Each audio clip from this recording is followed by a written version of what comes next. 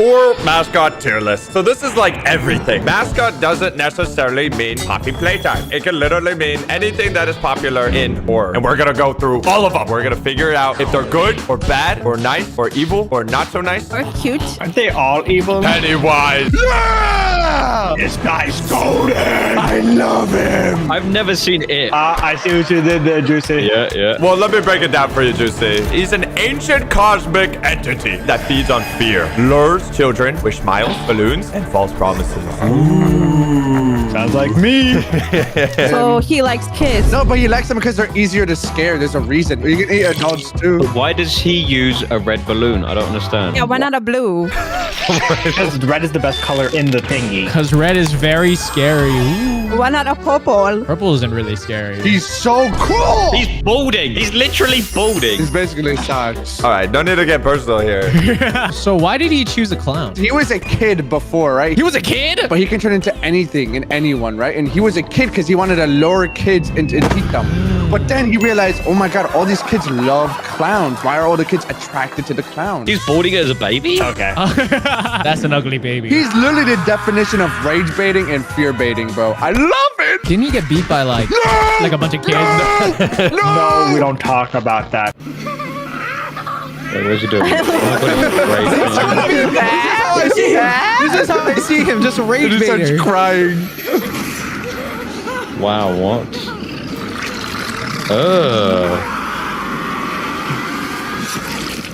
Wait, they That kill doesn't him? even, that doesn't even No, kill him. that Nope, doesn't do even any kill him. damage, bro. Yeah. How can you even beat him? Honestly, Juicy, he can turn into any one of your fears. What are you afraid of? I don't know. I mean, I don't understand what he does. What does he do if like he turns into your fear? He will stalk you for months, years even, becoming your worst fear and just like talking to you and just showing up in random places. All for you to be peak scared, and then he'll just eat you. Yum, yum, yum. Yep. Is he cannibal? No, he's not a cannibal. He's a cosmic entity. What does that mean? I know what cosmic is. That's like a meteorite, isn't it? Oh my God. Yeah. Be scared of a meteorite. What are you most fearful of, Toxie? Driving. I'm so scared of if Socks was only wearing socks in my bedroom. Alright, Oh, that'd bro. be so horrible. All right, bro. You know what I'd be most terrified of? What? You subscribing to the channel.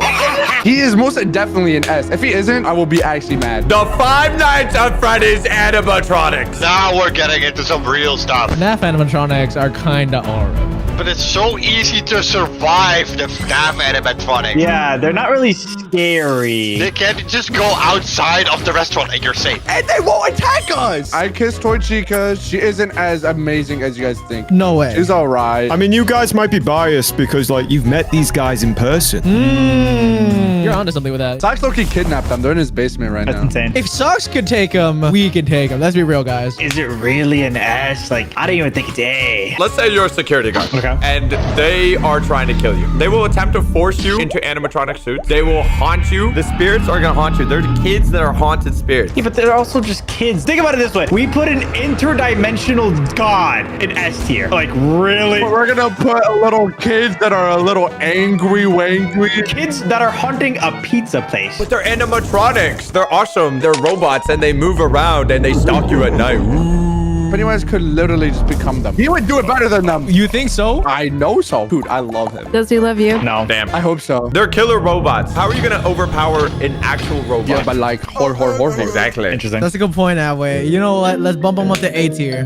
Just for that. The other mother. No, Caroline Mom! The first and loving and perfect, the other mother is a predatory entity who traps children in a fabricated dream world. What? You don't know her, Socks? No, I don't know any. Beneath her butts and eyes is a starving creature that feeds on attention, control, and souls. Where are her eyeballs? It's a button. That's the whole thing. So basically, she is A1 manipulator and gaslighter, bro. She's basically like the average toxic girlfriend. Okay, I'm imagining this. She goes to kids and takes them to like her world. The kids that are ungrateful for their life. They don't realize what they have is good. Well, then I'm kind of on her side then. Kind of seems like a That's great what I'm mom. saying. Like, she's not really a bad person. She's just trying to make you grateful for what you own. She lures you into another dimension. How bad is this other dimension? Is this scary? The whole purpose of that reality is to make it appealing to you. You get everything that you want. Dude, this is kind of what I've been doing to Nadway to get him to stay at the house. You've been dangling a cat in front out of my eyes for years. I slowly make it more and more appealing towards him. Will consume your flesh and strength. Yo, you guys didn't say this. No, but there's just no proof of that, honestly. I could see it. Her true form is skeletal spider-like. You can't beat this person? You can outsmart them, but I don't think you can kill them. Yeah, you have to go back home and you have to just run away. You can't. Like, if you're in her home territory, you're cooked. I would say she's like C tier because like as an adult, she's not gonna touch you. That's okay. Scary though. It's scary for only you because you're the only child here. I'm sorry, it's D tier. I mean, what? She sends you to another dimension? Mate, I go to the Nether every day. I don't care. I beat the Ender Dragon. I go to different dimensions all the time. D tier.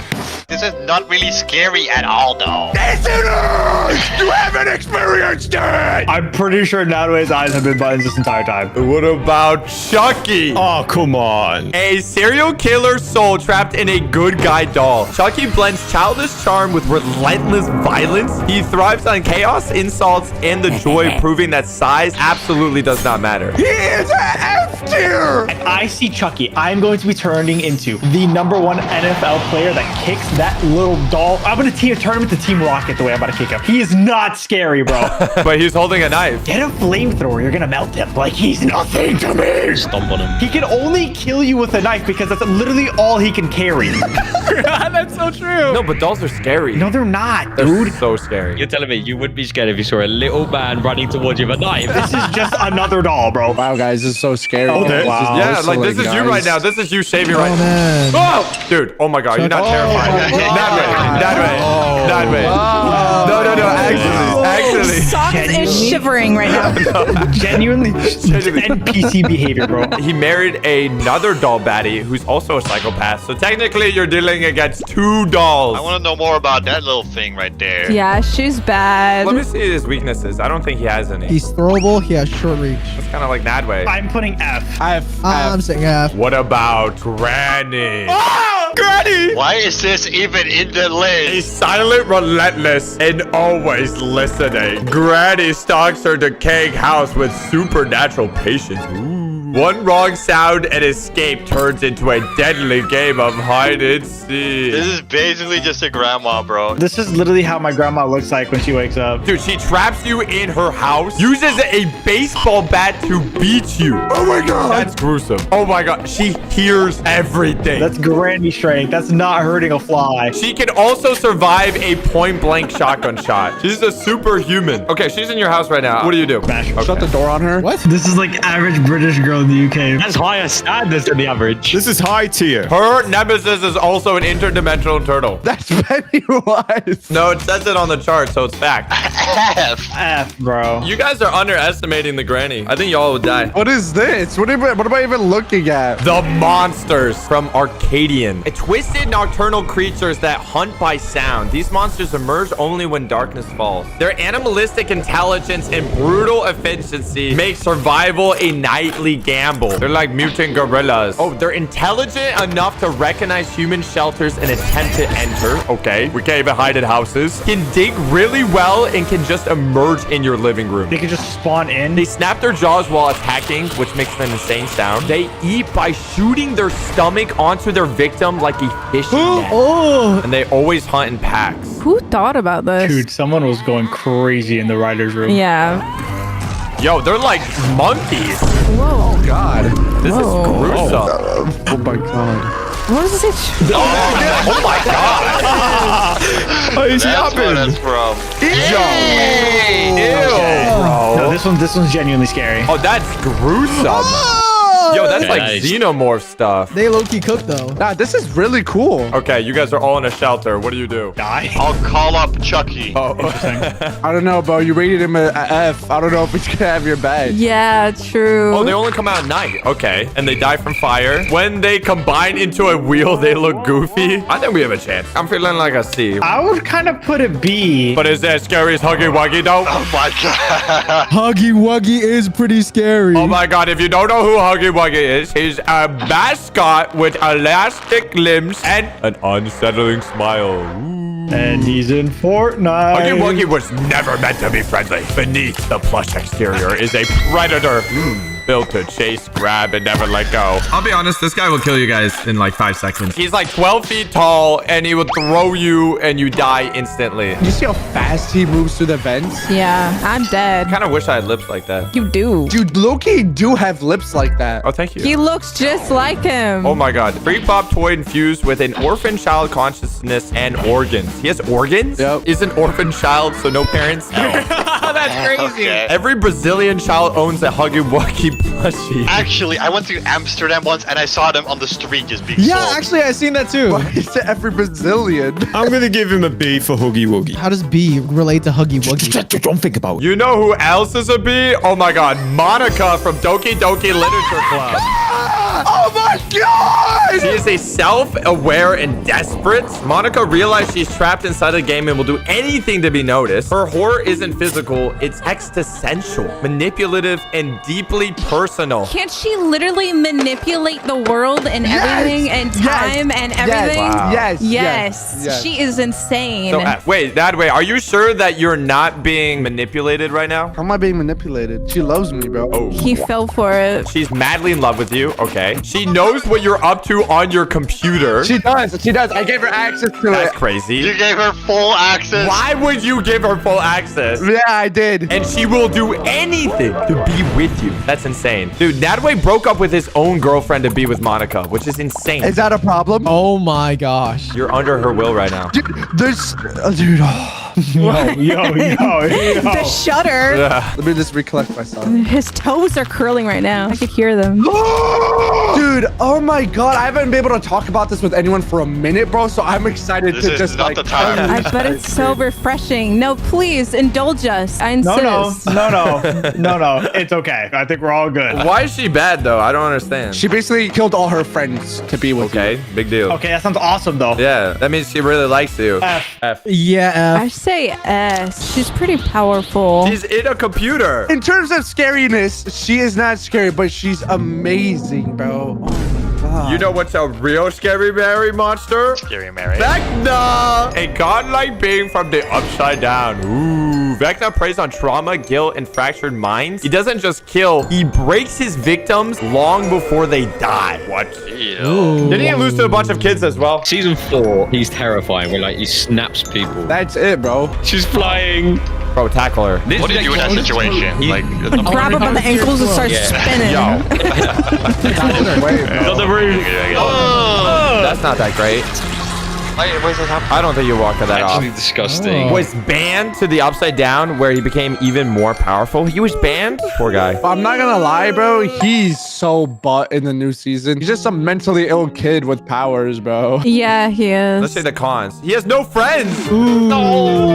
Sure. He did kill his family. Oh. That's not really epic of him. Dude, he lost to a trash can lid. Imagine that. So above Monica. Yeah. No. Yes. So next one, the nun from the Conjuring. Ooh, wait, this one's actually scary though. A demonic entity that takes the form of a twisted nun. She weaponizes faith against itself. It feeds on doubt, fear, and the corruption of what is meant to be holy. She looks like a Sith Lord. Oh, she's kind of like a shadow monster. She kind of just be in the shadows, and then she'll start like killing. How do I describe He's just her? a demon. She's a demon that takes the form of a nun. Okay. Can possess people? You didn't say that. I forgot about that though. Can make lights flicker. Scary. What'd she do to this poor priest?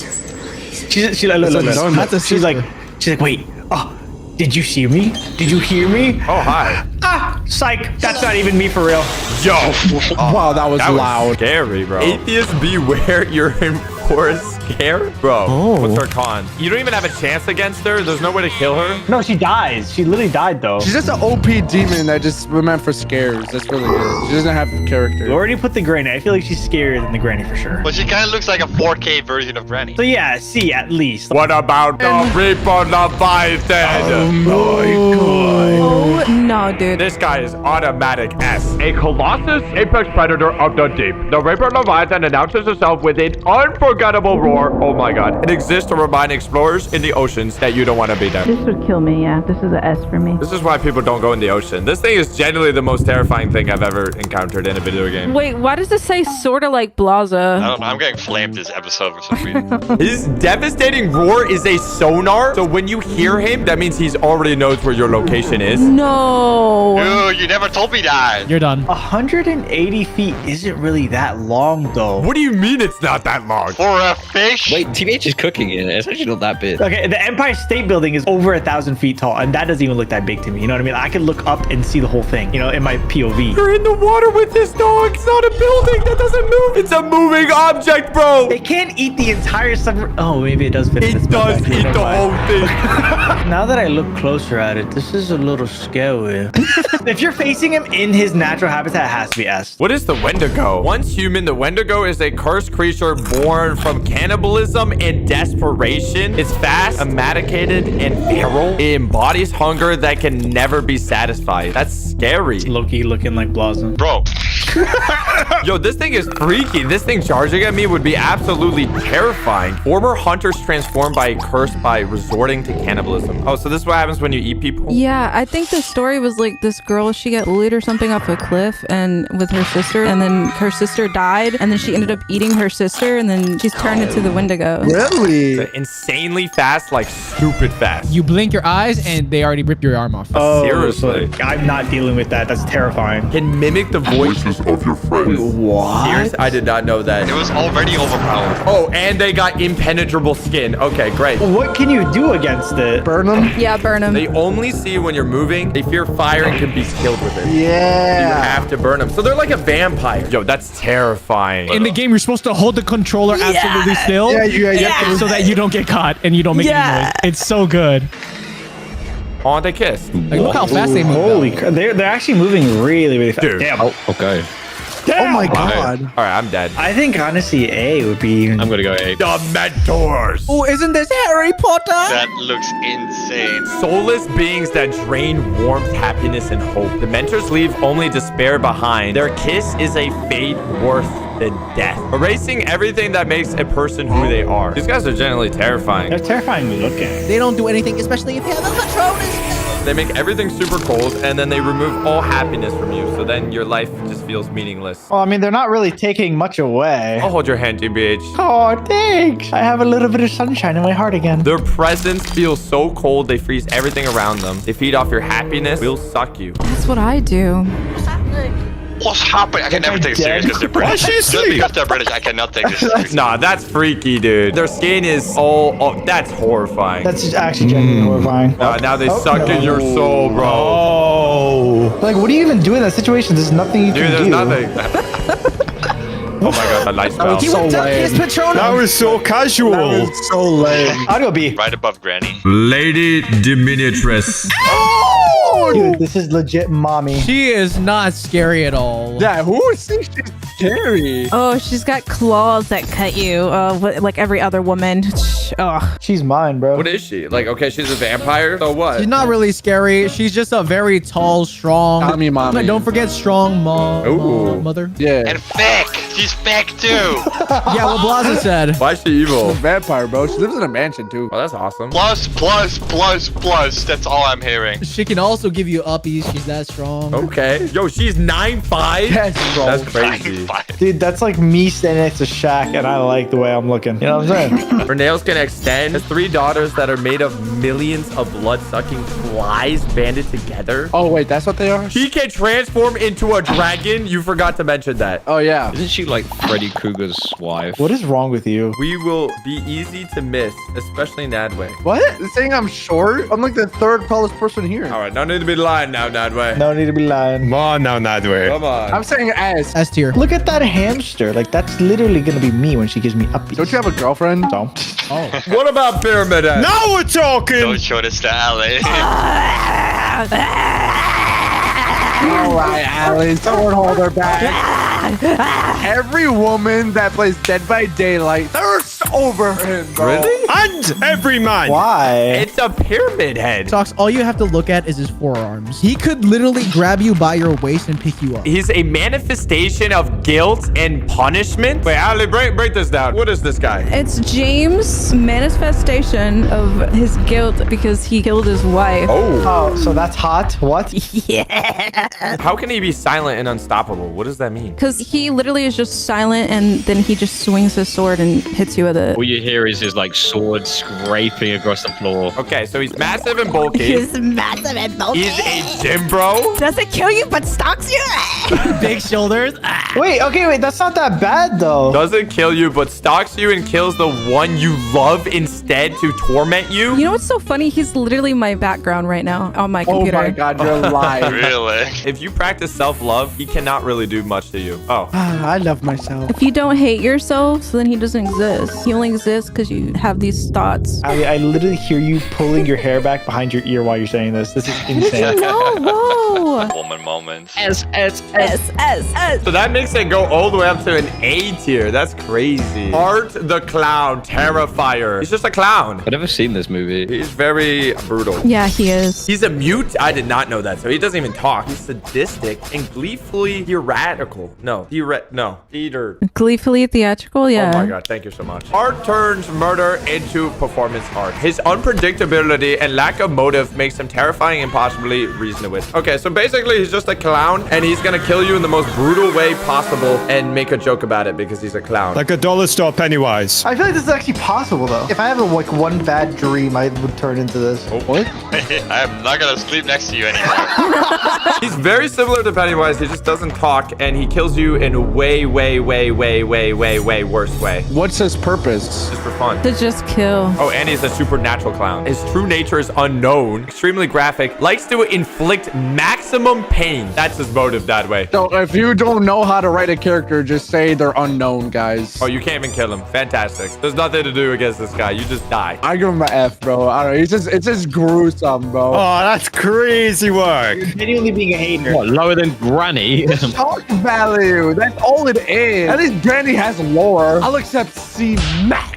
See, The xenomorph, the perfect organism. The xenomorph is born to hunt, kill, and reproduce with brutal efficiency. It adapts, stalks, and eradicates without mercy or emotion. This guy's kind of cool. It's a girl, actually. It's a girl. It's a girl. I don't think it is. I thought there's a girl version. Does he even have a gender? It is. It's a queen. I thought they were genderless. But that's not the queen. That's Xenomorph. Oh, this is lame, bro. So what are its superpowers? Bro, we're rating this as. It's intelligent, ambush. yeah, this has to be S. Oh my god, yeah, dude, it's got everything. Sticks to the shadows. They spit acid blood. I didn't even know that. There are billions of them. Billions? That's literally top of S tier. You think you're getting away from this? I don't know where we're going. It's so dark.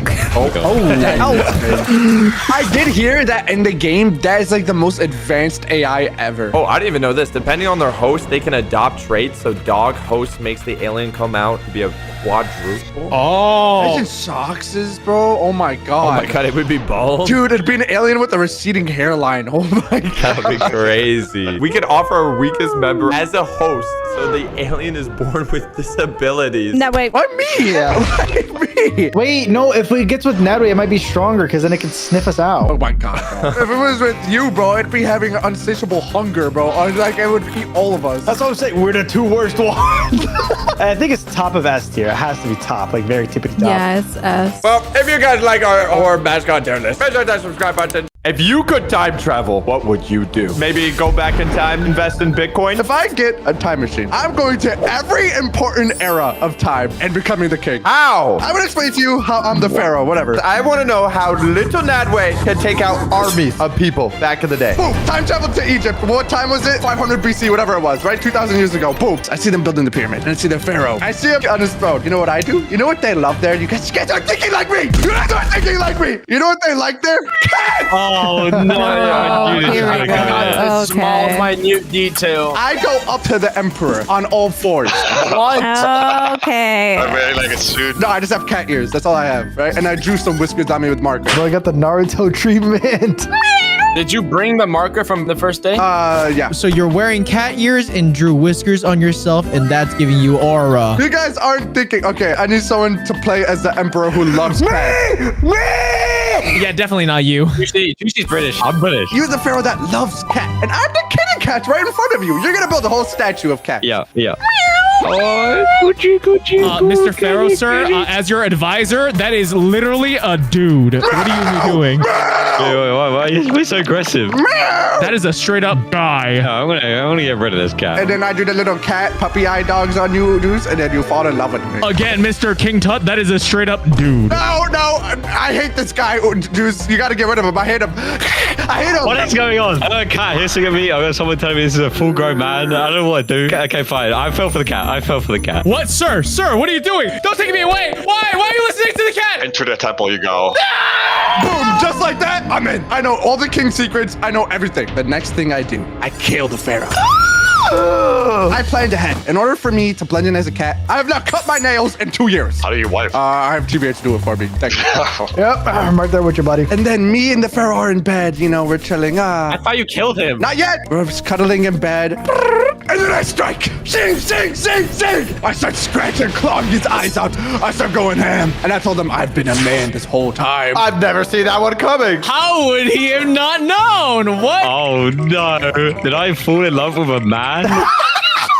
So now you are the emperor, Nadway? Now I'm the emperor. They will bow down to me. I thought it was the pharaoh. Same thing. They start building statues of me. The pyramids are now a giant picture of me. Boom. One era conquered. Oh no, just one. We're only one in, guys. We got a long. Oh, we got so many. Okay, hypothetically, say that would perfectly work, no consequences. Boom. Medieval England. They don't worship cats in England. Juice, you're gonna be worshiping me. Me worshiping you? You know the queen doesn't exist because of me. Are you ready? I'm envisioning this right now. I can see it. I spawn into medieval England. Oh my god, everything is disgusting It's here. so beautiful. It's so beautiful. It's raining. It's... All these accents. Ew! Oh my god.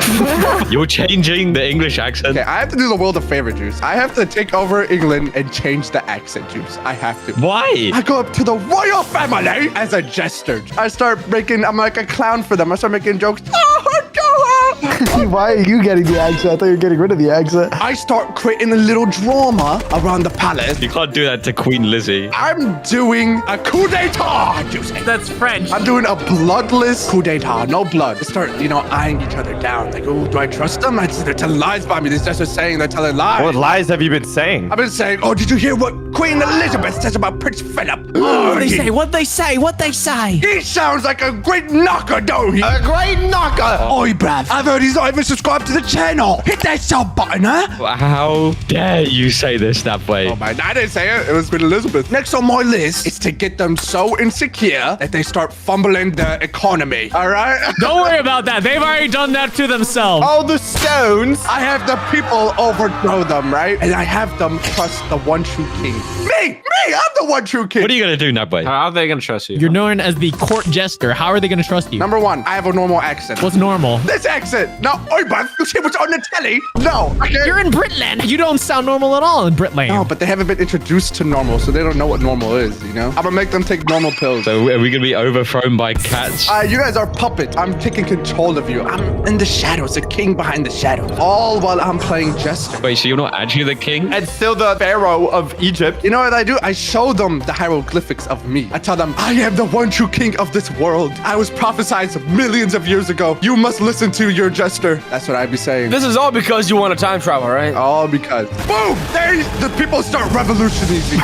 Revolutionary. No, you did not even say the correct word or use the right They word. start a revolution. And then within the royal family, they start throwing hands with each other, fisticuffs. Oh, what you say about me, Prince Philip? Are you trying to wipe out my royal family? And then Prince Philip throws a right-on jab on Queen Elizabeth. Oh my A god. right-on jab. Knocked out cold. Not my Prince Charles.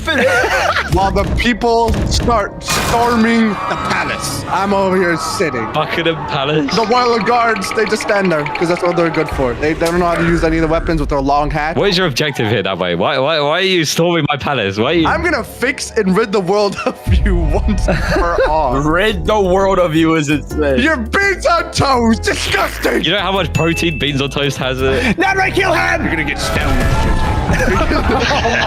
Wait, is it Juicy around the same time as here? I think he just traveled back like a week ago. That's what it sounded like. All right, right on then. The people storm the palace. Boom! They get overthrown. The people, they start tying up the royal family. You are not the rule to royal fam. This is the rule to royal fam. Look at the hieroglyphics. What is going on? Why are they saying fam instead of family? Because that's what they say in the Europe. This is true. And then they take the crown off and display it upon me. No, but he's got the power. I have taken over medieval Europe. This doesn't sound like medieval Europe. You guys don't understand. I'm not done yet. One more thing I have left to do. Dude, I'm the king of 2 eras so far. One thing is no one has ever done. I always wondered, who am I? I have to discover who I truly am. Well, other than that, is to go back to my roots. Uh-oh. I'm gonna go and meet every single one of my great-grandfather and grandma. That is pretty cool. Boring. Visiting a retirement home, bro. No, when they're young. They're not gonna be old, Blaza. Well, I thought they were always old. I'm gonna meet them before they meet each other. So you can ruin it? But what if you meet great grandpa and then something happens and then he doesn't meet his wife because of you? So then you're never born. Ooh. I'm like, hey, great grandpa, how are you? I start high-fiving him. Who are you? I don't even know. I don't have a child. I don't even have a girlfriend. What are you talking to me? No. I'm not telling him I'm a random friend. You just said hi, grandpa. You guys don't understand. That's what you say back then. You say, hi, grandpa. I'm like, oh, let's go out for ice cream. We walk to the ice cream store. Right in front of us, we just gotta cross the simplest little street. But the thing is, back then, they didn't have the look left and look right rule. While he's crossing the street to get ice cream, a horse carriage comes and runs him down.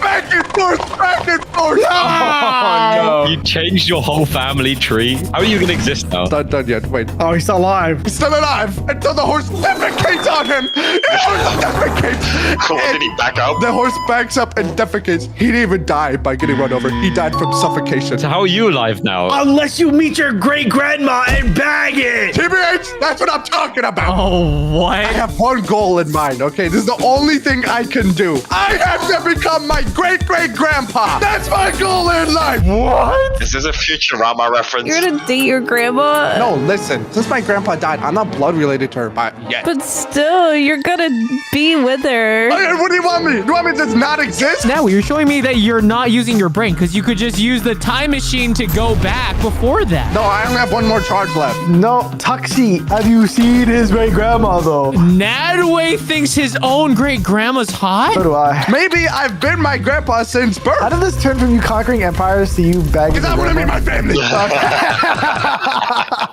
And then I learn I am my true self. Everything happened as I willed it. Yeah, I'm gonna be honest. I don't subscribe to this stuff. Oh, you just want me to just not exist at this point. I'll just say you hate me, Tuxie. I would use my brain and use the time machine to go back in time before he died. I'd rather just bag my grandma, I'm gonna be honest.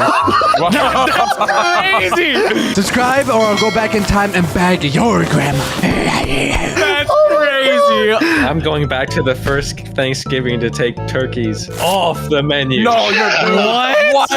I agree. You could do anything in the whole entire world. This is important. Turkey is nasty. I'm a white guy, so I gotta love turkey. Turkey will get their revenge one day. What would you change it with? Mushy peas. Mushy peas? Okay, I like that. Okay, I feel like you're trying to appeal to someone's bias right now. I don't know. Turkey's way better than chicken. Why would you take it off Whoa, the whoa, menu? whoa. Slow your roll. No, I love turkey, dude. Turkey is so good. Turkey has more protein than chicken. I go back in time. You know how they eat turkey on Thanksgiving. So basically what I do is I hide the turkeys from the pilgrim and then like replace it with cereal. Cereal. Yeah, we're processed cereal now. So Muffin, you're basically just Noah, and you're putting all the turkeys on the ark. Here's my time travel story. I'm going back in time and putting more turkeys on the Thanksgiving plate. No! Oh, I like this idea. I like this idea. So if I could time travel, I wouldn't care about changing history or meeting famous people. Okay, I'm a woman. If you know anything about women, I don't know much. you know we only care about one thing. And it's disgusting. Money. Money. I like money. Am I a woman? Yeah, you are. You're a woman. Slay. So I'm going after everything that's valuable. All the rare collectibles and everything from my childhood. Like Pokemon cards. So first, I'm going back to the 90s, to the 2000s, and I'm gonna start running through all the stores, tossing all the things onto a shelf, Some random stores. into my shopping cart, all the Pokemon cards. That's smart. Those things are valuable. Are there even Pokemon cards in the 90s? That's when they were born. After that, I'm taking all the Beanie Babies. Beanie Baby. What? There's some really rare ones out there, and if you manage to get your hands on those, you'd be swimming in cash right now. They're also really cute, and I just want to lay in bed with them and cuddle them. Okay, so now she's becoming a woman. Yeah, there's like one that's like $500,000 if you have it. What? Jeez. $500,000? Dude, am I in the wrong business, dude? Then I'm gonna get the My Little Pony Generation 1 figure. Don't you dare touch My Little Pony figures. Wait, those are valuable? If you make them rare, I will come for you. By the time they catch me, I'll just hop in my dump trunk full of collectibles and go back in the future. But there's still one more thing I'll need to add to my collection. A small Victorian child. No, I'll go back in 1885 in Texas and I'll drink the first Dr. Pepper. Oh my goodness. I like how you went back in time to try it, but not invent it. All these stories are about traveling back in time. Oh, I want to go back in time. We'll go back in time. Flipping loser stories. I'm going. Yeah, we're doing only time machine. I'm going into the future. And it's another thing. This is a real story. You did not time travel into the future, Bob. No, this is real. This is real. I haven't even said my story. We don't know if it happened yet. 'Cause it's in the future. Now we hold your hand up. Okay. 5 fingers. What? You're holding up 5 fingers. That's because I knew, because I just traveled in time. Oh my god, he's a time traveler! Oh my Now god. that we have that out of the way, let me tell my story. Back when I was a young little Plaza, my teacher set me up in class to write a letter to my future self and predict what will happen in the next 10 years. All right, and this was in 2008. I still remember. I was 2 years old. You were literally a baby, and I wrote down their future. Wow, we're living in 2018 now. The future is amazing. I probably woke up this morning in my floating house, and I ate my breakfast pills, taste like hamburgers and stuff, and you just eat one pill, and then took my flying car to school. We even have school anymore. You just upload knowledge into our brains. Your robots just laser knowledge into our brains. By now, all diseases are cured, and wars are just something we laughed about. Millions of people dead. And oh, aliens. Oh, have you met aliens yet? I hope they're cool.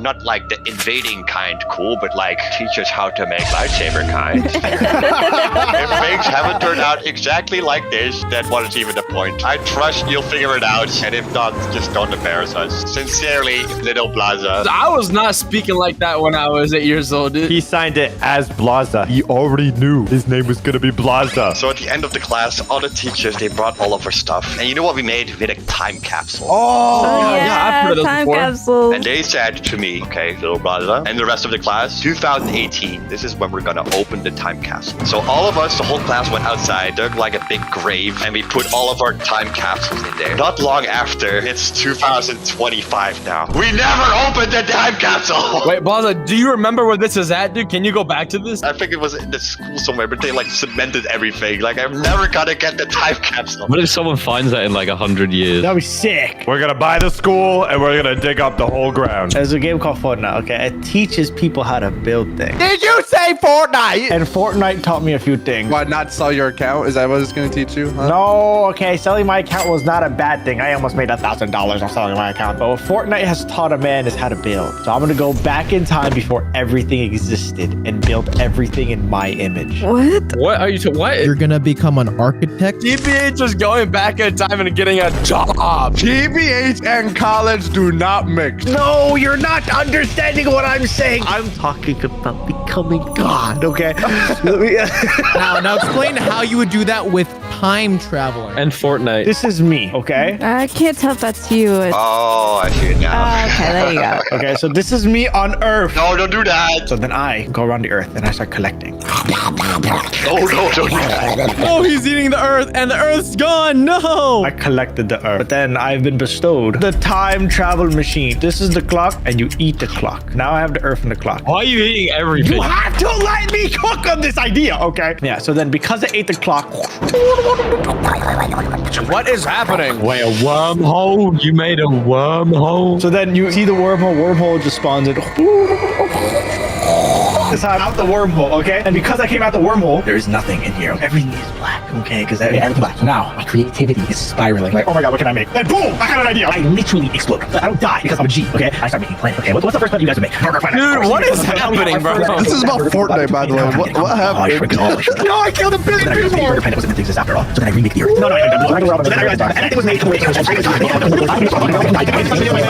so instead of dying, I get skinny. No, that's impossible. not Then now I know possible. it's I believed literally everything you were saying about Fortnite, about the world. Okay, point is, I live in a giant utopia. Spell utopia. Utopia. Oh my god, he actually did it. In this utopia, we make Fortnite. Oh! Oh. So this is how Fortnite is made. And then I do all of this. What do I get with that? Photo when I get what up. If you could just like go over the whole story again, I didn't really. No. 2020, March 2nd, I'm in my classroom, I have my phone out, and I'm illegally gambling. What? You're gambling? I am under the age of 18, gambling inside my classroom. With your scrap and rust. I had hundreds of dollars in rust skins, and I was gambling with it. I put 20 bucks on a coin flip. I make 20 back. I'm at $40 now. Let's go. I put $40 on black. It hits black. I'm at $80 now. Dude, you could be rich. I'm like, okay, you're up 60 bucks. Better call it quits now. Take 20 out. Break even if you lose it all. Put 60 on red. It's red. I am now up $120. People are watching me. People were cheering me on. Go all in. Go all in. You can do it. 90% of gamblers quit before they hit big. Oh no. And I'm that 10%. I go past that hit big. I hit humongously. I put $160 on black and it hits red. I am inside my school classroom, 16 years. I just lost $160. As a 16-year-old, that's life-changing money. That's like 10 Chick-fil-A meals, right? That's like 12 of them. Food for the whole month. With my time traveling skills, I will go back and double it. 320! Oh my goodness. If we lose or not, I'm gonna get rich or die trying. Genius idea. Going back in time, doubling it again until I hit, doubling it again, double it again. I don't care if I lose $20,000. I'll just bet $40,000 next time. It doesn't matter. It doesn't matter. I'll take out loans. I have some good news. You can do it right now. Subscribe and I'll bet my life savings right now. Oh my goodness. Don't tell him that. Guys, he's right. Hey, any aspiring young gamblers out there, get to it! Go! What I would do, see, there's this beautiful thing called the butterfly effect. If a small little thing happens, it can snowball into something bigger. And I wanted to test that theory. So I would just like move Socks' mouse across the room. Maybe that'll change his day. Maybe one moment, oh man, he goes to look around for a mouse. He goes across the street to buy a new mouse and he gets run over by a car. Why am I the test subject? You could have chose anyone in this call to torture. I feel like it's perfect. Or maybe give him a slight little haircut 30 minutes ago. Maybe he looks in his camera. I got no hair. Oh. Well, he added some hair. I put finasteride in his morning smoothie and maybe his hair grows back in the future. You're just gonna make me go insane? Yeah, pretty much. I want to see how insane you would get every 30 minutes. Maybe turn your monitor even slightly upwards so that you have to tilt your head forward a bit more. You know what I'm saying? Dude, no. I would go insane. Let's go back like a couple hundred years. Get rid of every human possible. What? What? Bro, Thanos. Bro just said he wants to commit a mass genocide of every human ever. Would you keep me alive, bro? Am I cool enough? No, everybody's gone. Everybody's gone, and they're replaced with turkeys. Yeah, or no? Wait, no, Muffin, that's good. Turkeys can't eat each other. Let me explain my real story. Okay, that's That's the prequel. yeah, it's a prequel. That happened already. But if Juicy had access to a time machine, Why are you talking to yourself in the third person? I would travel to the best era in history. Okay, guys. Among Us. We're going back to when Queen Elizabeth I. I'm gonna try bagging her, dude. OG? She gave us the power to do something special, okay? Back in 1585 is when Britain started establishing colonies in America. Oh no. The first settlement in America was overtaken in Jamestown, Virginia by Captain John Smith. Whenever the British lose a fight, they remember it for the rest of their lives. I believe King Juicy III would have overtook America and I would have led everyone to victory. Juice, I don't think you understand, Juice. I went back in time to stop your reign of terror. You're not gonna bring it back. If I was king back then, you guys would all be eating beans on toast. Oh, instead of- no. You guys would be eating mushy peas. No, mushy peas. I'm force feeding you right now. The train's coming. Choo choo, the train's coming, blazer. No, get away from me. But if I was king, I would have led the British men to victory. I would have done it. America could have been Britain right now. So all you guys talking about time traveling, if, but, what, if, and blah, blah, blah. All fictional. All untrue. Even Blaza's story. Fictional. What? Not true. It wasn't fictional. What if I could tell you I know the future? What am I gonna do in 2 seconds? You breathe. Oh my god, he can't see in the future. What if we went to the future this very moment? Wait, what's that? We are in the future right now? What? No way. So what's this? It's like we're in some sort of machine. What is this? The medieval age? Where are we Why right are we now? in England? It looks like England. Oh, England? Oh no, so what Juicy said was true? It was so true. We are in the fine establishment of Jolly England. good show. Jolly good show. Oh, Milky. Oh, so nice. You sound like Why the did we shrimp bring from Grandma? Shark Tales. So, we're wearing Adway's hat, but where is he? Why are you guys wearing my I hat? don't know, but it's weird. It looks like almost everyone here is wearing a hat I like was that. right! Medieval Europe is mine! Dude, he actually was right. What? Where is Nadway? Everyone's wearing the same thing. Nadway, where are you? What's going on, man? Even this guy doesn't even know where Nadway is. Wait, I'm not wearing the hat. No girls are allowed to wear the hat. Wait a minute. What's this Adley found? What is this? Millionaire Nadway. That way, you do not have $1 million, dude. You're broke. Give me $1 million right now. What's going on with me? Do I get my boots clean? I think we need to find Nadway this very instant. Let's go. We need to find him. Oh, he's at this very fine establishment. Indubitably. If you want to see what's going to happen, guess you have to go to Sock's store and buy the new time-traveling comic that is out right now. And the future will be told. We have brand new characters, including Oof and someone else. Mystery guest. It's a mystery person. All at Sock's store. High school. It sucked. We're going to be telling our most insane high school stories, and at the end, we will even tell you how our teacher ended up in prison. They always portray the same old stereotypes. The football Chad shoving nerds in lockers, the mean girls critiquing everyone's outfits, and the popular kids giving people swirlies. But I never seen it happen. I mean, I waited in the bathroom for ages. I gave them plenty of time to come find me. Wait, you wanted to get a swirly? I don't understand what's happening. Wait, weren't you homeschooled? In reality, the niche groups of high school are much more diverse. You have the nerds, but if you break it down further, you have the anime kids who you see Naruto running in PE or holding dance battles at lunch. Then they're the gamers, okay? Who you can usually identify. You've never been to high school! Who you can identify by their Xbox deodorant. Everyone has a role to play in the food chain of high school. Like the kid that never shows up in class. Every class has one student that comes to school at max 20 times. I never understood that. Why would you go to school to like not go to school? You know what I It mean? makes no sense. He's making money moves. He doesn't need school. How do you keep on rocking up once every 3 months? No pencil case, no idea what's going on, and it's just fine. He's just cool with They it. like only show up for tests and then they ace it. It makes no sense. That's because you're European, bro. I'm still trying to figure things out. Next, we have the quiet girl. You swear she was born without a voice. Probably wish she was invisible. Not many friends, baggy clothes. If you call her out, you either did it because you know it would terrify her, or you were wondering what her voice actually sounds like. She's always the baddest, bro. Bro, don't Nadway. Nadway. What? Now, wait, are you into girls with dyed hair? Nadway, what do we call girls with dyed hair? Next question. Let's go.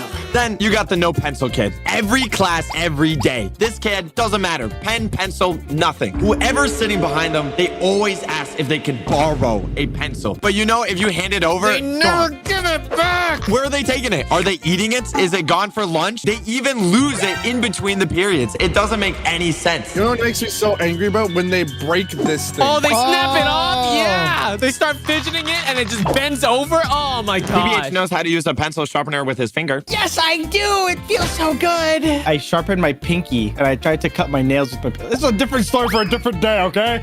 We already stole this story. The next student is the iced coffee girl. She never shows up to school without her mocha frappa kappa chappa kappa. That's just oof. That's just oof. That's literally just oof. That's just me, guys. I'm sorry. I'm guilty. You're the white girl, oof? I'm a iced caramel macchiato girly, and I would die on this hill. I have a gun and no one's coming to take it from me. They're always late. Their hair is always in a messy bun. I'm pretty sure if they didn't have it, they would crumble into dust without their high caffeine, high sugar diet. And how can they afford $30 on Starbucks every single morning? The next are the band kids. I'm telling you, bro, if Sox went to high school, he would def be a band kid. Like, he'd be T-posing. Why are you saying I didn't go to high school? You know I went to public school more than I went homeschooled, right? I was only homeschooled for 2 years. That's more than enough. There's a lot of different type of people, but there's also those people that are in that just a phase. This means these people, they're all scattered around lunch. They're not in a specific group or anything, okay? They're going through something. They're usually, they could be goth, they could be cosplayers, or a little furry squad. Yes. Socks, would you be a furry? Yes. If you were a I am furry, now. what animal would you be? I would be a big cat. Yes, I can. I can see it. I would like to be like a dolphin. A dolphin? It's not a furry, bro. You're supposed to be I want to be unique. So most furries, they pretty much keep to themselves. They're pretty chill, but trust me, don't aggravate them. Have you ever seen an angry furry? Bro, you know what they do? They sit on like the floor on like their Chromebook and just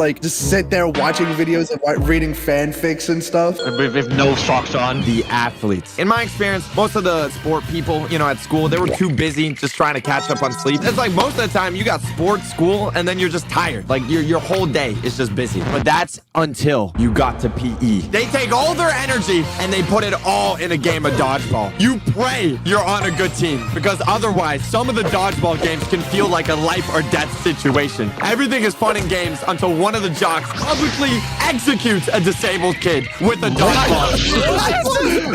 That was a good time to tell you to subscribe. You guys are the ones to get picked last. No, I'm very proud to tell you I was always getting picked first. I'm so proud about that. The teachers assigned it at my class. Yeah, I just didn't want to make you feel bad. Dude, meme god, before you went into PE and after PE, bro, you smelled the same, bro. That's crazy. Oh my god. I'm not sure why some people treat PE lessons like the Olympics, but with every PE class, there's always a huge gym teacher. This guy always looks like he's never ran a day in his life, screaming at you, work harder. I refuse to take fitness advice from people whose veins are 65% double Big Mac, okay? It makes no sense.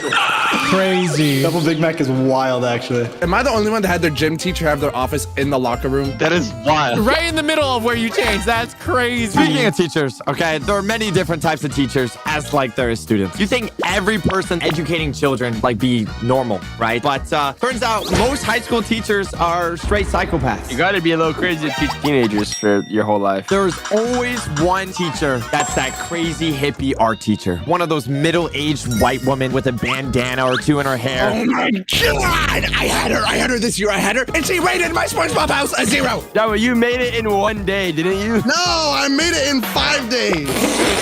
What is that? Why is brother? the house depressed? Okay, but what about my Squidward house? But you gave me a D for this too. My Squidward house bang. Okay, that's low-key banger. You Okay. could do that in a day, bro. Dude, not way. Did your teacher have like these giant stones on her necklace, and that's like the source of all her powers? Yeah, she's like a hippie, bro. She had like the natural like curly hair, like blonde curly hair. How did the room smell like? Did it have like scented candles? And it was like, It had like an aroma. Yeah. And it was like playing like music. And she has like armpit hair. Oh, yes. Yes. everyone had a teacher crush. It's part of life. If it was a man or woman, there was always some obtainable goddess that everyone wanted, or some man that shouldn't even been there. There's always some model teacher. Who was it for you guys? It was my French teacher. I had a bunch of old heads, so. The chemistry teacher. Oh, tell us more, Mimi. What if she's watching this video?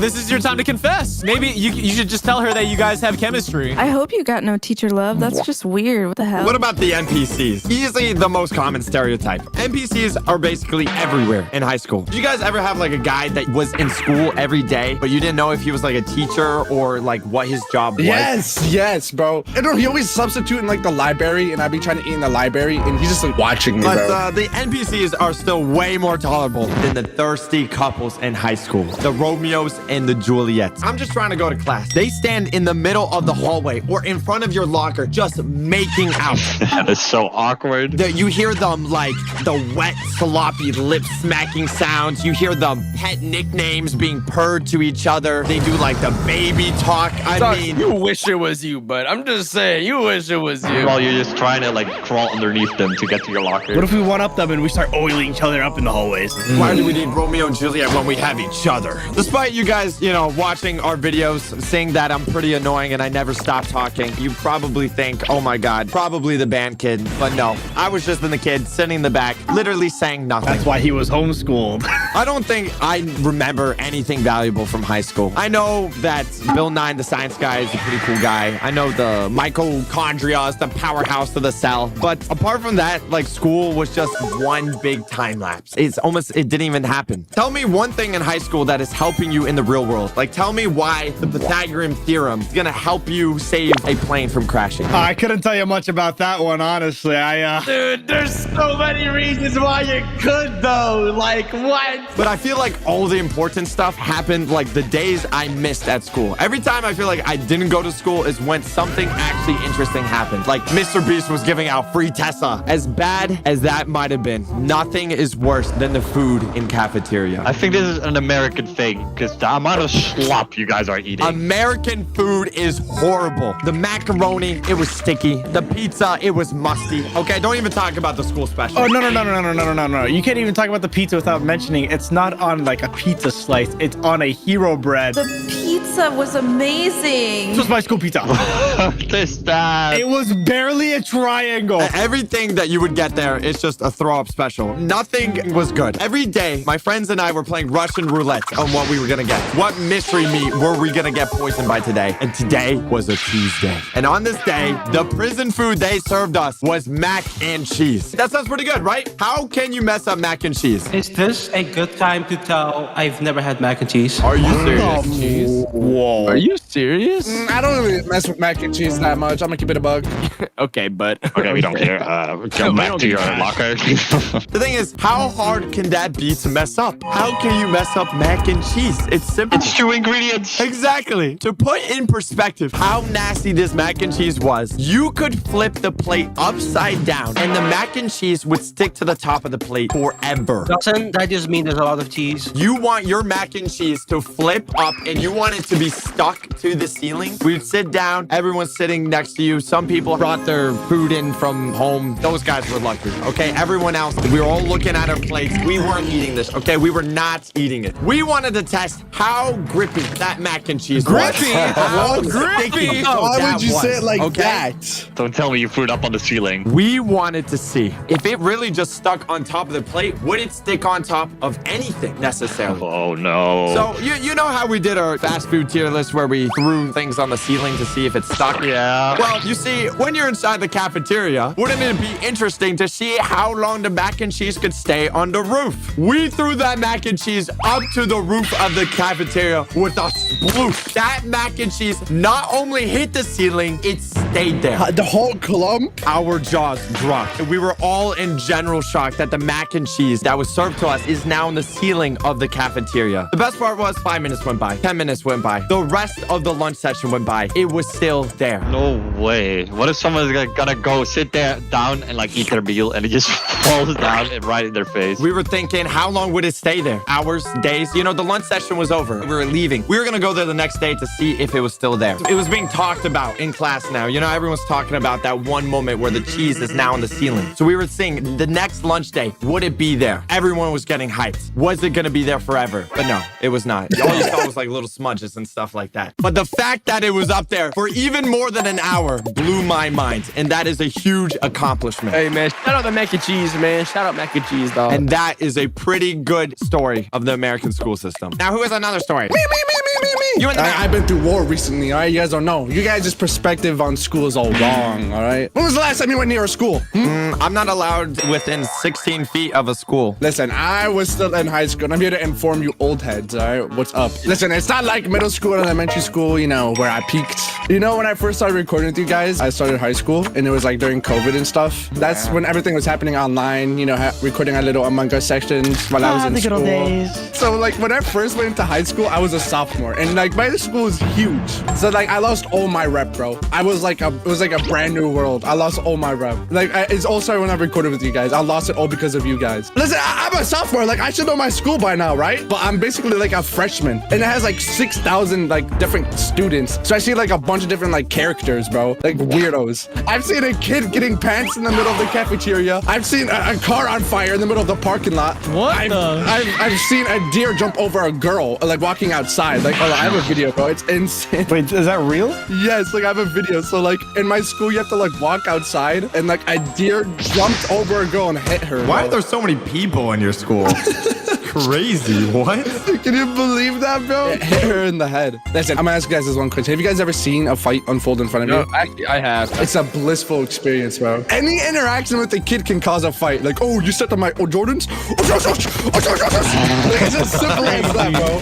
It's not fun. And Yes, bro. I have been in a fight. Ladies, I do not believe you. I've been in one fight. It happened last year. Wait, I remember this. Over what? Well, let me explain, fat mean god. So I'm walking to my next class. You know, and since I told you guys, since my school is so big, I have to walk outside to a different class. Oh yeah, also, so I'm like wearing my headphones and my hoodie because you know it's raining and it's cold. I have my AirPods in. I'm like mysterious. You know, my aura is like up there. My aura is up right now. And out of nowhere, I swear. So people are walking opposite of me to the other school, and a water bottle gets thrown to my chest. I'm like, what? What just happened? I ignored it because I'm like, okay, whatever. I don't care. I didn't care that much because it didn't hurt, and I was just confused. And I didn't see who threw it. Next thing I know, I just get jabbed straight in my jaw from behind me. I was like, what? Out of nowhere, oof. I promise you, I don't know this kid. I've never seen this kid. He just randomly punched me. Is that when you pulled out the bomb? What? You know, I expect that out of everyone here, but you, Dino. Okay, so I turn around, and I have AirPods, right? I have AirPods on, and my AirPod gets flung out of my ear. And in that moment, my heart dropped because I'm like, nah, man, I'm not about to lose an AirPod because of this guy, bro. There's no way. Are you crying, bro? You don't know, oof. Those are expensive. I'm like, who the hell are you?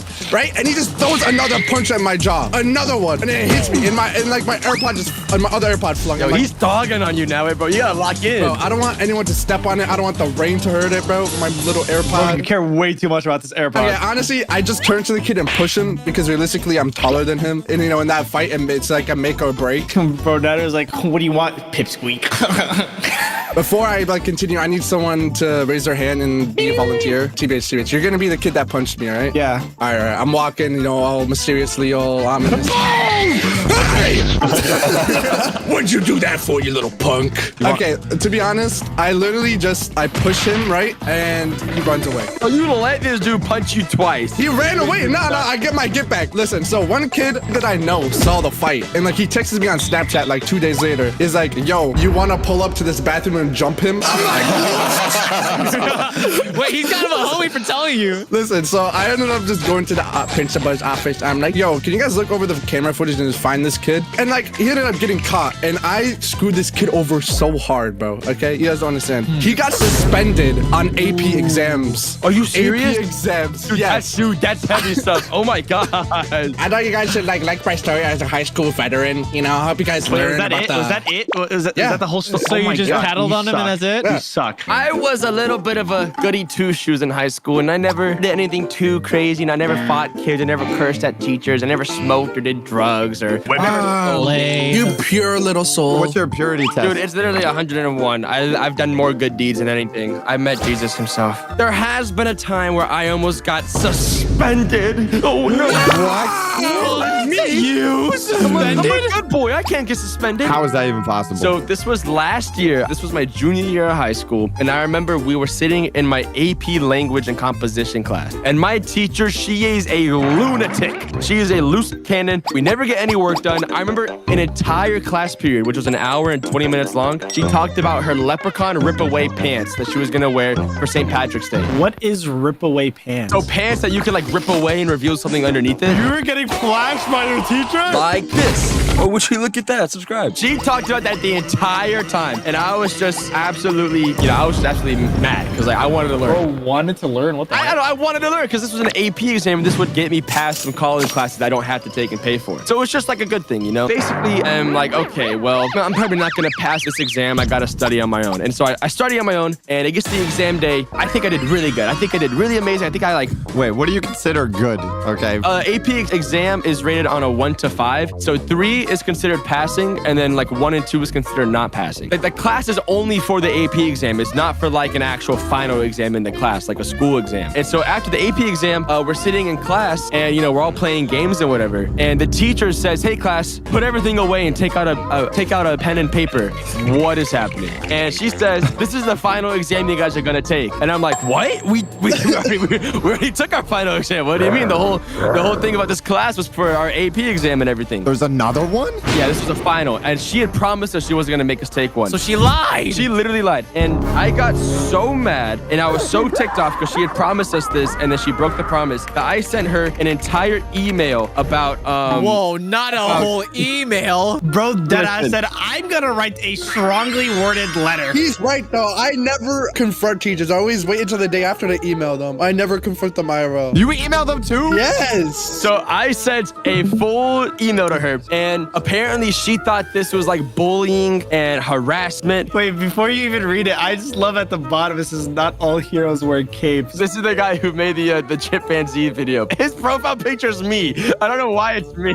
I feel it is important to share this with the class as there are no class comments on the recent post, and my teacher did not allow class comments to Google Classroom. So this is sent to literally everybody and my teacher, and I'll read it out for you guys. Miss Poopfart, I don't understand why you're doing a Unit 9 progress check when we already have taken the AP exam. I got a 5, and I believe you should shave your head instead of doing the progress check. I'm going to be using the Google machine to help with my Unit 9 answers. You do not explicitly say we cannot use it. I will not write an argumentative essay in the class or comments to refute this. Do the work. As school starts to dwindle down and teachers are wrapping up classes, students are becoming increasingly less interested in classes as there is not much, if all, material left to be learned. These teachers to find a need to continue the in-class learning time without wasting resources. But this isn't very effective for AP students as there is nothing more to learn as AP exams have passed. Material is now not applicable and students can take class time to study for other AP exams. You spend 18 weeks learning material for the AP exam, hence the AP class you signed up for, all to lead up to the exam. But after the exam, then now what? Students should be able to relax and recline after 18 weeks of hard studying and preparation for one of the biggest final tests of the year. Theoretically, you should have learned all the material before the AP exam. Even if you didn't, there is no purpose to continue preparation as the exam is over. You write very smartly. As it will contribute to nothing more as students will find it as busy work and won't apply themselves. Dude, this was my argumentative essay. My teacher taught us how to write argumentative essays, and this is exactly why I used it against You her. should talk like this in the real world. As an AP student, I believe it's unclear to me why students are given work after final exams. It's called final exam for a reason. Leading up to final exams, there should be plenty of grades due, and there shouldn't be a reason teachers missing grades or assignments. Students should know that work is important, but after exams, it doesn't make any sense. Sure, the learning is continued, hashtag always learning, but with students... Bro,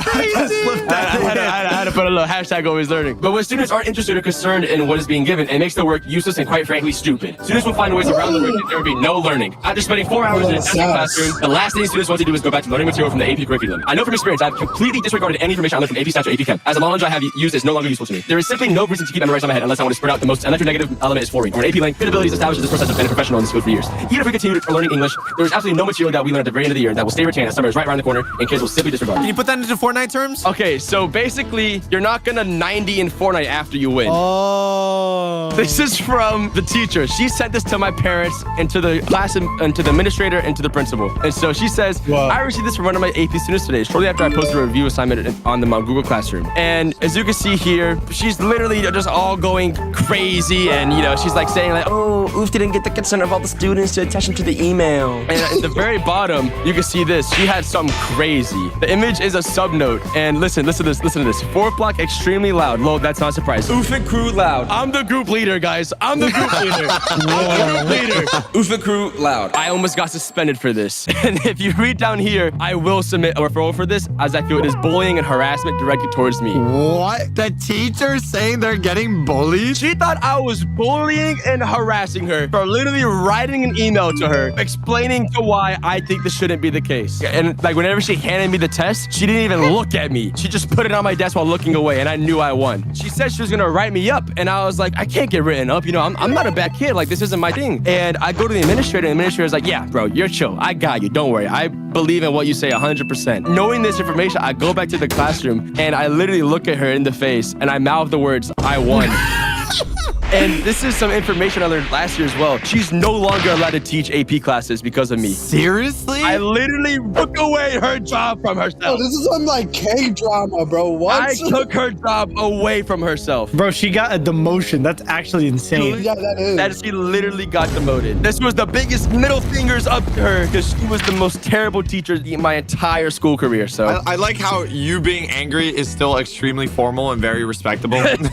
well, you gotta have some credibility. You can't be mad and then expect them to like read it and be like, oh yeah. You're like the jock that's like actually good at school. That's crazy. Bro, he's a rare, bro. He's a rarity. He's Rare a shiny. Pokemon He's or a something. shiny jock. Thank you so much, guys. I love being shiny. Do you have a story, Tyson? I don't know if you guys ever read any Captain Underpants before. Yes! Oh, I love my Captain God. Captain Underpants. Underpants is the absolute best thing on the planet. But anyways, I loved Captain Underpants. It was one of my in my freshman year. I would always like reading Captain Underpants. It was one of my freshman favorite year's books. kind of crazy. I'm gonna be It honest. left a very large impression on me, okay? In one of the books, I forgot which one it was, but there was this little comic strip explaining a prank that they used to do in the bathrooms. It was called The Squishy. So pretty much one day, I brought lunch. I ended up getting Lunchables, and I had the pizza one. You're gonna pull off something devious, man. Devious. It had the pizza sauce, and I saw that it was shaped like a ketchup packet, but it was a really, really big ketchup packet, pretty much. And one day, the random idea sparked sparked into my brain out of nowhere where I was like, I've never done a prank before. I saw the pizza pack and I was like, what if I tried to do the squishy? Wait, is that when you place it under the toilet lid? Yeah.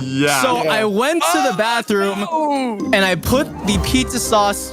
Pretty much what you have to do is you fold it in half so it has maximum tension on the packet. And I placed it right under the seat and I left it there. You didn't even get to like stay. Would you just like leave? Dude, you villain. Okay, but no, bro, you're actually villain because like pranksters, you know, they like to see the reaction and stuff like that. No, you just wanted to do it, bro. Day goes by and I go back to that same bathroom. And what I see was that the bathroom was closed. It had the sign where, you know, like the janitor has a sign right in front of it where they close down the bathroom. I was curious what happened. So I end up sneaking into the bathroom and I opened the stall to the toilet that I placed the squishy in. The whole wall was covered in pizza sauce.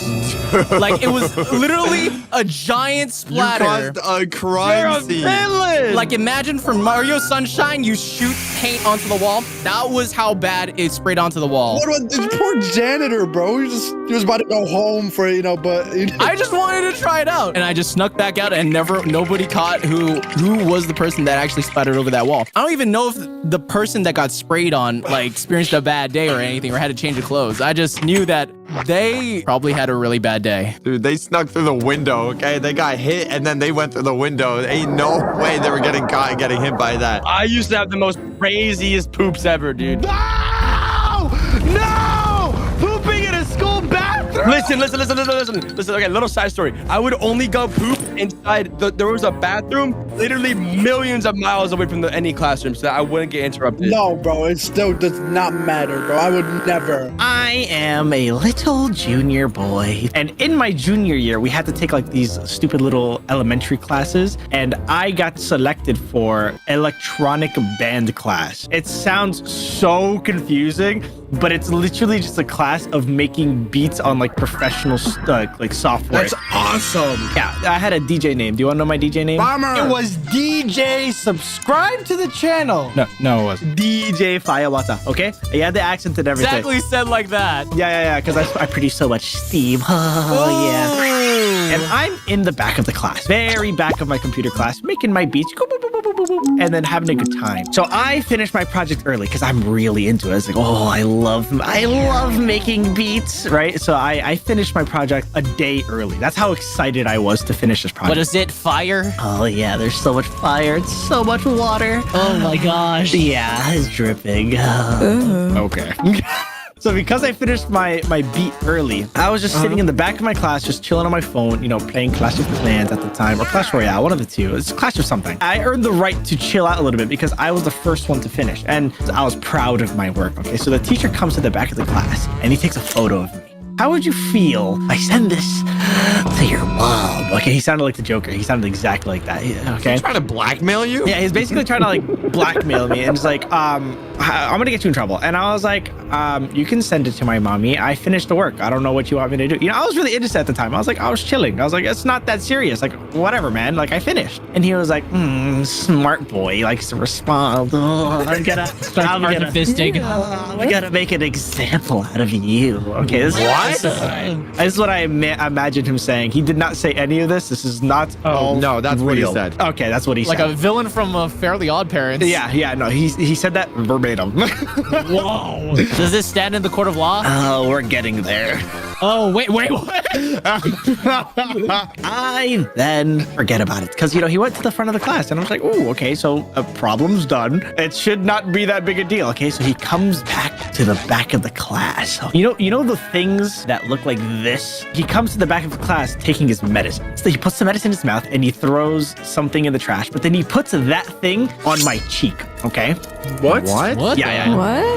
Yeah. He is like, what would you do if I swipe this across your face? And I was like, are you serious? This is actually 100% real. This is actually 100% real. You can't even make this up. That's crazy. Yeah. And I was just like flabbergasted. I was like, Uber goober, what is happening right now? What do I say? He's like, it's like pointy and it's like stabby. I was like, oh, I don't know. Are you gonna do it? Like, what do you say in that situation, right? He like puts it away and then he puts it back and then swipes my face. I was like, are you serious? This is all 100% real. Now I'm flabbergasted. I'm like, Uber Goober, what happened? It was my like Uber Goober. Shut up. I'm telling my story my way. Okay, buddy. So I'm like, Uber Goober, what happened? Was my song that... The beat did not go off for him. It did not hit very hard, I guess. So that I'm like confuzzled and like befuddled in my brain cells. Oh, those are big words. And I'm like, what just happened, right? So then my friend's next to me like, are you okay? And I'm like, I don't understand what just happened. But then I took a selfie because I was like, did it mark me or something? Like, what's going on? And then boom, my face cut. He just assaulted you. A teacher just cut you. The title, right? That is crazy. Yeah, I could have done like what every other kid did in my school. You should have pushed them like that, but I did. I had students in my school fight teachers. Okay, like I could have been that guy. Okay, You are definitely from New York, bro. Word to my mother, guy. Whoa, he is from New York. Yeah. Oh, hey, like me, my cousin. Okay, you're done. I could have fought my teachers like my fellow classmates, but you know, I decided to be like a civilized man, and I texted my mom. That is very civilized. So I texted my mom. My teacher assaulted me. Yeah, and I think I put LOL at the end of it because I was so confused. And then my mom was like, what the shagma? No, she didn't say that. She just said, what? And then I just sent her the photo that I have of my cheek, right? My mom didn't respond. And that's how you know it's bad. 20 or 15 minutes later, I get a phone call from the principal saying, my mom is here. Can you come down? And now I have to give a whole report on this teacher. And this teacher is like, right? And I'm just like, he hit me. Did the teacher deny it? The teacher 100% denied it. He's like, I didn't do anything of the sort. So now I'm not allowed to be even near him in the school, and I'm not allowed to be in his class. So I'm taking his class and like someone else's class, and I'm not allowed to be like near him technically because now there's an investigation. Like a restraining order in school. Internally in the school, right? And there's like an investigation like going on, like what the heck happened? You know, like is this real? Like is this student being for rizzles? So they're getting like everybody in the class to like tell their side of the story, but the problem is I'm all the way in the back, so only 2 people saw, right? But thankfully they're good Samaritans. Since I'm not allowed to be in his class, the teacher's like pissed because he has like tenure. He's not technically allowed to be fired unless there's like a real reason. So now I'm questioning his reason of being a teacher. So now this teacher is following me around the school. He's stalking you? Following me into lunch, following me into my other classes, following me just everywhere. So I literally go back to the principal. I was like, if you don't stop him, I'm going to fight him. There is no situation where I'm not throwing hands. My safety is definitely being questioned here. Principal's like, don't do anything stupid, okay? And then he was like, we'll handle it. So now he's like not following me anymore, right? But I was like, nah, I don't like this. No more Mr. Nice Guy, okay? I go to the police. I mean, honestly, that feels like the smart thing to do. What can I say? I'm mature for my age. So I go to the police and I was like, yeah, so this teacher assaulted me. Hit him with the facts. The teacher got suspended because of this. Right? He's not allowed to be in the school. Teachers can get suspended? Yeah, he got suspended because of this. He's not allowed to come back to the school until the investigation is done. Right? Give it like 2 weeks. The investigation closed, but there's no result yet. What investigation could they have done? I'm like confused. I have no clue. I don't know. Okay, I'm not a cop, so I don't really. I was like, I don't like you, and you're pissing me off, and I don't want to ruin my future. So I called the cops on you. I was just kind of like, sir, I'm not going to deal with this anymore. So the teacher comes back for like a temporary amount of time until like, you know, they give off the results of the case.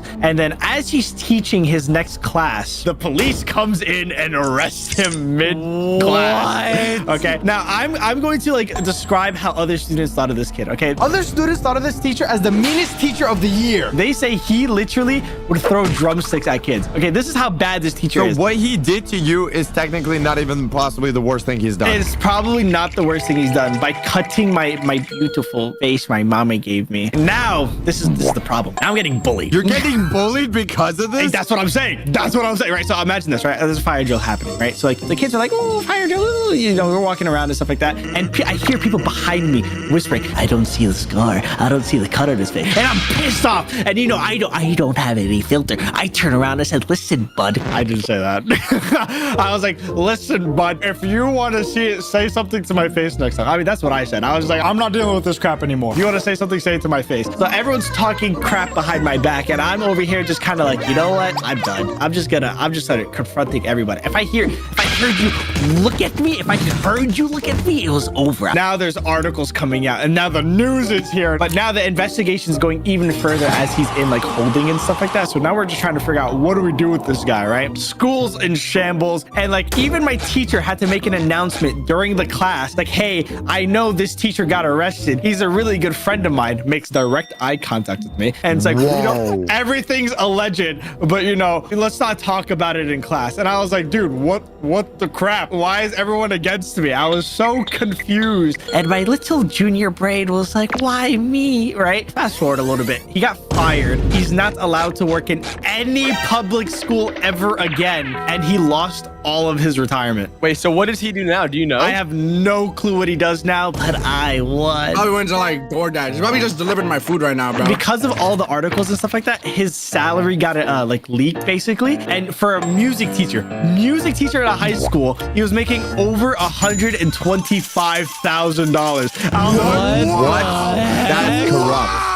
And He had some dirt. Oh yeah, I was just like, and a little player within the school. oh yeah. So I was like, gooey. Oh, thank God I handled him. It was like dealing with the final boss, and I won. That's an insane story. What? That just, man, I live in a bubble, bro. I live in the white suburbs. Homeschooled, bro. I'm telling you. Yeah. The worst thing you had is that your cat ate your homework. She made this a whole anime episode, bro. Yeah. If you guys enjoyed, make sure to go subscribe to my friends. But whoever story you like the most, leave a comment below and subscribe. Bye-bye. Crushes. We all had them. Girls, boys, animals, robots, cartoons. We're going to be telling our funniest crush stories. And at the end, you're going to know who everyone likes. I have a crush on you. Get away from me. I'm going to tell you guys a true crush story that happened in elementary school. And I still have the evidence to this day for some reason. What do you mean evidence? Bro has been holding on to this for the rest of his life. I've been keeping it a lock. Bro's still waiting for her to say yes, bro. So back in my peak, elementary school, you know, the peak of all peak people, you know, the alpha male I was, okay? Obviously, I received a lot of attention from women and, you know, even some men and, you know, even some teachers. Teachers? What do you mean by that? I had this crush on this girl for a long time. We'll call her Emily. Hey, Emily a baddie. Yo. She's in elementary school. She's in elementary school. Yo. That way is in elementary school still. She was in every single one of my classes for math, science, literature, you name it. Okay, we were in all our classes. We never really talked to each other, but that was kind of normal in elementary school. You know, like the boys sticked with the boys and the girls sticked with the girls, you know? Cooties! And honestly, exactly. And you know, honestly, I didn't know anything about her. All I knew is that she was female and I liked it. Good enough. I liked it. It's crazy. Dang, Sax, you've been looking fine recently. Ooh, you noticed? It must be my look maxing routine. 100 reps of mewing, 100 reps of hunter eyes, 100 reps of looking in the mirror and being depressed. I don't think it's like that. I think it's the hot new merch you got on. Dang straight, man. We got hats, we got shirts, we got sweatshirts, all the things you would expect from Socks merch. What about socks? We even got stickers. Put them on your PC, put them on your phone, put them on your dog. My dog. Whoa, that's the cutest stuff I've ever seen. What about, you know, socks? You think I'm stupid or something? You think are you calling me an idiot? No. Are you trying to call me out? No, Of course we got socks. And they're comfy too. Click the link in the description and get some merch today at Socks Store. All right, one day the strangest thing happened, okay? She actually came up to me. Wait, no, okay, this is where this starts. This is fake. This is where the story gets made up. Oh, dude, wait till the evidence comes in, Muffin. Bro, it's gonna blow your mind. Evidence because you have in Dude, it's gonna elementary blow your mind. You're gonna be mind blown. She actually came up to me. Like, why did she approach me? Okay? I stared blankly, like, into her eyes. I didn't even say anything. Like, what was there to say? And then she asked me for my number. What? Wait, you had a elementary phone? school? You had a phone in elementary school? Well, that's what I'm saying. I stared blankly into her eyes, okay? My crush just asked me for my number, but you know what's crazier than that? I didn't have a phone. Who had a phone in elementary school? And I'm pretty sure they didn't even exist back then. Bro, how old are you? I'm like 10 or something, or 9, okay? How old are you now? Because you had to have phones back then. I didn't even get a flip phone till high school, okay? High school. Flip phone? A flip phone that way. How are you real? I forgot how young that way was. I thought that was all in shows, bro. What? How young are you? People actually went around? Dude. People actually went around? It all makes sense using that you are actually 14. It actually Why do you makes think sense. it's in the show? It means it existed once. Ali, do not be talking. You need a cane, bro. I don't want to hear it. Oh my god. Bro, why is she catching a stray? Damn. Well, okay, dude. She asked me for my number, right? So I didn't have a phone. So I stared directly into her eyes with no reasoning, and I just said, no. Wow, the game you got is crazy. The Rizzler. I get it. He's playing the long game. He's playing the can't catch me game. I followed up quickly. I said, I don't have a phone. I thought that would be the end of it. You know, I thought she would just walk off, but no. She smiled and said, what about an email? Listen, you guys might have been in elementary school, but y'all are old at heart. Holy crap. Email. Email was the thing back then, okay? Email was a thing. There was nothing else. There was no Facebook or MySpace. That didn't exist. Bro, there's something crazy called PictoChat, bro. Just DS link up. What is PictoChat? Yo, how old are you guys, bro? I do not want to be in your And I did have an email. So I wrote it down and I gave it to her, okay? I just gave my crush my email, okay? And she just walked off. And we never talked ever again, okay? For the rest of the school day, I was still in shock. And to be honest, I didn't know what just happened. As soon as I got home, I checked my PC and she sent me an email. Oh, what did she say? Won't you? And you know what's going to be really funny? It's time to show you my elementary school Riz because I have all the emails that I sent to them. Every single one. First, she sent me an email on February 27, 2012. 2000. Oh my God. 2012. She said, hey, Nick, what's up? Wait, okay, before you keep going, how did you find it? How did you find this? He started it. He started it. Why did you start it, bro? Have you been just looking back on this every single day? I told you, this is the peak of my life. I mean, everything's been downhill after this. Bro's still waiting for her to say, yeah, bro. So, okay, she sent me a message. So, you know, I got to show her my elementary school Riz, right? So, you know, I send her the classic, you know, I said this. I say, not much. Just sitting around waiting for my piano teacher to come. You? Oh. Yo, you smart. You showing her. Bro had the emojis on deck. I cannot make this up. This is so... It's all true. This is, I tell you, I got the best Riz because you know what she sends right back? That's so weird. I just got back from piano. She plays piano too. I'm locked in. It's written in the stars. No way. She's lying. No way. Locked in is crazy. Bro's been locked in since grade 1. I don't reply to this. I don't reply to this. Okay. I don't reply to it. Lockdown. Okay, she follows up. She doubles down. She doubles down again. And she sends me a picture of her dog. Want to see my new puppy? His name is Sparky. Oh, cute puppy. And I don't really hate cats, by the way. I actually kind of like them, which I don't understand. So I might have said something in school because she's replying to my last message. So it doesn't really make sense. We got a picture of her dog. Things are happening. What'd you do? What'd you do next? I reply 2 years later. 2 years. You can't do that. I've been very busy. I say, hey, sorry. I have not been responding in a while. I've been very busy.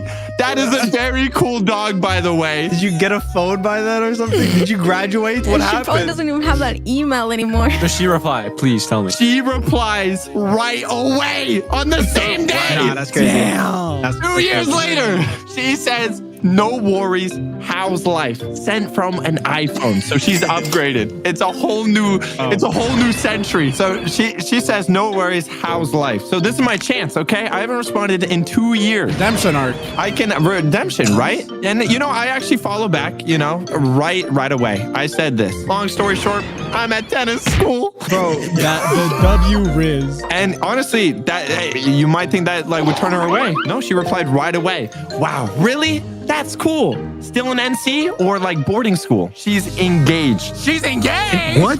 Engaged? Are you sure these aren't AI-generated comments? Baby God, I will show you. I will pull up the email after this, and I will show you. It's all real. Can I email her? That would be kind of weird. Maybe. That would be so fun. Don't freaking ask that. But you know, this is like the most conversation I ever had with like a female. So that was too much. I had to close it, right? I had to say, you know, still here in NC, but I gotta go to sleep now. I'm waking up 5 o'clock for practice. And she said, "Oh my God, have fun." It's 8 p.m. Why Yeah, I had to go to bed. I had to go to bed. Yo, old man bedtime. That was our whole conversation. Was that it? That's it? That's all. But it gets better. It turns out there's other email threads that we had. So this was just one email thread. There was another one. This has even better riz than the first one. She said, "Hey Nick, I saw you're riding your bike." Oh my God, just looking for you. Wow. She noticed you. Why don't you approach each other? It's so weird. Just You know, approach each we other. never talked to each other in person. And you know, maybe I should have asked, you know, want to go to like a park or something, do some activity. You know what I did? LOL. Bro, You suck at this. how is she still texting you? Like, were you a cool kid at I school told or you, I was something? the Like, peak of the peak. Wait. I'm just realizing you texted her 13 days later. Oh yeah. That's how much I cared. Yo, no, that's the riz. Girls like it when you seem uninterested. sucks, bro. You were making like Minecraft faction videos on tutorials. No, this was before that. I wasn't even, dude, I was 9. Are you sure that this was your first crush? Doesn't seem like you had a crush on her at all. Dude, honestly, I don't even think like you could have a crush that young, to be honest. I don't know. I think female was just like, whoa, females, you know? But yeah, that was my insane elementary school riz. And honestly, I'm pretty proud of myself, you know? And This is not even a crush story then. if you're proud of my riz, you should subscribe. You'll never guess who my first crush was. I actually know the date. January 22nd at 2 p.m. Damn. You know the time? 2024. I just found out about her maybe today. I don't know, but okay, I'm gonna give you a little hint. I'm gonna try to, maybe you guys can figure it out. She has brown hair. Wait, what was the date again? January 22nd, 2024 at 2 p.m. Wait, earlier today at 2 p.m. Okay, let's just ignore. Okay, guys, don't research. Don't look into it. Okay. Was it Skibbity Toilet? No, Allie. No, please, leave. Beautiful blue eyes. Her name starts with an N. United States Representative. Oh my God. Shut up. Who is this? Nancy Pelosi. Who the isn't she like 100 years old? Let me send an image. Yes, I need the images. I don't know who this is. It's just such a low quality image. Yeah, I got you guys. Look, Muffin, she doesn't have blue eyes. Oh my God. Her skin is like ripe. It's ready to peel off. Don't judge a book by its cover. Okay. Yeah, I'm just gonna say this, bro. I looked up Nancy Pelosi and this popped up. I'm just putting that out there. Like I don't know. Just the way she talks. I just can't. I just makes my heart. How does she talk? She's like, hey, kids, hey. And like the way she talks, it makes my heart just flutter. Hey, you might be into my grandma, bro. Should I put you on? Okay. Is she conservative? I don't really know what she is. Okay, I just love the way she is. I got DMs. You got DMs from her? Nancy Pelosi was DMing a minor. Don't. Okay, let me send my images. Let me send the first DM.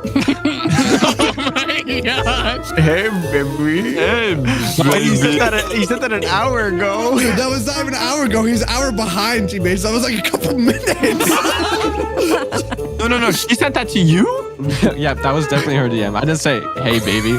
It's her. Don't read the bottom text of that image, by the way. Don't read She it. must have saw Saxophone buys you Amazon package. So that's all we have chatted so far. But this is where the story goes down a wrong hole. Ever heard of Paul Pelosi? Who are these political figures, Muffin? Apparently he's married. Eliminate the competition. This little stinker took her. Listen, Muffin, just because it's a goalkeeper doesn't mean you can't score. You know what I'm saying? You can be the mistress. What? You can be the mistress. Okay, let me show you the real reason why she's just so great. Let me just send it. That's like that word. Oh my God. I might be in love with her. Is that like $1 billion? Dude, I'm gonna rate that. One Nancy Pelosi head. That's a pretty good rating. What? Out of 10. What about you, TBH? You got one? I have a few. A few. This brings me back to elementary school, okay? Wait, how old are you in like first grade? Like what, 3? No, No, what? Your first crush was when you were 3 years old? In first grade. I don't know if the age matches In up. first grade is something like that, 7, okay? I think. 7 years old, first grade. Okay. For the sake of the story, I don't remember the girl's name because she was not that important anymore. I'm gonna call her Shawty. You gotta say with the whole act. Shawty? Okay. Shorty? Exactly.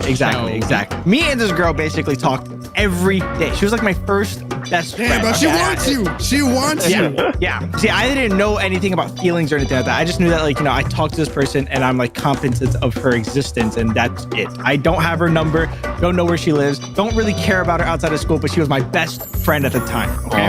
Then, right, this is where all went downhill. She worked for the government and she was tracking your location to send you back where you came from. Anyway.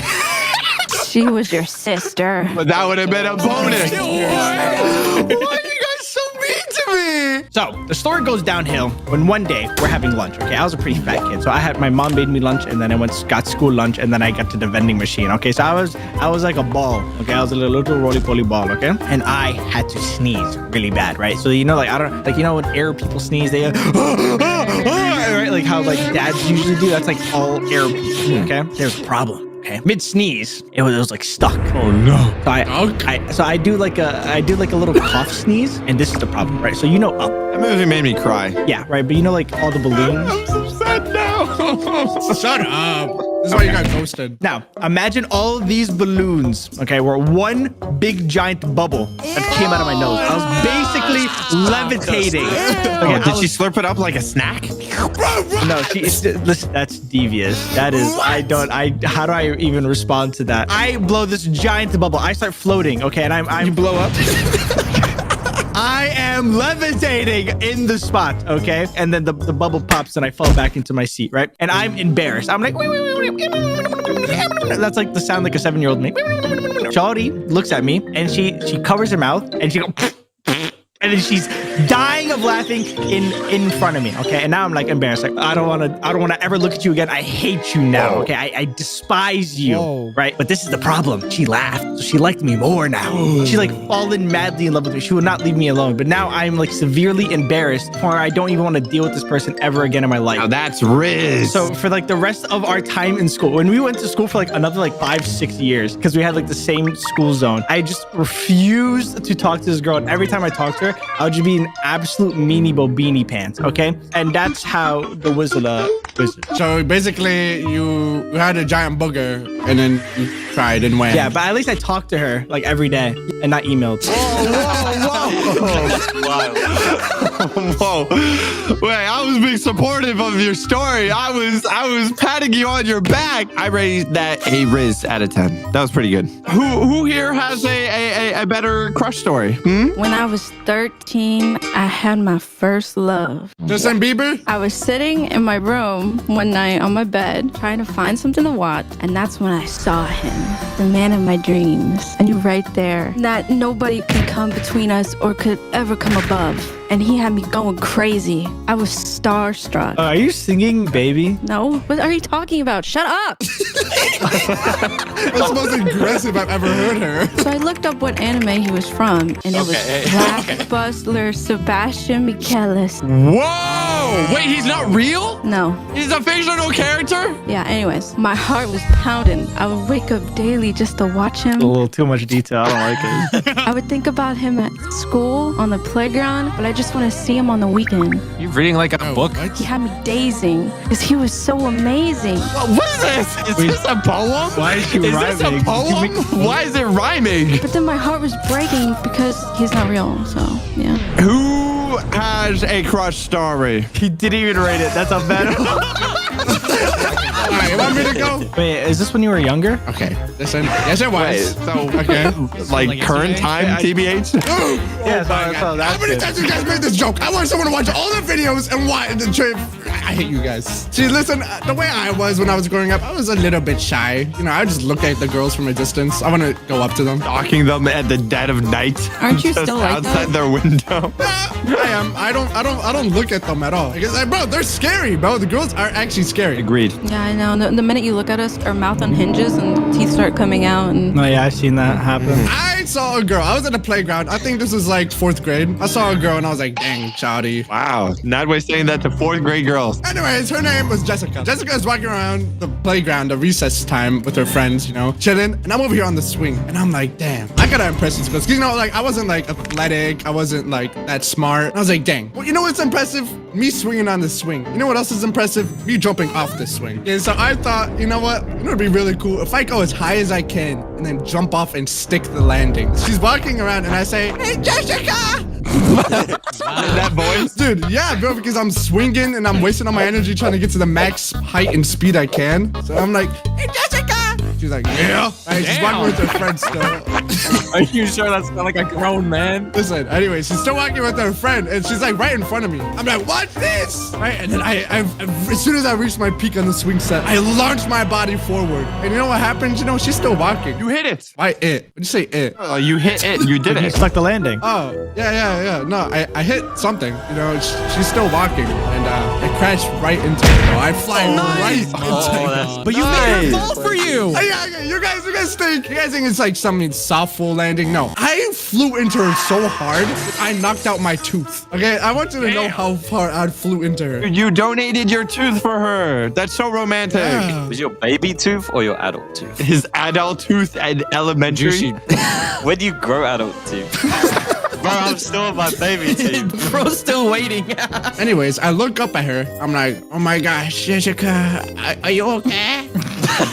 Bro's mesmerized. I look at her. Her nose is smushed in, bro. Her nose is smushed in and it's kind of dripping. And I feel the top of my head. Actually, I feel a little blood. I'm not gonna lie. I feel a little blood. It's not mine though. So did she like look like Voldemort after? Yeah, bro. Her nose was smushed in. You smashed her nose with your head? Yeah, I've been hitting stuff with my head. Walls, women. What's next? Babies? So is she like alive?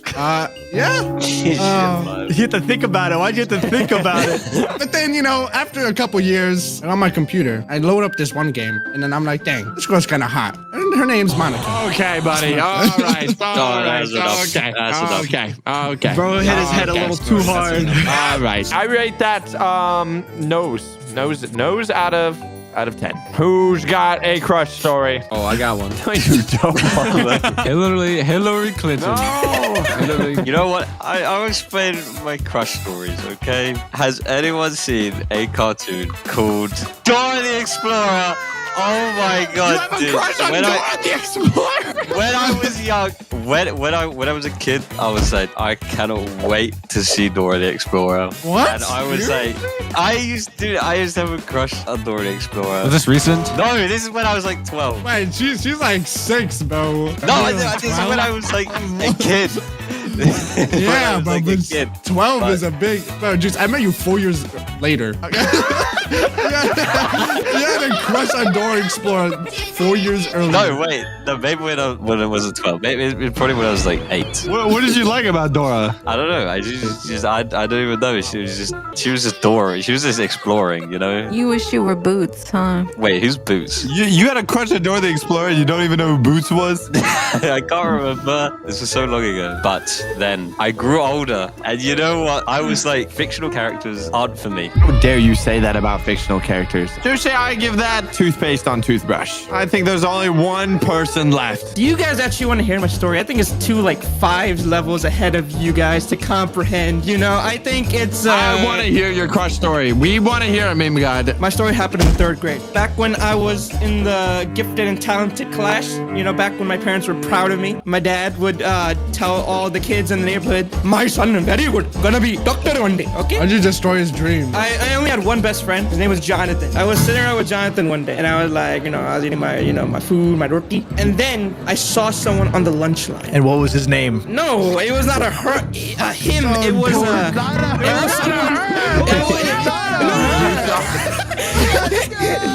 I saw a girl for the first time. For the first time? What about your mom? This is your first time ever seeing a girl? Oh, first time I actually noticed a girl. Okay, she was standing in the lunch line. Okay, she had like nice hair, and for some reason her face was just like. Mimi, did you go up to her and do the Sigma face? I was sitting in the cafeteria, just like 30 feet away. She didn't know that I exist. Okay, But for some reason, whenever God was doing her a favor. Oh my God. unlike Natalie, I didn't crash into her, okay? At least I had a confrontation with her. I just stood there and just watched her every single day. That's weirder than me, bro. Listen, it starts off, okay, I was planning my riz. And then I went home and I was like, I can't pay attention in school. I don't even eat lunch. I just sit there. Wait. So you can't do anything? You're just completely idolizing this woman. Dude, no, I was just like starstruck, bro. Like, I literally, like, I went to school and I forgot everything, bro. I went home and I was like to my dad, I can't pay attention in school. He took it a little bit too serious. Like, what? You can't pay attention in school, you bloody I spent 50 years coming here to America. You get the So angry, he's cutting out. I'm actually scared. But Juicy, I'm putting you in front of me.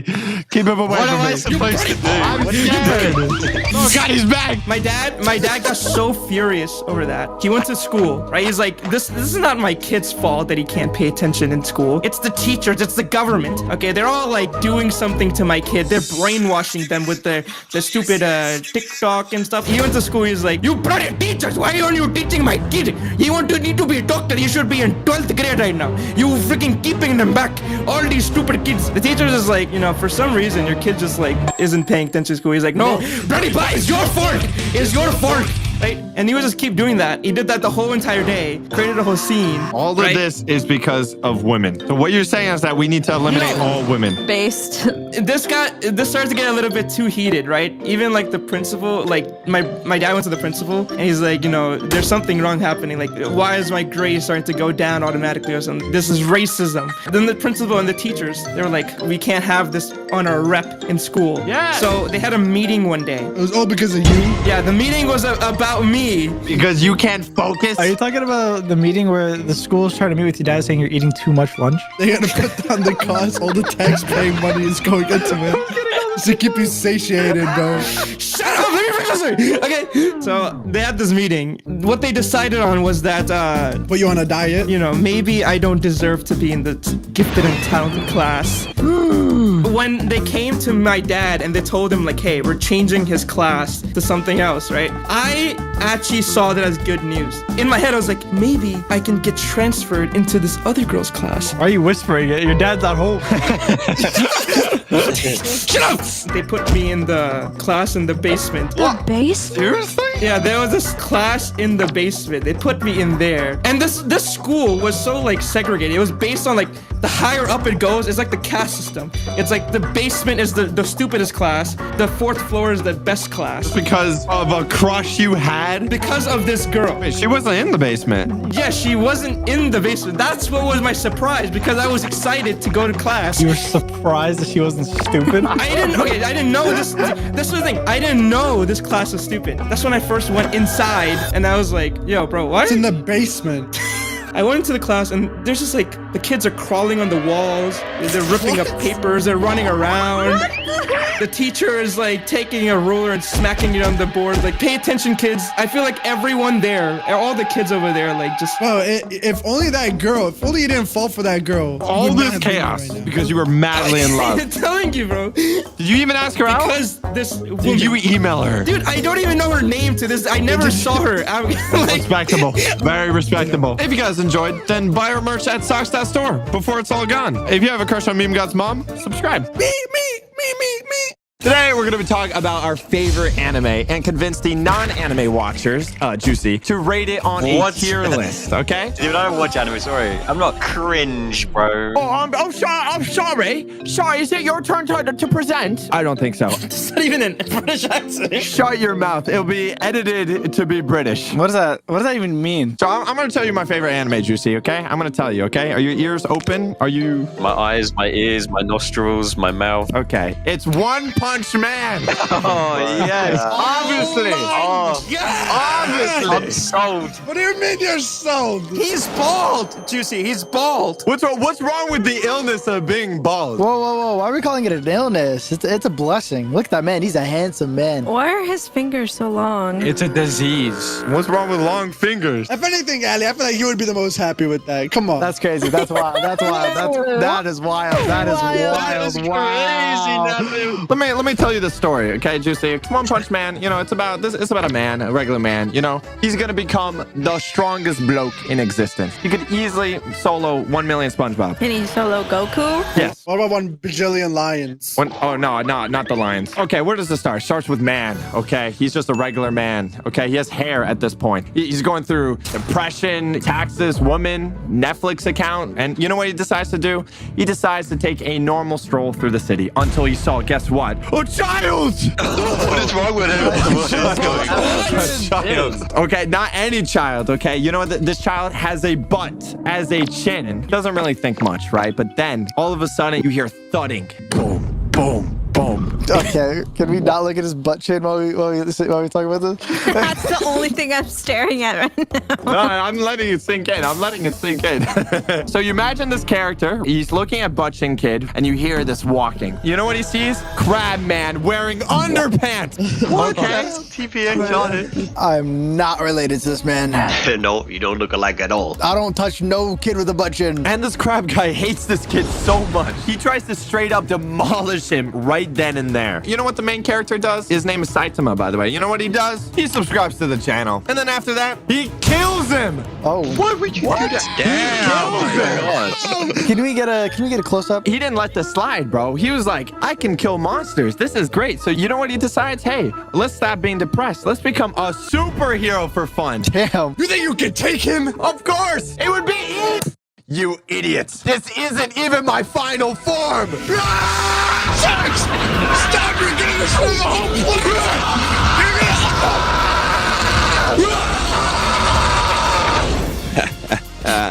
There's only one man who can have that much drip. No. The world is saved. Well, if you want a trip like this, make sure to check out Socks.store. We got hats, we got shirts, we got sweatshirts, even socks and stickers. Get it? It is one of the last days they'll be out, so do it now. You must be asking, like, why is he bald, right? Okay, so he just killed this monster. Wait, do you understand what I'm saying, Juicy? I'm getting there. You're getting there. In order to become a superhero, you know what has to happen? You need to get stronger, right? He does the most inspirational, motivational speech ever. 100 squats, 100 push-ups, 100 sit-ups, and a 10-kilometer run every single day. And he did that for days on end. And guess what? He became bald. In return, he became the strongest person in history. Dude, he literally, guess what? One-shots everything. Boom, dead. Boom, dead. Easy. But why did it make him bold? It's just part of getting so strong, you know? I would know. So basically, okay, you now know this character, okay? He one-shots everything. He's the most powerful thing ever, okay? He literally just knocked out this mutant guy in one shot. This guy was like 10 stories tall, one-shotted him. Easy. There's a lot of cool characters that are long in the story and everything. I'll get to that part.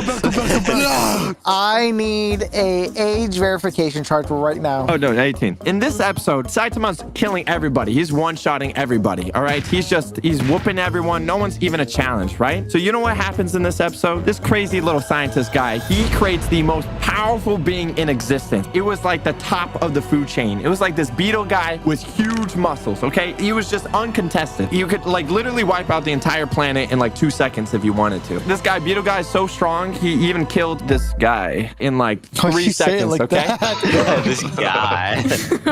He got a little zesty. This is Saitama's friend, okay? The cyborg guy, Genos. Are you sure he's just friends? Oh, they're more than friends. Okay, look at him. He's literally cyborg. Look how strong and hot he is. This beetle guy one-shots him. Look what he did to the poor guy. He gave him an afro.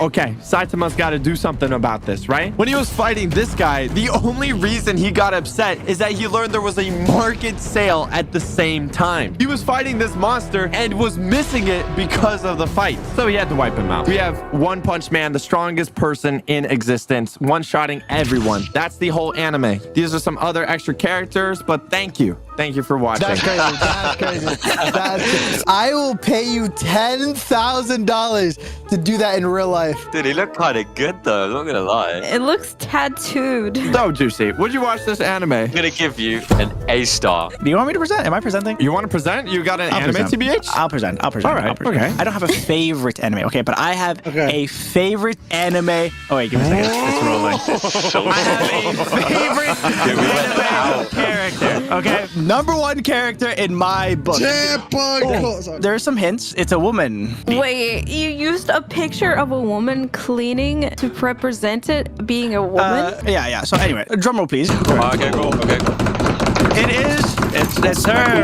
It's girl. Yep. It is a certified level 3 GAT. This looks like a child. Yeah, it does look like a child. I'm getting there, okay? Now, you might be wondering why I like this character so much. As you can see from these images, all she does is just blow things up. Literally, I love it! All she does is explode things with maximum efficiency, max recoil, and dies. Literally, that's it. You see this house? What a nice house. Wait, how did you find my address? She literally blew up that house for months. So to your life. Lived in there. Like repeatedly? Repeatedly. Now, if you don't believe me, I have a video presentation. Here, look. Oh, video presentation. Look. She just blows it up. And then she dies. And then she dies again. Look, that's all she does. She blows it up. And Why she was dies. she doing Look. that? How did she Why? die when she blows up? She's not even standing in the explosion. So, as you can see, she's pretty dope. So yeah, certified level 3 GAT explosion. What do you rate that, Juicy? Do you know what? I'm going to take it a big gander. And TBH, I went to the presentation. It was pretty Would you smooth. watch that anime? Yes. I would watch You're the going to jail, anime. buddy. You're going to jail. No, I would not watch the You're going anime. to I'm going to give you a fat B. B? That's pretty good. What about you, Mr. Muffin? You got an anime you want to present to the class? As they say, I'm the best anime watcher, you know? #1 anime watcher right here. I love anime. I watch anime all the time, every day. And okay. Hold on. So random. My favorite anime. Oh, drum roll. I got you. Also, I have a drum roll. No way! Anime beast. Oh my god, it's Mr. Beast! I've never heard of this one before. Not released yet. Not released. Oh, it's upcoming. Okay. I'm the only one who watched it. Me and Mr. Beast watch it all the time together. I'm gonna give you a quick summary of the lore of the anime. It starts out with little Jimmy, age 7. Little Jimmy's father dies. What happened? Rest in peace. He died? Rest in peace. So basically, his father actually owned a burger company, and little Jimmy inherited it. It's called Mr. Burger Beast. Okay, this is little Jimmy. Remember, he's only 7 years old. What is that? How did you find these pictures of him? How did you? That is not Mr. Beast. I got it off Google. He's running the burger. He's running? Oh, wow, that's a step up. Making burgers, having a grand old time. He's running it, and then all of a sudden he hears a little noise on the door. Yes. Then the door opens. You guys aren't ready for this. What happens next? Give me a drum roll. I got you. Oh my god, I thought I drove So Mr. Feast, he's like, can I have 7 million burgers? Little Jimmy explains like, I can't do that. We don't get that many burgers. Mr. Feast is angry. He is angry. Wait, Mr. Beast or Peter Griffin? Mr. Feast. Oh, Mr. Feast. My bad. No, that was Mr. Feast. Now it's all making sense. And then he's like, you get no living. And then he walks up to Jimmy, about to punch him in the face. And then little Jimmy goes, here's $10,000. Whoa. What a nice guy. Mr. Feast takes the money, and then they become best friends. Oh, this is a romance. Here's the climax of the story. That's how little Jimmy became known as Mr. Beast. Oh, it all makes sense. Romance, drama, action. What more could you want? So what do you rate that, Jose? I think this was the best presentation there was so far. I'm gonna give him a fat S. I'm gonna do it. No way. How about Mr. Oof? Oof himself? The guy, the legend, the man, the dude? This is my presentation of my favorite. I actually also don't watch anime. Noted. This is gonna be Number 1. I like Madagascar 20,005. Now you can see this is Kowalski. He's one of my favorite characters, and this is Alex the Lion. In Madagascar, who, what, when, where, why, how. Madagascar takes place in Madagascar, I think. Animal from zoo in New York. This is Moto, I think. Bro doesn't even know the name. He's like, I think. They're from New York, so obviously they have shiesties, and they're part of the Blood Crip and No Gang. Madagascar, the main plot is Alex the Lion. He's stuck in the zoo, right? And he wants to eat a T-bone steak. So this is how he escapes to get a T-bone steak. This is my favorite favorite character. Hey, oh my. Okay. So this is actually God. this is actually my Gangnam Squad / Rookery. What is a rookery? It's a herd of penguins. A herd of penguins. Dude, this guy did scientific research for this. This is my favorite penguin. My favorite penguin is Kowalski. We go on nice walks together, and I sometimes wish I was this one right here. His name is Skipper. He gets all the love. So it all leads up to this. This is my TED Talk. Animals can consent too. This sounds like the Beauty and the Beast. In a conclusion of I love animal games and animal. Hey, can you do me a favor? Can you move that Sonic real quickly? No. Have a good day. This is my presentation. I don't think that can be taught. Juicy, just remind whenever you give me a bad score, this is who's looking at you in the nighttime. I'm gonna give you an F. Now, but you want to convince Juicy? I'll convince Juicy to prepare. I'm preparing. Only 2 anime watchers can watch this, okay? I love that picture with the legs. I love that. I'm gonna explain why Attack on Titan is the greatest show ever. Is that okay? me? Why am I thinking about anime thighs? Should I tell you guys about this anime? Because I think I will tell you. No, no. Kind of not interested, honestly. I am. Socks is all I need. Okay. I'm walking out the class. So, they have giant bear men, okay? They just have giant bear men. Oh, okay, I'll walk it back in. You know what they do? What do they do? Eat people. They eat them. But you know, you might be wondering, oh my God, how did they survive this? They built these walls, okay? There's these walls that they built around. You see? There's just one guy right here. You see this guy? He's called the Colossal Titan. He's basically like the god of them, all right? He is massive. He's bigger than the walls. So this is main character, Aaron. He's so happy. Oh my God, I love my Bobby. Lots of times, like, oh yeah, you. I'm gonna pull up and just break the out of this wall and ruin your whole life, all right? No more Mr. Nice Guy. He goes up to the wall, and guess what? He just kicks it. His mom gets trapped, and his mom gets eaten right in front of his eyes. I wish I was in the mom's position. Oh, that's so sad. You guys might be asking, how do they protect themselves from these creatures? They do it by subscribing to the channel and also by using these things. This is called ODM gear. It's like Spider-Man, right? It's like Spider-Man. They go like... Alright, and they stick to walls. You might be asking, what happened to the main character? You know, ever since she was a little tiny baby and his mommy getting in. One of the pinnacles of the show, the peaks of the show, is the main character, Aaron. Bro, that image on the top right's crazy. Now, you guys might be asking, what makes him so special? You know, every main character has something that makes him special. He's able to turn into a Titan himself. He just gets bigger with less clothes. He's like, oh, these Titans, I hate them. And one of his greatest enemies of all time, okay, is the Colossal Titan, but it's also someone else. It's a goddamn giant monkey, bro. You can't say that. You can't say that. This is gonna get you guys even more hooked. Are you guys ready? Even more? The Titan. Who is this? What is that? I was zoning out, but I'm awake. Can we just leave these slides on for a second? Yeah, just not the girl. Go back to the Titan. Thank you. Oh my God. We gotta move on. It also makes you question things. What do you think the real enemy is? Who is it? There's also epic fights. And now one of the biggest things, I have a hard-working author, as you can clearly see. Bro looks sleep deprived. That's Mappa? Bro hasn't seen his family in 20 years. How does this guy write the most popular anime at all time and lives in a 1x1 cubicle? He looks so depressed. This is why Attack on Titan is peak of peak. I hope you guys enjoyed this thing. I hope you guys Who's that guy on the right? Juicy, that was probably the most stupidest anime. Shut up!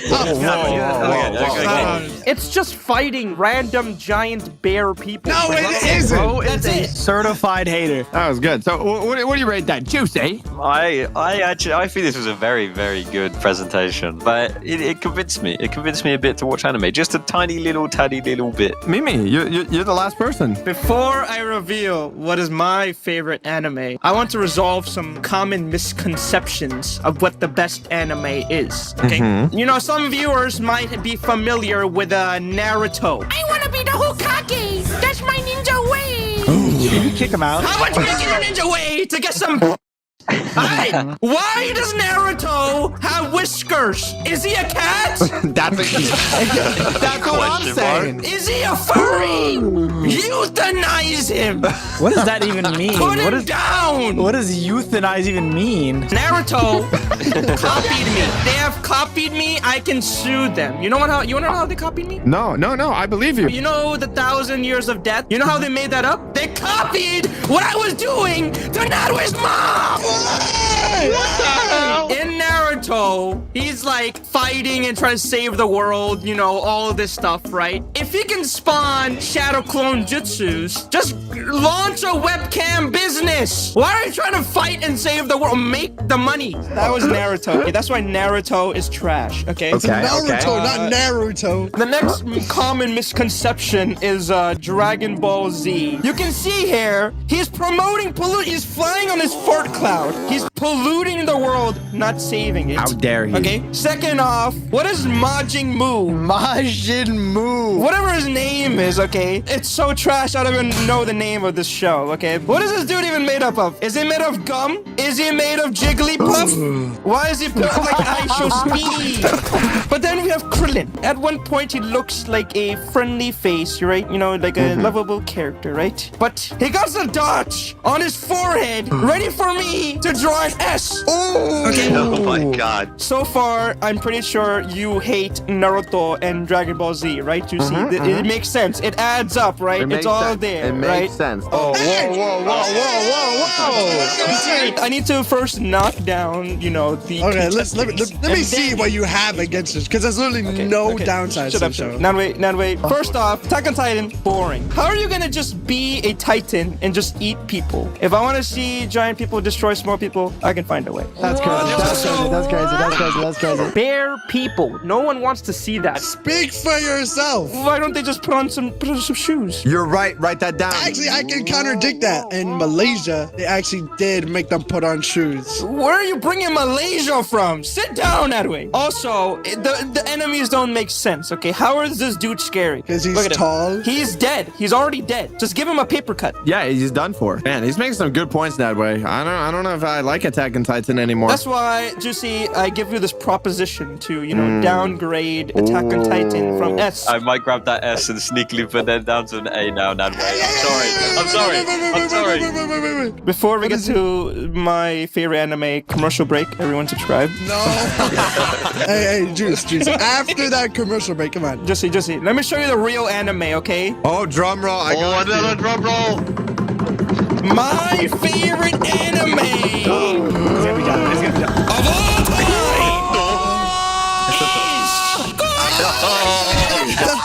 Is this like the Indian E.T.? That's not even an anime. That's like saying Eminem isn't a rapper because he's white. That has nothing to do. This is literally live action. Well, it's not my fault. Anime just has better graphics in India. So let me explain to you why this is the best thing you're missing out on. Okay, Juicy, listen. Okay, I'm listening carefully. Are you listening? First, we have this character. Okay, this lovable guy. Okay, his name is Rohat.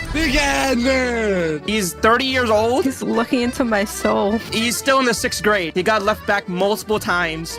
What is this? Recorded in the 1850s? This is an old classic anime. This kid is adopted, okay? And he also gets bullied in front of the class. Wait, you're telling me these children bully a grown man? No. The teacher bullies the grown man. The grown man is friends with the kids. Wow. He just got left back. This says a lot about your character. I'm just saying. He goes home, you know, because he has failed 6th grade again. And his dad, like, you bloody bastard! You should have been doctored and saved world hunger by now, you bloody bastard! Disappointment, you will be nothing in life. He gets home, he opens the door. All the lights are down. Who's there? What is this? Why is this so pixelated? And then what he sees is that dude! My lord.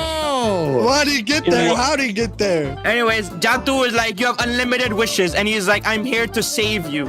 And so he turns this guy from this Into? this. What's the difference? What? A guy? He got muscles. He got ripped. What? He gets the hottest girl in school who is also his age and his teacher. I don't know how that happens. Rohat falls in love with Jaddu. He's like, I will never leave your side. You are my love. Jaddu is life. Don't you? Oh my God. But then it's Jaddu's time to go back home. His visa expired, so he needs to go back home. Thank God. This Rohat guy, he takes him back to where he came from, to his woods. He has like a secret UFO there, and that's when Jaddu looks up into the sky. And he's like, Don't leave me, Jaddu. Listen, I have one thing I have to tell you before I go. Listen, beta.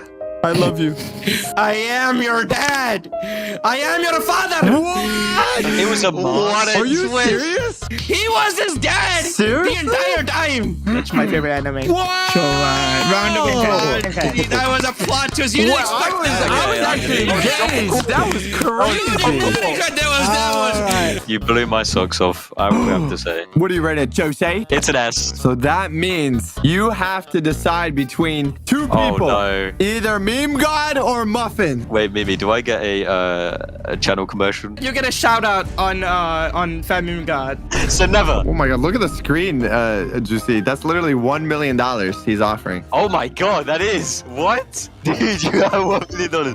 Oh, that's great. No, Mimi. I think Muffin Juice wins this competition. I think Muffin wins this. I vote Muffin because you brought me down. Muffin, yeah! If you guys enjoyed our favorite animes, make sure to subscribe. And make sure to subscribe to all my friends' channels. All their channels are linked down below. Today, we're going to be telling funny stories involving our pet, or, you know, just a random encounter with an animal. We're going to pick a random name in the hat, completely random. Fat Meme God. My story is about my dog, the cutest dog in the world. You know, the cutest. And shut up. Okay, my dog. His name is Maku.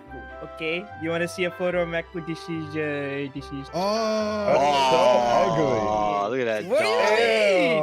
Fat, is he done yet? That's basically a rat. Maku is a Shih Tzu. Okay, don't make the Shih Tzu.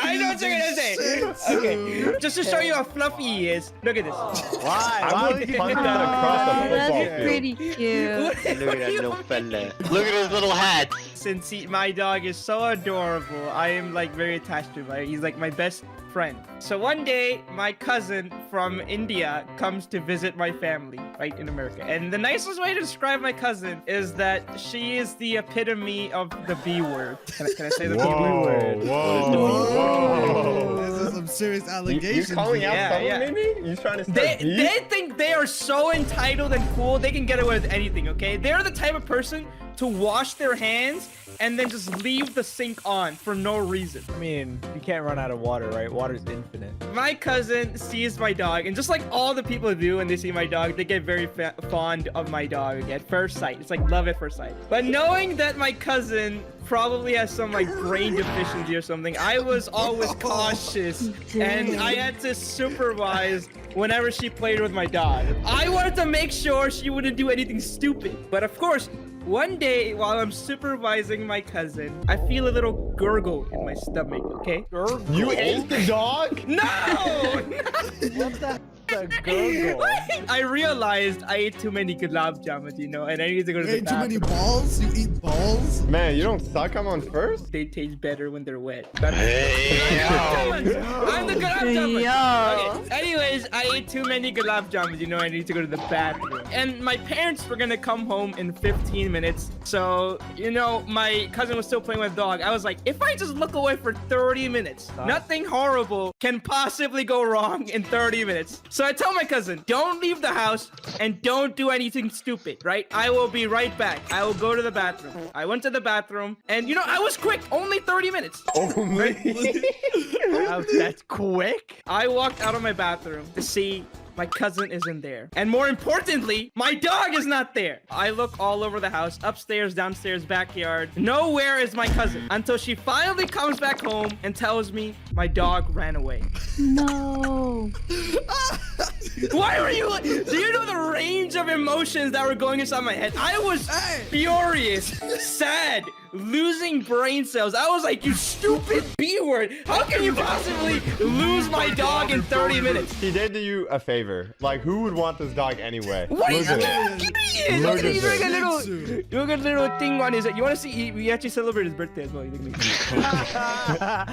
Look how happy and not held at gunpoint he is. Dude, he looks like he's held at gunpoint. What are you talking about? Dude, he looks morally depressed in this image. Like, he needs help. No, don't go on. Oh, he has a little bow tie. Oh my god. Plaza, that's what you're worried about? She just doesn't say anything for a bit and just points outside in a direction like that's where my dog ran off to. You know how in Popeye, the cartoon, the guy takes like a can of spinach and chucks the whole thing? I took a can of gulab jamuns and I literally just transformed into a full-on Captain India mode. The power of Jadoo possessed my soul. I stepped outside in the middle of the night because this was happening at 10 p.m. in my baggy shirt and my white undies. I was not wearing anything else. I was just wearing underwear. You're wearing underwear around your cousin? We were little. This is when we were young. Bro. This is when we were like. Anyway, shut up. I went for a run in the neighborhood to find my dog because I know for a fact that my cousin, my fat cousin, can't do that. Okay, so here I am running in my neighborhood, going full circles, uphill, downhill in the trees. I do this for 10-20 minutes and I don't find my dog. I literally just start crying. I'm like extremely depressed and I just start bawling out loud and like, you know, I just lost my best friend, like my only friend at the time. I was like so sad. Aww. That dog took his chances. He saw an opening and he went for it. He was not trying to escape. He was perfectly happy with me, okay? After searching a bit more, you know, left being defeated, I returned home in tears and opened the door where I was greeted by my dog. Wait, Oh my god! What? He was in your house? He kicked you out of the house? It's even worse than that. You know, this entire time, he didn't run away. It turns out my parents came home while I was taking a dump and took my dog on a walk. And then my cousin lied to me about the whole thing. Oh my god. You're so gullible, No. guy. So gullible. What do you mean? You didn't hear your So, parents yeah, come in or anything? You didn't see their car? I was on the toilet watching something, you know? So, What were you watching? Jadoo. Yeah, okay. Okay. So yeah, I was pretty mad. I called her every single bad word in Hindi in front of my parents and her parents, and then took my dog to my room and basically cried myself to sleep because I was traumatized. Is there a relationship between you and this dog that we should know about? This is him totally not screaming for help, okay? Well, Mimi, I'm gonna have to rate that story 1 out of 10. What? That was the best story!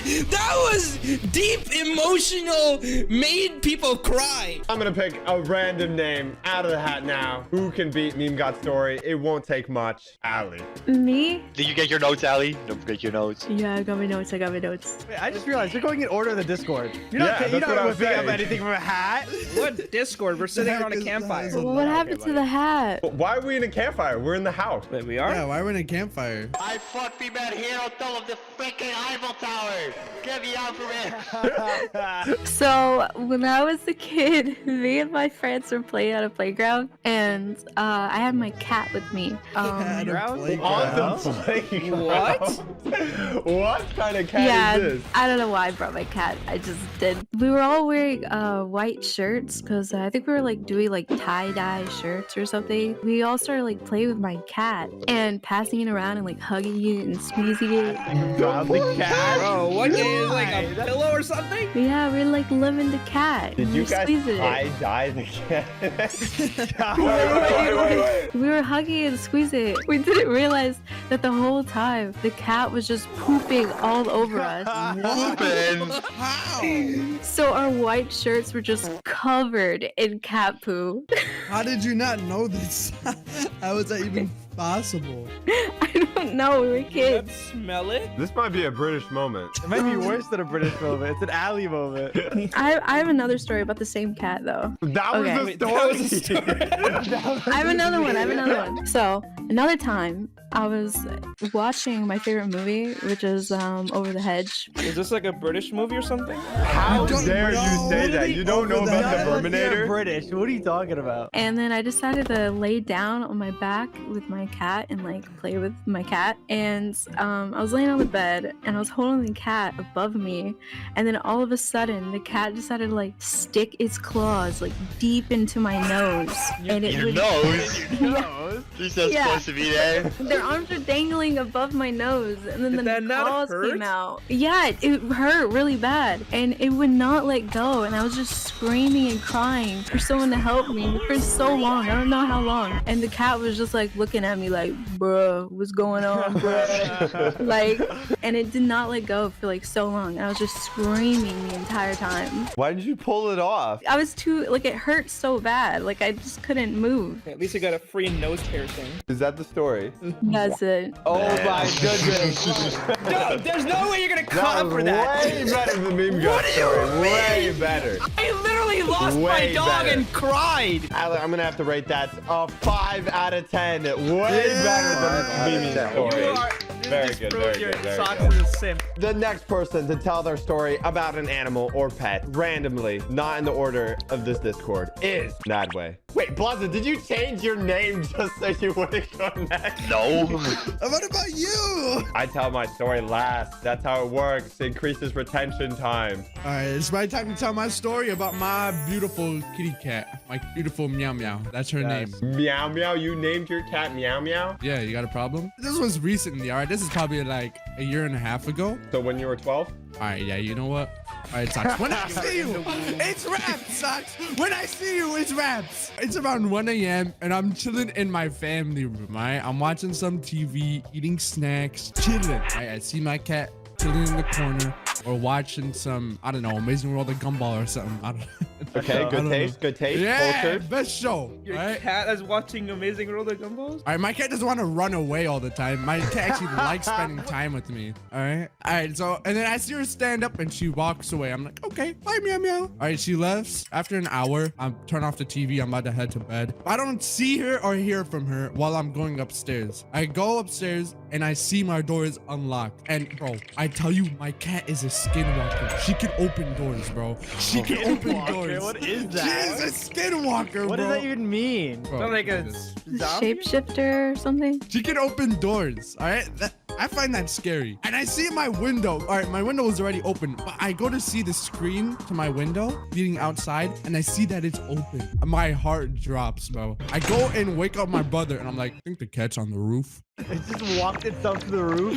Yes, I thought it was bro. opening your door. How did it get to the roof? I opened the window screen. I don't know, bro. My window was open, and it opened the screen and went on the roof. I don't know how. I don't think your cat's a real cat, dude. I go to my brother and like I tell him the cat's on the roof. I wake him up at literally 2 a.m. now. He has to go on the roof at 2 a.m. in his boxers because the cat was running around the roof. Was the cat actually up there? Yeah, she was up on the roof. Are you sure this is not just a person in like a cat costume that's like... I checked for the zipper. I don't see one, bro. I don't know what to say. So you're telling me my dog wanted to run away, but your cat wanted to jump off your house. Oh no. What is worse? You guys just all sound like horrible pet owners. Oh my goodness. What do you mean? Look at how happy and cute my dog is, like in this picture. That's the same image. It looks in pain. Look at how happy and totally not like depressed. Literally the aftermath of you shutting up your dog. Well, Nadway, I'm going to have to rate that story. I don't think you actually have a real cat. Let's just say, I'm going to say 4 out of 10. The next person, randomly out of the hat, totally not the next person in Discord, Blazaby. Yes, I had a couple cats in my life, right? I don't think that's something good. Make that from what you will. I might not be the best owner, but I had a couple cats, like 3, I think, and a couple that got lost, but I don't count those. I don't count those. My cats are a little bit of a weird groupie groupers. One of my first cats, he liked to eat a lot. And when I say a lot, I mean like not a lot, but like some weird things. Yes, I was behind my little computer, right? What was I playing? I was on Hives. You know what Hives is? That's the Hive. Okay, well, it's like Facebook. It's Facebook for like 2012. Like MySpace? What? What is that? Hives? follow me on Hives, please? Yes, it was very cool actually. My mom helped me set up the account. Yeah. Oh, Made it up pretty It's and getting stuff. worse and worse. And on my left, there was like this big door that you can like scoot open, like, and it was made out of glass. We can look outside. And I saw my cat playing outside. We had like a little fountain spouting water. And my cat was like, yippee, yippee. I appreciate the sound effects, by the way, Bronzo. No problem. So he added it up next to it. So I saw him play. I thought, oh, that's cute. Let him play for a while. I finished creating my character on Hives, and I looked to my left. Stop laughing about me! I'm trying to tell a story. I hear a little meow to my left, but not a normal meow. It wasn't like a meow. It was more like a meow. Balls droppers, dude. What is going on? I was like, what the heck is that? I looked to my left. It's my cat saying that. I was like, what's going on? Bloopy? That's his name. Bloopy? What is going on? I'm so confused. He shut the heck up. I'm trying to tell my story. So I look him straight in the eye. I said, what's up, Bloopy? He looks weird. Looks like he's something in his mouth. What do you got there? And I try to force it. I grab his jaw and I try to force it open. You know, like you do. And I was like, what the heck is that? And all of a sudden, he puked it out. And I was like, oh, wait, what is that? Let me get that. Let me get that out of the way.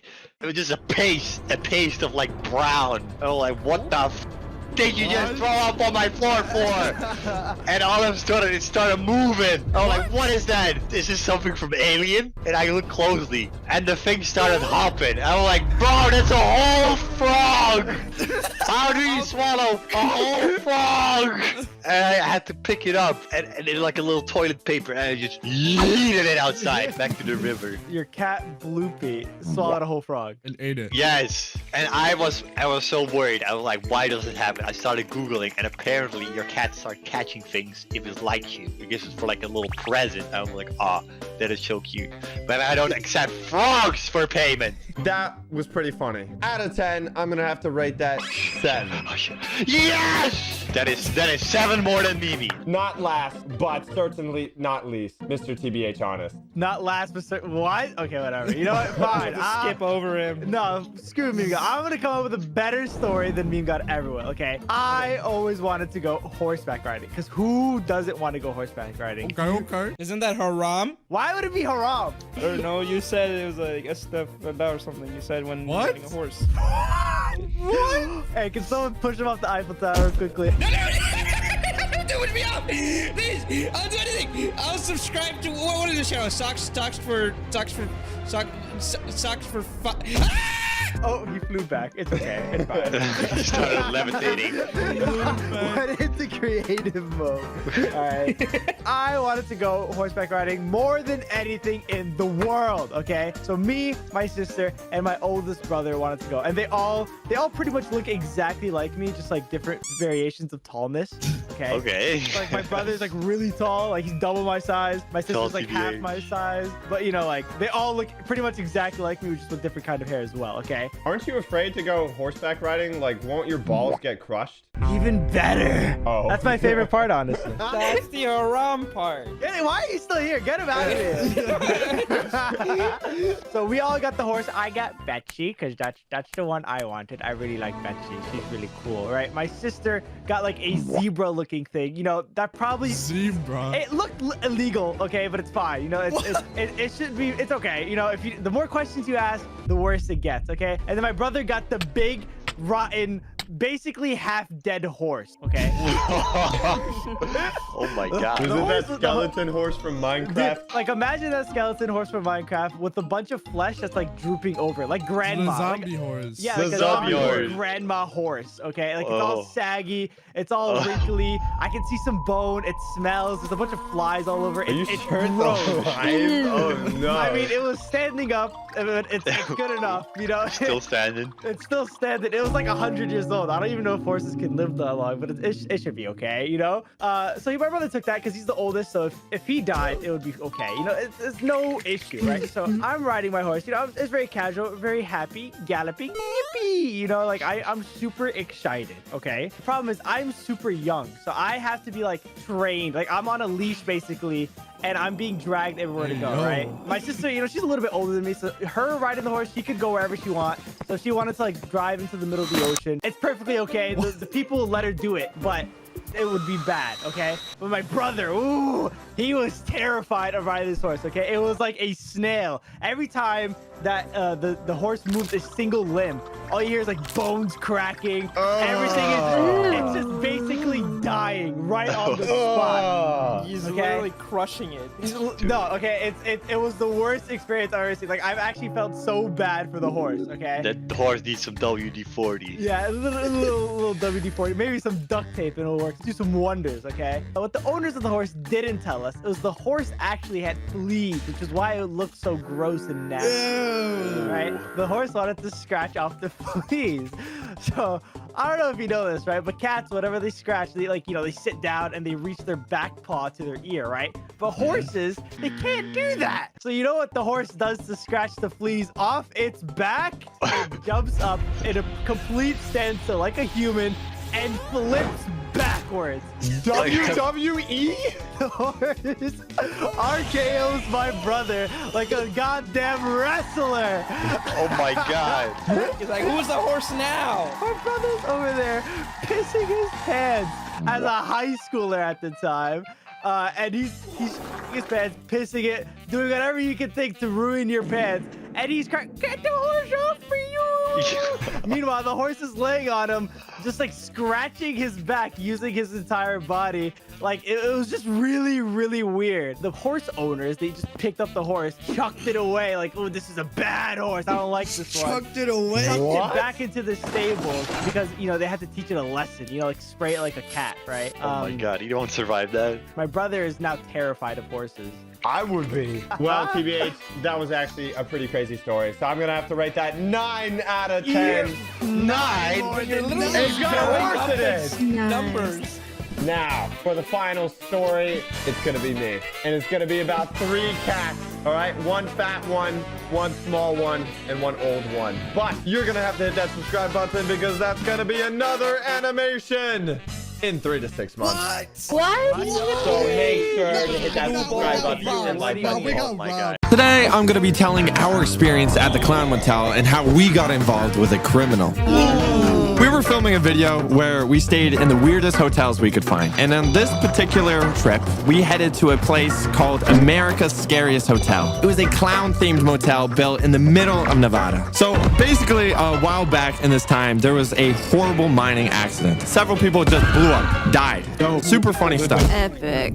One of those guys that were buried, he loved collecting clowns. So in honor of him, the owners decided to build this entire clown hotel over a graveyard. Like, that's already creepy. Like, why would they do that? Like, on top of it? Like, it's on top of it and next to it. The whole place is surrounded by a graveyard. It's supposed to be one of the most haunted places in the country. And me and Juicy, we're gonna stay there overnight. Yeah, I don't think that was a good idea. Did you take Juicy as bait? Dude, honestly, he told me that he was going to sacrifice me. He nearly did sacrifice me, actually. He left me in the cemetery on my own. The entire thing is like a circus nightmare, okay? There's like evil-looking clown toys and paintings everywhere. They even had their own merch shop. Ooh, this one's pretty nice. Yeah, it's kind of snazzy. Hey, if you guys want one too, go to the link in the description. It's limited time, so get it before it's all sold out. Plus, it funds these animations, so if you support this channel, get a t-shirt. We head into the lobby to check in. We start talking to some dude at the counter. Turns out he's not the owner, but he just works there. But he knows a lot about the place. He's been there for years, okay?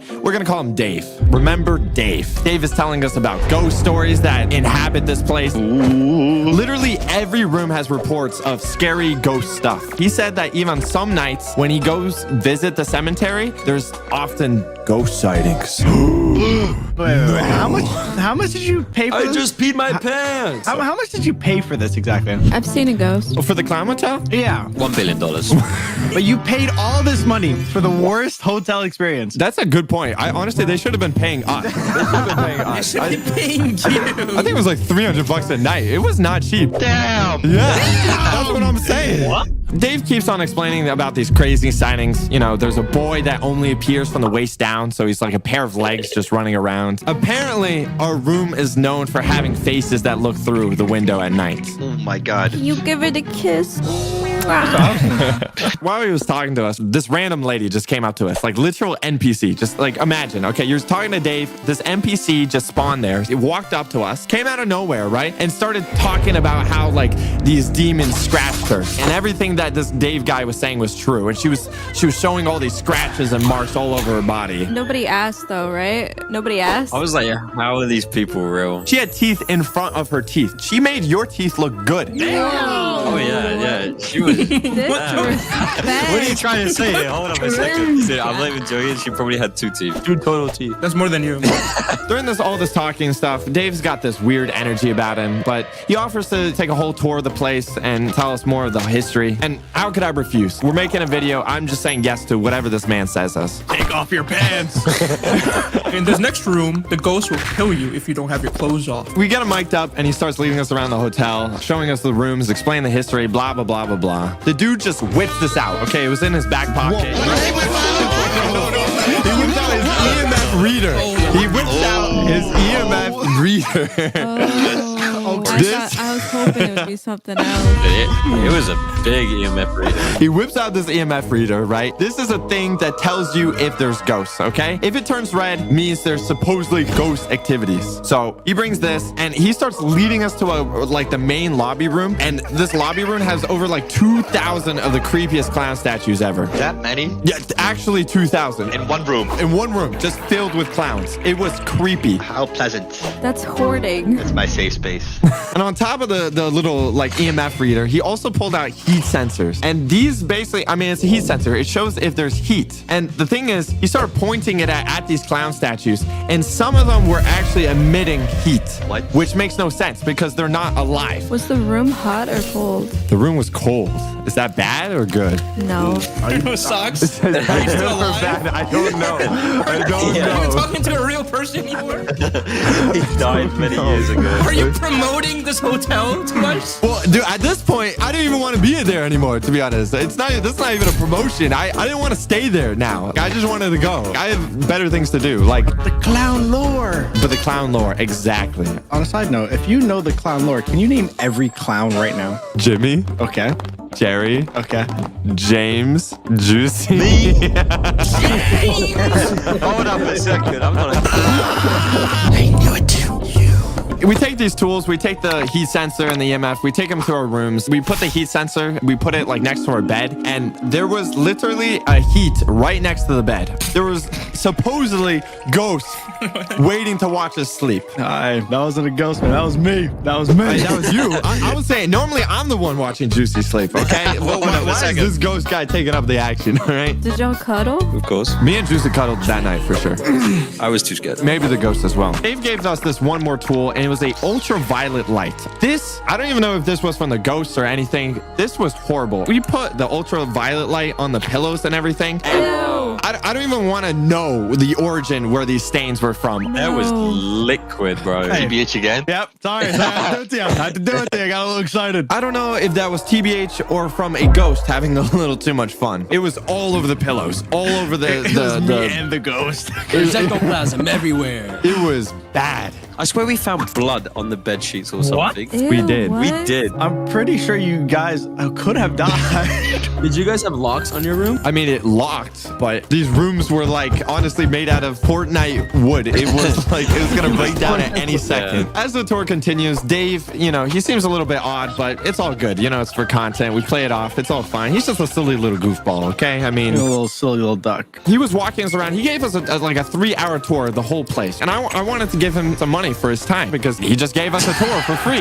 We regret that decision now. You gave him more money after witnessing, you could die here, you could die here. Oh, and there's I didn't also want to die, so people we gave looking him at you money. through I the mean, walls. okay, we gave him money. He gave us a great tour. Plus, maybe that'll keep him on the good side so he doesn't murder us. He already charged you $300 for a night. But that was for the room.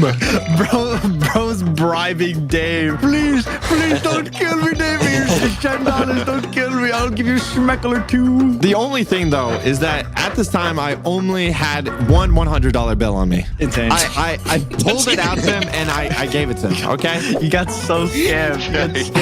Okay, we got scammed. We got scammed, but it happened. We gave him $100 bill and his eyes, dude, he locked on it immediately. He didn't say anything. He just looked at the $100 bill and he took it. Like a spidey sense just came on. His eyes were glued to it. And as soon as he saw it, he got it and he licked his lips. Okay, we have this on footage. He licked his lips. He licked his lips. Bro, you are about to get Dave. Like, that's insane. He takes the money and heads off, and we decided to stay at the cemetery to film some more stuff for the video. This was probably not the smartest decision we made. What time was it? It was like midnight. Oh, great. We kept on exploring the graveyard. There was a lot of dug up graves and like police tapes all over the place. I thought that was a bit weird. And at one point while we were going deeper, we actually heard someone scream. It's like 3 a.m. now. We're kind of done with the whole cemetery vibe. We want to go back to our room. We were done torturing Juicy. We got our content. It was time to go back to the hotel. Realized it's like 3 a.m. at this point. It's like dead of night. While we were heading to the hotel, we saw a bunch of cop cars parked out in front of the lobby. Okay, they had their lights flashing. What, at the hotel? In front of the hotel. Someone got daved. The cops were interviewing about a man. And guess who they were looking for? Dave.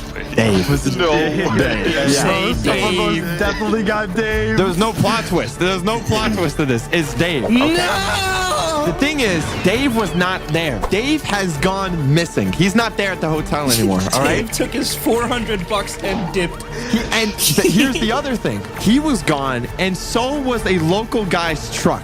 It wasn't his car. A truck. A truck. And the thing is, the cops were interviewing the truck owner in the lobby. And dude, this guy was angry. He was really mad. I mean, he just got his truck stolen, right?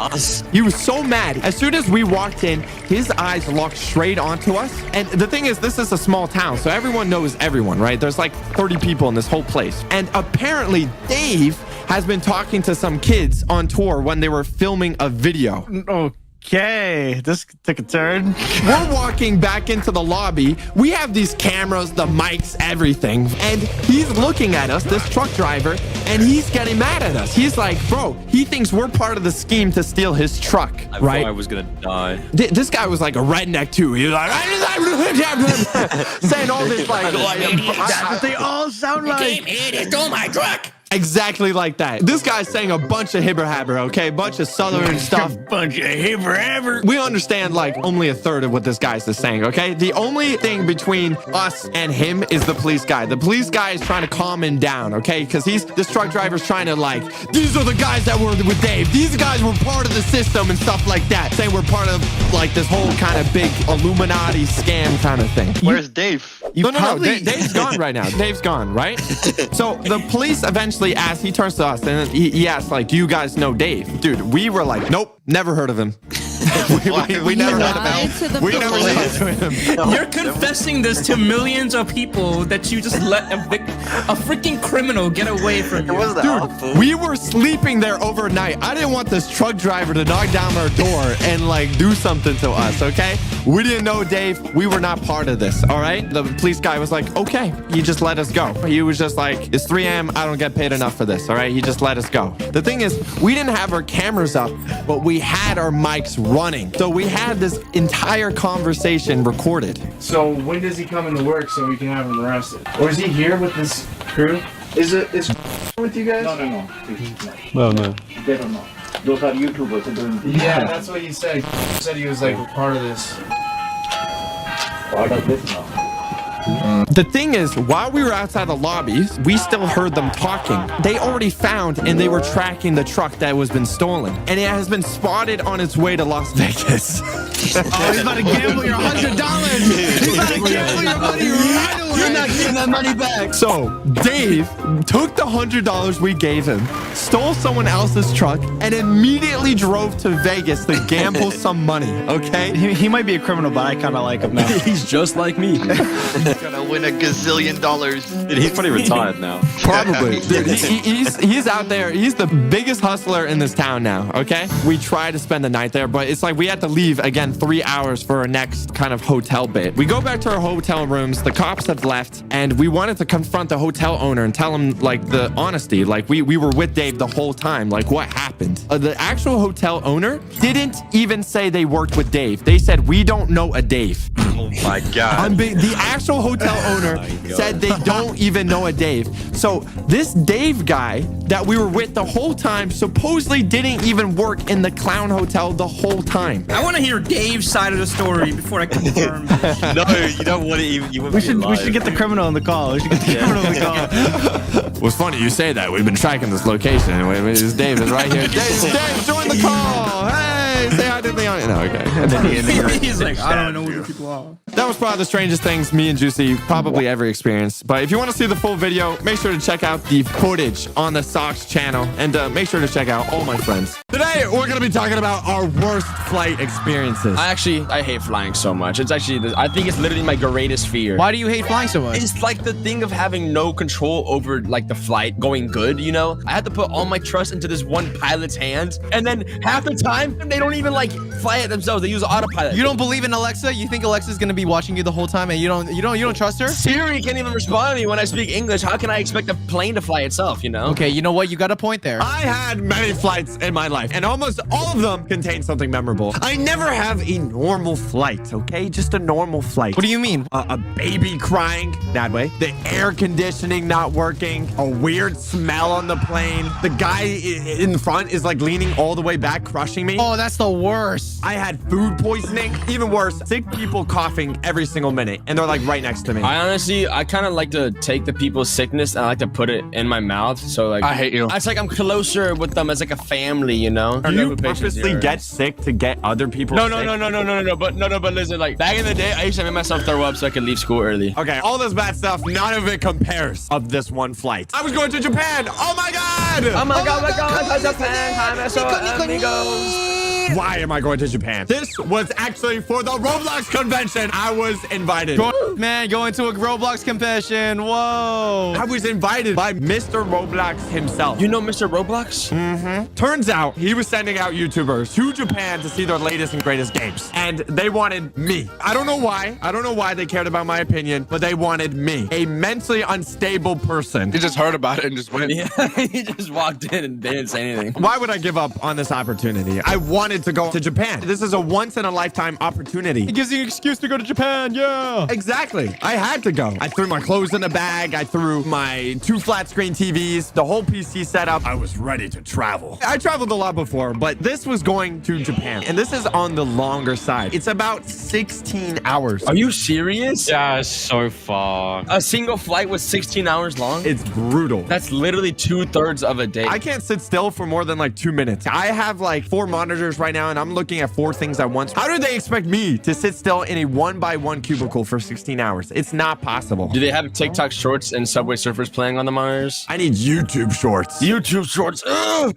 it's even worse. The worst part is when you get onto the plane, you get to see all those fancy people in first class who, by the way, they basically have beds going all the way down. Infinite leg room. Oh, just shoving it in. Oh, so nice. So, it's so pretty. So kawaii. Excuse me? Wait, what? You're admitting that you're a brokey and couldn't get first class? Yeah, aren't you like a bajillionaire? I have a bajillion Robux, but somehow that doesn't get us flights. This was a ticket they bought me. This is what they covered. I had to look at those people in first class and like walk my way back all the way to the back of the plane. Nah, he had an Arthur fist all the way to the back. Why didn't you try to fight them, Socks? I'm challenged them to a duel. I'm not British. What are you saying? I'm not gonna pull out a sword and start dueling though. I mean, you guys still lost the soccer game, so like it's not really. Shut up! The seat I was in, it was called Comfort, but I wasn't fooled. They just renamed Economy. Juicy was right behind me because, you know, England always comes behind. Yo, what? The thing is, I sat down in my seat. I was crushed by 2 masculine 6'4" men on each side. My wildest dreams. Okay, so this whole thing's about worst flight experience. You just tell me the best thing ever to happen to you? Yeah. How could this be the worst flight experience possible? It has to go up for it to go down. Oh, it definitely went up. I didn't see no babies in sight. I couldn't see them nowhere. No nadways. No weird smells coming from from anywhere. Maybe from me a little bit. My biggest pet peeve ever on flights is when it's too hot. When there's no AC, bro, it's the worst. My second biggest pet peeve is when you're not subscribed. And when me and Oof were flying together, this one girl next to me had her like her toes out, bro. Oh my. That sounds good. What are you talking about? I could have took some pictures. Dude, they were French people. They were disgusting and they smelled and they had like the toenails were like curling and everything. It was disgusting. But what if I said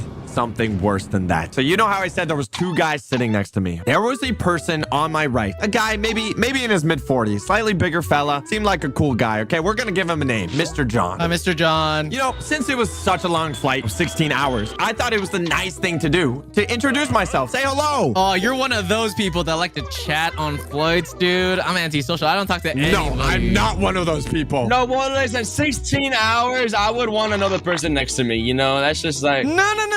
I am antisocial. I'm introverted. I'm not going to talk to nobody, dude. I stay quiet. I watch my anime and go continue. If it's under like 4 hours, I'm not even talking to you. We're talking about 16 hours. I think over 2 hours, I might talk to you. I might give you a little whisper. I'm not like a guy that wants to have the conversation. I'm more on like the introverted side. 16 hours. I need to, you know, at least say what's up. Like, what if I need to go to the bathroom and I don't even know his name or something? I introduce myself. We start talking a bit. The plane that hasn't even lifted off. Everyone's putting their baggage down. We were talking. He was really nice. Started talking about our travel experiences. And obviously, since he was older, he actually had a lot of different adventures. But the thing was, it kept going. I had my Nintendo Switch with me. I downloaded a bunch of games and I was ready to lock in and play away. Dude, I had Mario Kart. I had Mario Party. This was my chance to play Zelda Breath of the Wild and I didn't get the chance to play it. You had 16 hours to play a video game and you didn't? This is how bad it was. And this is all true. You can ask Eric. This is how crazy this was. What was so crazy? The fact that this dude was talking to him the whole time. We were talking and the thing was,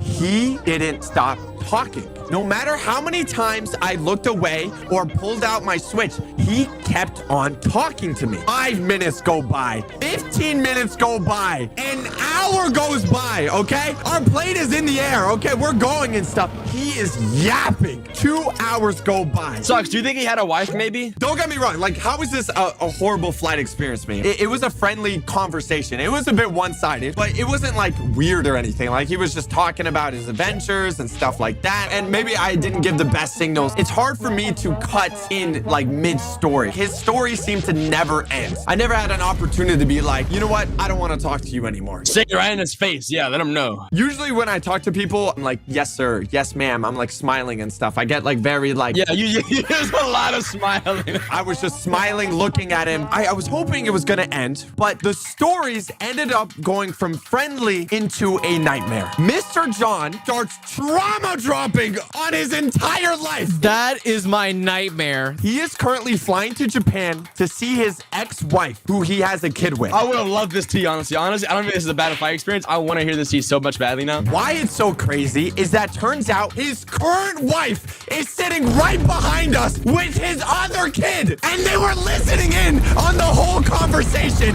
as he was yapping away to me. Did they know that the reason they were going to Japan was to see his ex-wife? I have no idea. As he was yapping this entire time, he was pointing me out to his current wife and his current kid. I had to make eye contact with them behind us. I'm sitting there right now and all I'm doing is smiling. I'm just nodding and like I'm agreeing that his messed up life is okay. Like I'm like, oh yeah, I agree. Dude, it's the blind leading the blind. This is not a good look. Finally broke the conversation, which after hours, I guess the overhearing of the conversation was so awkward for the current wife that she got up and asked the flight attendant to move seats with her current kid. No! So they got up and they moved up, which finally allowed me to like break away from the conversation and finally play my Nintendo Switch.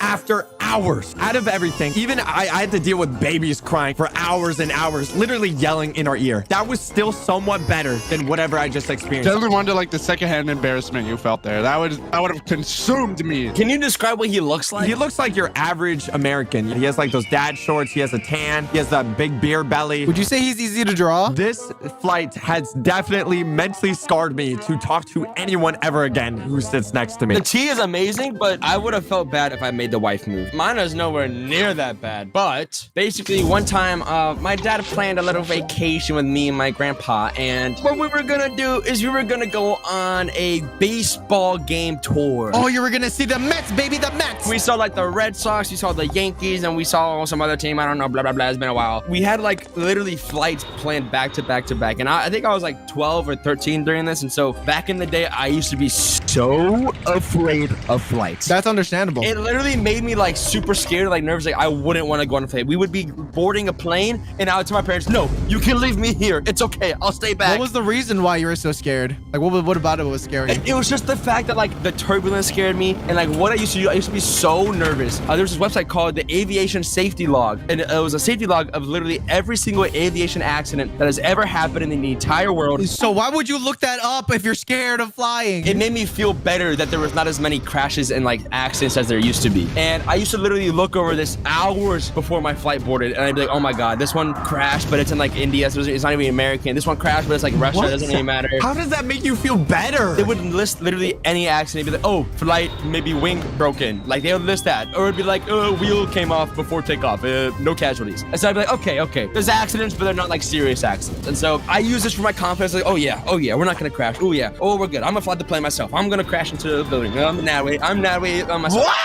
What did I do to you, bro? I always gotta include you when I'm talking about planes. It's just, it has to happen. Basically, we fly to New York, we fly to Washington and Pennsylvania, and all the flights are super amazing. I'm like, I feel like the third flight, I'm like, okay, yeah, I can enjoy flights now. I understand what's happening. But the last flight, we are flying out of Washington, D.C., okay? Washington, D.C., not a Spirit. We're talking like American. We're talking about American. We only fly American. That's a true American right there. Basically, we get to the airport, and I look outside. I've been on my phone playing like Clash of Clans probably the whole time with this Uber ride. I look outside, it's a bit cloudy, it's a bit dark. I'm like, oh, I hate flying in like clouds. I know there's gonna be rain and thunder and lightning. I love it though. No, dude, it scares me so much because clouds mean turbulence. But no, I know turbulence has never taken a plane down before. I know that fact too. I did the calculations myself. Getting on this flight was like probably the most bravest thing I've ever had to do. We get into our gate, we got through TSA, perfectly fine, everything. I'm sitting on my phone, looking through all the crash logs and everything. I'm like, oh, yep, this plane crashed, yep, but it's okay, yep, this one's okay, yep. But yeah, so I'm looking at the crash log, and I hear over the intercom, flight's been delayed. Plane was struck by lightning, something wrong with some electrical stuff. It was storming outside, and so the plane got struck by lightning, and like some mechanical thing malfunctioned, and so we had to wait on a new plane. Literally like an hour went by, and the storms outside are only getting worse. It starts raining now, it's like you hear thunder everywhere, and another issue comes on, like, yep, we're gonna delay the flight, maybe like 20 more minutes because of weather. And then I hear the next thing they say absolutely scares the piss out of me. This is what they say. If weather doesn't appear to get better, we'll just get going. It doesn't matter. Also, hit that subscribe button. And I'm like, what? Of course I'll subscribe. Wait. What do you mean? We're gonna fly in this way? I don't want to. And they say it on like a muffin juice mic, and it's like, we're gonna die. I hear it over the intercom. I tell my dad, I'm like, Dad, do we really have to go on this flight? Like, can we just not get another one tomorrow? And he's like, no, son, we gotta get back. This is the only flight they have for the night. I'm like, oh my God, okay. So I start locking in. Start listening to Eminem. Start listening to Slim Shady. He's trying to lock me in right now. And so basically, 20 minutes passes by, and they're like, you know what? We're gonna board the flight. And so they go on the intercom. Groups 1 through 3, priority boarding, whatever, blah, blah, blah. And I'm like, oh my God, it's literally happened. We're literally about to board a flight. That's about to take off in a tornado. And in my mind, I was just thinking about what I'm gonna do, like who's gonna be at my funeral, who's gonna be giving me flowers in the casket. Oh, me. I was so scared, you guys. Literally, I was shaking. My dad gave me like adrenaline, like no, not adrenaline. What is it? Adrenaline. He gave me Benadryl, which is like supposed to make me sleepy, but my nerves were so high, I was never able to sleep. We get on the flight. I look outside my window. The sky is like bright. The sky is so bright from like lightning going everywhere. Dude, why didn't you take an Instagram pic, bro? That would have been sick. Bro, I had an iPad at this age, and I couldn't move my hands from my seat. I was so scared and tensed up. My knees and my quads were so contracted. I was just so nervous. I'm gonna need you to sit back down, okay? It says to fasten your seatbelt. You can't keep me on this flight. I'm gonna jump out the flight right now. I want this flight to stop now, please. But the plane's already taken off. I can't do nothing about it. I'm strapped in my seat. I'm staring in front of me. I'm so locked in. I'm just praying. I'm like, Lord, please make the flight. We take off. I'm just looking out the window. I'm shaking at this point. I'm literally shaking. I can see lightning in the sky. I can hear the thunder. I hear the engines roar of the airplane. It's super loud inside the cabin. The plane, you can literally hear like just like a burble. We get to a point we're about to break through the clouds, right? These clouds are huge, dark, lightning everywhere. I'm like, okay, I'm gonna close my eyes, I'm gonna lock in. The plane starts to shake a little bit. I squeeze my dad's hand a little bit harder. I close my eyes a little bit tighter, and I hear the plane stop shaking. You're in the water. I'm in heaven now, guys. Look at me. Bismillah, I'm in heaven now. But I look outside the plane, and I see there's like clouds surrounding it, and it was clear in the middle. You were in the eye of the storm. Yeah, I was like in the eye of the storm, and I was like, oh, this is like, it's chill now. Like I can see everything happening. But then guess what? I hear the entire plane shut off. I'm not even joking when I say this. I hear the engine stop. I hear like a beep. And then you hear on the intercom, Mayday, we're about to crash right now. My stomach starts floating up into my chest, and the plane starts like falling. I'm not even joking. I am being so serious when I say this. Wait, oof, how are you still alive right now? The plane fell maybe like 300 feet. It was like literally like a 3-second thing where the plane starts falling in the air. Everything was turned off, and I'm like, oh my God, I'm gonna die. I literally thought in my moment I was literally gonna die, and I was literally about to cry. But then like a second later, everything turns back on. All the lights turn back on. You can hear the engines roaring again, and we start taking off, and like we keep going up. And so that little mishap, I was closing my eyes for the entire rest of the flight. I was literally just trying to like think of Minecraft. That is the scariest thing I've heard so far. I literally told my dad after this, I was like, Dad, I love you. I am never flying ever again. That single flight experience made me just hate flights even more. That's your story? You nearly died! Did they ever tell you like the reason or anything? Okay, so they said on the intercom that we had to reset all of our systems, and that was it. They just said, We just reset all of our systems. We should be good to go. and I was like, what do you mean good to go? We just almost crashed. They freaking factory reset midair. That's crazy. It was like the drop on like a roller coaster. You could feel your stomach go into your chest. Your story literally created sweat on my hands. Now I have sweaty hands. Does anybody else have a flying plane experience? Nadway. I got one. Mine was actually kind of crazy, bro. I wasn't as crazy as oops. It was pretty crazy. That's all I'm gonna say. Let me prepare you guys. Every once in a while, we go down to Lake Florida and have like a little vacation just to hang out. You know, Oof said he flies American. Who's America? He's the definition of America. I wish, but we decided to fly Spirit. Spirit. This time I didn't know if Spirit was bad or not, but I noticed like my sister was like, yo, I do not want to go on this flight. None of us want to go on this flight. Why are you taking us? I thought you said we were going to the Bahamas, Florida. But like every other teenage girl's dream, Florida is the best. You know, the pictures you can take. Oh my God, it literally is every single. It's my dream. Don't compare me to those sissy girls. We ended up going to the airport, and I was like, yo, I can't wait to go to Florida. This can be so awesome. Because I didn't know if Spirit was bad or not. I was like 8 or 9 at this time. I didn't know nothing at all. We make it to like the groups, and we're group 9, you know, the last, like usual. You know, yeah, you already know. You're flying Spirit and group 9. Oh my God. Cockroaches would walk on that plane and be like, nah, that ain't even for us. And they walk out. What do you mean? When you were flying, you got us group 9. Anything but Spirit now, but let's be real here. All right, you guys are hating, right? Spirit isn't that No, we bad, are okay? professional haters. It is that bad. Are you sure there were windows on that plane that way, or they were just like pictures they taken and they tape it on Bro, there? I think it's what you know the Madagascar plane. You guys, that's what you were on. We basically board, you know, group 9 back to the lowest. And I'm like, oh, I can't wait to go to Florida. Because again, I didn't know if Spirit was goated or not. It wasn't. So we start taking off.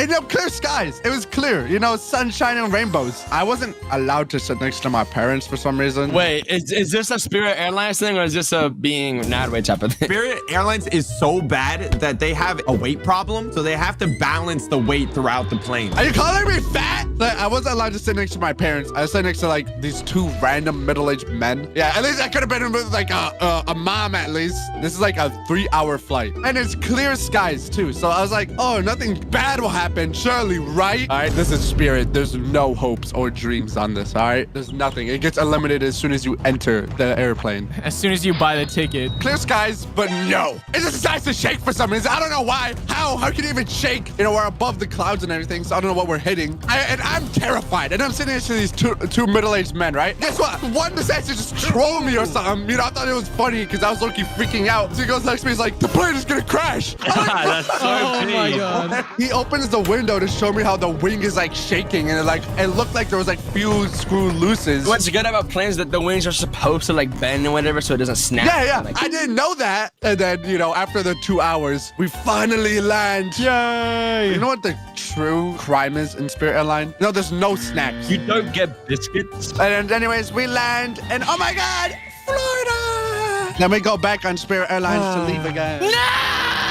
We have this airline, right, called British Airlines. I mean, who could have guessed that, you know? We wake up, you know, average day, British day. So this was the first time I was meeting the one and only Socks Studios, okay? Whoa! Studios. I get to the airport in good old Heathrow, London. Heathrow Airport is literally a liminal space. It's like literally going to the Backrooms, dude. It's insane how like disgusting it is. They made me take my own luggage right off the plane. It's insane. Classic British. I got to Britain, you know, airport. And then I went for a good old fish and chips, you know, beforehand. Make sure my belly is full before my flight. Did you have to do that thing where you're on a horse and then you fight someone else on a horse and you go at each other? Jousting. So I board the plane by myself. You know, me and the one and only Juicy go climbing up the little steps. And then I sit down. Oh, you're so small. You're so tiny. Look at him. Tiny Juicy. I want to sip his little straw. You're back away from me. Hold up. Did you guys know that if you sit at the back of the plane, it has the biggest survival chance? So I was like, you know what? I'm going to book at the back of the plane because I never used planes and I was a little terrified. I'm biting my teeth right now. I have no nails left. Biting your teeth, it has no nails. So I sit down and guess what? No one was on my row. Oh, that's the best. Until the last people come in. I sat down and it was this 60-year-old bloke. For some reason, I knew you were going to say bloke. Did he have that British smell of fish heads? Yep. It was this 6-year-old bloke and he sat down and he said, oh, by the way, my wife is in the middle of the plane. We couldn't sit next to each other, so I'm going to sit here instead and speak to you for the whole flight. Whenever they do that, bro, they literally try to get you to switch. I hate those people. The flight is 8 hours. I was going to New York because I was meeting Blaza actually at New York for the first time. I sat in the plane. I was like, oh my God, okay, I've got to speak. This guy has to speak to me. This old 60-year-old bloke has to speak to me for 8 hours of the flight. And guess what? What the announcer says. They go, after sitting in the plane for half an hour, they go, By the way, we have a problem with our will. And I was like, no. We couldn't take off, so we don't know how long we're delayed for. I sat there for a whole hour speaking to this guy. He was talking to me about politics. No. I was like, what is this guy saying? He's speaking a different entire language. I had no idea. So I was just like, you know when you look at him and then they speak to you, like they say whole paragraphs and sentences, and you go in, you're like, Yep, I know exactly. Yep. And that's it. That was all I say. And then I accidentally say that, you know, sometimes like, yep. And they're like, no, like, do you actually know what I mean? And I have no idea what he's speaking about. And then, so basically, 2.5 hours passed and they go, Never mind, we done further checks and the will is completely fine. I was like, are you serious? This whole time the will was fine and we could have taken off? So anyway, we eventually take off and then he's still yapping in my right ear about economies, politics. I don't know, even best British food. Just, I would have just put on AirPods and just looked away from him. Why didn't you just Dude, do that? I was so tempted. I wanted to watch 5 movies. I was so excited. I wanted to watch the new Last of Us series. I was so excited. I didn't even end up watching anything. Nothing. The whole entire flight. Whole 8 hours. Whole 8 hours? So we were flying over Ireland at one point, and then we had massive turbulence. There was pretzels flying. There was Sunday roasts flying. There was Sunday roast. Everything flying. Crisps. So anyway, we finally landed. And then I landed in New York. And then guess what? Before meeting Blaza, I got stuck in a whole 2-hour line to go through border control of America. Honestly, deserved. The worst part is waiting 2 hours is I was with the bloke, the 6-year-old bloke for 2 hours. How was he let off the plane? But anyway, we made it through and then I lost him. I ran away. He wanted to keep talking to you. I don't want to speak to that guy ever again. So I see in the distance a tall man approaching towards me. He arched over me and he goes, "Hey, you see a Blaza?" And the flight became worth it. So we met each other. We gave each other a big hug. And then, because the line was so long, we missed our next flight. So we had to queue up for another hour to rebook our flight. That's why you guys came so late. So then we managed to get on the second flight, and then we played Nintendo Switch, me and Blaza, together. It was like a love story. It's so cute. And then out of nowhere, the guy was right behind you. The guy was behind me. Can you imagine that? But anyway, there was thunderstorms with literally flying through lightning, and like the plane was like shaking up and down. But you know, we were playing a Nintendo Switch. So we landed, and then it was like ridiculously hot in North Carolina because we went there in the summer. And then we finally made it to Socks, and then we all made out, and that was my story. What? Yay! Yay! Happy ending! talking. So you should have gotten the phone number of that guy that was the bloke on the plane. Yeah, he wants to keep talking to you. When you guys pick your seat, which seat do you guys always choose? The window? Yeah, I agree. I'm the same way. Just because I love seeing out the window. You know what I'm saying? Being able to see the heights, the views. That's my favorite part about going into the plane. And so one day I ended up flying. Wait, I'm so sorry. Just kidding. I'm not sorry. I hate it when people like you, Tuxie, sit on the window seat and I'm sleeping like and then you open the window seat, flashbanging the entire plane in my eyes. I do that sometimes just for fun, just to wake people You're up. evil. No, you're actually evil. What is that? But you know what? I think karma ended up catching up to me. I ended up being at the first people to arrive at the line. You know, there's ABC. I'm at the window seat. I was the first person in that line. And I ended up getting ready, getting set up. I was so excited. I had my window seat, put my bag under the front seat, got everything ready, got my switch out. I was like super excited. Maybe take a little Instagram post. You know what I'm saying? Oh my God, I'm flying somewhere. I'm flying to Florida. I'm so excited. Florida. Ooh. And I was like, oh man, there's nobody here yet. I'm ready to kick back. I'm ready to relax on my flight. And then I was waiting. It took a while. It kept filling up, but nobody was still there yet until I heard something. You felt a little shake to the plane. A little boom, boom. Nadway's mom started boarding. Okay, bro. There was a really big fella ended up walking from the front of the plane all the way to my line. Wait. Tuxie, that's kind of mean calling Nadway's mom a big fella. A person with more to love, is that better? Ended up walking over to right next to where I was. And he says, hi, puts the backpack on top, and he moves right into the middle seat. Oh, dude, he's literally cooking 2 people at once. I was like, oh no, at first. It wasn't even that bad. He ended up taking both armrests, which I'm a little picky about that. But you know what? The middle seat, in my opinion, the middle seat should get both armrests in the middle because they don't have like the window or lane. I never used the armrest because I'm a little sissy boy. I don't fight for them, so I just give them up to people. Nah, I fight. He ended up lifting up the armrests so that he could get a little bit more space. I didn't have space to man spread, so I had to squeeze both my knees together for all of us to fit into the lane. Even though he was a big fella, it was kind of comfy. It was like being squished together between a pillow. But then it got really hot. No, I'm jumping out the plane. He was like a heater, bro. So imagine you're in a closed space. The person right next to you is emitting a lot of warmth. I'm a space heater, so I feel bad for people who sit next to me. Exactly. I'm also a space heater. But here's the thing. I was also wearing a jacket. Oh, no, you're cooked. You're dying. You're dying on that flight. You're never making out. When you're already in your spot, you're squished between a big fella. It's kind of hard to take your clothes off. And if you take your clothes off, it's going to be even more sweaty because it's out there. It was only about 3 hours, so it's not too bad. But I ended up riding a 3-hour flight. It was like I was sweating bullets the whole flight all the way through just because it wasn't that bad in the sense that comfort-wise. That sounds the most miserable. Hey, it's the pilot. I'm going to stop flying the plane so I can talk about my story. Put it on autopilot. Can I go fly the plane, actually? Will you allow me to do that? Oh, yeah, we can fly the plane. I'm about to hit a what? loop-de-loop, guys. Right, be in your seats. Seatbelt sign is on, guys. Wait. I'm going. Oh my gosh. Oh my gosh. Is everybody okay? You guys had your seatbelts on, right? I'm okay. I think my head kind of is like upside down, but I'm okay. There's pee on the ceiling. Anyways, let me talk about my most embarrassing story. Wait, embarrassing? I mean, I guess embarrassing could be the worst experience on a flight. Okay, it was flying out of North Carolina. Let me just state this. This guy stayed at my place for a couple days. I didn't see him once. 2 straight days. He like cooked his own meals and everything. Never saw him. That's that hospitality. That's a good house guest. I also I peed in the bed, all of the beds, by the way. So anyways, guess what, guys? There was a storm.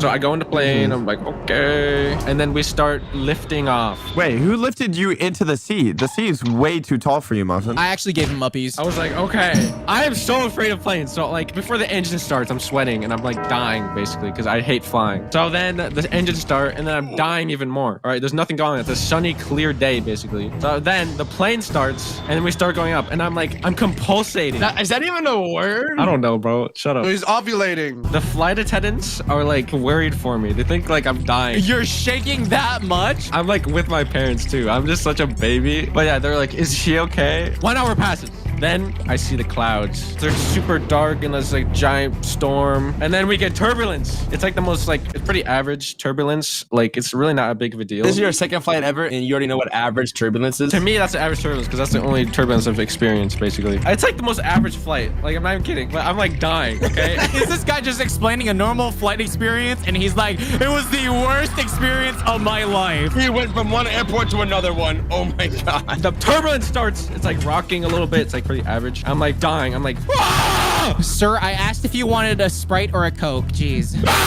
The flight attendant asked again. They're like making hand movements to my parents. They're like, is he okay? After an hour of turbulence, I land and yeah, I was like a big baby about it. I'm fine now. The world's most regular flight, but the airline assistants were worried about them. Wow, I'm glad that you got over your fear, Muffin. Oh my God. If you guys enjoyed, make sure to subscribe for more stories and check out another one right over here. Today, my friends are gonna tell you how they broke into a YouTuber's party. Someone in the bathroom? Laz, are you good? Where did it all start?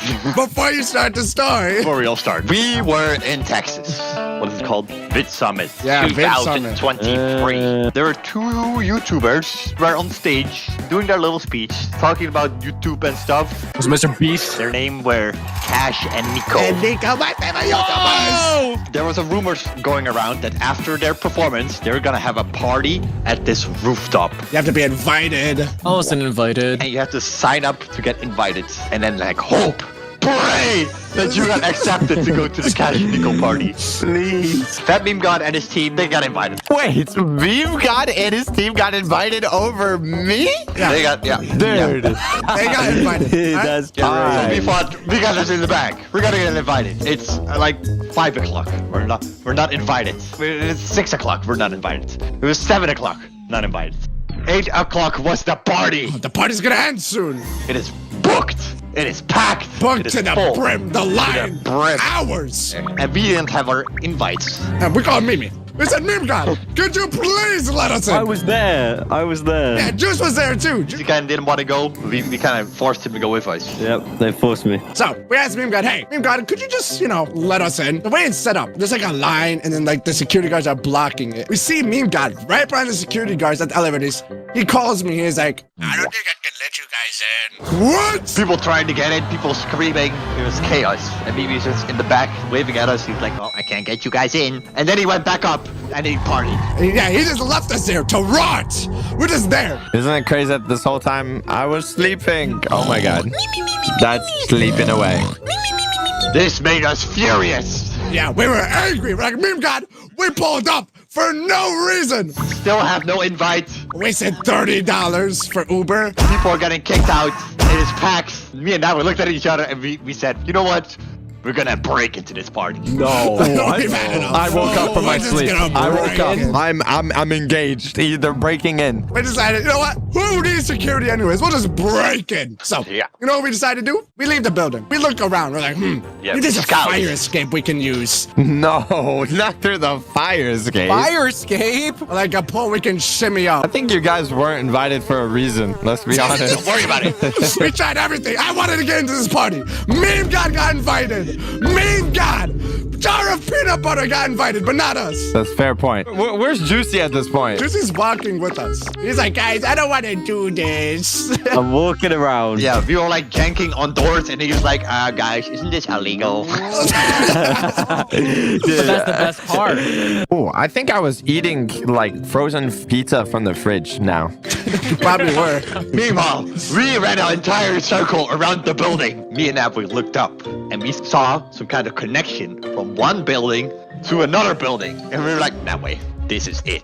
This is how we get in. This is our way in. It was on the 4th floor, so it was pretty far up. So me and Abby thought, what if we go to that building? We go to the 4th floor, we go to the connector, and we get into the party. It would lead us straight into the 4th floor of the building. I think I went through a whole pizza at this point. I think I'm on my second pizza. I don't know why I'm so hungry. Yeah, you're really hungry. He's on that Lizzo diet. Yo, that's So we sprinted to the other hotel. I'm about to open the door, and I look at Juicy, and Juicy's like, guys, I don't want to get there.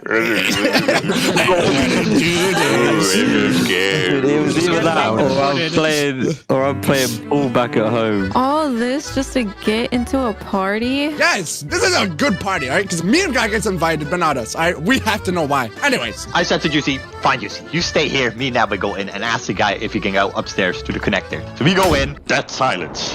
No one's there. There's one guy behind the counter. we're like, hey, we have a hotel at this other place, but there's a party going on, and we can't seem to get in onto our room. Could we go through the connector? Oh, hey, Juicy. Oh, you came home. Dude, you want some pizza with me? He is alone in the parking lot. Yeah, he's just sitting there in the parking lot, just waiting. Oh, he's not home yet. Okay, my bad.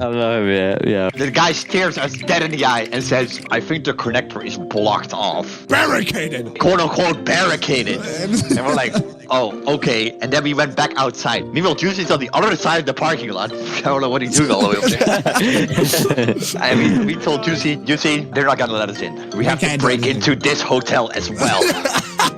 That was his breaking point. I was like, what are you guys going to do? We thought all hope was lost, but I told, now wait, what if this guy is lying? What if the quote-unquote barricade is just like a little piece of string we can jump over? Yeah, that's what I was like, oh, we gotta see. I gotta see my own 2 hours. Gotta see. We told Juicy we're gonna go into this hotel as well. And Juicy said, hell no. Bro, I stuck up my one finger and I was like, no, I'm not doing this. Just hops in an Uber, rides away. You could have broken and entered, and you could have broke a law that day. How? What? Why didn't you? You could have been deported. I could have said that, but you know what? I came home and I beat Socks at pool. Hey, we're not there yet in the story. We're not there yet. We're not there. That's spoilers. That's spoilers. I don't remember that part of the story. So me and that way were left. We weren't satisfied. We needed to get in there. They had to finish the mission. Our mission is ongoing for like half an hour at this point. Yeah, it's been like half an hour. I think it's been a little more than half an hour, to be honest. I think it's been an hour at least. Me and that way are scouting around. We were like, we can't really go back into the hotel because there's dead silence there, and the guy is just sitting there. Yeah, it's just like a awkward. blank room, and the guy is just sitting there. If we go in there, he's gonna be like, "Hey, you guys are trying to break in, aren't you guys?" So it's gonna like sus. What were we doing? We were gonna scout around the building, and what did we find that way? We found a secret entrance into the hotel. A secret entrance. What? Secret entrance, aka a parking lot. Are you even allowed in there? It wasn't really a parking lot. It was like a little shopping center connected to the hotel. I don't know or something. what it was. Yeah, it was really weird. So. But we're going around there, we're looking around. We see this one lady. This is our savior right here. Our savior. This lady. One tiny lady. She walks right past us. And we're like, hey, could you please open the elevator door for us? We have to use the bathroom. No way that works. Yeah. So we said that to the lady. So we can use the elevator instead of going up the stairs next to the hotel guy. So you had to go past the guy. And she said, oh, okay. And she grabbed her key card and let us in. Yeah. Unlimited access to the hotel. Unlimited access to every floor in the hotel. Because of that single key card. You could do anything. This is when Juicy came in. Hey, what's up, Juicy? Hey, what's up, my God. I did not eat these 7 cold pizzas. Dude, no wonder where I came back, I was starving. And I look in the fridge, no pizzas. Dude. Yeah, and also our water turned off, so you can't use the restroom. Oh, yeah. Yeah, we actually couldn't use the restroom. Yeah, we had no more water. We're going to go play pool now, okay? We're going upstairs. Yeah, you guys go do that. Unlimited access to the hotel. We jump into the elevator. Click level 4. And we were going up to the connector. You guys have unlimited hotel access, and you decided just to go to floor 4. You could have taken over the hotel. We didn't want to take over the hotel, right? They had bigger plans, which was joining the party. We filmed this. Yeah, we have proof. Physical proof. We recorded all of this. Hey, video evidence of them breaking and entering into the rooms. They're incriminating themselves. They're handing the evidence to the police right now. This is us, okay? Everything in the hotel looks like this. It's like it was like a repeat, it all looks like this. That's the scary hotel. It looks like it's not even made. The floors were squeaky. And we were looking for the connector. We need to find this connector. Look at this. And it's not the connector. Man. To like floor 4. Maybe it was floor 5. Maybe it was floor 6. While we were going through the floors, we saw some weird stuff. We saw some. Okay, this is one of the weird stuff. Yeah, we saw I saw this. You see this in the hotel? In the middle of the hotel. In the hotel, That's in the middle of the What kind of hotel did you guys break into? No, we don't know because like look at this. There were shops in the hotel. Then there was another straight up shops. Yeah, there's another floor. There were just some random shops. Barber. Barber. I saw a tattoo shop. I don't think this is a hotel. This is live in America, right? There's a Bowtech shop. NPCs live here, bro. What is this? What the heck? There's a garage door? Bro, this And place then we is saw still this. under We construction. thought- I thought this was a code. It was a code. Look at that. This is like a cult. What room was that? What? We This don't was know. all open. We have no idea. Yeah, this is not real. Dude, this is why I went back home, and that's why I'm playing pool with socks right now. Why are you beating me so much in pool right now? Why are you so good at this? I thought this was some kind of door, so I tried to open it with magic. It didn't work. It did not work. We saw right down this hall. We saw a chalkboard. We're like, oh, is this the connector? We thought this might be a clue. What is this? This looks like a dev room where they're testing everything. Oh, they're so dead. And then there it says, artist till death. You need to run. This is a Nico Catcher's party. All of this just to get into a party that you guys are not even invited in. That was the party. You guys want to know something weird? Such an elevator park plaza. Then we started walking. We started walking and walking. And all of a sudden, the hotel does not have brown floors anymore and brown doors. Everything just turned white. Like a psychotic asylum. And then you started looking like this. This We're is like, the what? Backrooms. This is the Backrooms. You just went to a new level. We unlocked a new level. This is just another floor. And we walked past this first, and we saw a man at the end of the hallway with his head against the wall. Against the wall. He's just sitting there. No. I told Navway, I need to film this. I'm going back. And Navway, start the video for me. This is like 3 seconds later. I started filming. I looked at the hallway. He is gone. He's gone. What? That's like a dead that. end right there. Dude, that was This is it. a dead end, by the way. That's the house. This That's is the a dead end. skinwalker. That's you're done. Yeah, you're dead. You're dead. It was a dead end there. I don't know where he went. We didn't hear a door open or close. It was just gone. So we were like, all right, we need to get out of We here. didn't try a different floor. We went through every single floor except the top floor. But we knew that the connector is not going to be to the top floor because there weren't any windows in this hotel. So we thought maybe if we go all the way to the roof, we can count the stories where the connector is and see and then which one go it to was. that floor. Yo, Yes.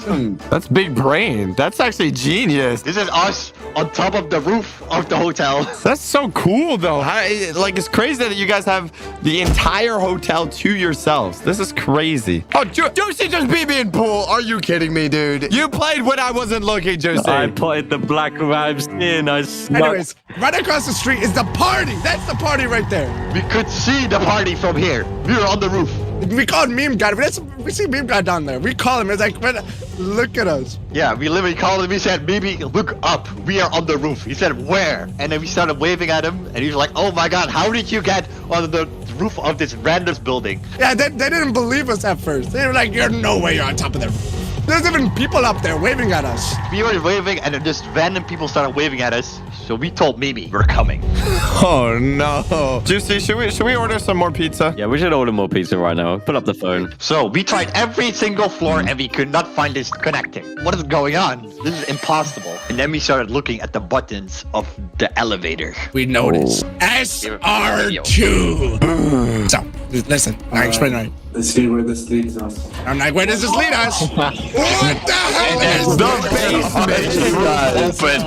Dude, that is not how. Braza had to go out and check it. I had to stay in because there was no elevator button on the outside. So if we both went out and the elevator door closed, we would have been locked. Are you serious? We would have been locked, Dude, Nadway, I told your parents that I was gonna take care of you while you were gone, bro. If they see this, they're gonna kill me. Braza goes and looks around. He sees a shopping cart. This place has not been touched in forever. There's barricaded and everything. How did you make it out of there? Are those IV bags? What is that? Wait, go back. What was that? We thought it was blood bags or something. Those are like IV bags from the hospital. Dude, this place is not good. And you saw a note saying that someone is till death, and then you saw a skinwalker. Dude, and IV bags. What is going on with this place? It's a little silly, okay? We kind of forgot about the elevators, this one part, right? We forgot about the elevators. We decided to use the stairs, right? We started tippy-toeing because we got close. We started tippy-toeing down the stairs because there's a guy. Yeah. The guy was literally one floor below us. We tippy-toe down the stairs and see if we can find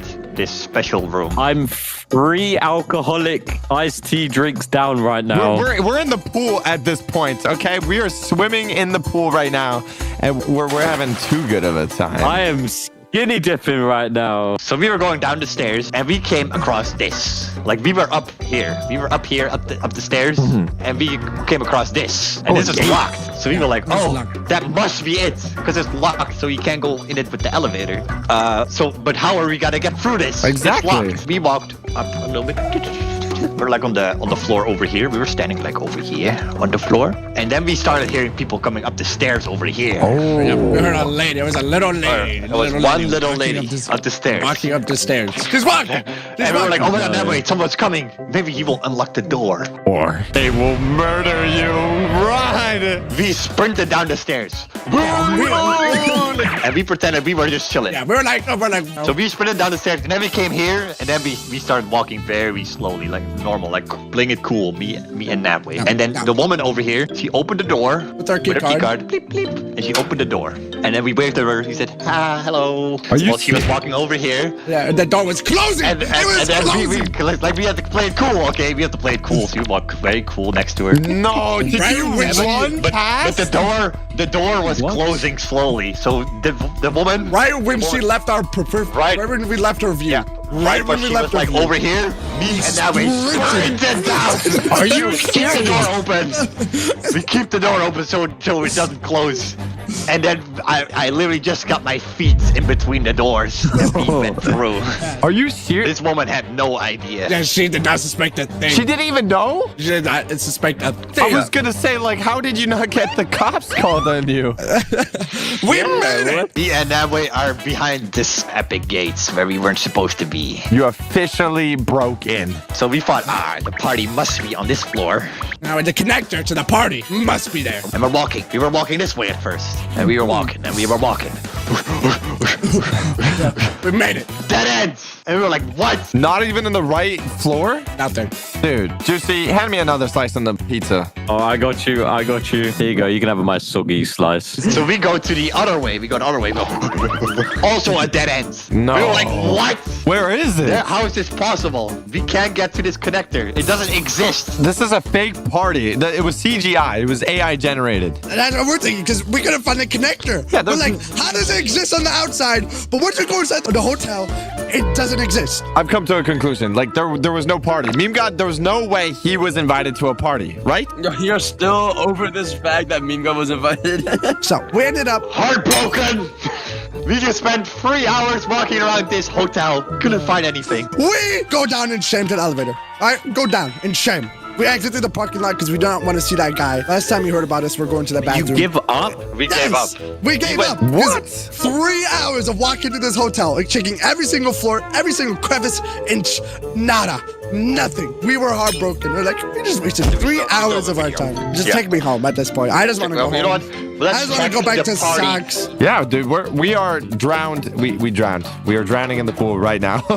We're drowning. Yeah, you guys just enjoyed us. I want to go home, but Buzz is like, you know what? Let's check the party one more time. Let's see. Maybe the people are gone. Maybe we can just walk in. Maybe it's not that hard. And we were going inside, and it was chaos.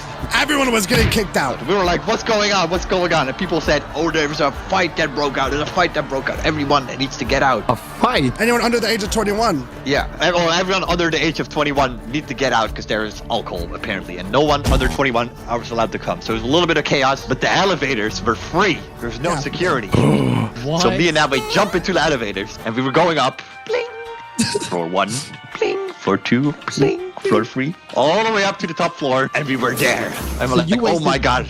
We walked around for a little bit, but the security guard... Right when we exit the elevator, he's like, hey, you can't get here. And he pushed us right back out. Show me your ID. Yeah, do you guys have a wristband? And he said, no, I don't have an ID. And that way he's underage, so he's not allowed to come here. He's like, then you gotta get out. And then he kicked us back into the elevator. Wow. And we had to go all the way down the stairs again. Me got still in that party, by the way, jamming out. This whole time he's just jamming out? Yeah, we had a split. We could like see the party, like just for a split moment. It was right there. You were so close. We got going down the elevator, and I was down next to the elevator with Nabwe on the bottom floor. I looked Nabway dead in the eye. I said, Nabway, is that what I think it is?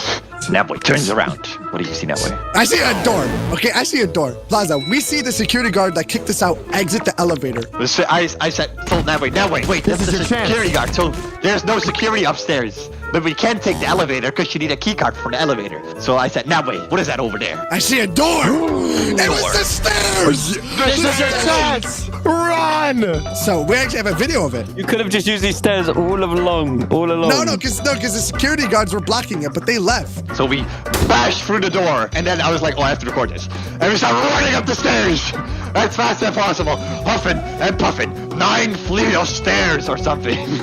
but since we were able to go up the elevator at first, and like, but before we got kicked out, we were able to scope out the area a bit. We observed everything, all right? Yeah, we know where that door ends us up. It's right next to the elevators. So without any security, we should be fine. And I said to Nabway, the door is locked. There is no way. I try opening it. It opens all the way. I'm like, Blaza, Nabway open! Nabway slowly opens it. Okay, I said, okay, Nabway, we have to go on free. And then we hug the wall on the left. We walk outside and we act like NPCs. He counts down because we have to be fast because the security guards are right to our right. So we'll be like right to the right. Yes. We have to they will fast. We didn't know if there's more security or not. Yeah. So we thought we need to be quick. We need to be smooth. So he counts down. Ready? Oh my god, they're playing so cool. It's like you were part of the party the whole time. And we sit down and like nothing happened. Nothing happened. Yeah, that's insane. Carl Jacobs is right there. Carl Jacobs passes. He's right there. We look around. No security. The security guard was right there. We saw what? We're like, we gotta find Meme God. After 3 hours. They actually made it. Go through the public. Blend in with the other people. We made it. The only thing we had to do is find Meme God and tell him that we proved him wrong. He has no idea. We are looking. There he is. He's been found. How did you guys get in? Yeah, so apparently everyone like started noticing us as like the roof guys. Everyone's like, oh, you guys are guys on the roof. The roof guys. We get up there. We meet up with BB and his crew. We were telling everyone around the party that we are the rooftop guys. We are the guys waving on the roof, and everyone knows us. We are the stars of the show. Oh my god, and everyone started applauding. How is this a dumb story? Yeah, but guess what? We were only in that party for 5 minutes. Then they start kicking everyone out because it was too late. 5 minutes later, all security comes upstairs and say the party is over. And we were like, what? You just got here. What? Because apparently there was a fight that broke out. And there were a lot of underage people. So they blew off the entire party. Everyone had to go home. We had fun for 5 minutes. And we went to K-pop ramen after. Oh, wow. We met up with Meme God. We had an amazing 5 minutes. The most amazing 5 minutes of our life. Yeah. Exactly. We went back home. We got some K-pop ramen. And then we went back to the hotel. And then we met up with Socks. I was already sleeping. Yeah, he was already in bed. Or dead. Well, if you guys enjoyed that story, make sure to go subscribe to Nadway and Blaza. If you want to see more animations, subscribe. Superpowers. We're gonna go through an entire list of completely useless superpowers, and we're gonna rate them all. If you disagree with us by the end of this video, we don't care. Detach body parts and control them remotely. I would detach my head and put it inside of closets, okay? Why? You are a freak of nature. Holy, you're trying to traumatize people. This is peak laziness. You sit in front of the TV, you detach your arms, you detach your legs. Okay. I'm just a little chicken nugget sitting in front of the TV. I got my hands in the chip bag. I got my other hand in the donut holes. Dude, nom nom nom nom nom. I'm just eating nonstop. And then I got my legs in the cheesecake. Oh my, in the cheesecake? In the cheesecake, and I'm feeding myself, dude. Dogs, I feel like you do this without the superpower. Don't expose me. Juicy, you should detach your teeth. No, those are already detachable, Mimi. Mimi, I'm going to detach my teeth. I'm going to put them in your mouth. Dude, that is a nightmare. I'm saying this is an S superpower. This is not an S, it's an F. F. I think it's S. It's a C. I think it's a T. It's B for bouquet. Okay. okay. We locked it in. Okay. Okay. What if you have super speed, but you have to power walk? Why does it make any sense? Yeah, you look goofy while you're doing it, but imagine this. You go to McDonald's and back really quickly. Bro, no one's gonna see me when I'm going super speed. What? That's what I'm saying. Dude, someone's gonna have a slow-mo camera. They're gonna capture you, expose you on the internet. You're a fraud. Hey, guess what? I'm gonna run into them at 300 million miles per hour, okay? A-train them, yeah. Are you sure you would want super speed if you're gonna look like this guy? This is gonna be your face. Oh, no. Look at this. Are you sure? It's kind of cool. I feel like this is awesome, bro. There's no downside to this. We're gonna look like the 80-year-old ladies that are trying to get a workout in the suburbs. That's a you problem. S for speed. I said S. Yes, it is. Able to go on autopilot for any amount of time, but you have no memory of it. Dude, I do this when driving, bro. Yeah, I do this every single day by drinking. So let's say you want to edit a video or something, right? So you just go boom, autopilot, and then the video is finished, and you're like, wait, what? I finished the whole video. But this could also be bad. Dude, that's a superpower. Oh, that could be bad. In Severance, you have a chip inside of your brain, and whenever you walk into work, you become a different person. So you don't have any memory of what happens at work. But they actually do some really, really bad stuff at work. What do you mean by bad stuff? They avoid taxes. What if your girlfriend breaks up with you? Like, you're always locked in. You never spend time with me. You don't show me emotional value. Okay. Straight up always locked in. This is just a bad thing. I think it's goated. Yeah, I think it's a bad superpower. Every time I try and talk to Blaza, I'm just going to put on autopilot. What? Not way. That's kind of messed up. I'm hearing a pretty low score right now. Whenever water touches any part of you, it becomes Dr. Pepper. So we're living peak life right now. Wait, so if you guys jump into the ocean, it just all turns into Dr. Pepper? All the fish would thank me. And then it'd be a Dr. Pepper fish, and then you eat a Dr. Pepper fish, and the Dr. Pepper fish tastes like Dr. Pepper. Dr. Pepper is scientifically proven to be the only food that everyone can eat in the world. It's not food. That's my Dr. Pepper. Okay, that's fake. It's AI, dude. It's AI. That's Google AI. No, delete that. That's No, not real. Google AI, bro. I'm saying this as the doctor here. You're on like Google Chrome. You need to go on like Firefox, bro. See, look, Blaza pulled it up. Oh. It makes you feel good. It makes you feel good and like. Yes, Dr. Pepper is generally considered a healthy drink beverage. Drink Dr. P. Okay, so what we're saying is an S. This is amazing. It's Kino. Exactly. Press a button to instantly get $10,000, but a random person dies. Okay, I'm gonna say it straight off the bat. I am spamming that button. So if I press it 1,000 times, yeah, that's probably 8 billion. Dude, it's like this chance that I die. I think that the math completely wrong. No, it's okay. I have a 4.0 GPA. I'm spamming that. You guys are terrible people. Dude, if I'm hungry at midnight and I want Wingstop, what do you want me to do? Not eat? You don't need to press it more than once, though. I think you're good on that, bro. No. What if I want to order Wingstop for you too, bro? You order the whole menu and more, bro. I gotta press. So we're lying. So we're LARPing for views online. Okay. Sucks. What if you press it and I die? $10,000, Nadway. It's only 10,000, bro. I thought it was $1 million. $1 million for Wingstop? What? 1,000 times. Oh my god, dude, that's rarer than a knife. Gold. Keep pressing it. Gold. 1 in 400 chance. Gotta go gold. There's gonna be a chance it's gonna be me. I just know. I'm gonna have terrible What do you luck. mean? Juicy's gonna be that unlucky. It's gonna be him on the first try. I actually do believe it'll be Juice one time, bro. You know, I would build like a redstone around it and then have it infinitely generate. Invest the $10,000 from the first to build a whole redstone. Okay, you keep doing that. You automate the whole process. Now it's passive income. Ooh. Passive income. This is better than drop shipping. So, Ali, what do you rate this? S. Clone yourself, but your clone has a British accent. Oh, no. Ooh, that's pretty bad. That's a superpower. All right, I'm getting out of here. Wait, guys, this might be banger. Wait. If you guys need to release your anger out on something and punch something, then you got the clone. But what if for Juicy, there's a dude that if he clones himself, he makes an American accent version of him so we can kill the British version of him and have a proper American one. Oh my god. This is a banger idea. This is a great idea. I like this. You can fix him. Guys, we can eat beans on toast together with your clones. No. My dream. What I'm hearing is an F. What? This is not F. F Yeah, that's like the worst superpower. Well, I don't know. You could beat up your clone in like, in the rage room, your clone. Is it worth it? Yeah, British people don't have rights, so that actually kind of works out. That's the first F. I say F, actually, yeah. Ooh. Every time you die, you come back to life, but you still feel the pain of dying. Imagine getting stabbed and still feel feeling that, constantly repeating that pain over and over again. That'd be horrible. But you're alive. Yeah, but you know what? If I have to go through the pain, I'd rather die. Pull the plug. I say it is what it is. No, I agree with Tuxie. Why would you want to relive your pain your entire life? You fall off a building, everyone thinks you're dead, splat on the floor, and then you get up. Is your face like still all messed up? You still feel the pain. How is this a superpower? A super curse? Okay, wait, what if you die purposefully in like a way that's not so bad? So you drown in like nacho cheese. I mean, I can deal with that. So now you come back to life and now you always taste nacho cheese. Yeah, in your esophagus. And But your yeah.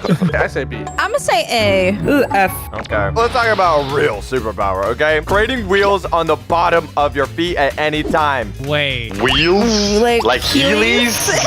Heelys are W, dude. Moving around wherever you want to, but you're slightly faster than everybody. Oh, I'm walking. Oh, I'm running.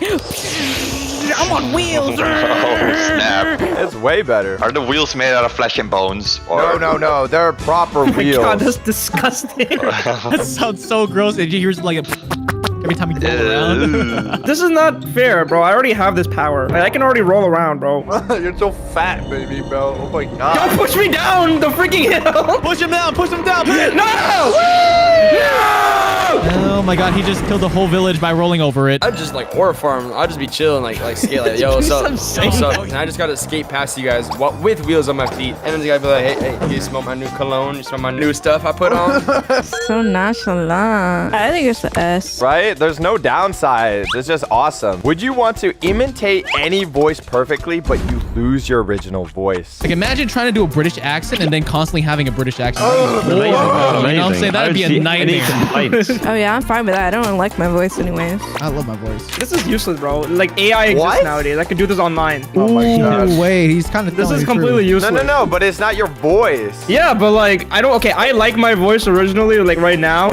Mimi, you could just get another Indian person's voice to be your voice. My people have been doing this since the dawn of age, okay? How do you think we made so much money? Tech support scamming, okay? We call up, we're like, hello, this is Rakesh from Microsoft Tech Support, you know? That's not our real voice, right? That was you? You scammed my grandma, bro. What the heck? No, that was my uncle, Rakesh. If Indians had this power, they'd be unstoppable, bro. They'd just be like, hey, it's Mike from Microsoft here. Exactly, bro. Oh, it's so much more convincing. I need to give you my credit card information. This power is awesome, dude. I could sound like all the famous actors. You can sound like that Juicy guy. I could if I wanted to torture myself, Juicy, okay? But like, you know how entertaining your conversations would be because you could literally like reenact any viral moment because you could just voice act that. Did you say D's nuts and the D's nuts voice guy? You could, but we're not going to say that because he's going to copy strike this video.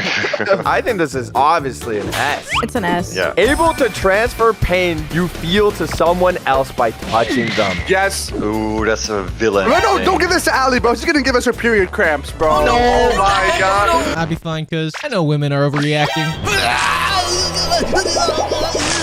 It's not only physical pain. This could be emotional pain. So imagine years and years of trauma, and then you touch someone and you give them all the trauma. I can transfer all my depression to somebody. I know exactly what I'm going to do. I'm going to stuff my pinky toe so hard. I'm going to chase Socks down. I'm going to chase him down. Get away from me. Get over here. Get over here. Get off me. He's going to be dying for 3 days straight. I don't even talk to humans anymore. I just talk to ChatGPT. So I don't need to transfer my feelings. I mean, the only good thing about this is that I get to touch someone as an excuse, right? So that's insane. So we need to kick him out of the call now. Maybe we'd go up to like a girl at a party like, hey, can I touch you? I want to show you something.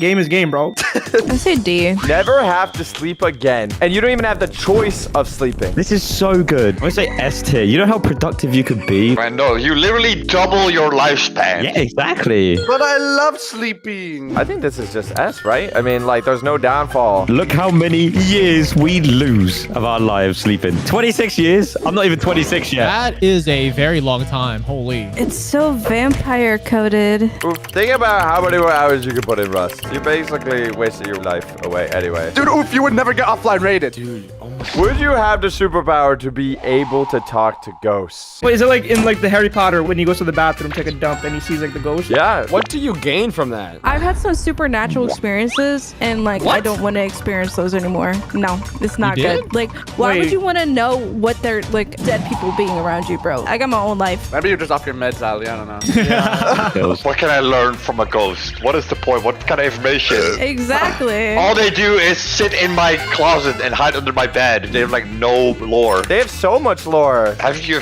ever had like an elderly person trauma dump on you? So boring. That's true, honestly. What if I'm in bed, I'm watching Netflix, and I'm alone, right? And I see a ghost baddie, bro, all right? And I'm like, well, what's good? What are you gonna do with a ghost? What are we talking about, bro? What you doing later tonight? Like, bro, I'm like, come on, bro. I'm sending this to your girlfriend, Nadway. No, she is the ghost. What? I don't know, bro. What?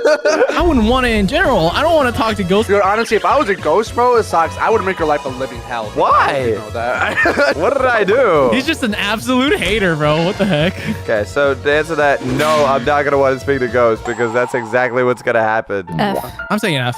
All the history that you could learn. Yeah, and all the bad history you could learn too. I think it's an A. I say it's B then. Able to speak to animals. Well, 100% yes. 100% yes. I want to talk to my doggy Lulu. Oh! But all he's gonna be saying is food, outside, food. Dude, Tuxie, do you want to talk to your meals before, bro? You're gonna eat your cat and dog? You want to talk to them? That's crazy. Hey, sometimes you gotta play with your food sometimes, you know what I'm saying? If anything, if I have a good relationship with my food, it tastes even better, dude. But what if you go to a restaurant and you order shrimp and then the shrimp start talking? My family just got butchered. I'm the last one remaining. Yeah. Let's end the family line, you know what I'm saying? I would feel like a giant. It would taste better, you know what I'm saying? I want to speak to animals so I can be like a Disney princess. Be like, ah! And then calm and clean. I want to talk to my cat and be like, meow, meow, meow, meow, meow, meow, meow, Oh, meow. no. And I'll be like, meow, meow, meow, meow, meow, meow, meow, meow, meow. Mr. Snuggles, what do you have to say?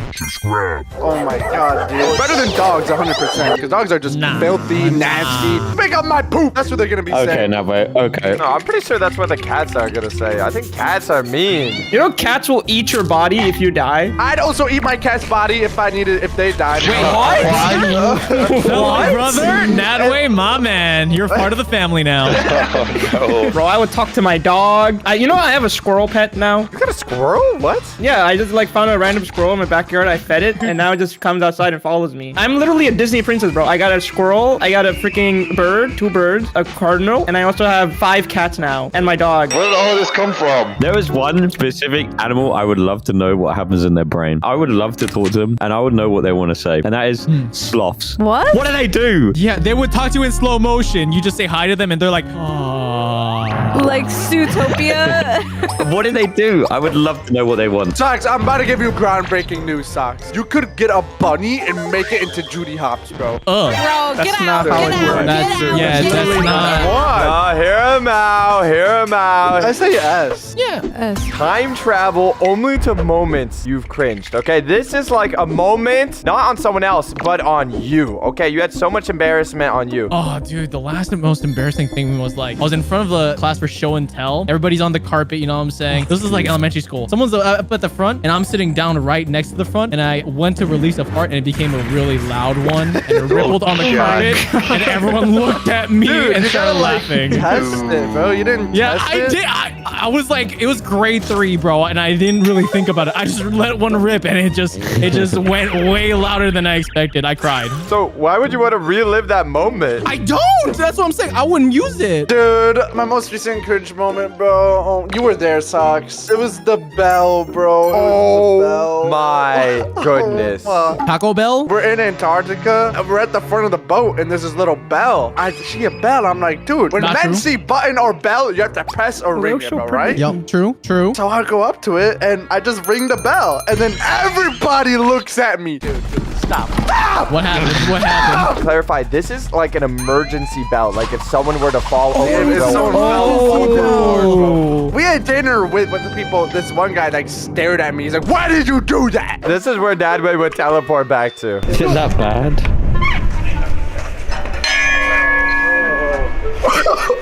Oh my. That wasn't that bad.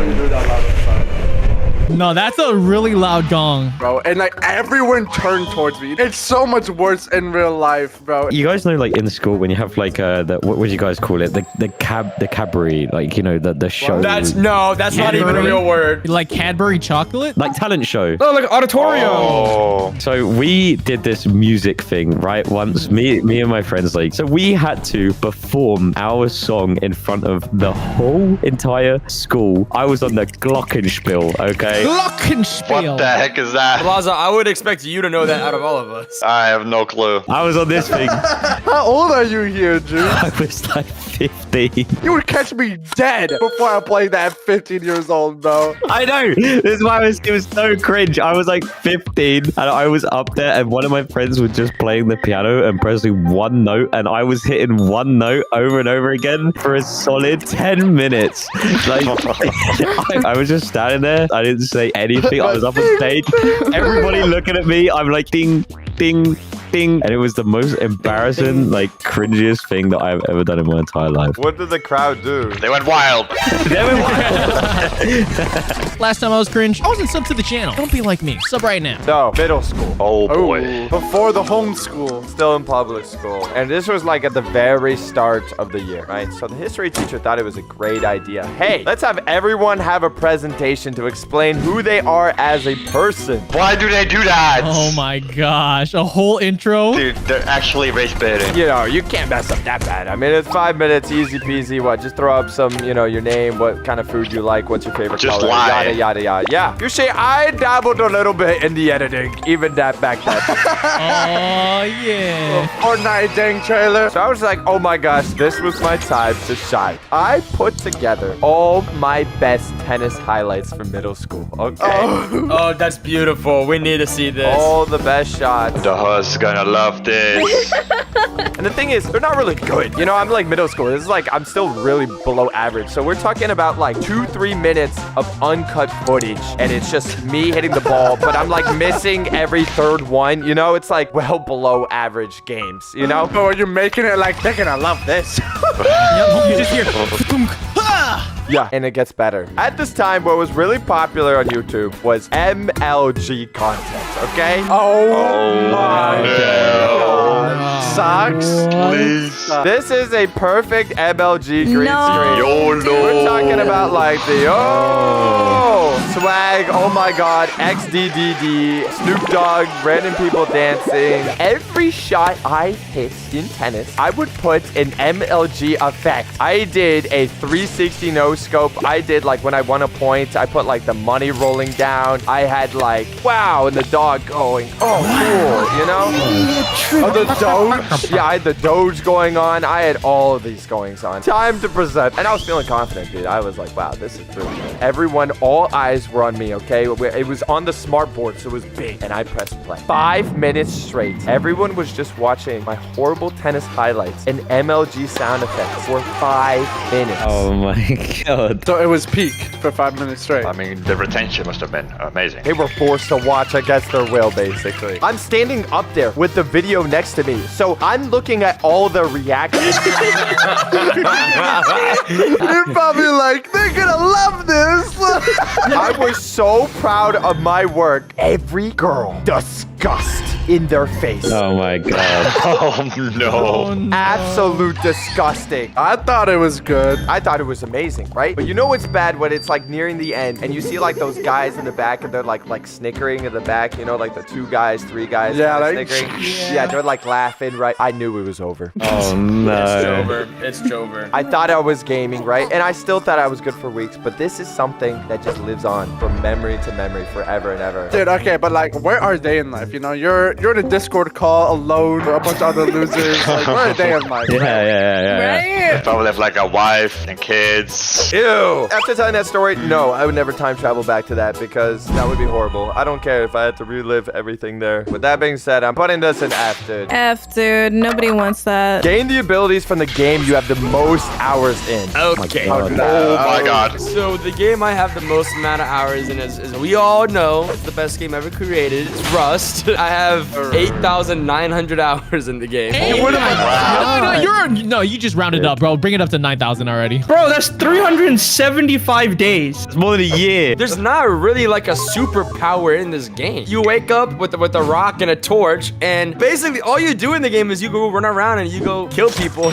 It's just literally like it's not good. It's not a good superpower. You don't get any superpower from this game. I mean, you can survive in the wild all alone. I think my top played game is Counter-Strike. Ooh, it is 1,000 hours. Really? Yeah. You can be up in real life? Yeah, I'd be able to be up in real life, dude. So you got to strafe left and strafe right while you're jumping in the air. And as you keep doing that, you start building momentum and move faster and faster and faster until you're moving at the speed of light. So technically, I have a speed glitch, bro. Oh, I'd be so fast. My most played game, it's a game called Doki.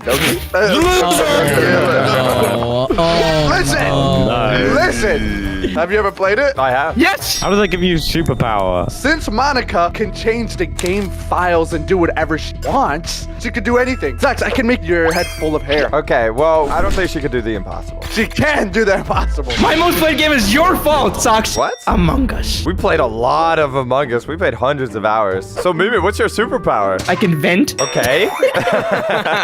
You can get voted out. I can appear in your hotel room right now. Oh my God, there is a vent right there. Wait a second. That's kind of scary. I see your eyes just looking at me as I'm recording this video. My most played game, guys, is World of Warcraft. You have to pay monthly to play? Are you serious, Yoshi? I could be a healer, I could be a tank, I could be damage, I could do everything. I could deal damage, I could heal you guys, I could curse a spell on you guys. I could call in my dragon whenever I want and fly away. You're losing credibility so quick here. Yeah. You're losing aura right now. What do you mean? I can fly my dragon. My special spell. My favorite game is probably smashing that subscribe button, and I'm addicted. My most played game, I think it must be Skate 3. Whoa. Oh my god. Oh my god. The amount of superpowers I'd have. You can break all your bones and then regenerate. Exactly. Ooh, infinite respawning. Teleportation, speed glitch. I can punch people with my board. That's pretty broken. I was gonna say World of Warcraft. You gonna join in? What about League of Legends? Ew. League of Legends might be my second. Ali, why do you play all the worst games? Oh my god, what's your superpower? Like thinking? If mine was League of Legends, I would basically have all the superpowers from League of Legends. Like being a disappointed. Stuck in bronze constantly, getting ulted from across the map and then dying. Yup. Viva Pinata. No. It's Wait, what? Emergency meeting now!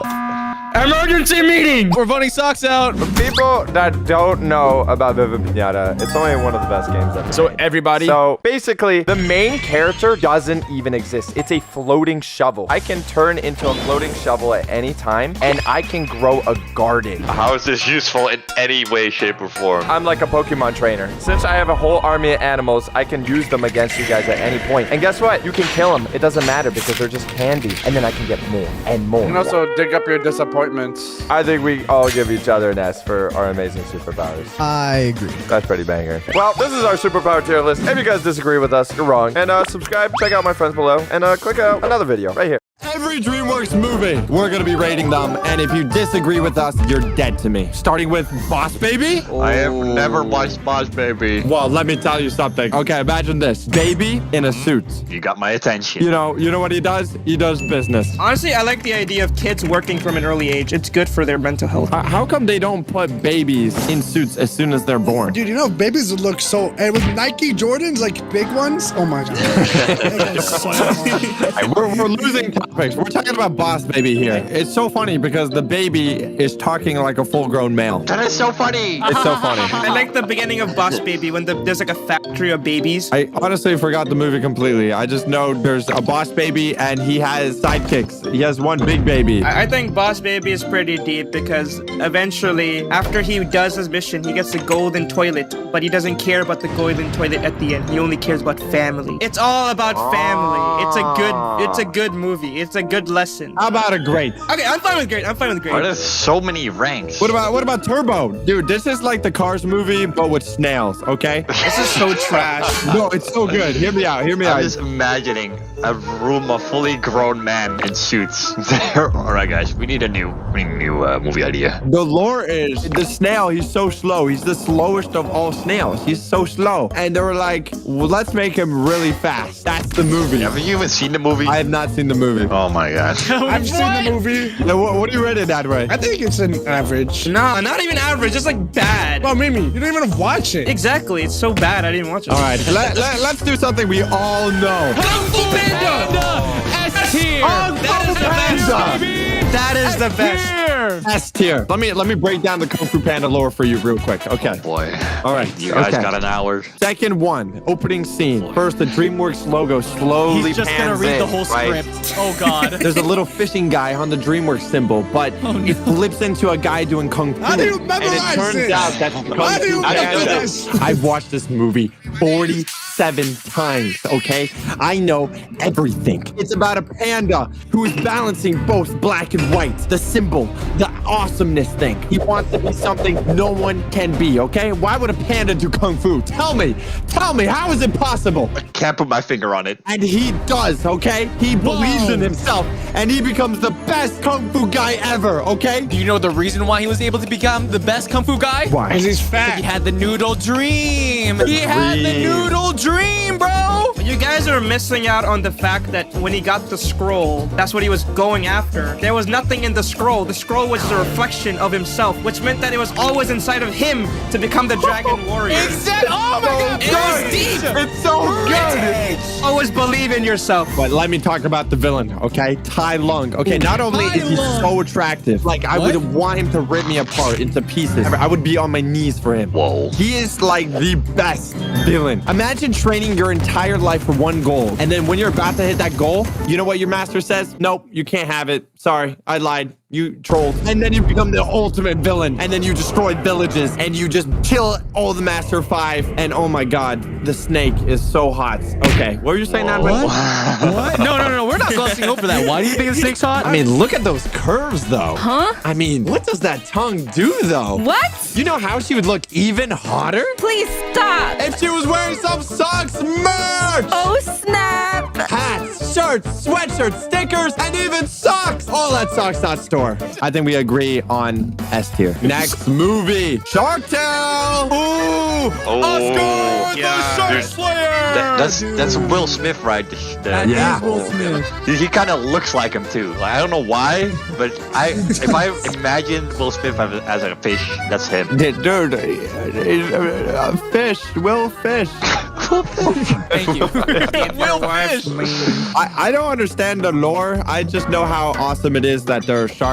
There was one friendly shark. Lenny, the boy Lenny. Yeah, Lenny the shark. He like dabbed up the fishes. He was a good guy. What even happened at the end of Shark Tale? I don't even know what the plot was. He faked about being a shark slayer, and then he ends up coming out saying that I am not a shark slayer. My sister had a baby, and I took it over because she passed away, and the baby How do you remember that? How do you remember that? The little shrimp. I remember that. I have no clue what this went on. I just know whatever I just heard was amazing. So I think this deserves amazing. Also, the girl fish in this is like, oh my God. Have you seen the female fish from Shark Tale? They knew what they were doing. They do. She betrays him. I don't She care. can betray me how many times she's like. Nah, she for the streets. Angie's the real goat. She is the one. Let me see the other fish girl. This girl? Damn, she ugly, bro. What the hell? Bro, they're fish. They're fish. I have standards.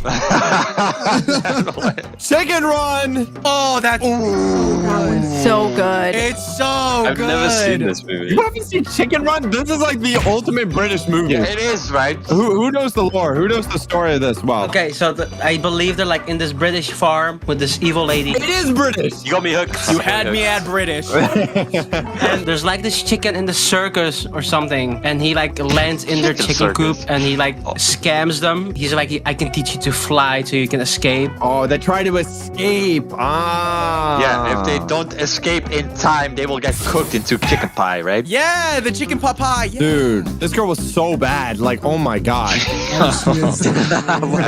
British girl. Socks, I think you just want to be stepped on. Dude, I mean beat. I'd rather be beat. So what is a life lesson in this The movie? life lesson is that if you're a chicken, you can't escape. So they die? Yes. A couple do, actually. But there's an actual decapitation scene. Scariest thing I've ever seen when I was a child. Oh, yeah, look at that. This is real. Oh my god. That's brutal. That's so sad. Why wouldn't they put that in a kids movie? Oh, wait. Let's go back. Look at the... Yeah. Look at this thing. Oh my god. I was in this chicken pit. You could stop me. Get me in that coop. That is the ideal woman for Socks. That's the dream bod. What do you guys rate it? I think it's great. I think it's great too. All right. Oh, we gotta hit it with the Shrek. Yeah. Oh my god.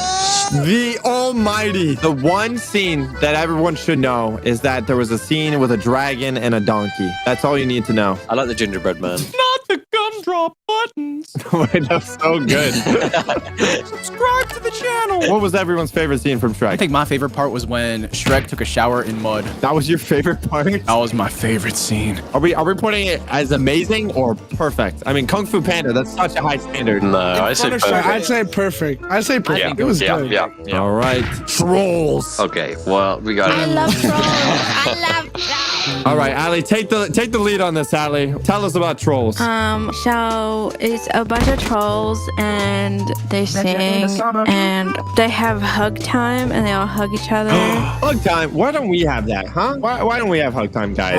Hug time. Hug time. Hug time. You don't shower enough, buddy. I haven't showered in 7 years. I can smell that. Look up the trolls and trolls. They're so cute. Oh, it's actually look just like them. Oh my god, dude, this guy is me. Oh. This reminds me of that TikTok hairbrush hair. Oh my god. How did we get here? This is my favorite hairstyle. What the hell is that? That is Guys, real look at that. This is my dream man. Oh my god.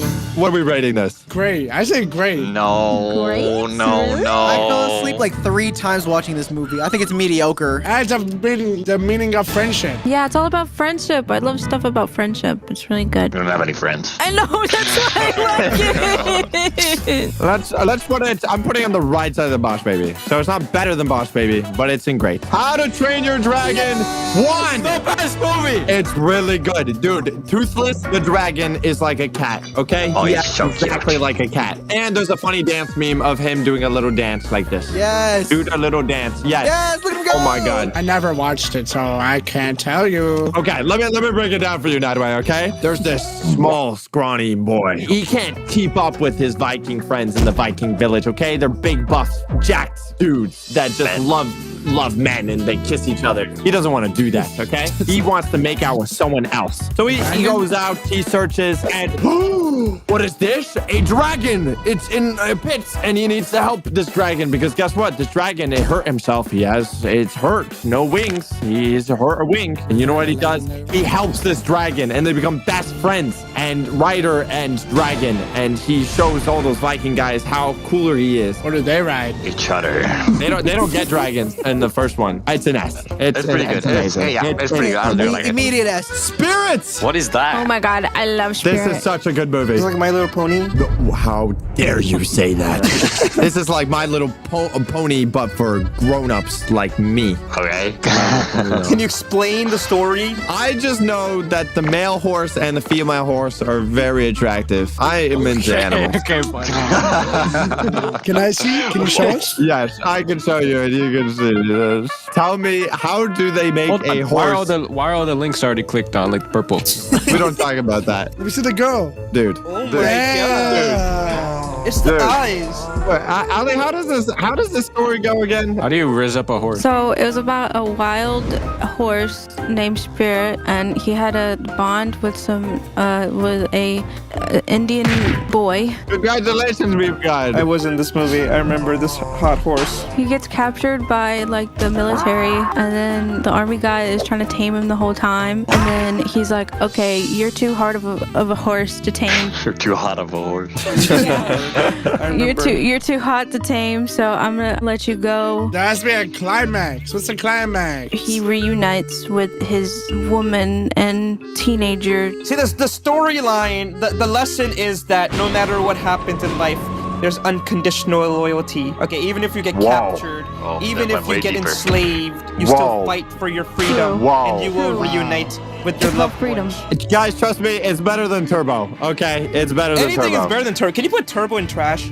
It's average. No, it's not trash. It's so bad. It's like. Did you even watch it? You're just jealous that these snails got speed powers and you don't. Captain Underpants! Yes! Yes! I've read every single comic book. I still own every single comic to this day. Why is no one clapping? This is the part where you clap. This is the part where you cheer me on. This is the part where you'd be like, wow, Sox, this is the peak of your career. Is this why you wear underpants at home? Like just walking around in your living room? Dude, okay. Captain Underpants. Okay, so these two cool kids, they're little pranksters, and they always get in trouble with their principal, all right? The principal hates them. He's so angry about them because they keep on pranking him. So they buy something that allows them to hypnotize people, and they use it on their principal to turn him into a crime-fighting, underpants-wearing person, and that person becomes Captain Underpants. What is going on? And then he gets superpowers. He doesn't get superpowers until the end of the movie. Skibbity toilet.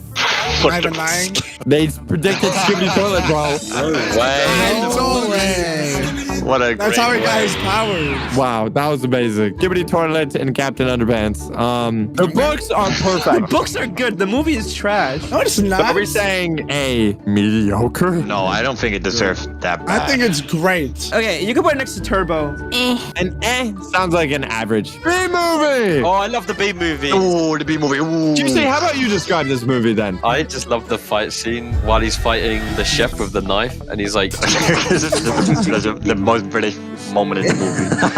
that's what I'm talking about, Blaza. I like the part where they fly the airplane. It explodes. I like how a bee bagged a full-grown woman, dude. Dude, she's so bad, bro. He cannot handle all that. This movie is proof that size does not matter. I like the part when his best friend died. Crazy. He never died. Wait, he didn't end up dying? He got hospitalized. Are we feeling a perfect or lower? no, it's perfect. Dude, the girl's so bad, bro. But like, she's delusional. She left a perfectly normal dude that was making a lot of sense. He's Joe Swanson. Yeah, that guy was the only rational guy in the whole movie, Tuxie. The only guy. He was the only one freaking out that the bees were talking. Perfect or amazing? I think perfect. Perfect. Over the hedge. Ooh, that was a good perfect. movie. Oh, I remember that. Okay, that was a cool movie. You take the lead. How did this movie go down? Oh, I don't really. Okay, it was a story of a raccoon, a squirrel, and a turtle. Just look it up. You know what? Not way. Over the hedge. All right, listen. It's about a squirrel, a turtle, and a raccoon. Oh, now we're talking. No, These are the same thing. No, this is completely different. This raccoon stole this bear's hibernation supplies because, it's a raccoon. They like to steal, of course. And he ate all his food. He's like, you better give me all my food back. It's basically like immigration. Vouch. I can vouch. Going over the border. You don't need to know anything about this movie except for one thing, okay? The Verminator. The Verminator is the sexiest man alive. Dude, oh my. Oh, yeah. Oh my god. Because there are these pests stealing all this food because they gotta get food to the bear, right? Nope. Time for the Verminator. Oh my god, he's making his entrance. Look at him go. This is what I desire to be as a peak human being. Unbelievable. Look, everyone is shocked by his entrance. He has like alpha male entrance. Oh yeah, what a Chad. Like a superhero. All right, everyone scream out. 3, 2, 1. Amazing. Perfect. Amazing. Perfect. Amazing. Y'all are hating. Madagascar! Oh, man. It's a bunch of animals in a zoo, and they escape the zoo. And they're in Madagascar, and they're living in the wild. Understand how the lion didn't eat the other animals. He should have. Tried. He should have. Because he's from New York. What does that even mean? I like the little squirrel. I like Yeah, I like more, the bro. little squirrel. The one who yells, King Julian, I love you, King Julian. Subscribe to the channel, King Julian. I love you. Amazing or perfect? 3, 2, 1. perfect. Amazing. Amazing. It is amazing. Let's do Megamind. Oh my god, this movie's so great. Megamind has like one of the most iconic quotes ever. What's that quote? You don't know it? Okay, hold on. There is no Easter Bunny, there is no Tooth Fairy, and there is no Queen of England. What did you just say? Oh my gosh. Well, not anymore. It's true. Dude, they were calling it. They were calling it. Bro, you can say that at any point in time he would have been calling me. You know how old she was? Isn't Mark playing that movie? This movie's amazing. Oh, it's perfect. I think it's perfect. I agree. Last movie. I've never seen this. That looks like Gartina Ban. Never seen that movie. How? Gartina Ban looking ass. How? Explain this Gartina Ban movie. Okay, listen. Aliens come over to take over the world, and then there's one guy, really no one really likes him. He's an alien, and then they become best friends. That sounds like E.T. No, but it's better because like And they have E.T. a phones flying- home. This is just E.T. Listen. You guys don't understand. Has anyone here watched it? I watched it. I didn't Muffin, what like do you it. think? What? I didn't like it. It was bad. I loved it. All right, we're giving Gartina Ban. No, not that low. Chill. I think Mediocre. I think it's amazing.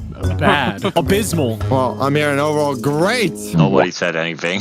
Nah, it's not on the level of Chicken Run, bro. Yes, it is. This is our DreamWork list. If you guys disagree, you're wrong. If you guys enjoyed, then buy our merch at Socks.store before it's all gone. Pet peeves. I hate them. People who say sorry too much sarcasm. People who just talk in all caps. We're going to be going through all the possible pet peeves. You have to see how many you agree with us at the end of this video. Now, let's start with bad breath. How bad is that? Sometimes it's kind of hard to know. Like, then I forgot about it. Okay, can we be honest? Does any of us have bad breath? Like, say it. We listen and we don't judge. Okay, Juicy, you've been real quiet. Why have you been so quiet? Why is everyone just shoot me? Why are you in the middle of the circle with the spotlight right on top of you? Why is everyone pointing at me? This is not a safe space right now. We listen and we don't judge, Juice. It's okay. Oh, don't worry, Juicy. We are staying back. We are not going near. I'm gonna eliminate you all with my bad breath. I'm gonna open up my mouth. Oh, it tastes like Britain. Bad breath is bad, especially when they don't know they have bad breath and they just keep on yapping. They just keep talking right in your nose. Hey, everybody, let's all go take some breath mints and brush our teeth right now. Yeah, a good activity. I think a good person would offer them gum. I think that you are a worse person if you don't tell the person they have bad breath. The strategy is you take gum and eat it yourself, and you're like, oh, would you like some gum too? You do that to me, Blaza. I'm trying some gum right now. Yeah, you better. Hey, Stocks, you want some gum? Please take some gum. The plants withered away, bro. I think bad breath is like an ass. Even if you don't have a pet peeve, that's just natural, bro. 99% of the bacteria of your tongue is the cause of bad breath. Oh, I skip that every time. I scrape all mine off in the morning. Yeah, but you scrape it off with your retainer, bro. And he puts it back on his teeth? No, I don't use it. I don't use it. With the retainer is wild. I scrape my tongue, wash it off, and then I just put it aside. I don't wear my retainers. Do you just rinse it off? Well, yeah, because it's... I gotta show you guys, like, explain it, because... I'm not kissing you anymore, bro. Since we're talking about oof, we might as well talk about strong perfume or cologne. I'd rather have that than stank. Yeah. What's the problem with this? So I walk into the boys' locker room and I'm covered in Axe body spray. You're telling me that's not a pet peeve? Socks, just say that you don't smell good. Whoa. You can't turn this on me. Listen, Stocks, just because you haven't used deodorant in years doesn't mean anything. Okay. Right? Look at my armpit hairs. Look at them go. Why is everyone walking away? Oh, of course, Juicy stays next to me. That Well, makes yeah, sense. hang on. I need to smell good, okay? I feel like there's an extent to it. Because if you smell like, a little spray here and there, that's fine. But if you're dousing yourself in like perfumes and colognes, I'm just like, ain't about it. Listen, I don't douse myself. It's like a little accent note. You know what I mean? Like, it's like a complimentary note. You know what is the worst? What if you're in a class, the person you're going to be sitting next to for the rest of the school year, and you don't like their scent, and you have to smell that every day? Honestly, honestly, I'm not gonna lie. I probably did that to a girl I sat next to, bro. I feel bad. You did that? So I went to Barnes & Nobles with my friends, right? And I met this one girl, and I recognized her. She was in my class. And I'm like, dang. But I was too nervous to ask her out or ask anything, so I just ignored her. And then what happened was, it was my English class, first hour, right? And I got the liberty of being seated right next to her. That can't be good. But this was back when I wore a mask. You knew it was cooked from the beginning, bro. And like, honestly, I don't even remember if I used deodorant. I probably did. I don't know if I did or not, bro. I'm gonna be honest. What? I think it's A tier. No, it gives you a headache, bro. I don't want to talk to you if you stink like that. I have a story for this one. Leaving clipped nails around. Oh, no. Yeah, what do you mean leave it around? Whose story could this be about? I do that. I have so many clipped fingernails in my keyboard right now because I just bite them off and spit them in the keyboard. What the heck? Ah, it's like a graveyard. This probably is actually a reason I dropped out of college. You know, dorm rooms and stuff. I had a good roommate. In the first week, they did like a dorm call where the people that run the dorm, we basically had all the people in the dorm, they went into one room so we could hear what the rules were that we had to follow for the semester. There was the guy that was explaining the rules. Right next to him was a guy sitting down, and I kid you not, he was peeling off his toenails in front of everyone.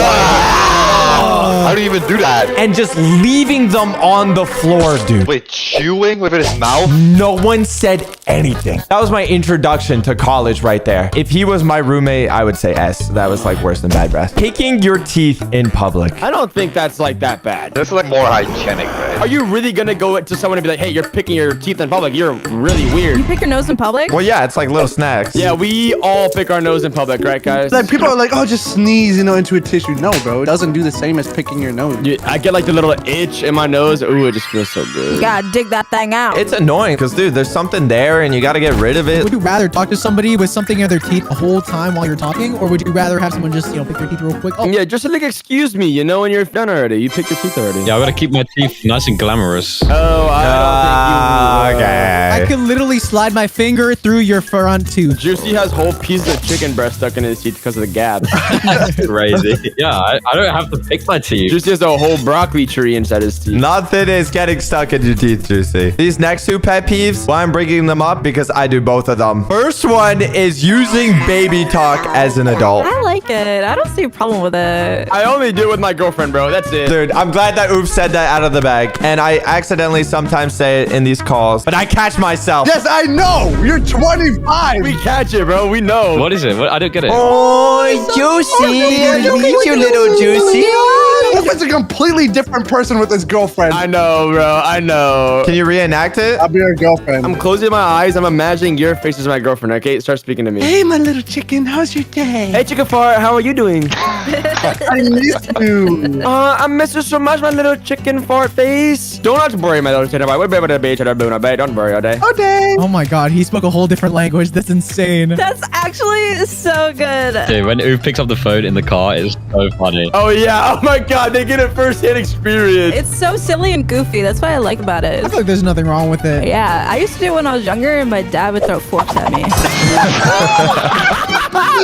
What? Wow, that escalated quickly. Yeah, I was like, Mom, Mommy, what's a watermelon? What's a watermelon? And he was like, shut up! And he threw a whole can of biscuits. I did not raise you like this, Allie. Mind you, I was like 9 or like 5 or something. I can only imagine like your dad being a ninja throwing forks at you, bro. Yeah, I still have a scar on the back of my ankle. Oh my goodness. It stabbed you? Yeah. Well, I think your dad would consider this an S, but I think we consider this like a D or an F. The next pet peeve, overusing the word literally. Guys, I literally never do this. Dude, Oof and Fox are the... Yeah, we're like the guys that do this the most. We're aware of it. I'm trying to get rid of it. It's ironic in a way, though. No, not with Oof, bro. Oof just be saying it. I literally don't. It's not that bad. Like, dude, unless we have like the grammar police on us, dude, it's okay. Unless you're like a geek, yeah. Yeah, if I say I'm literally kissing Natalie right now, it's the truth. But dude, I'm not a loser, so I don't care how people speak. You can use any word you want. Any word? What word would you use, Buzz? I'm a silly one. What about tailgating? I do that all the time, bro. Get out of my way. The speed limit is 45. You are already going 50. You're going above the speed limit. And then there's a Ford F-150 right behind you. It's the BMW drivers, bro. That's me.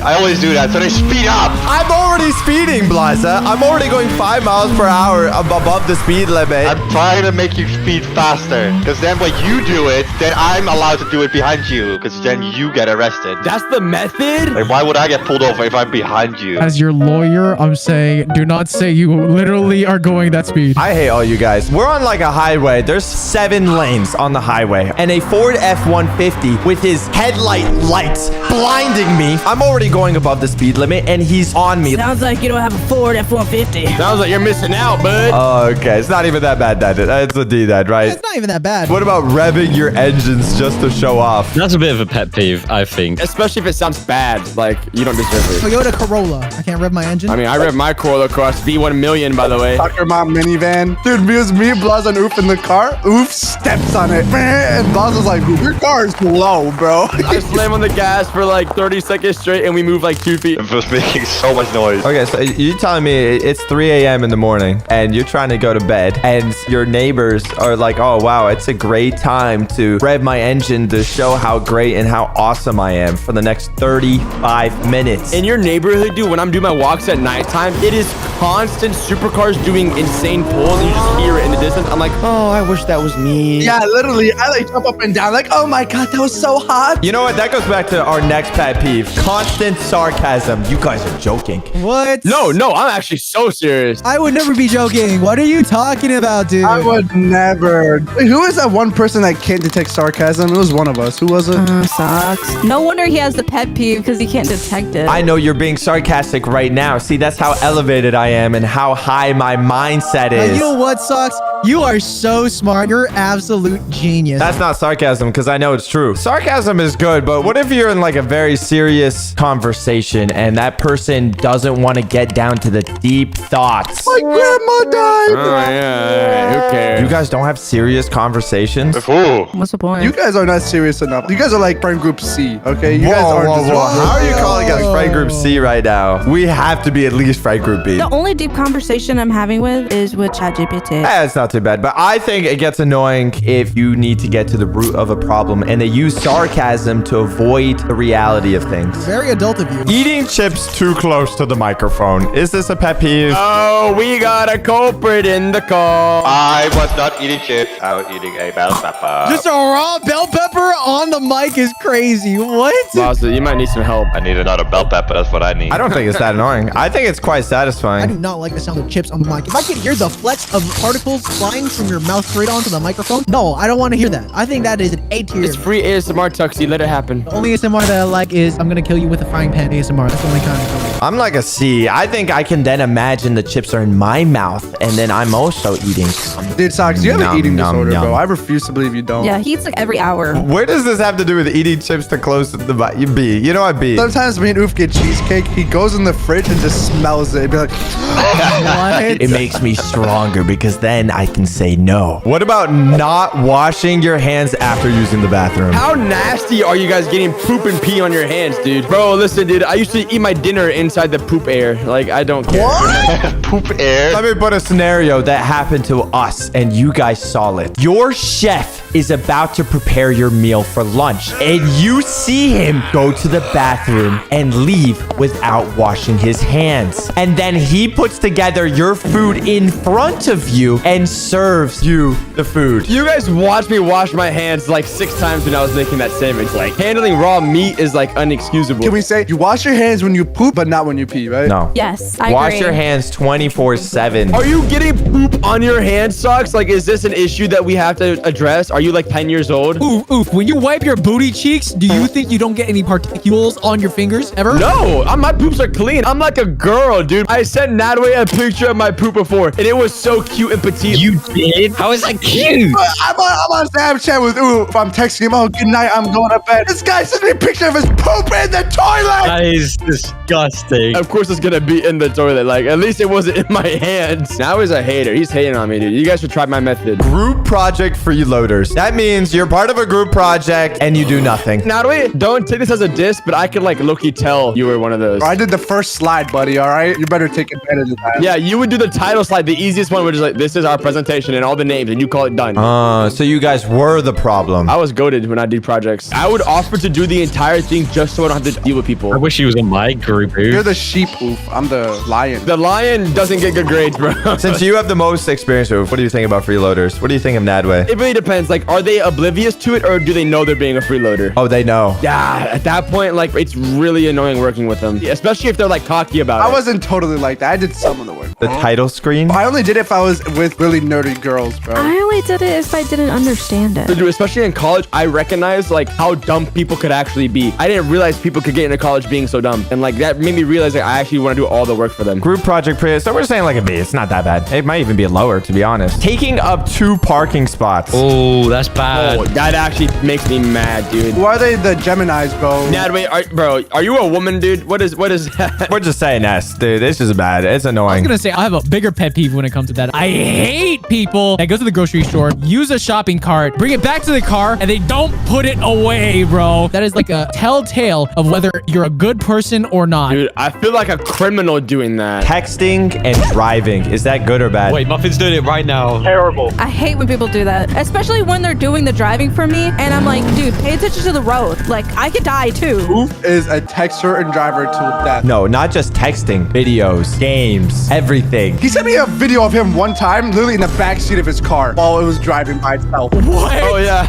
I remember that. That's like a B or something. If it puts my life, it makes me nervous because I can't do anything. What if it's me though? I'm goated at driving and playing video games at the same time, and looking at my phone and texting and doing everything while not driving. What about the people who fake laugh all the time?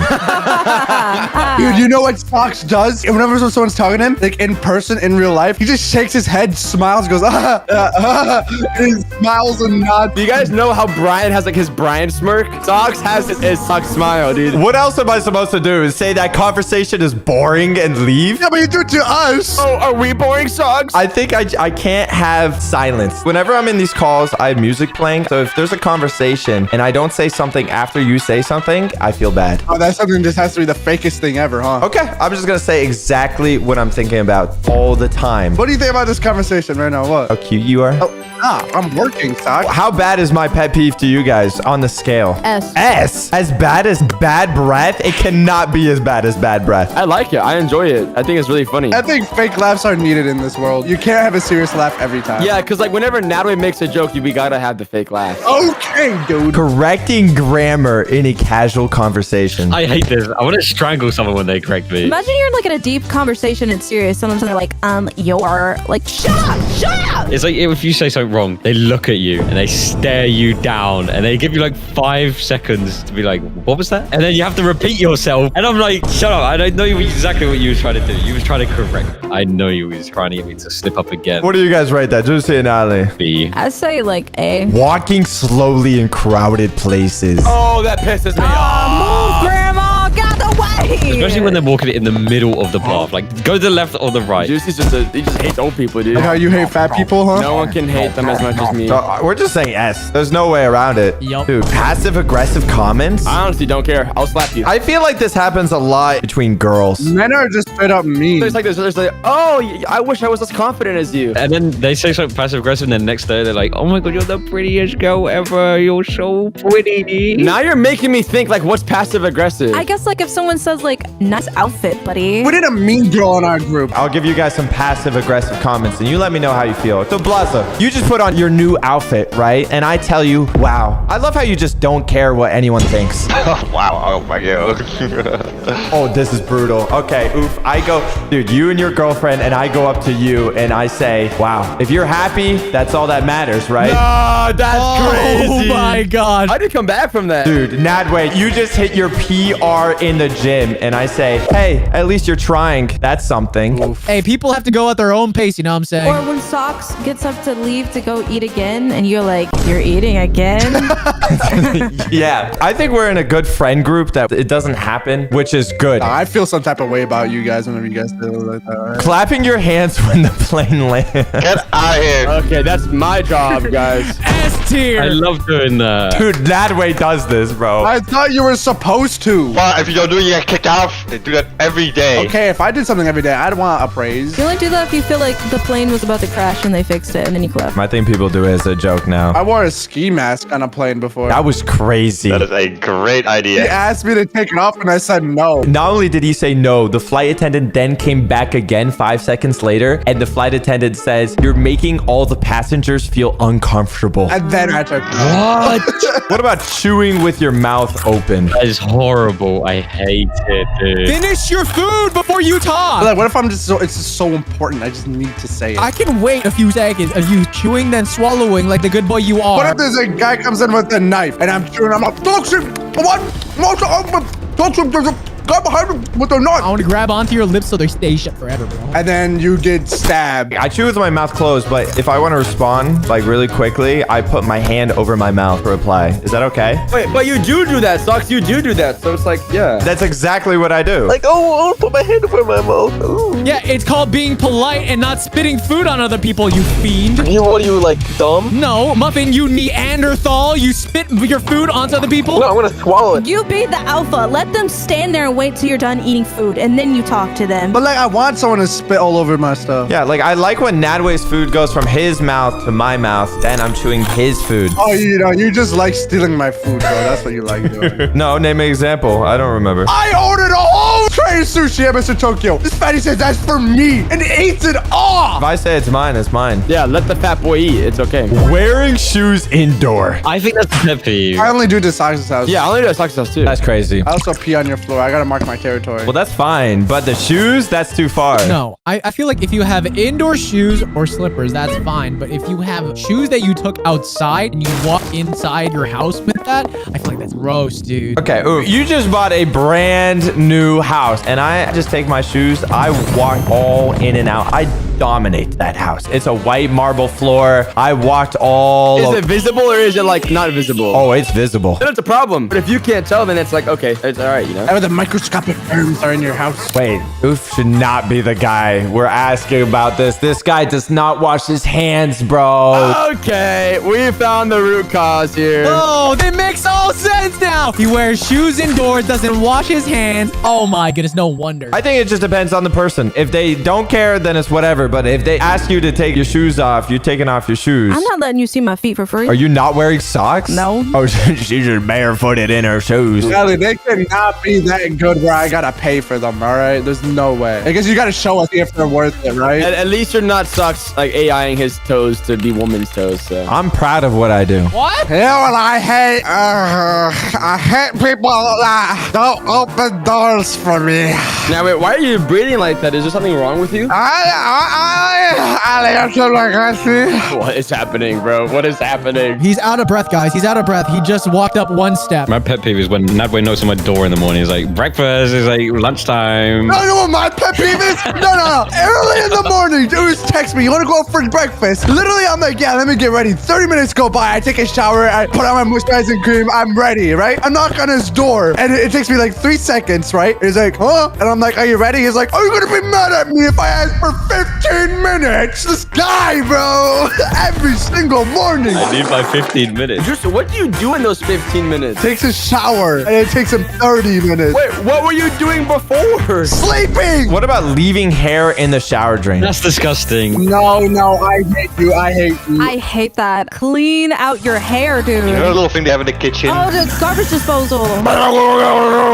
That one? Why don't they have that in the shower? Your foot will come off if you put your foot down there. Oh, don't put your foot in it, They Dad. don't expect objects to be in the shower, bro. Man, that would let me poop in there then. Exactly. You can just wobble stomp that down the drain and then. I love when like Juicy and Blaza come visit for a couple months, and when they leave, I go into their showers and I collect all their hairs from the bathroom, and then I like wear it as a mustache around myself. A mustache? Oh, that's so cute. You never had a natural beard. Oh, I thought you put on your head because you're bald. That's why my buff is always clean. I see. You're welcome. You're welcome. I think it's bad if someone one does it into your bathroom. I just eat it. Dude, Juicy uses that floss, bro. I don't even floss. Oh my goodness. He's outing himself. It's all coming together now. Okay, I do. Okay, I'm gonna say I do. Okay. What is this? This is like a B. It's like a C. It's an A, bro. It's gonna be like your shower, bro. It's gonna be your shower, bro. Sneezing without covering your mouth. I do that. That's how I sneeze. I want to infect everybody around me. Sometimes you don't have time to cover your mouth. What do you mean no time? What if it comes all of a sudden? It cannot be that difficult. I usually just go into Sox's laundry and just sneeze into all his clothes. Ooh, that's a sign of dominance. You're marking your territory. Allie be picking her boogers and putting it underneath her chair. So do you. Yeah, but like I'm proud of it. You hide it. I think as long as you're not sneezing on anyone. Okay, I'm not gonna lie. It's nasty because if you sneeze on someone, bro. Then you feel like the little like droplets. Yes. Oh my god. Oh my god, bro. Not using driving signals. Plaza, BMW. Plaza doesn't even know what church signals are probably. No, it works on Tesla drivers. It does it for me automatically. No, it does not. The new Tesla model doesn't have a stock. It's buttons on your steering wheel. So if you go on a roundabout, your steering wheel's upside down. You can't press the button.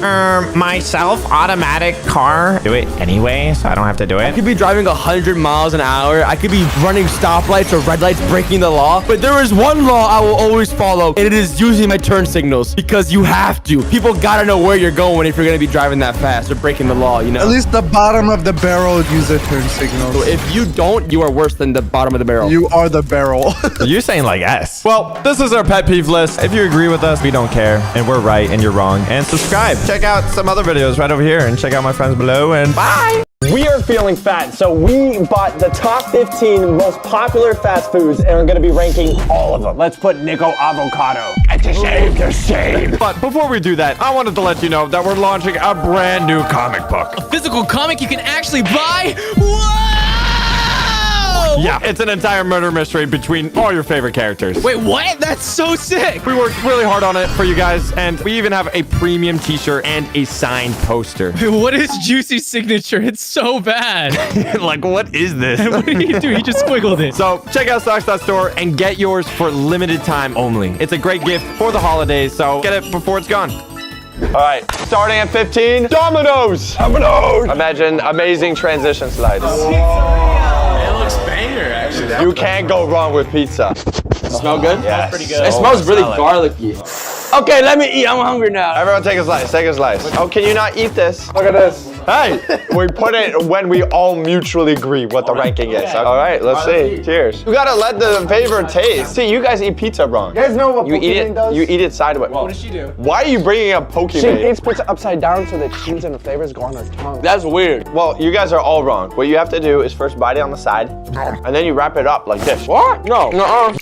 Burrito pizza. This crust is pretty good, actually. I'm not gonna lie. It's a little spicy. I don't know why. What do you mean it's spicy, dude? It's pizza. There's no spice on the pizza. It's black pepper. That's what it's supposed to be. All right, the crust is like just right. It's not like too hard and it's not too soft. It's seasoned. Oh, that's so good. I want to eat more, but there's so much more fast food to eat. S. I'd say S. I think A. Are we basing it off how hungry you are? Because right now you're choosing S right away. No, but I love Domino's. Like whenever I order pizza, I only get Domino's. Okay, I see what you mean. Okay, so B. So it's B tier. We just No, you did not decide nothing. You put it B.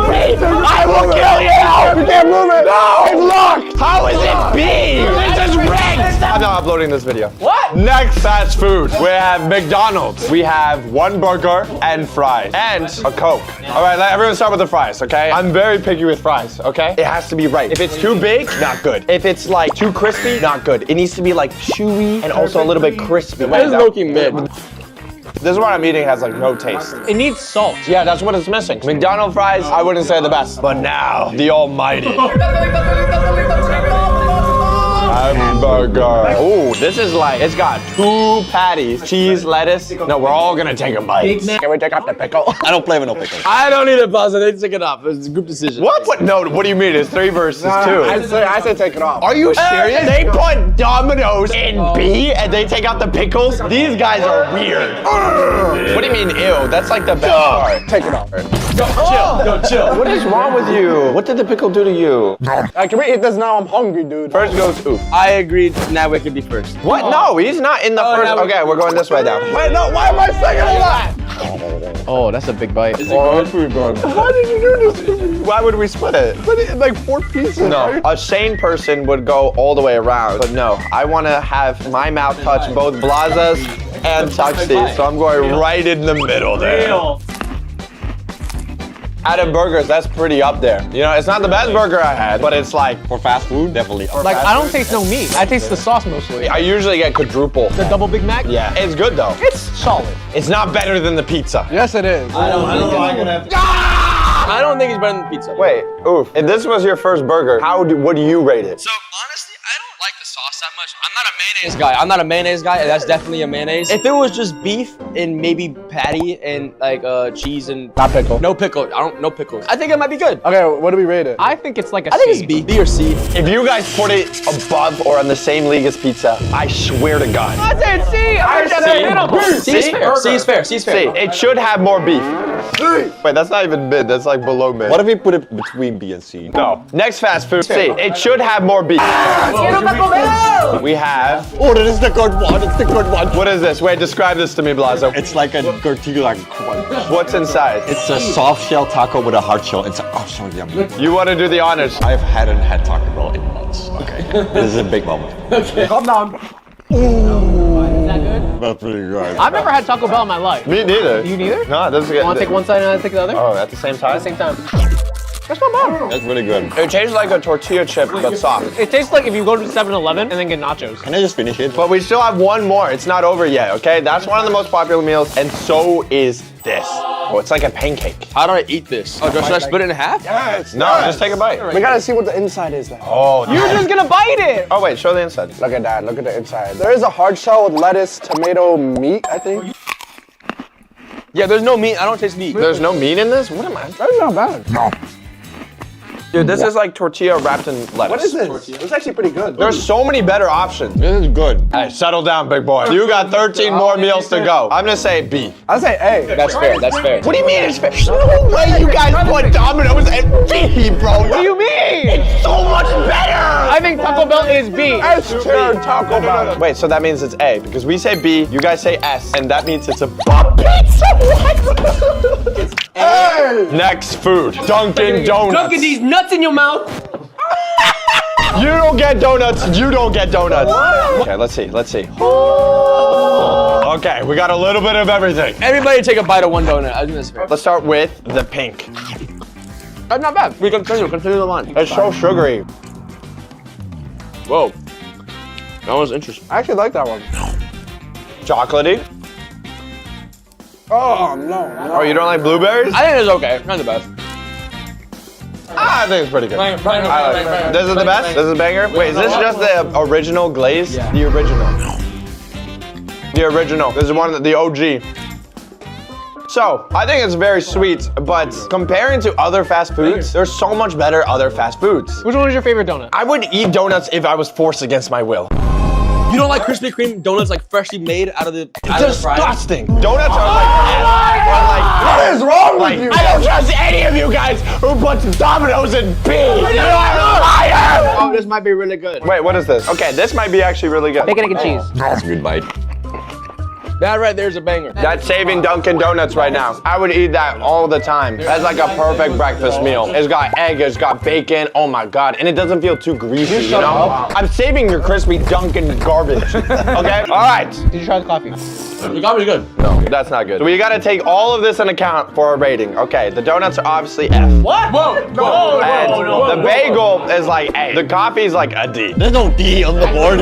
We had to make a whole new list for how bad the coffee is.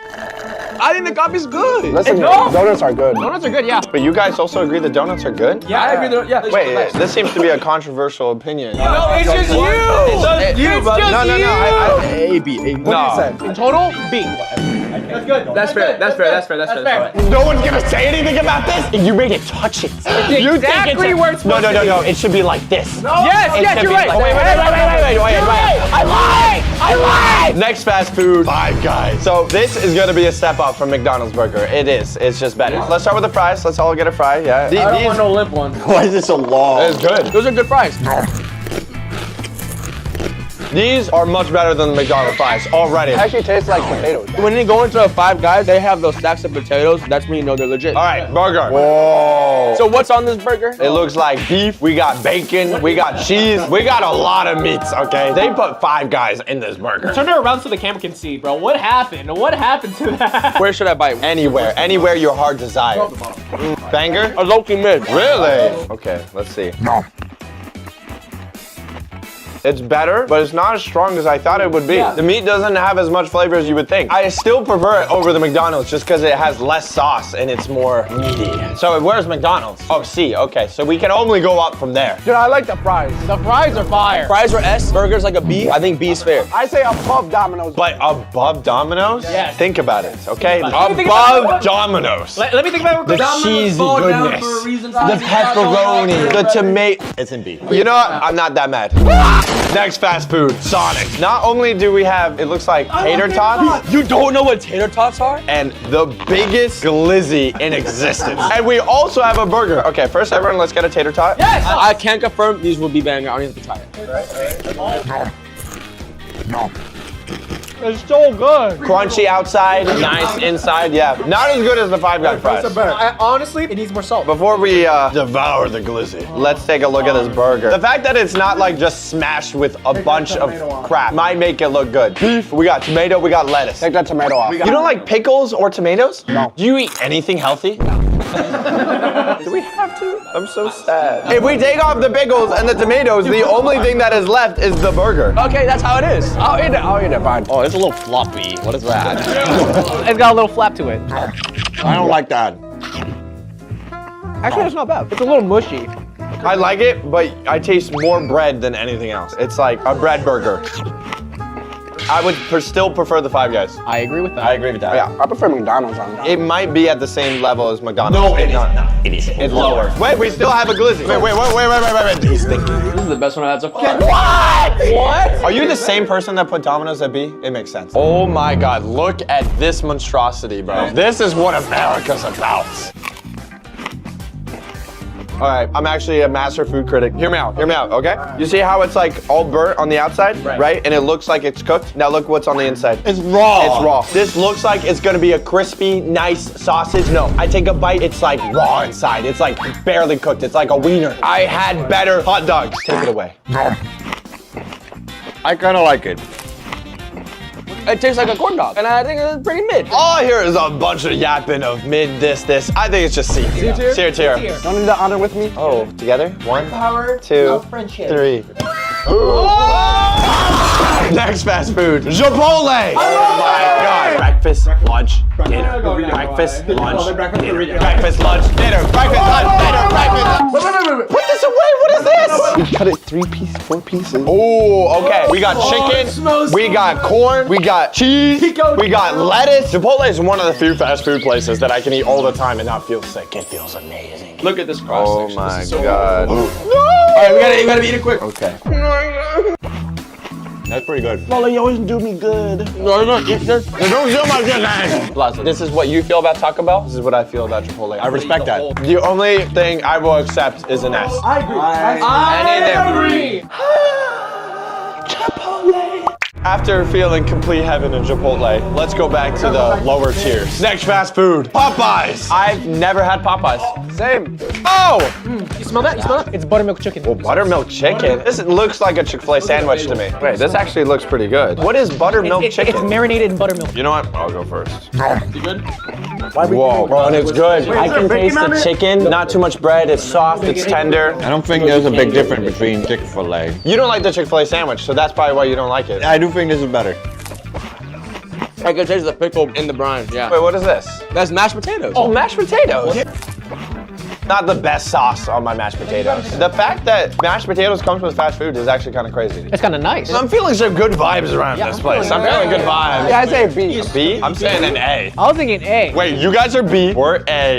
Your opinion now matters. I think Chick-fil-A in A and this in B. That seems fair. B is fair. Above Domino's or below? Domino's should be an S. What are you doing? You know, honestly, I know where all of you guys live. I know your parents. I know everything about you. Next fast food. Pizza Hut. I think Pizza Hut is worse than Domino's. This pizza box already looks better than Domino's. Let's take it. Let's take a look. That looks pretty good. Okay, I'll give it to them. It does look good. All right. That's a nice pizza. Not overly greasy. It's kind of soft.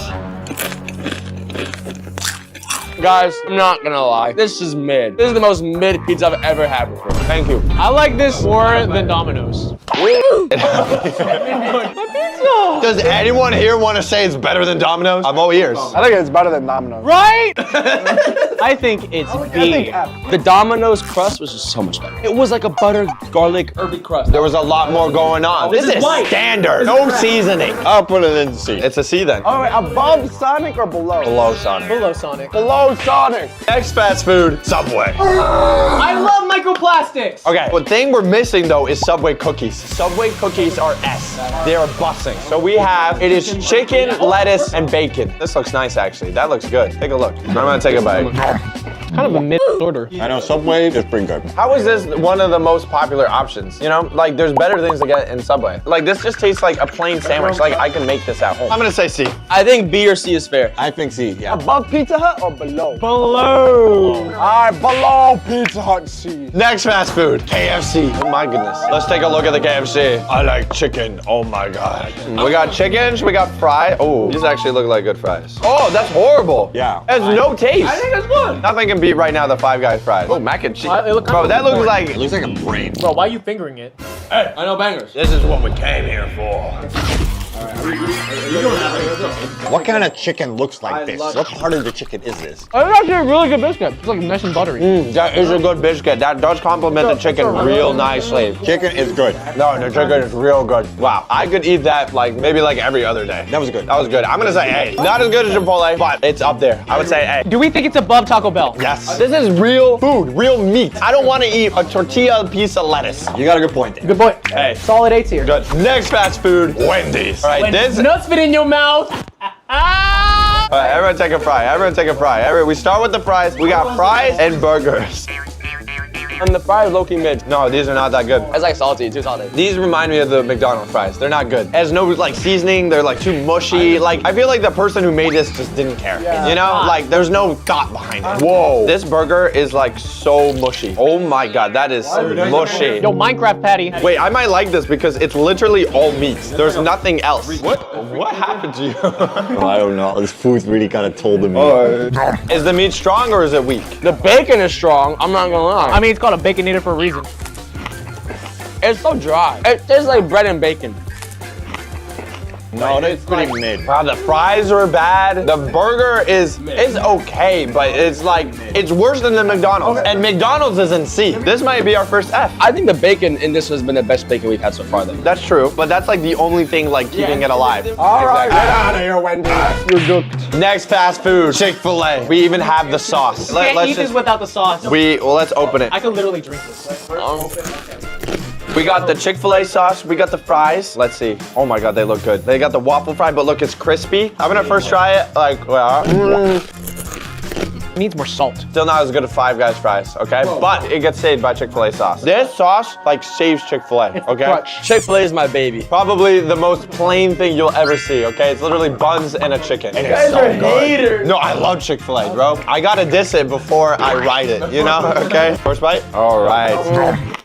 Oh, it is. Oh, hey, share with the class. What kind of ramen? Yeah, you took a big bite too. Holy. I had Chick-fil-A this morning. Oh, he's going for the dip. You gotta go for the sauce.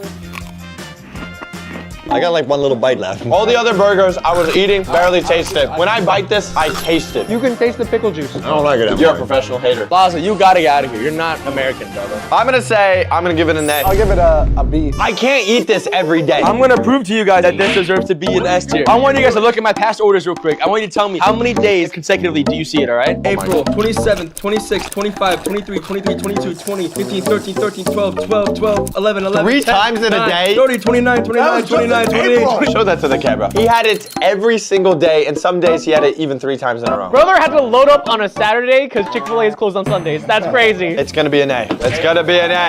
Plaza above Taco Bell. Oh, yeah. No, I agree with Plaza. I think it is below Taco Bell. Okay, so above KFC, below Taco Bell. Yeah, it's valid. Next fast food, Burger King. Is it a Whopper? Well, let's eat. Everyone take a fry. I've never had Burger King before. What is this? This looks like a crayon. That's horrible. Oh, this is the worst fry I've ever had. This is huge.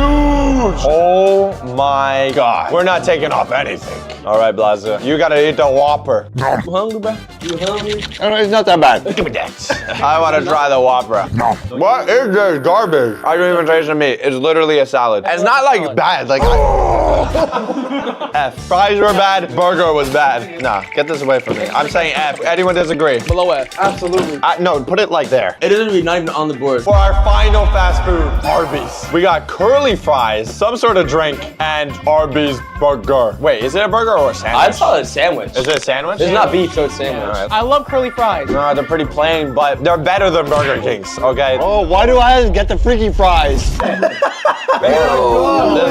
That's rape. This is actually disgusting. Dude, stop! I'm not eating that. Actually looks disgusting. No, Why does the bun look like that? We have some meat sandwich. Like, who thought this was a good idea? That does not look anything like the commercial. Oh my God, it's literally only meat and bread. Okay.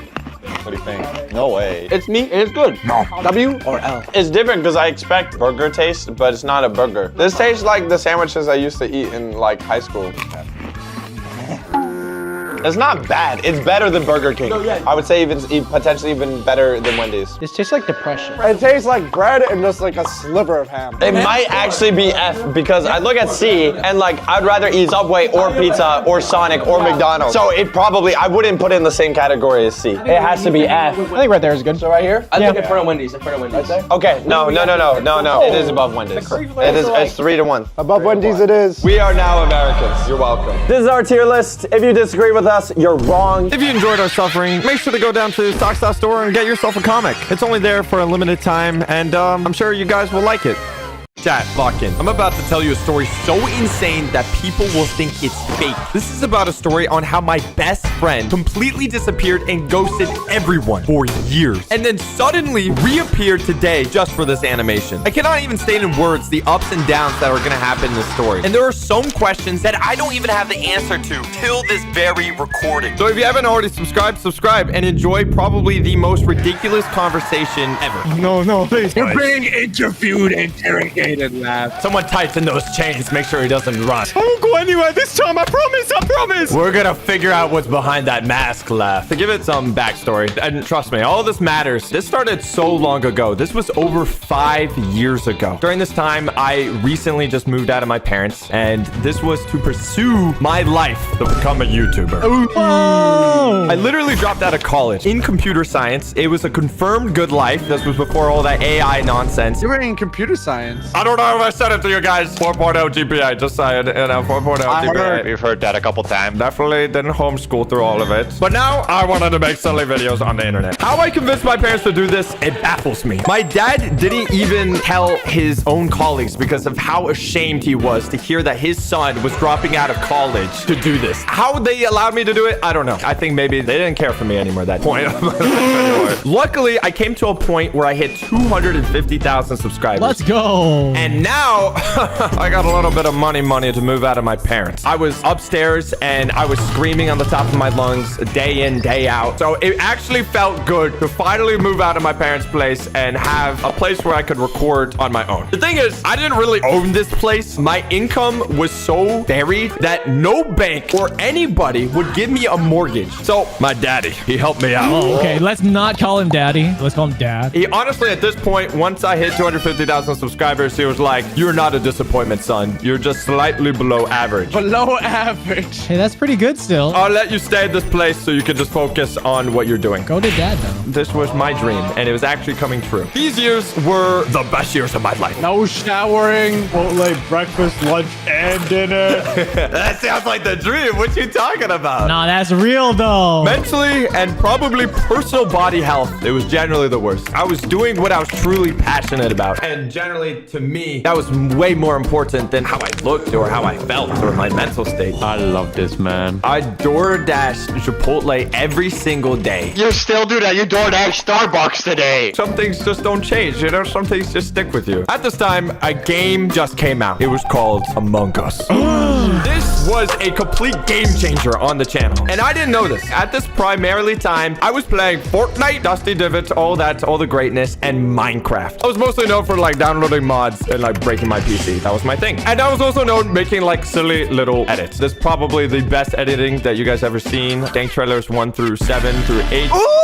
Yeah. Oh, the goat. 10,000 Reddit karma gold. At this time, I did mostly everything myself. I had a very small friend group. Mostly, it was Blaza and one other Indian guy. It was Mimi. 2 people in your life, and one of them is Meme God. Yeah. And you thought I was a girl. Yeah.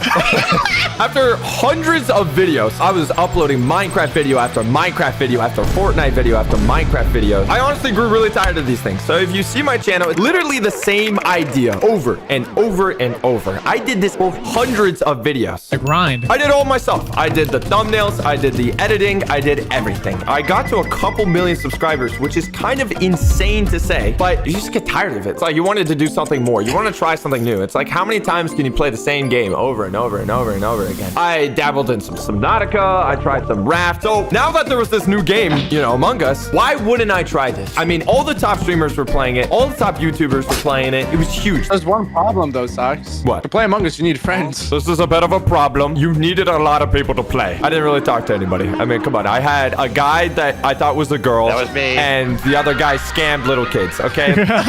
You need at least 8 people, but at best 10 people in a friend group, which honestly, getting 10 people at that point of my life is almost insane. It's literally impossible for you, bro. I'm sorry. I really wanted to try this game. Looked like a lot of fun. And, you know, I was like, all right, let's do it. I got Blaza. I got the Indian man. And we got a couple random people, you know, some people from our community. But it was only like maybe 6 players at best. This was a problem because the first 5 videos I ever uploaded on Among Us completely flopped. Really? Everyone hated them. I was generally at a point where I was like, all right, I can't upload this game. It's killing my channel. I remember the last Among Us video I uploaded, dude. It pulled maybe 20,000 views in a week. Really? Wow. That's insane. That was for my channel, who had millions of subscribers, is really bad. I was gonna give it one more go, but I was gonna switch it up. This time, I was going to do what my channel was known for, which was installing mods in games. Let me find some developers, throw them in the basement, let's make something happen. And the first Among Us video we ever posted with mods was Among Us with no kill cooldown. And this video went insane. Who's the imposter? Laugh. Keep those chains tied on him. Don't Get let me him. out with these chains. No. Get me out with these chains. No! Stay there. Get me out. Your time will come when we interrogate you. Not yet. This game had the most insane gaslighting you could ever see. That being said, this game really brought you closer to your friends. We're talking hours of conversation. This is where I figured out Blaza was a guy. Hours of rage bait really bring you closer to your friends. I guess Blaza really was the imposter, huh? We were uploading this first Among Us video that actually popped off, and we're talking it got millions of views within a week, which is insane. And the streak just continued. There was a point where we were hitting #1 trending back to back to back for literally nonstop months. Genuinely the peak of our careers. Of our lives. Where did that all go? We were growing at an insane point. At this point, it was so much easier to reach out to other creators because we were like literally on the map. And one of those creators were also in the Minecraft space. His name was Laugh. Mr. Laughing Gas. Laffy Taffy Gaffy. But did you plan all this out, Laugh? I thought this is the chance to do a perfect imposter run. up! Get me out with these chins! Keep him strapped down! Laugh really stood out to me. Dude, if you even check out his channel and look at his videos from 5 years ago, his thumbnails were insane. His videos were insanely creative. Insane storyteller. Okay, stop glazing so much. Oh, no, I'm gonna glaze this man. This guy was super funny. He was like the whole package. And on top of that, he was also British, which means super easy to make fun of, easily recognizable, perfect for Among Us. That's the first thing you thought of. I mean, when you think of British, you don't think of nice things, do you? Exactly. Oh, we started filling out our Among Us lobbies. We had a lot of new faces. We had the little boy named Nadway. I already met him when he was 12. And he's ripe and ready now. What? We actually brought Allie out of the cave. We brought her out into the spotlight. Hi. And even TBH. We had a full family at this point. Even Juicy. I don't remember this at all. Ali, I think it's the dementia. The dementia's coming back. I think I might be. Pretty much everyone in this call except for Tuxie. Hi. Everyone brought such a unique personality to the table. It made the conversations and debates so interesting. Ali had insane rantics. TBH, at this time, if you actually watch the videos, he was extremely shy. That was his thing. Oh, look at him now. Holy. What happened, bro? Look, you become shy again? All the weight got to my head. And Laugh, the best storyteller. For some reason, he always had the most insane debates. This was a thing that happened every single day for years. Was I always there too? Yes, hundreds of videos. At this point, my entire life has switched over to YouTube. I guess we could say we have made it onto YouTube. It was actually happening. It came to a point where I completely distanced myself from any other friends. I didn't talk to any of my tennis friends, any friends from school. Literally a kid I grew up since 3rd grade, I haven't talked to since YouTube. Bro, left this day one. You got a good friend now, right? Laugh. All go wrong, Laugh. It was all a sham. It was a lie. I woke up one day and I was British. Oh, bitch 5 British. At this point, the channel has become successful enough that I could actually have the opportunity to purchase my first home. And not for my dad's house. This was gonna be fully on me. This was a big, big moment because the reason was I wanted to meet them in real life. I wanted to purchase a home and have it be big enough so my real life friends, Blaza, Juicy, Laugh, everybody, even TBH, they all come and we could celebrate meeting each other in person. That's cute. How trusting are you to just buy a house so your online friends can live there? Like, what's wrong with you? Oh, I learned really quickly. It was now time to invite them all over. We got a brand new crib. It was pretty much empty. This was gonna be sick. Like, everyone's gonna have a room. We were all gonna hang out. Everything that we talked about was now gonna happen in real life. All those thousands of hours we're gonna meet in real life. Nothing could absolutely ever go wrong, right? I don't know, Laugh. Could it go wrong? Maybe. I would like to state we don't even know how we look like. We never seen each other. You probably still think I'm a girl. I can't get over actually how scary it was for seeing Blaza for the first time. The giant. Generally a 6'10" monster, like literally Slenderman in front of the door, bro. Doesn't even say hello, but instead throws his book bag at us at Mach 10 and go, you're gonna pipsqueak. Insane. But for this purpose, I'm gonna just focus on Laugh. He was gonna spend 3 months in America with me for the first time. Not only was this us the first time meeting, but this was his first time in America. I was completely overjoyed that Laugh was coming. And I mean, Blaza and TBH were gonna come over after. Yo, we're literally gonna have the whole gang in the new crib. This cannot go wrong. YouTube is going pretty well at this point. But with anything, it also comes with its own stress. An upload schedule. It's brutal. My steak is too juicy. My lobster's so buttery. Tell me about it. I make up my own schedule and I had to enjoy it in my time, my own home. And I get paid a gazillion dollars. Y'all don't understand how hard it is to play video games with your friends every day and then upload that on YouTube, you know? It's like overwhelming. I'm sorry you have to deal with that, man. We were literally uploading daily, and this was all me and one other guy. I made all my thumbnails. I edited about 80% of my videos, and we were recording every day. It was quite a lot. And you could see what it did to me. The images speak for themselves. You forget to shower. It's okay. And that's not even a bit. I'm generally not taking showers. Didn't you learn what shampoo was like 2 years ago? I literally just learned what conditioner was like 3 years ago. Ew. I wonder what your old chair smelled like. I don't want to know. It smelled pretty good, honestly. You know, like that butt sweat, that smell, that swamp? I'm eating! You know what I thought? Hey, it is time for someone to help me. I was so locked into the grind, I literally did not have time or did not want to give it the time to do basic necessities like go to the dentist, drive to pick up food instead of door dashing it, buy literally body wash or something. Like literally basic stuff. That's insane. insane, man. So I'm like, why not hire an assistant? That's what people do. Great idea. Seems like logical. He needs a caretaker like an old person. I don't have anyone working for me. So I'm scared to hire anyone. I'm an introverted kid. I locked in the house. I don't talk to anyone except for people online. Hiring someone in person, yeah, that is scary, right? And I guess since I was doing it on Craigslist, that is another level of like, what am I doing? Laugh. So how did I hire the assistant? You narrowed it down to 2 people. There was some guy that your sister knew. Then there was the assistant you hired. Oh, so you definitely did not want that guy now. So the assistant came to my place and smelled it and left. Now that I think about it, everything is starting to make sense now as I'm talking about this out loud.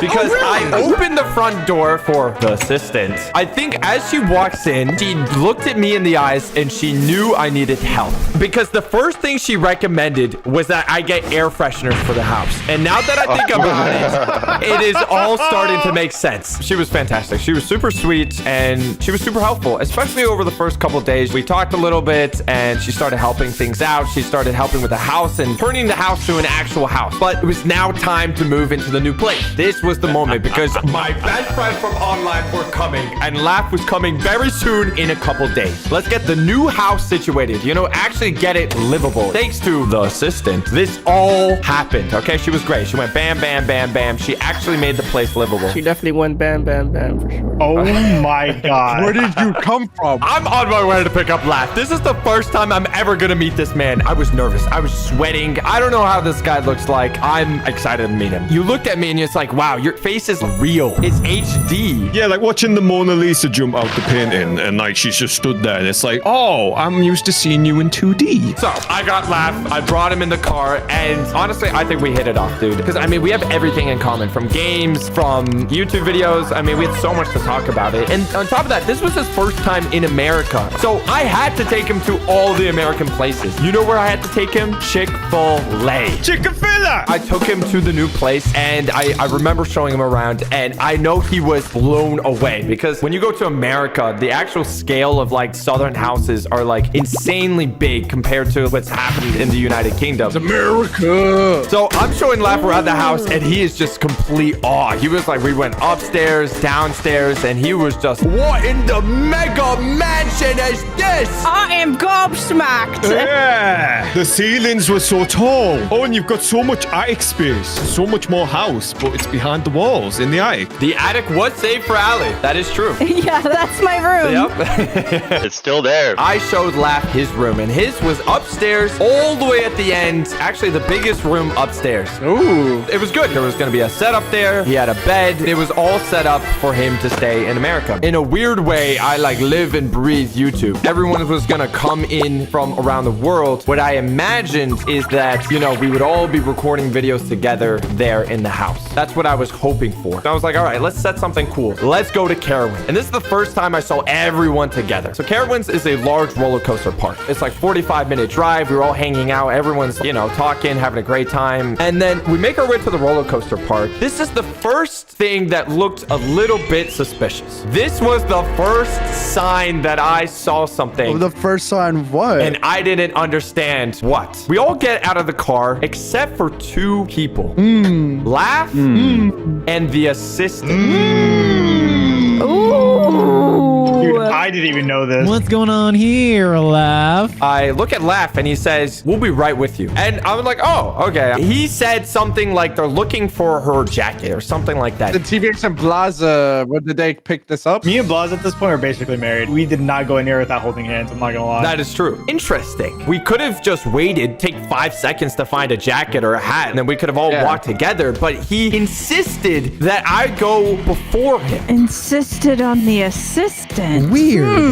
It didn't make sense to me at that time. And I'm like, okay, well, we're all going to meet up at the roller coaster park. It's going to be fine. Something happened in that car in those couple seconds, in those couple minutes. Oh, that's how long it took. A couple seconds. Guys. The assistant and Laugh eventually caught up to us, probably like 20, maybe 30 minutes after. So there was pretty much some time. We had a great time at the roller coaster park. Everything was fine. Everyone seemed socializing fine. But no, to me, any red flags that really kind of stood out. Now, now came day 2. Another couple weeks happened. I was locked up in my office. I was working again. A lot of time has happened. This is weeks and weeks and weeks of time. He's been recording with me from time to time. I mean, we've been doing Among Us videos and some stuff like that, but that only takes a fraction of your day. You still have that entire rest of the day to do whatever you want. What I was imagining is that, you know, everyone was locking in and doing YouTube videos and stuff like this. We were now nearing the end of those months, the last couple weeks that Laugh was staying with us. And I was like, let's all go to the Renaissance Festival and dress up. As you see, Laugh dressed up as a knight. Oh, look at me. But I noticed something. The assistant also joined us on this YouTube video. She was very fond of Laugh.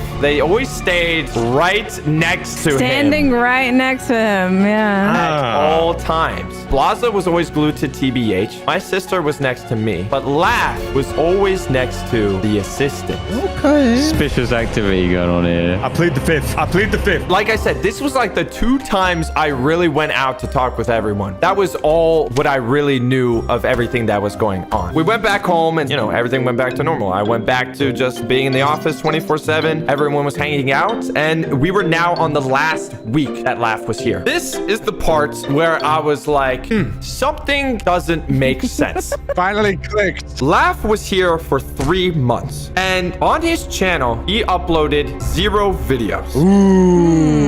We recorded videos, but only a fraction of the day. What was he doing? Lollygagging. And to me, it really did upset me. I went upstairs, and this is the 3rd suspicious moment. I knocked on the door. Now that I think about it, this is actually a very suspicious big moment, Laugh.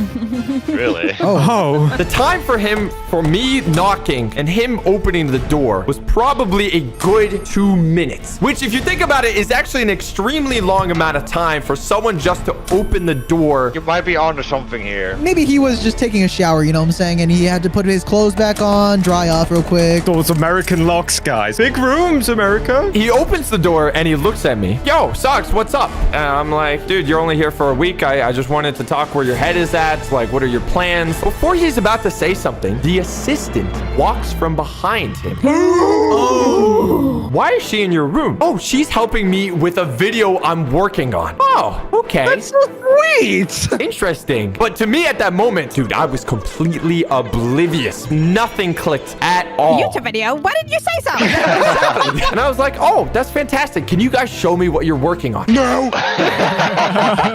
He brings me into the room and they're doing Minecraft, but the items are real life. Is it the drawing video? Yeah, whatever you draw comes in real life. It started to make sense. It was like, oh, it is a YouTube video because she's helping him with like the arts and crafts, right? I see like the papers and all over the place, and they were literally making Minecraft in real life. Then I asked him, I'm like, Laugh, it's been 3 months and you've made half of a chest. Half of a chest. Hey, that's good progress. It was a good chest. I came out of that room and I was upset. There's no way out of 3 months, all you built with like half a chest, which by the way, after that conversation, he finished the whole rest of that chest within that day. So if he was able to finish the chest in a day, what happened in those 3 months?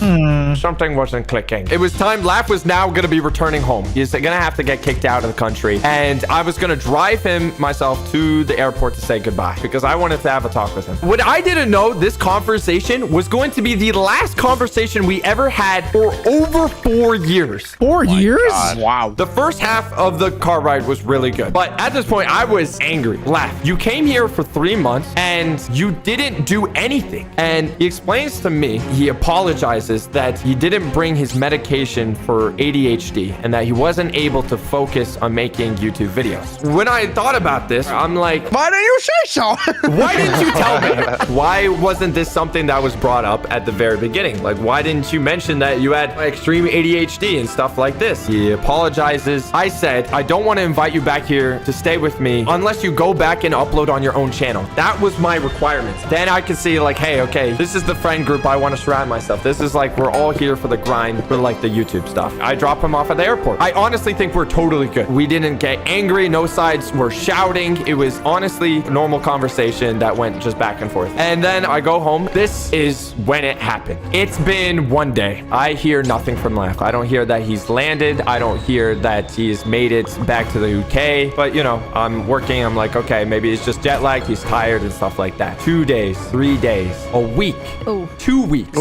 Nothing from Laugh. Literally not a peep, not a word. Month after month after month, nothing. Oh, wow. It seemed like it was all good. And then all of a sudden, everything just vanished. Laugh died? That's what we thought. But then this is where it all came together. Before this entire 3-year gap happened, this is where all those little, like, in quotations, these kind of things that I was seeing during these 3 months, it all started piecing together. Someone told me my actual new assistant, which is actually kind of funny, she had some very important information for me. She was still in contact with the old assistant. And this new assistant, she tells me this. Laughs well, and I know what he's doing. Laugh is getting married to your assistant. Oh my goodness. I skipped a couple chapters. I don't know what's happening. So I didn't hear from this guy for months. And then the next thing I hear about him is that he's getting married to the assistant that I recently let go. Dude, it's like my mind at that very moment.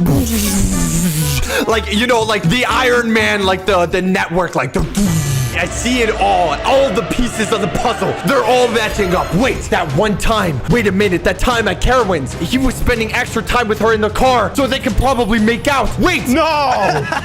That one time in the Renaissance Festival. They must have been dating at this one time. Oh my God.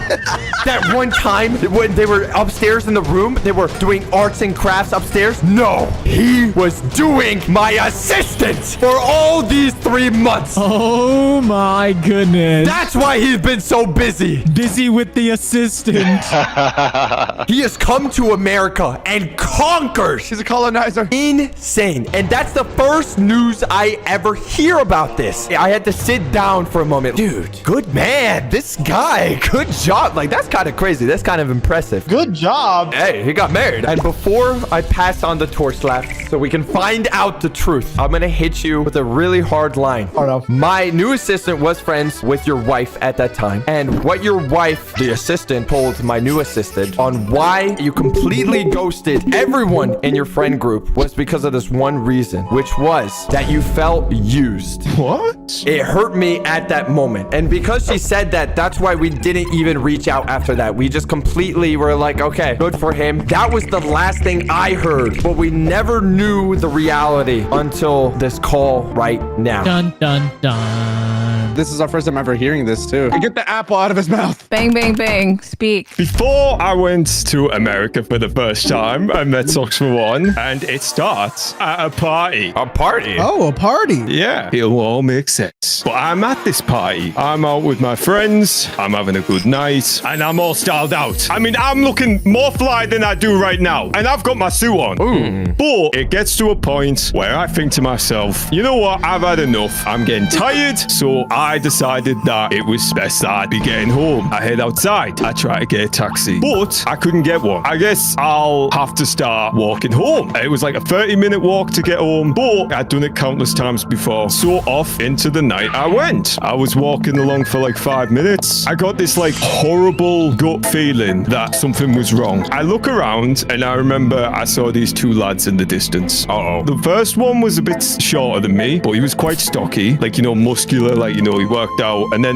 the other lad was taller, but skinnier. They were also dressed like they'd been out having a party. Admittedly, I actually don't remember too much from this point on. The next thing I remembered was the 2 of them running up on me. Then there was like a scuffle, which I don't remember much of at all, except there was a moment which I remember clearly where like I got hit like round the back of the head with something. Ooh. And like it knocks me over. I remember getting straight back up, and the taller lad, he was telling the shorter lad lad, you know, to leave it. And he started to leave. And then the shorter lad, he was all fired up like it was his idea. They're trying to rob you? At this point, I don't know what's going on. Then they both, like, you know, ran off. One moment I was watching them leave. And then all of a sudden, I was just looking at my bedroom ceiling. Oh. It was so weird. I was in bed and it was morning. The light was coming into my room. I didn't remember how I'd gotten back home, but as far as I could guess, I just kept walking and then went straight to bed. As I began to sit up and like raise my head, I started to feel like my hair clinging onto the pillow, like it was, you know, stuck to it. Nah. Yeah. That moment that, you know, sort of like hit. It was a big injury on the top back of my head. My heart sank so much in that moment. I turn around and look at my pillowcase and it's black and there's nothing. But then like I take the pillowcase off and the pillow underneath is just like red in the middle. I hopped in the shower. I can't remember how long I was stood there for. It was weird. I was sat thinking like, why am I not dead? It was a bad injury and like people go to sleep concussed and die. But I was so angry. I would be infuriated. Are you serious? I've never felt that sort of hatred before towards like people. They didn't get anything. They just wanted a fight. That's so dumb. If I did find out who they were or what, I go like to the police because I feel like most people in like the right mind would do that straight away. At that point, I'm like, right, okay, I don't want to stay here anymore in my town. If I could get away at an instant, I would. Socks was on about having us all over and it was like September time. Yeah. You know, I can fly people out when you're good. I could go like whenever. Oh, so I'm gonna add a little more fire to your conversation. So I did also purchase your flight to America here and back. Ooh. Yeah, it was like a 3-day notice on the ticket and the hotel. You really wanted out of there. Yeah, definitely. So I go to Canada. Oh, Canada, the Great White North, my home. Yeah, the Great North. I saw Niagara Falls. Oh, heck yeah. I had a great time. And honestly, it was nice. Spent 2 weeks in Canada. All great. I fly into the USA. I was like, you know what? How do I stay here permanently? No, it wasn't that. Genuinely. Ooh, hello, assistant. I was just happy to be away. Oh, you're single. Oh, no. Come on. Let me show you my laugh load. Oh my God. Hey. It's like, isn't your new assistant your girlfriend? Dude, that's why I find this so funny. If you come again, laugh, you can't get my assistant this time. She's mine. Right? She's also a woman. Hey, cowboy. And she's from Canada, so your plan doesn't matter. This is where me and Socks meet. This is where the path it branches in. And we start making out. Yeah, I see Socks. I run into his arms straight away. Kisses. Immediately. Oh! And then he whispered in my ear, that's what I'm going to do to your assistant next. No. Come on. After that bad thing happened to me, I didn't get the diagnosis for like ADHD. So I didn't have any medication. It started to have a toll on like me and like my like ability to think and like act. We went to the new house and he did get the assistant and she was great. She was more than great for you to laugh, yeah. We hit it off as friends. As friends, right? Good move. You know, you friend zone them first. No. You know, things are great. We're getting along good. Yes, me and the assistant, we did start dating. You went from friends to dating. And how long? What is the timeline there? That was around the Carowinds time. But we stayed in the car and we were actually talking about something. It wasn't like we were kissing. No. But also, there was times where like I would try and like sit and I just couldn't. It was so strange because I just really started like struggling with like thinking and I was getting like horrible like brain fog and like fatigue. On that bed though. Genuinely.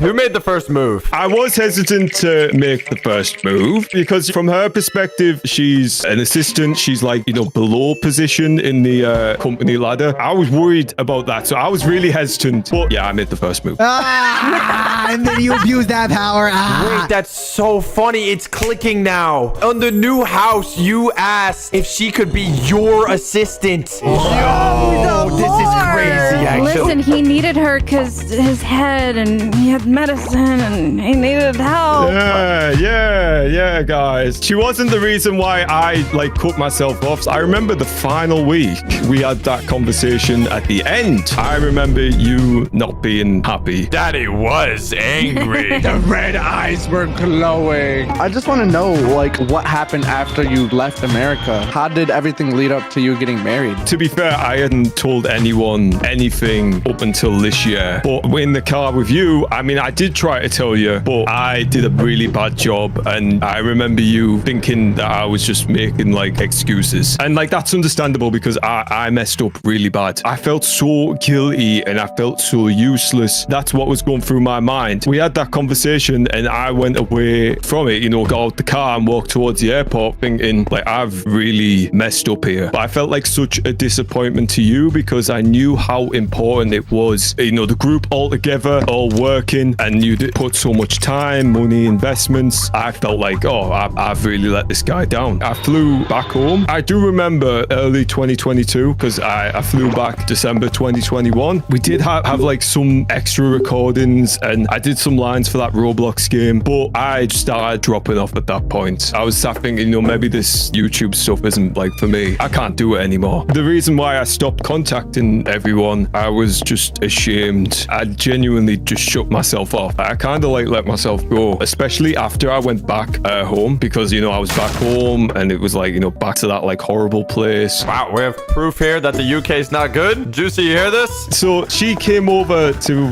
the UK. She flew over. You know what was funny about that? She came into the UK then left you. She was like, oh no.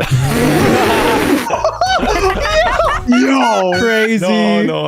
I'm saying because the UK's bad. Someone put this guy in the chair. It wasn't like official, really. Did she meet your parents? Yeah. You guys got married. Happy time. Yeah, she got me the ring. She got you the ring? Wait, she got you the ring? She proposed to you. Here's the thing. You are not a real person. It was adorable. Did she get on one knee? No, and it wasn't an engagement ring at the time. It was just a ring. Like, oh, I just bought you this ring. And I was like, aha, interesting. That ended up being the engagement ring. We got married. It was November 1st, 2022. I know you think, oh, you didn't invite me to the wedding. We were just like, well, I'm here. Why not? So we just went to the courthouse and we had two random people. That's all you need. And then we literally just went and got Korean barbecue. Oh, yeah. That's a perfect wedding. It wasn't a proper wedding or anything. Are you guys still married? No. So why'd you message us back? Why are you here today? Bills to pay? No, I tried to come back a few times to YouTube. Each time, like, I felt like, you know, it wasn't back. Really? Because I think one of the videos is actually really good. Yeah, the 1 million villagers. Looking back on it, yeah, but at the time, I didn't. I just thought, I miss the gang. We've missed you, Laugh. All right, everyone gather around. Uh-oh. Judge Allie's gonna give her hearing. Yeah. And we're gonna find out if he's guilty or innocent. Does he deserve to be alive right now, or should we kill him right now? The proceedings have been reviewed and the court finds the defendant innocent and we all live happily ever after the end. Oh my god, everybody!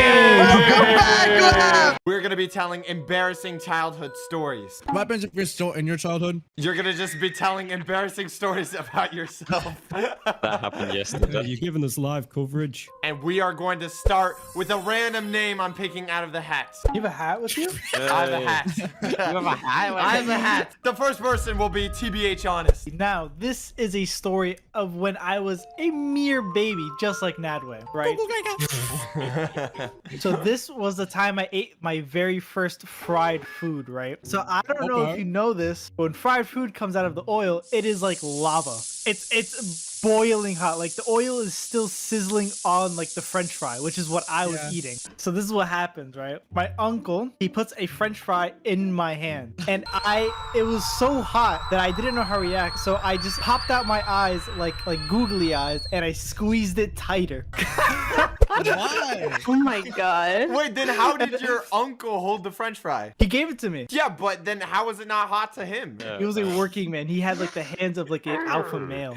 Ah, yes, yes. Right. So I'm squeezing this French fry tighter and tighter as the oil is like burning my hands, and I'm freaking out. And I don't know what to do. And everyone's looking at me like, "What's wrong with him? Did he like poop himself or something?" Because I'm like 3 years old, and I'm like about to like start screaming because there is a burning French fry in my hand, and I don't know what to do with it. Because logically, I cannot just let go. Yeah. What are you supposed to do now? It's a ticking time bomb. Yeah. So I was holding it for like 5 minutes, and eventually I just started crying. Wait, you held a French fry for 5 whole minutes? I cooled it down with my own body temperature. Is that wrong? I rate that at probably a 4 out of 10 out of embarrassment level. That's not that bad. Another name out of the hat. It is Muffin Juice. Muffin. Yeah, Muffin. Dude, my story is like the worst. Like, I couldn't think of anything good. Back in the old days, before Clash of Clans even came out, I was a little toddler. I was like 4. I used to go behind large object in my onesie and just poop my pants. Like, even though there was a toilet right next to me, I would just poop a lot. What? I was a free man. Dude, That's that doesn't even sound embarrassing. I kind of wanted to flex a little bit, but what are you flexing? I don't know. Wait, are you sure this wasn't just last week? No, I could prove that. You could. I don't know why you did that, Muffin, but the next person we're picking out of the hat is gonna be Mr. Blaza himself. Blaza! Oh, is Blaza, this why thing are you working? wearing your headset here? I bring it everywhere. There's no wire. I have a couple images for my story. Oh, he's got images. This is a presentation. Oh, no. You want to take a look at the board? I wake up. It's a Halloween morning. It's a normal school day. I'm getting ready to go to school, and usually people dress up for Halloween, but not too much. So I thought I'm not gonna do that. That's stupid. I did it. I just went to school normally, and I finally got there. I casually walked through the front door, and what do I see? Is that an anime cosplay I see there? What? I look left. I look right. Is that a furry cosplay? What is going on here? I was in shock. I never expect this. I thought these people are gonna get bullied or something. And all of a sudden, I got pushed in my back. I was like, huh, what is that? I slowly turn around. And all of a sudden, I see this creature right in front of me. Donkey from Shrek? What is going on? A freaking 4-legged horse. There were 2 people in there. And they were like, oh, sorry, I couldn't see you. I'm like, okay, no problem. Did you specify as a 4-legged horse? Aren't all horses 4-legged? Yeah, but this one, it's a suit. What's so embarrassing, though? The rest of the day, I was mad confused, and I had no idea people do that. And people celebrate Halloween by dressing What's up. so embarrassing, Plaza? I was embarrassed for them. Okay. Why? Why would you go to school in that? I would would be go mad to school like embarrassed. that. I go to school in that Yeah. all the time. Yeah. Plaza, it looks like you dressed up as a clown to school that Oh my gosh. Whoa. That brings up our next person on the list, Allie. Oh no. It's your turn. All right. Okay. So. Wait, someone walked in the room. How can someone to walk in the us. room, Juice? It's a campfire. We're in nature right now. Just casually walks up to us. Oh god, look, it's someone in the forest. Anyway, my whole life has been just a series of horrible traumatic events, but like I think this one's good. So when I was a child, I went to a playground by myself, and so I was just playing on the slide and stuff, you know, what kids do at the playground. Why did you go to the playground by yourself? Why not? You never went to the playground by yourself? No. Well, not by myself. I must have big balls then. Anyways, Oh. and then I found this rope on the ground, and I have a picture. This is what the rope was Whoa, like. whoa, whoa. Hold on, where is We it? have footage. Whoa. Okay. Where is this going? So I came up with this great idea to be like Spider-Man and like swing from bar to bar on the monkey bars with it. I tied one end to the first monkey bar and the other to my wrist because I was like, I'm gonna hold on tight. This is how I hold on tight. And then I prepared myself to to like do like a cool superhero jump to the next monkey bar, and with my other hand I jumped and tried to grab the next bar. No! And I couldn't reach. I fell, and I was just hanging there by the rope on my wrist. So then I started yelling for like everybody, like all the kids, and I was like, help me, help me. And that's where I came in. I was like, what's hanging, Allie? This is why you don't go to the playground alone. Yeah, Allie. I hope you learned your lesson. Oh wait, what happened after that? She did it And again so- 5 years later. She's been there. yelling. She's still there at this very moment. The whole setup is there. But that's not it. That's what? Soon, all the kids on the playground, they all just came and stood around me while I was just hanging there, and they stared at me, and they didn't even say a word. They didn't say nothing, and I was crying. Wait, did they even like laugh or something? No, they were like stone cold, like straight face, like no expression at all. And I was sitting there crying. You know And so the wake up guy? I'd imagine them all looking at Allie like that. I was like sitting there crying and asking them for help, and all of a sudden they just turned around and left. They all left all together. Just turned around and left the playground. They didn't even run. They just walked. And I felt so betrayed and just felt such deep shame and sadness. And so I just hung there crying for like an hour until my mom came and found me. An hour? An hour? Yeah. Hanging there for an hour? Allie, are you secretly ripped? Yes, big strong man. I felt kind of sad. What was wrong with those kids? We're gonna find them to this day, and it's time to square up. And then we'll hang them up ourselves. And that brings me to our next contestant. In the hat, we have Mr. Meme God. I mean, Hey!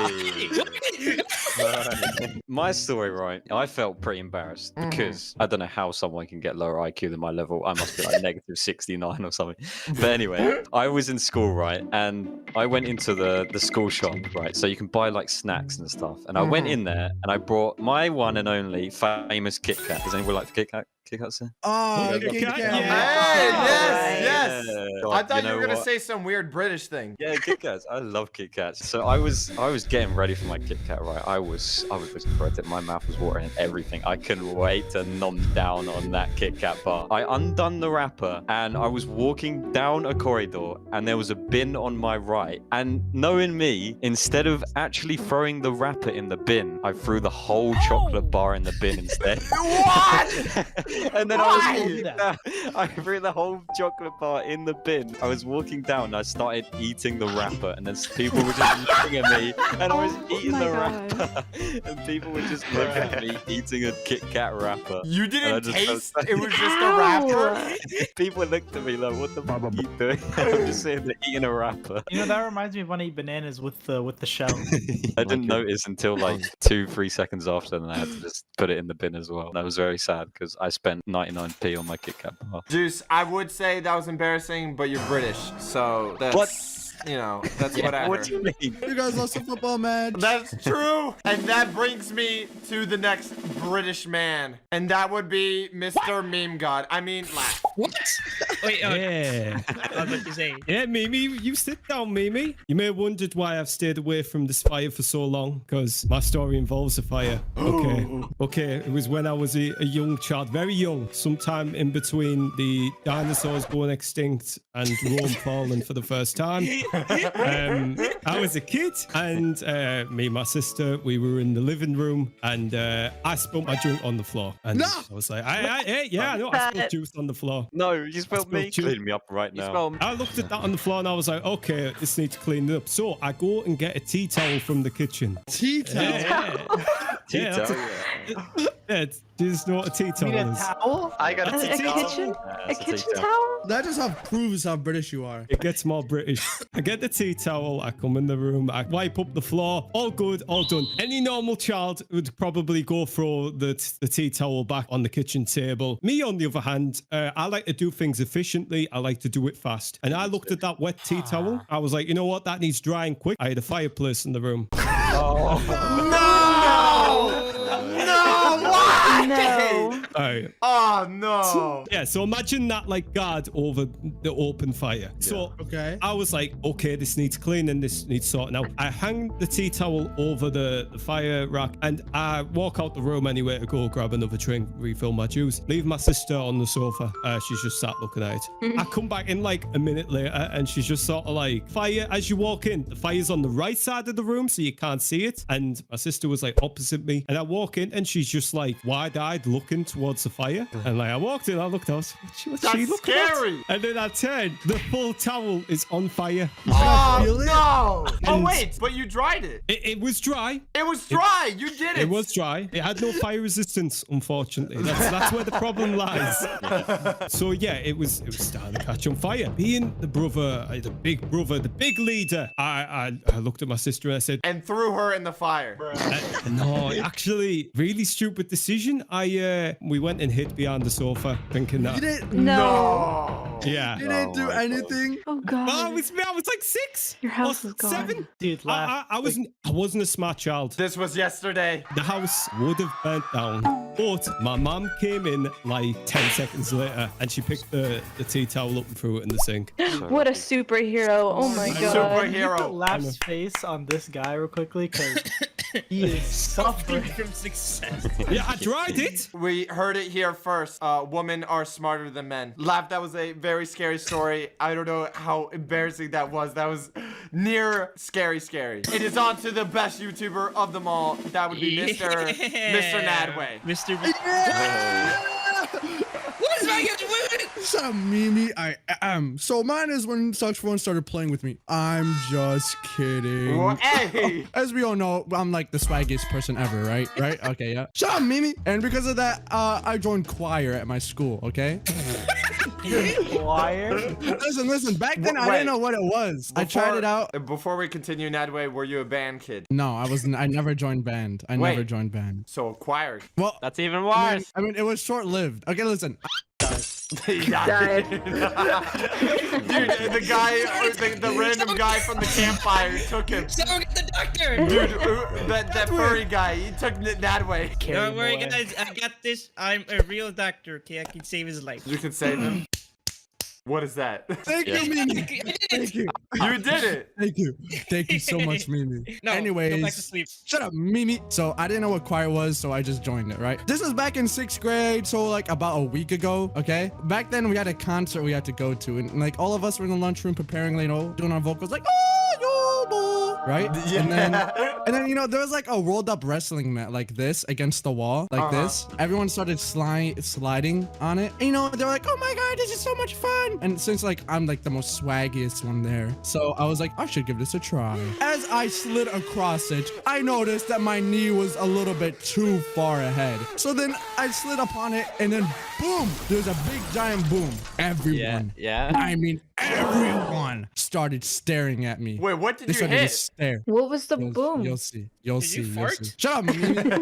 I put a hole in the wall at my school. I put a giant hole in the wall. Is the wall okay? No, it wasn't, Socks. Oh, it wasn't. Not the wall. Listen, it was even in the cafeteria as well. So everyone would see it whenever they're having like, oh my God, who put that hole right there? Everyone was there. And then some kid. Are you sure you want to confess this in front of millions of people? You're gonna come back for you, man? They won't be the ones to snitch on me because someone already did. As soon as it happened, some kid snitched on me. No. As soon they're like, oh my God, it was Nadway that did it. And they said Nadway, by the way. I mean, you did break a hole in the wall. I think that is Nah, dude, snitches get stitches. Throw them in the fire with the people that were in Ali's story, all right? They could join in the fire. Exactly. I mean, if I saw like a Nadway-shaped Kool-Aid man hole in the wall, like I would be terrified. Dude, the choir teacher came up to me, then she got the principal, and they started yelling at me in the middle of the cafeteria. Oh, that's tough. And then after the performance, I almost felt like crying, and then I told my dad, and like we just left so fast. We left so fast, dude. Never When go I tell back you, to that school again. I think the wall couldn't handle my love for Monica, so it gave up. And then the school collapsed. That was my story of how I put a hole in the Well, wall. that wraps up all the best people in this group that tell their embarrassing childhood stories. No, you're forgetting one person. You're forgetting one person. I have another story. All right, Mr. Meme God, you can go. Is it my time It's to your finally time go? to shine. So one day, me and a couple IRL friends, we went to McDonald's. Okay, You have friends? I've only been to McDonald's 2 times before in my life, okay? And that was to get chocolate ice cream sundae with peanuts. There we were all standing online together, and everyone was in front of me, okay? I was the last person online to get my food. But then I noticed everyone was getting stuff like burgers with 5 patties, or hot dogs, but the wiener is 9 inches long. So I started panicking, okay? I was just there to get an ice cream sundae with peanuts, okay? But if I got that, I wouldn't be able to show my face in school the next day. Wait, why? Because all my friends were getting like crazy stuff, like crazy foods. Wait, are you telling me you got embarrassed because you're just gonna get ice cream and they had meals? I needed to prove to my friends that I am the alpha of the group, okay? Yes. But here's another thing about me. I don't eat meat. Not for religious reasons or because save the animals and stuff. I just don't like eating meat, okay? I grew up with aloo ka paratha. It was finally time for me to order my food, okay? I took a step forward and I saw the cashier. She was staring into my soul and she looked like she was already in a bad mood, okay? Her eyes were twitching. I should also mention at this point that I'm also very shy, like when I go outside and talk to people. Aww. You shy? No. Oh, baby Meme God. A vegan at McDonald's, I would be shy as well. But I looked back, okay, and I saw my friends. They were waiting for me to say my order so we could go back and sit together, okay? I was feeling the pressure, so I opened my mouth and I said, "Can I get a cheeseburger with only the buns and cheese? No meat." No, you got a burger with no burger. Grilled cheese. With no meat and cheese. Those words, everything went into slow motion. I saw the cashier's mouth open. Her warm breath, it was slowly traveling inside of my nose. What? You want a burger with no meat? What's the point of the burger? You know, that's exactly what she said. She said it in that accent? Yeah. As soon as she said that, I looked behind me. All my friends, every single person in that restaurant stands up and they're pointing their finger at me. What? What? And then my whole life flashed before my eyes, and I was under pressure. It seemed like I you're had about to to die. slowly release some gas. But at the end of the day, I got the burger, and it was just buns with cheese. Was that even good? Bread with cheese. It's like a grilled cheese sandwich. Grilled cheese. It's like a grilled cheese, but it's not grilled, and it's just cheese. Shut up. And TH was there as well because we were eating together. Wait, TBH, Mimi, in real life friend, revealed? Yeah, I was his crush. Well, for the last person of this story reveal, everyone's gone, right? Everyone is gone except for one person, and his name is Saksha1. But you will have to find out next time. So if you want to see more embarrassing stories, hit that like button and subscribe. What a tease. That's right. I've done this to expose all of you. We're going to be yapping about our first consoles, and some of our most unhinged and some of my best memories is about that. That doesn't make much sense. There are hundreds of possibilities, but depending on your age or even when you got into video games, I'm sure you probably got one console that has a special place in your heart forever. Aww. That ways is probably like the Xbox 6 or something.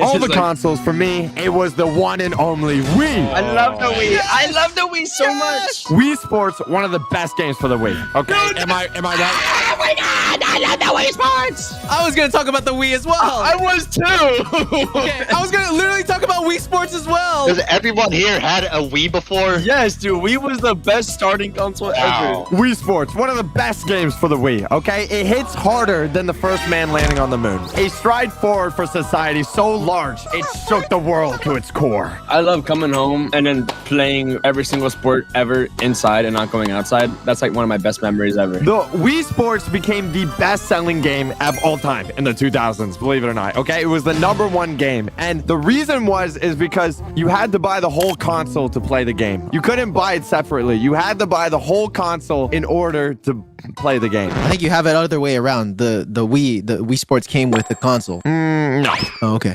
That being said, the Wii was amazing. If you could even get your hands on a Wii, okay? I remember being as a kid begging my parents to let me spend $4 of my saved pocket money on this extremely expensive and rare console. I had to do so many chores around the house before they let me even think of getting one. How much was a Wii? $300.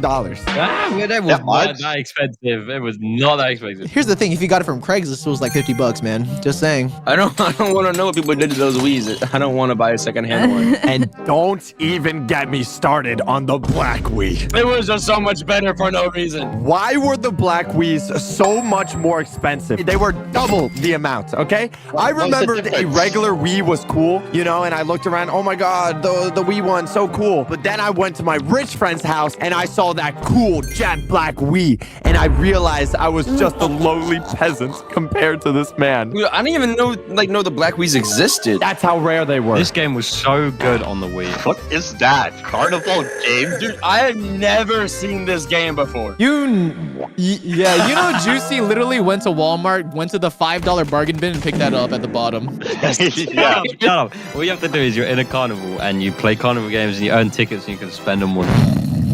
This looks like a bad mobile game. Okay, but finally, after weeks of child labor, I was able to grind up for a solid $7. Whoa. Yeah, and that's minus taxes, minus tip, minus corporate tax, minus country tax. Dad tax. You have a dad tax, of course. And you're left with $2 whole. Here you go, sir. I think you meant 2 cents. I remember first loading up this glorious machine, preparing to make my very own character. I think I spent at least 100 hours trying to make my Wii look like something cool, like Darth Vader or something. But it always ended up being like an absolute monstrosity. It turned out ugly. You're just not very artistic. You're saying that your guys' characters were cool? Dude, my guy's character looks like Peter Griffin from Peter Griffin. I literally recreated God on my me, like with the long gray hair and the beard and everything. After hours of character design, it didn't even matter because I didn't really care much because the theme music went so insanely hard. Yeah.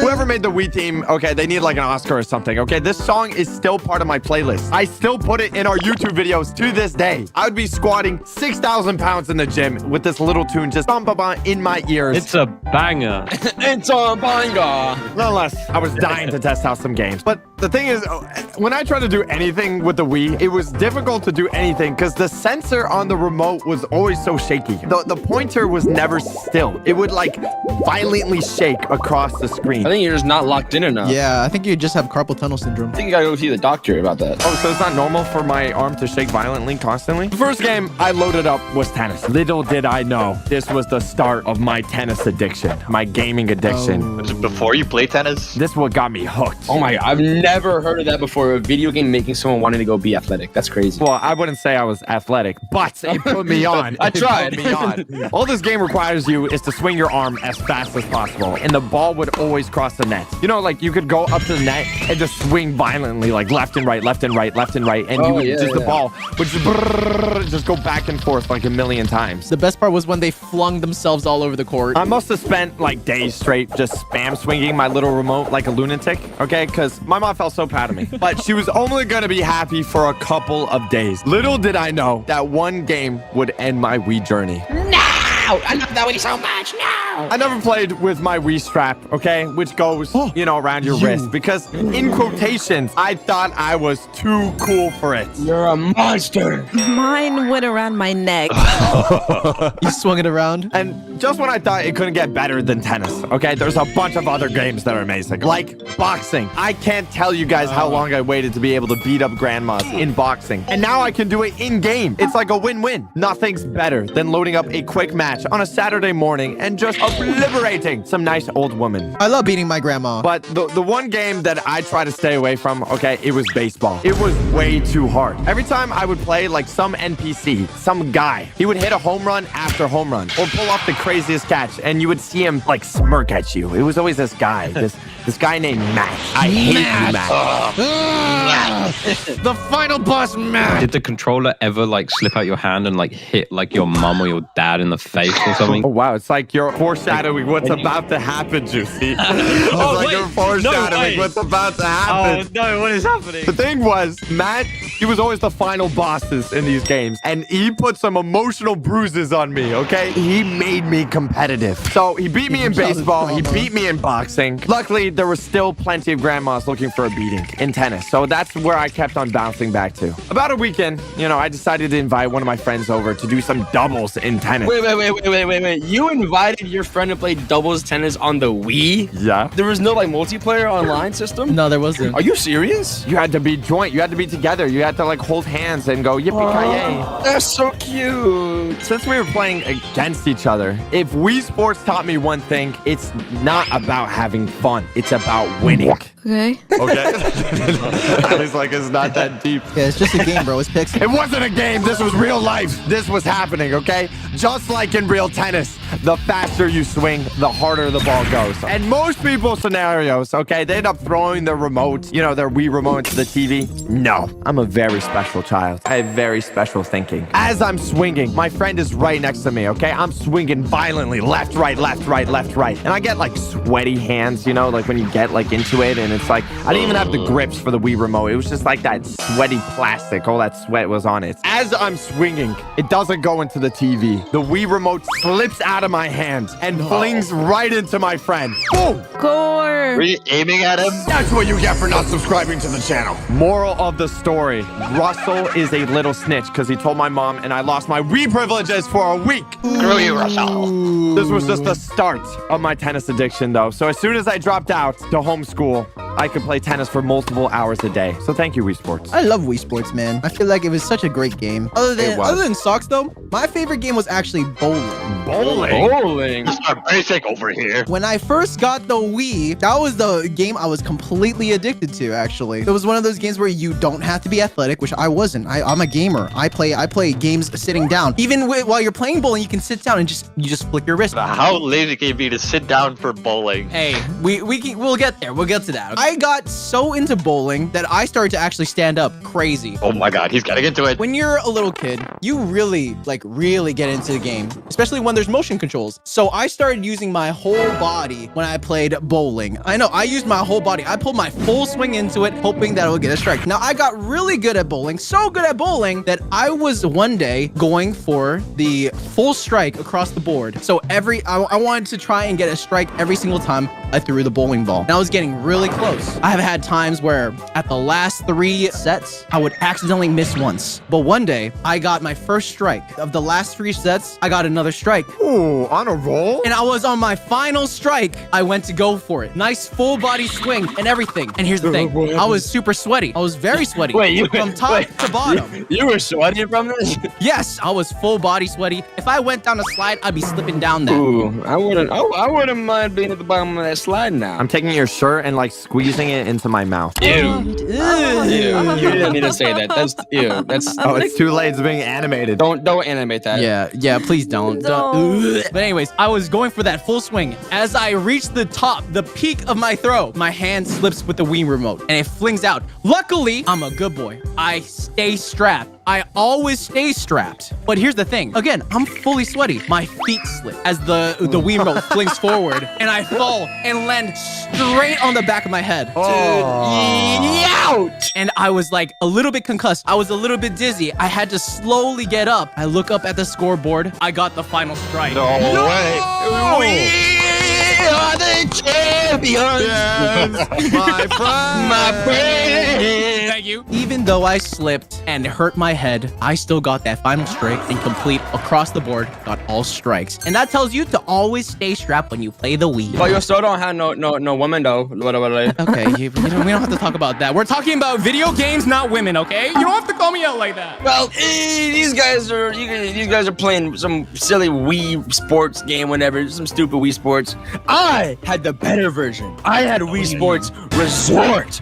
Wait, so your first console was the Wii 2? The updated version, the one with the extra attachment on the back. And this one was like literally 1 billion times better than Wii Sports. You had like wakeboarding, you had archery, you had like table tennis. There was basketball. Can you believe that there was basketball? Oh, basketball was a fire game. You had like sword fighting. You had frisbee. Like who's the one of frisbee in the Wii? What doesn't it have? My absolute favorite one on the Wii Sports Resort was flying an airplane. Yes. Yes! Noway would have loved this one. Thank God he's not. He would have been going crazy. But basically, the whole premise of the air sport game is you have to go around to these different monuments, and then you gotta find like different balloons to pop with like you're playing as like little blasters on it, whatever. And you gotta go to these different monuments, and you just gotta like pop all the landmark balloons. And what I did is I didn't even do this. I didn't even care about flying to the landmarks and popping the balloons. All I did was I did barrel rolls the entire time, little barrel rolls everywhere around the map, and I would just fly around, and I would go into the volcano, like, yes, and then I'd go down, and I would fly all the way down and out the lava rock, and it'd just be the best time ever. And I'd be on this game for like literally 3 hours just flying around. The second best game, and this is literally, there's no other argument about this, was the sword fighting game. Yeah, I love the sword fighting game. That's the good one, especially the real life one with my uncle. Wait, do you want to explain that, Socks? What do you mean by that? Yeah. No, sword fighting. Sword fighting. Oh, sword fighting. But I'm sure you guys can remember once I start saying this, you had the guys wearing the green armor, and the guys wearing the red armor and the gold armor. Yup. But then whenever you got to the final guy, he was in full black. Whoa. Like the black Wii console. Oh, it always comes back. And this started my hate. I'm joking. I'm not. I think Wii Sports Resort has probably been the most favorite game I've ever played in my entire life. Just because it's so nostalgic, it's so awesome, and it just brings back so many memories. The Wii #1 console. Can anyone beat the Wii console? I don't think anyone can. You think I cannot beat the Wii console? You don't think I can beat the Wii console? You think you have a better one, Jose? See, your opinion doesn't matter because your favorite game on the Wii was the carnival game. Who plays the carnival game? Who plays that? Best game. It's the best game. You guys want to know of the best console ever? It's called the Mega Drive. What is that? What is that? Chinese knockoff bootleg. Oh my God, how old are you? Ever heard of the Mega Drive Retro Electro? Retro Electro. That is the most British console I've ever heard. You don't understand. This console, right? Oh my God, the controller. Dude, shut up.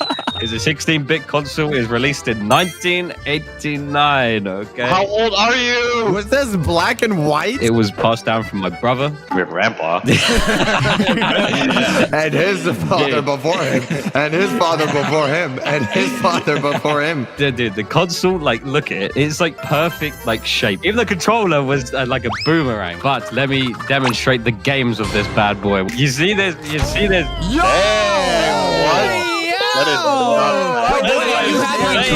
Okay, I kind of like the Retro Electro now. Dude, that's a nice Ferrari. Oh my gosh. Yeah, get this woman off the screen already. Holy crap, I'm trying to see the car. Oh my God, look at all those polygons. I bet this was 2D. No, it's not 2D. This is the game. You're a Dude, that's sick. I was not expecting that. And then when you're driving, right, you have a woman in your passenger seat. Not relatable. So you have your own personal passenger princess. Ooh, I want to be your passenger princess. You would basically have to deliver this woman. She is the most important package you have to deliver, okay? Ah, so she's an object. She's a package. Okay, I see one problem with this image already, Juicy. 250 kilometers!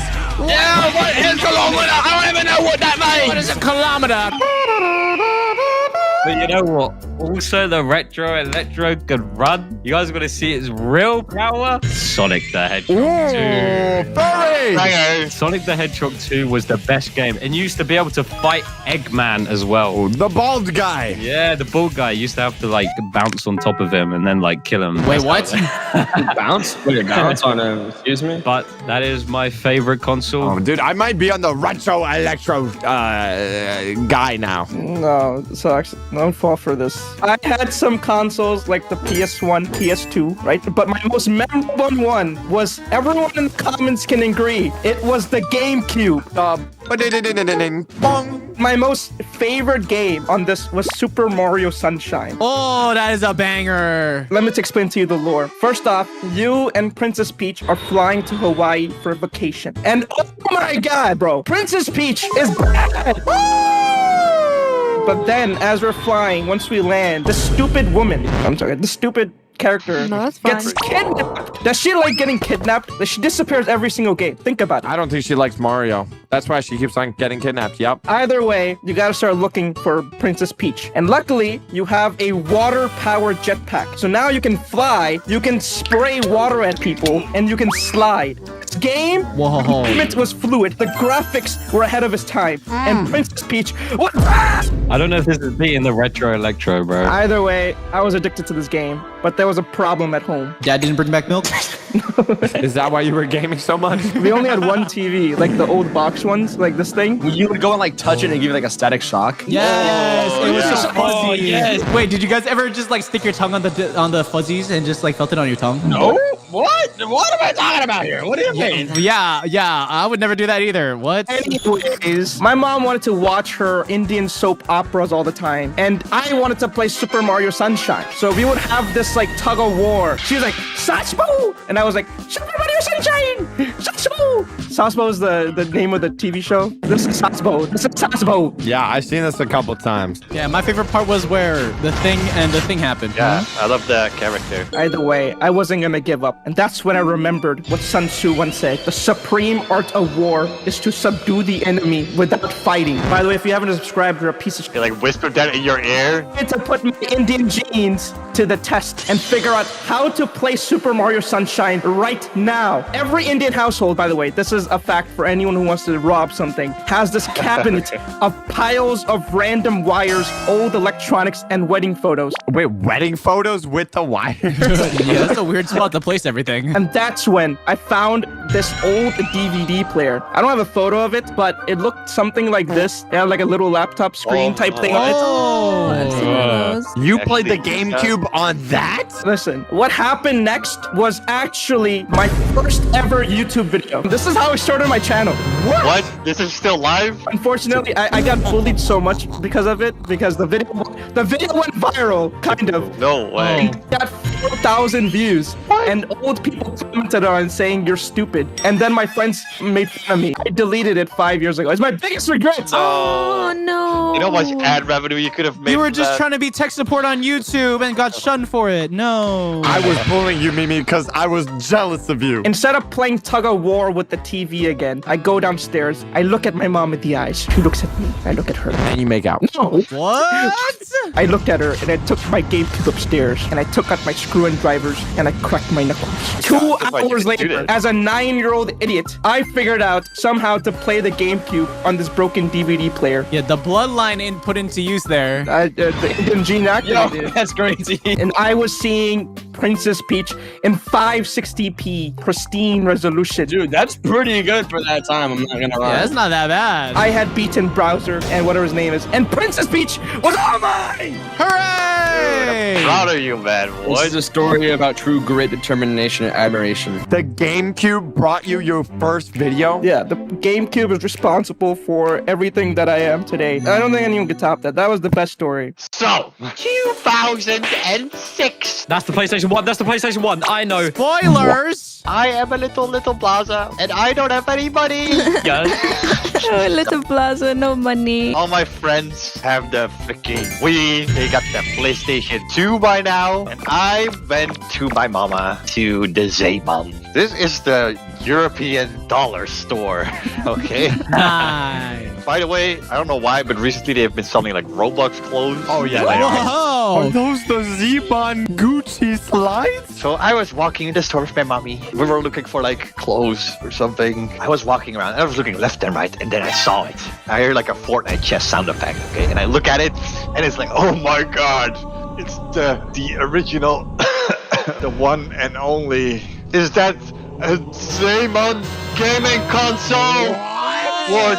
$12.99. Oh my god, 320 by 240 pixels. 2.4 inches? I was like, no way. 150 games. I need to get this. That's so good. This is better than the PS2. Way better. Dude, I pull at my mom's leg. I'm like, mommy, can I have this, please? can I have it? And she's like, oh no, that's pretty expensive. I'm like, it's $12.99. She's like,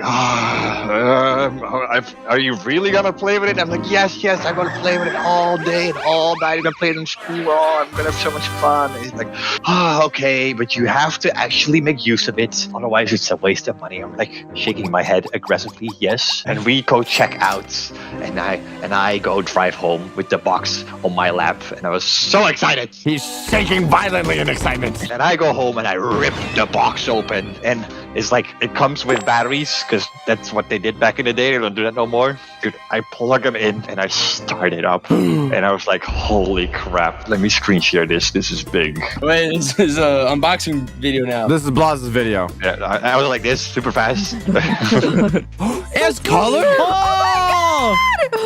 That looks so cute. Wait, brother, can I get one of these, please? Dude, I was looking at all these games and I was like, what the heck? This is not a PlayStation 2. This is just all like 2D pixel trash. Trash? And it has like these weird knockoff like Mario games. This is a knockoff version of Bomberman, and I don't know what I was doing. And I was expecting like Wii results, like Wii games, like PlayStation 2 games, like Modern Warfare 1. That's what I was expecting. And this is what I got. And it just widescreen. You wanted Elden Ring in 4K. And literally just widescreen in his video. He took out the batteries. He's trying to fix it. It's already broken. It's already broken. No! Wait, it's naked! What is that? What is he doing? So this is basically what happened to me. It like I played 3 games and then it just stopped working, and then I never played it again, and it was so sad. I went to my mommy like, Mommy, it broke. And she said, I told you we shouldn't buy that thing. Go to your room and subscribe to the channel. He lost $12.99. And then I haven't had a console in like a couple years after that. Oh, so it actually broke? Like a widescreen for real? Yes. The 115 one was too good to be true. We have one final person, Ali. Present yourself to the class. Aren't you like 1 billion years old, Ali? How did you have a console back in your day? It's called a rock and stick. So my dad would like all kinds of consoles, and the first console that I played on was the Nintendo 64. The Nintendo 64! I've never played the Nintendo 64. You have to tell me, do you know the Star Wars game on the N64? No, but I would play Smash with my brother. Wait, what? Did I hear that right? What? My first game was Conker's Bad Fur Day. It's about a little cute orange squirrel, but he's a cute little greedy orange squirrel who has to get home to his smoking hot girlfriend. Oh yeah, I have this problem a lot. This is her, by the way. Holy crap. What? Is this like Looney Tunes? What is Forget this? all other consoles. This is the console. He has to get home to his smoking hot girlfriend after binge drinking with his friends. Somehow, he has to save the world along the way, and he ends up fighting a lot of funny and vulgar people. Are you reading this? The game is definitely not meant for children. This is one of my favorite parts. I'm just gonna put this here for a sec. What the heck? What is this? I've never heard of this game. There's a part where there's like rock people.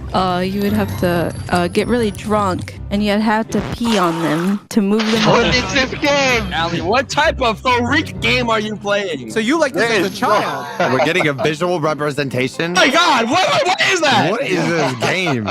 They're all like dancing and like boogieing. Boom, boom, boom, boom. That's his girlfriend for some reason. She's locked up.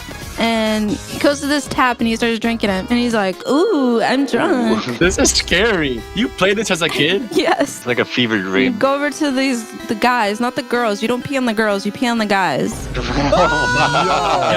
shot. This is what? There's no chance this is a real game. Nintendo approved this game. How have I never heard of this game? One of my favorite parts was this one, this little dinosaur. You have a favorite part? So the little dinosaur cracks open and it's like, Mama, Pee-Pee, Luigi. He hatches and he starts going down this hill and he starts eating people. That's scary. Oh my god. Oh my god, it does. Oh my god. And then at one part, I hated this part. You crush him. I hated it. Hold on. What? Wait, so he helped you eat people and now you gotta betray him? Yeah, I don't know why. I didn't know what was gonna happen. No.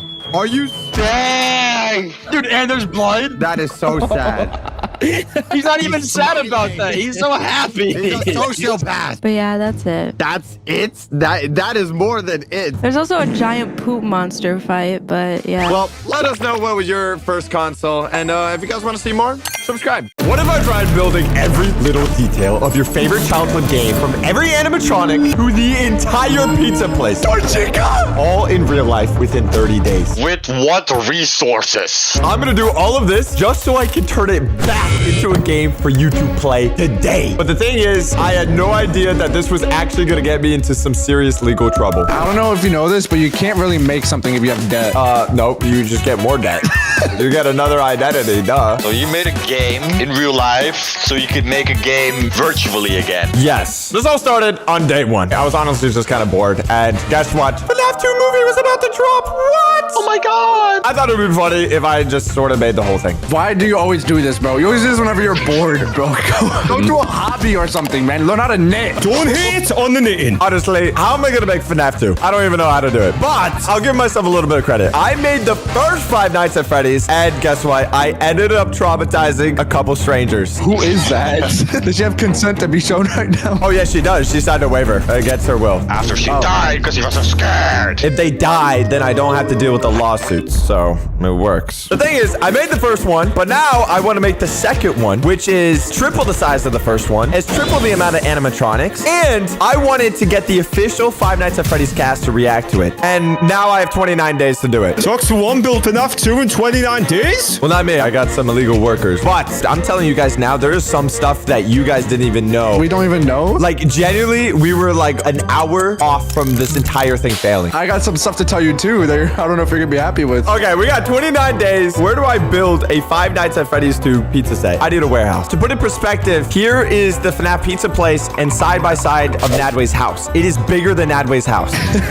Yes, stop that boy. Doxing me. So at first, I wanted to build this in my backyard, but last time I tried to do that, I nearly went to jail for 5 years because of illegal construction. Why was it illegal? You can't even build Minecraft in your backyard. I was literally gonna go to jail for 5 years for building blocks in my backyard. So did the police turn up? Yeah, they did, bro. Turns out I can't build a 3-story building in my backyard. I need a building permit. Oh, screw me, Dad. I thought I lived in America then. Oh, okay. What happened to the freedom I was once promised at birth? Fine. As an unemployed individual, I spent months searching for a warehouse that I could afford, okay? This was pre the 30 days. I found one. You finally found one? The one I found has a 50-50% chance of collapsing. What? Oh, great. It was huge. It was abandoned and occasional black mold. Black mold? But it must be a bang for your buck then. The thing is, it's all the way in Canada. I've never even been in Canada. We all have to go. Oh, we all have to go. That's one problem. We got to build this entire thing, and I also have to create 11 brand new animatronics, each one costing well over thousands of dollars. And I wasn't gonna phase rug it, okay? I wasn't gonna do it off Amazon. Like, what is this, bro? Is this phase rug, dude, like that? Before I even got the warehouse, I contacted some super attractive people to make all 11 animatronics from the Five Nights at Freddy's 2 game. Because the thing is, I mean, I'm not talented at all. And I want fully game accurate, life-size, full animatronics, movable eyes, mouth, ears, and it all has to be done in 29 days. I thought you were like making this all way before. I remember we were talking about this like 6 months ago. And you're like, this is gonna be so much cheaper because we are so early. And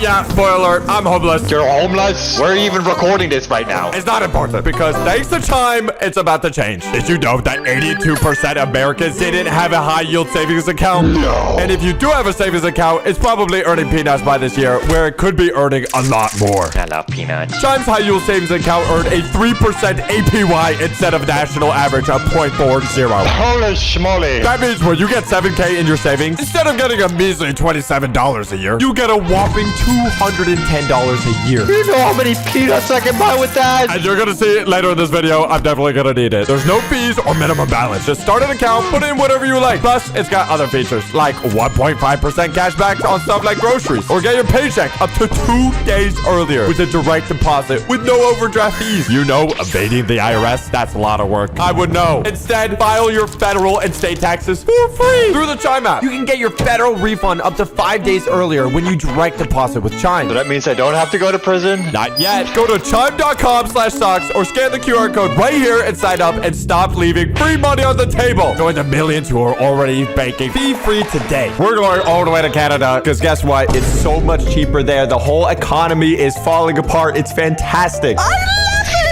We love it. Most of us ended up flying over to Canada, but some of us had to drive there. So it's like a 14-hour drive. And the reason is that we had a lot of cameras, lighting, tables, decorations, audio equipment, even a whole Springtrap suit. Hopefully nothing bad happens when they try to cross the border. Nothing really bad happens, guys. So we made our way to their warehouse and we started checking it out. And dude, it was fantastic. It was like this old, giant, sketchy. Wow. Is that actually it? It's like a Call of Duty map. There was only like 3 homeless people sleeping in it too, which is kind of like good. The whole thing had practically no windows, which was fantastic. We were above a giant storage unit, and the only way to get up and down was either like a really sketchy staircase or like an elevator that was made in like the 1950s. And I kid you not, the first time we saw the elevator, there was literally a dead bird right next to it, covered in years of dust. It was really sketchy, bro. I'm gonna be honest. It was like a cargo elevator, and it was all full of cobwebs. It was pretty scary. And that shady elevator was the only way we could get our supplies from the bottom of the warehouse to the floor we were on. It was so dodgy. Because obviously the floor that we rented out was, you know, guess what? It was on the 3rd freaking floor. So that means no one wanted to be there, bro. Dude, it's like a penthouse, bro. Why wouldn't you? A penthouse with no windows. And horrible air quality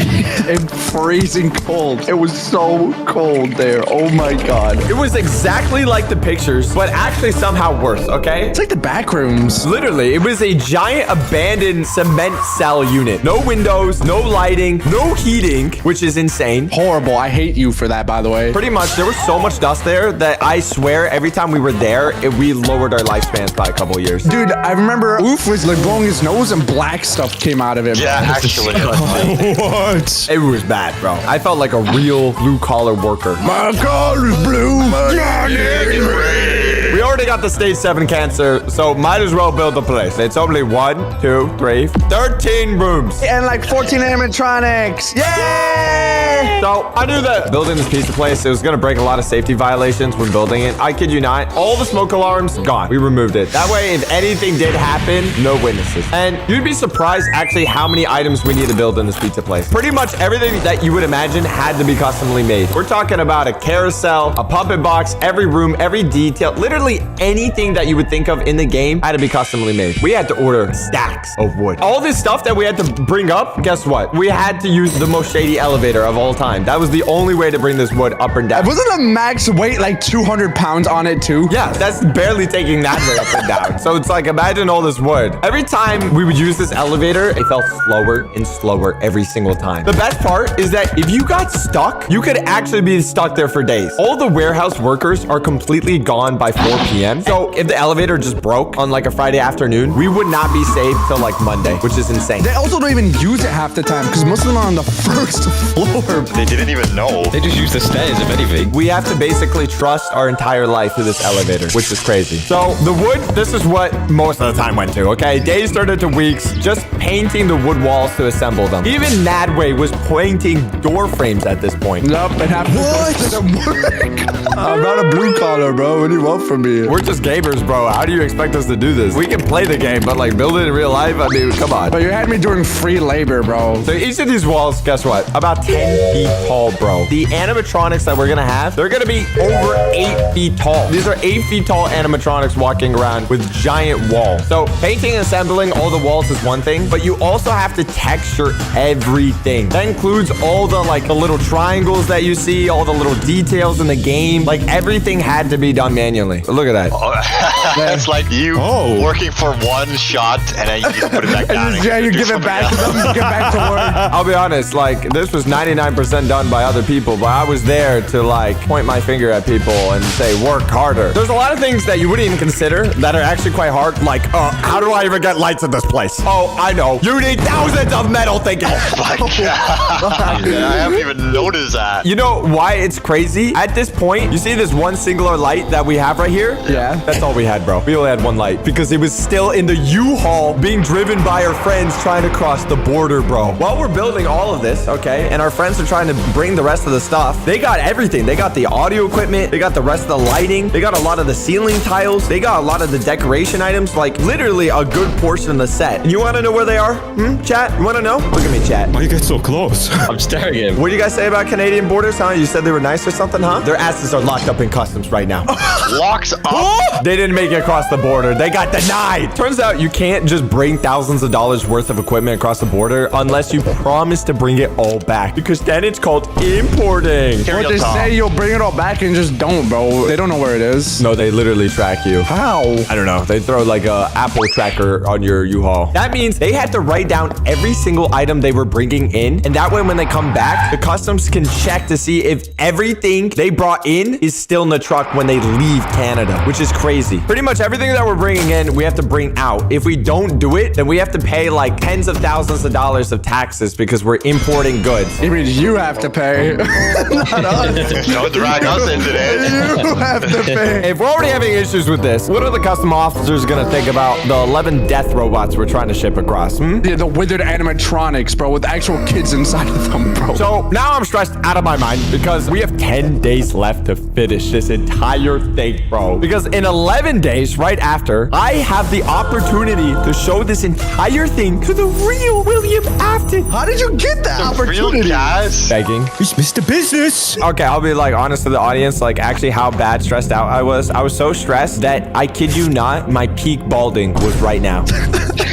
Because of FNAF 2, I got a condition called dermatitis, which literally is caused by stress, which makes me lose hair because my scalp was literally inflamed. I gotta let you know something. You gotta promise not to be mad. You're telling me now? Yeah, I haven't told you yet. It has been a couple months, but you gotta promise you can't be mad. Wait, do you want to tell me right now? Pinky promise? I'm not pinky promise. Bring out your pinky! You get away from me. Hold me, get his pinky off! No. I'm holding down. I'm holding down. Gentlemen, let's be civil. Gentlemen. I think it's ready. I told you. Oh, Blaza, stop choking him. Oh, I'm sorry. All right, Sox. I'm sorry. But every single meal, I pay for everyone on the Sox for One Company credit card. Wait, seriously? Yeah, I rented a car for about like $600 a day. Wait, that is genuinely insane because that makes so much sense now. And this is why I canceled my credit cards and why I was like, oh my God, because we were going through all our expenses last year. And I was like, I don't remember spending this much on food. Oh, that way. Bro, I was trying to limit everything. That way, confessing the felony. That's not my fault. That's fraud, that way. That's fraud. You're a grown man now. Blaza gave me puppy dog eyes. I've heard enough. You are sentenced to prison, Nadwe. No. Take him away! Drag him by his feet. Take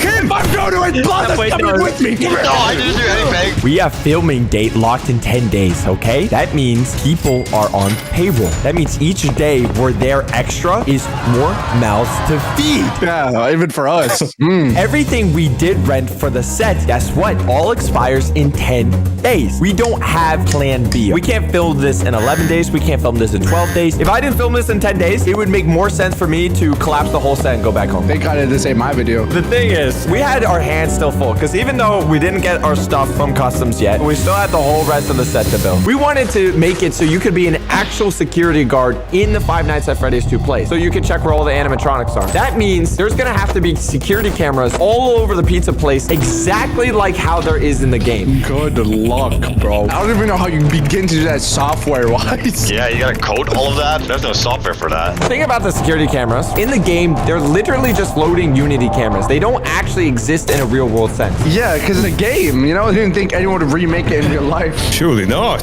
This camera right here in the hallway is literally just floating in the middle of the hallway in the game. How did you make a camera float? Did you have someone holding the camera all the time? We literally nailed the security camera into the middle of the hallway off a giant piece of wood so we could get this exact camera angle just like in the game. Where the security cameras looked in real life looked really weird, but as long as it matched the camera angles in the game exactly, it would look perfect. The puppet one would always look super weird to me, even in the game. I'm like, bro, where even is this? I was surprised you guys were able to do it even like that good. It's literally its only purpose to be there so you can take a look at the puppet, but just why would you ever have that in a real pizza place? Oh, as you can see from this camera angle, we do have the puppet and we actually made the giant puppet box. It was actually kind of cool. It is actually big enough to hold a life-size body, which is kind of crazy. Oh, I tried that out. It worked. And it is the perfect place to bury myself if these animatronic suits don't come in, because they're still not here. We have not cleared customs. How many days before shooting is this? 3. Oh,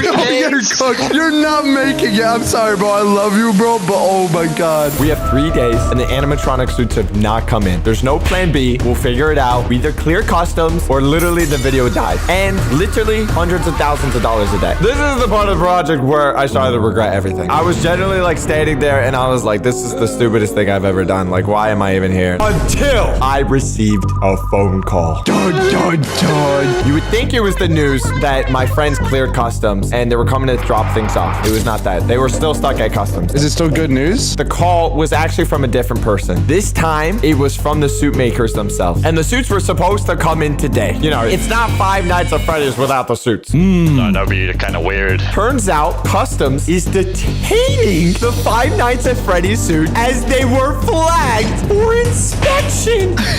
Detaining? Like locked in prison? Lock my boy Freddy Fazbear's locked up. I'm sorry, bro. You have to bottom out? The lights from the set, all the camera gear, all the Five Nights at Freddy's suits are all being held up in customs. That's your camera gear too. Yeah. And you know why it was so frustrating? It was all at the border, which was literally only a 30-minute drive away from us. It was right there. We are literally now filming in 2 days. How could this get any worse for us? It was now time to pull the greatest heist known to man. Save Freddy Fazbear from jail. This is a real official story. Free my boy! It was a cold winter morning. Ooh. Oh boy, here we go. Not too many cars. Everything was in slow motion. Me, my producer Kevin, and Brian, the most trustworthy face you could ever lay your eyes on. Literally the Roblox Chad face. We had a game plan to break into customs and steal back.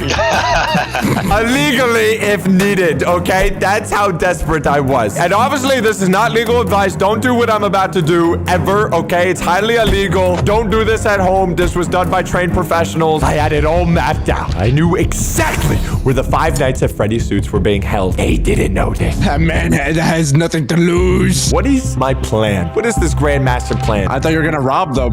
I'm gonna rob them right in front of their eyes. They don't even know. I'm gonna play stupid. Okay, hear me out. How are we gonna get the suits by playing stupid if the suits are locked up in customs right now? Well, kids, stupid can do all sorts of wonder. When growing up a lot, I've been lucky enough to have a lot of success early in my life. It also caused a lot of problems in my life. Things, let's say, as simple as getting internet for the house. I would call the internet provider and I would say, like, I would like to get internet for the house. And they would say, oh, I'm sure you do. Is your parents at home for us to talk to them? I kid you not. I'm 20 years old, by the way. I don't even sound like a kid. That literally happened to me. And I couldn't even get internet for my house until my dad did it. It took me days. I opened the door for someone who was trying to sell me, like, bug spray for the house to get rid of bugs, bro. And the first thing he says to me is, are the homeowners home right now? I need to speak to them.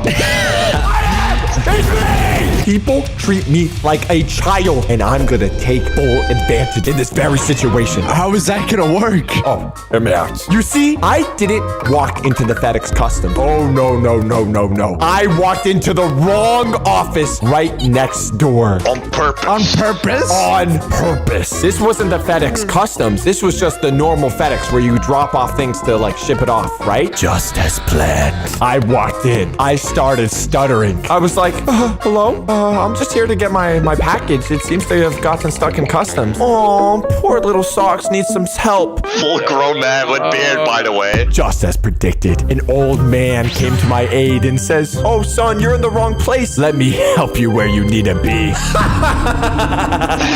You fool. Just as planned. This old man, he guides me to the FedEx customs. Exactly where I already knew where it was. And he takes me inside. He then asks the lady in charge of the desk and says, this poor boy's looking to pick up his packages. Says it's locked up in customs. I now have 2 simpletons under my control. Bro, he's actually pulling a rooftop boy right now. I didn't know you had it in you, Socks. I thought you were good in 2 shoes. We go through the motions with the lady, and we find out the most important thing. Each of these suits were worth well over $5,000. Anything that is expensive, you need to pay importing fees. But that's when the little grin came to my face. I looked the lady straight in the face, keeping my pure, innocent, stupid self, and I say, oh, I think there was some sort of mistake. These are are my Halloween customs that my friends made. They're worth only maybe $250.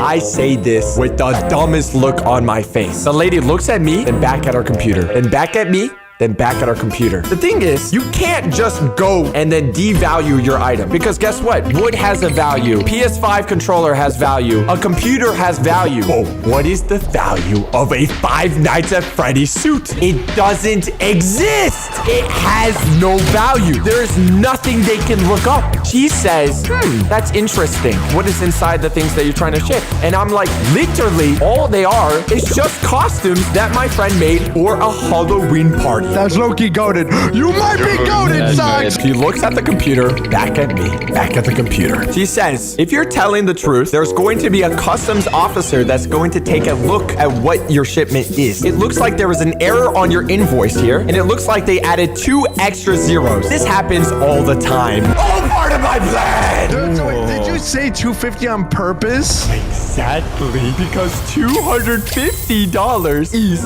2 digits lower than 25,000. Oh, that's genius. I started chuckling out loud. Oh, Axe doing the light Yagami laugh. You've been fooled, woman. So this lady, she changes the invoice and drops the price from $25,000 to $250 for all 5 animatronic suits. They were not worth $250. No, they were. They were for legal reasons. They were. Thank you, lawyer laugh. She printed out the new invoices. We could now head straight to the custom office security room. This was basically a giant DMV, okay? It has a bunch of security officers, and we had to get this new invoice approved by the security officer. If he were to open it up and saw like a Sony camera, and we had an invoice for $250, he would be like, You would have been cooked. We would have been cooked on the spot. The cameras are in another place, right? Yes, these are only the animatronic suits. All the camera equipment, all of that is in the U-Haul, and our friends are trying to get that through the border at this very moment. We were waiting in this line, and there was one of 3 officers we could have gotten. Number 1 was probably the most racist man I've ever seen in my entire life. I'm not even saying this for the bit. He was this bald old man, and he turned down everyone's invoice. He said, oh, you don't have this, you don't have that, you don't have this, send it back. So were you able to choose who you were gonna get? No, it was completely random based off the line we were in, bro. There was this old man, there was this nice, sweet lady, and then the third guy, I swear to God, he had no life. He did not care about anyone's existence at that point. He would kill you on the spot. It was a gamble, okay? 1 of 3. We're waiting in line for a couple hours, okay? We were waiting and waiting and waiting. And finally, it was our turn. The racist man was busy. The deaf man was busy. We had the nice lady, bro. The stars lined up. It was all coming together, bro. I started walking up to this nice lady. With the biggest smile on your face. I was like, oh my gosh, it's actually gonna happen. We're actually gonna get the suits. Everything is gonna go great. She got up. She said her shift was over. I swear to God. No! Come back! Come back! Jeez, where is she going? She leaves and we get the death man. No! This guy was no giggles, no laughing. He like literally looked like death was a person. But you should have offered to pay for her lunch or something, man. I hand him the new printed invoice and I say, here you go.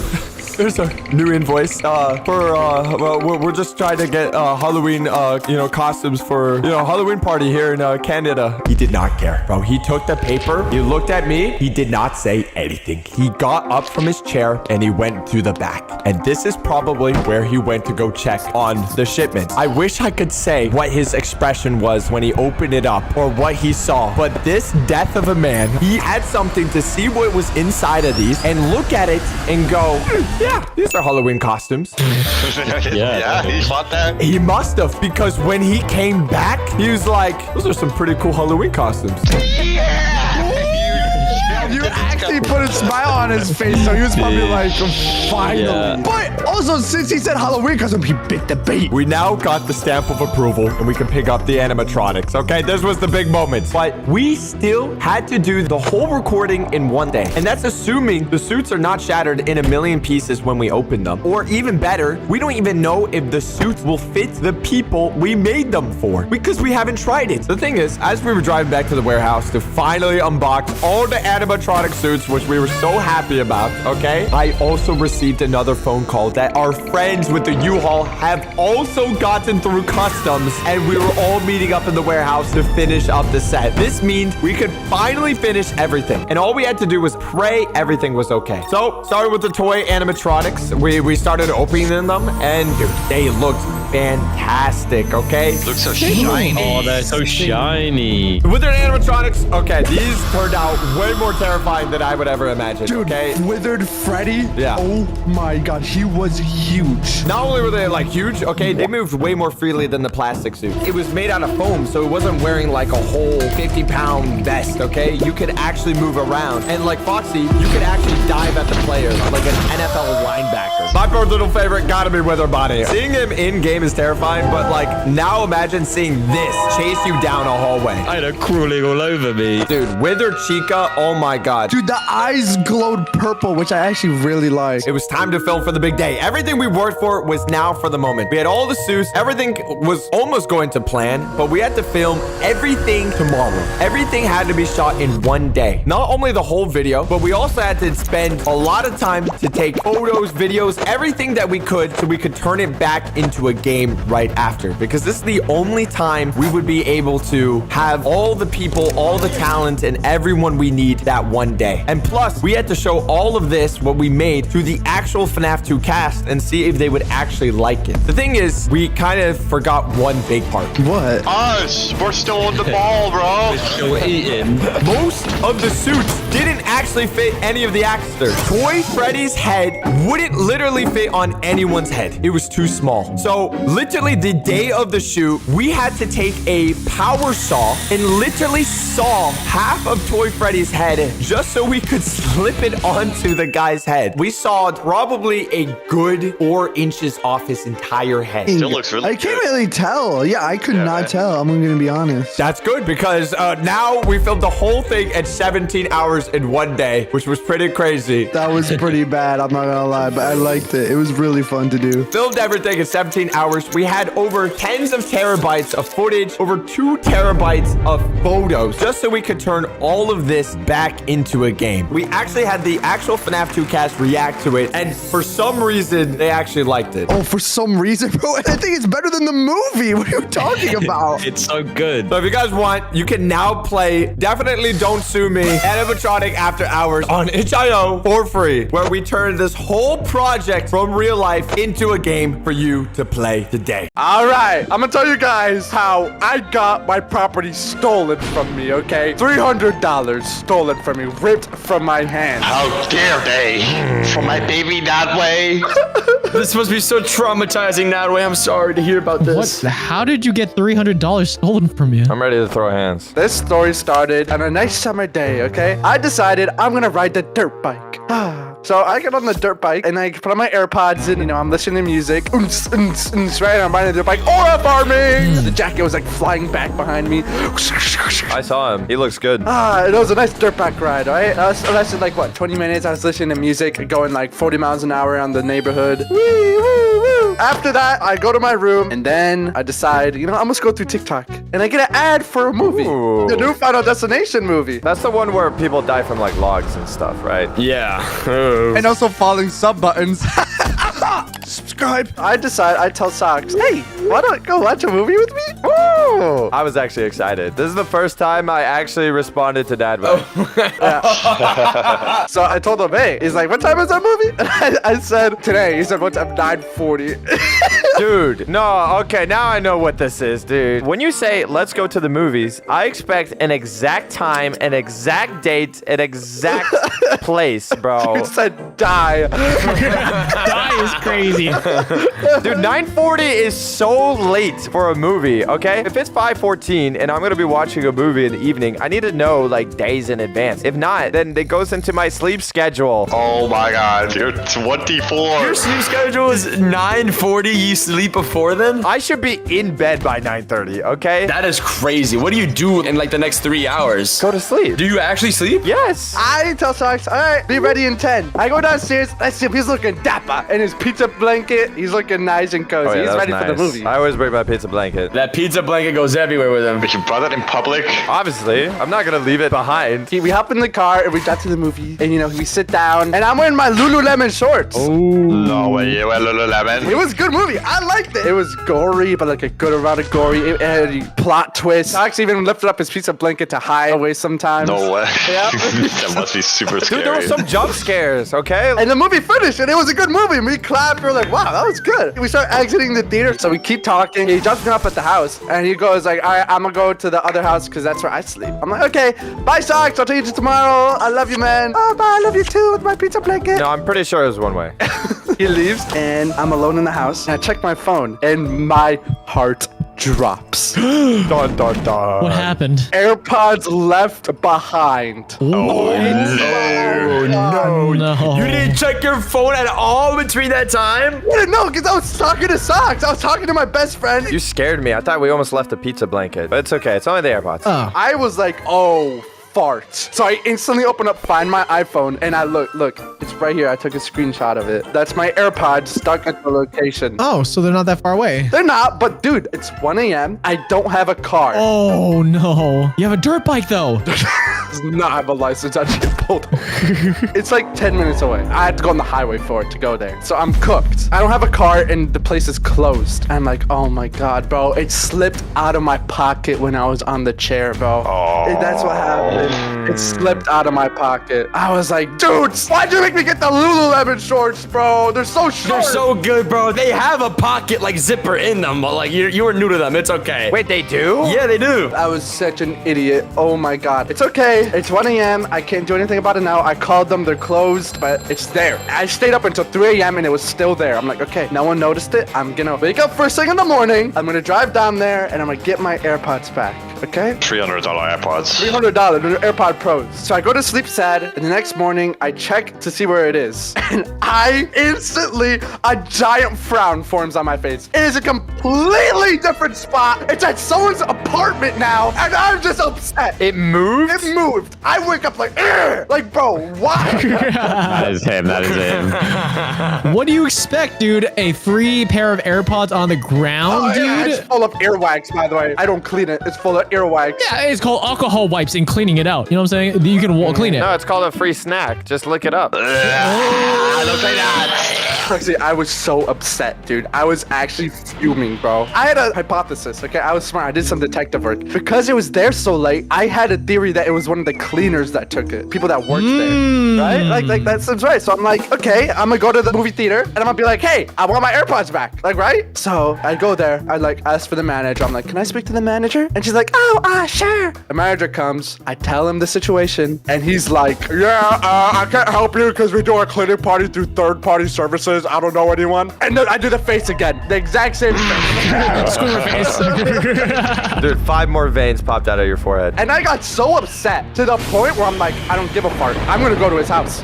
What? You went to his house? Did you grab people? Did you grab people at least? Dude, you're crazy. No, I went alone. Show the DMs, Nadway. I said don't do it. I said it's not worth it. You know why you shouldn't go to a person's house in America? In America? People have weapons, dude. Legal weapons or illegal. That's $300 down the drain. It's worth it. Yeah, our lives. Right here. Here's what he said. Do you want to come with me to get AirPod? Animation story incoming. Where is it? 20 minutes away. Some guy has it. We have to pull up to his place. I'm like, all right, I'm going alone. Fart you, Socks. Fart everyone else here. Fart all of you guys. I go alone. I hop in the car. I start driving to his house. It's 20 minutes to 30 minutes away. I start going and I start getting scared. I start regretting it. I'm like, oh, I'm going to some guy's house for AirPods. Oh.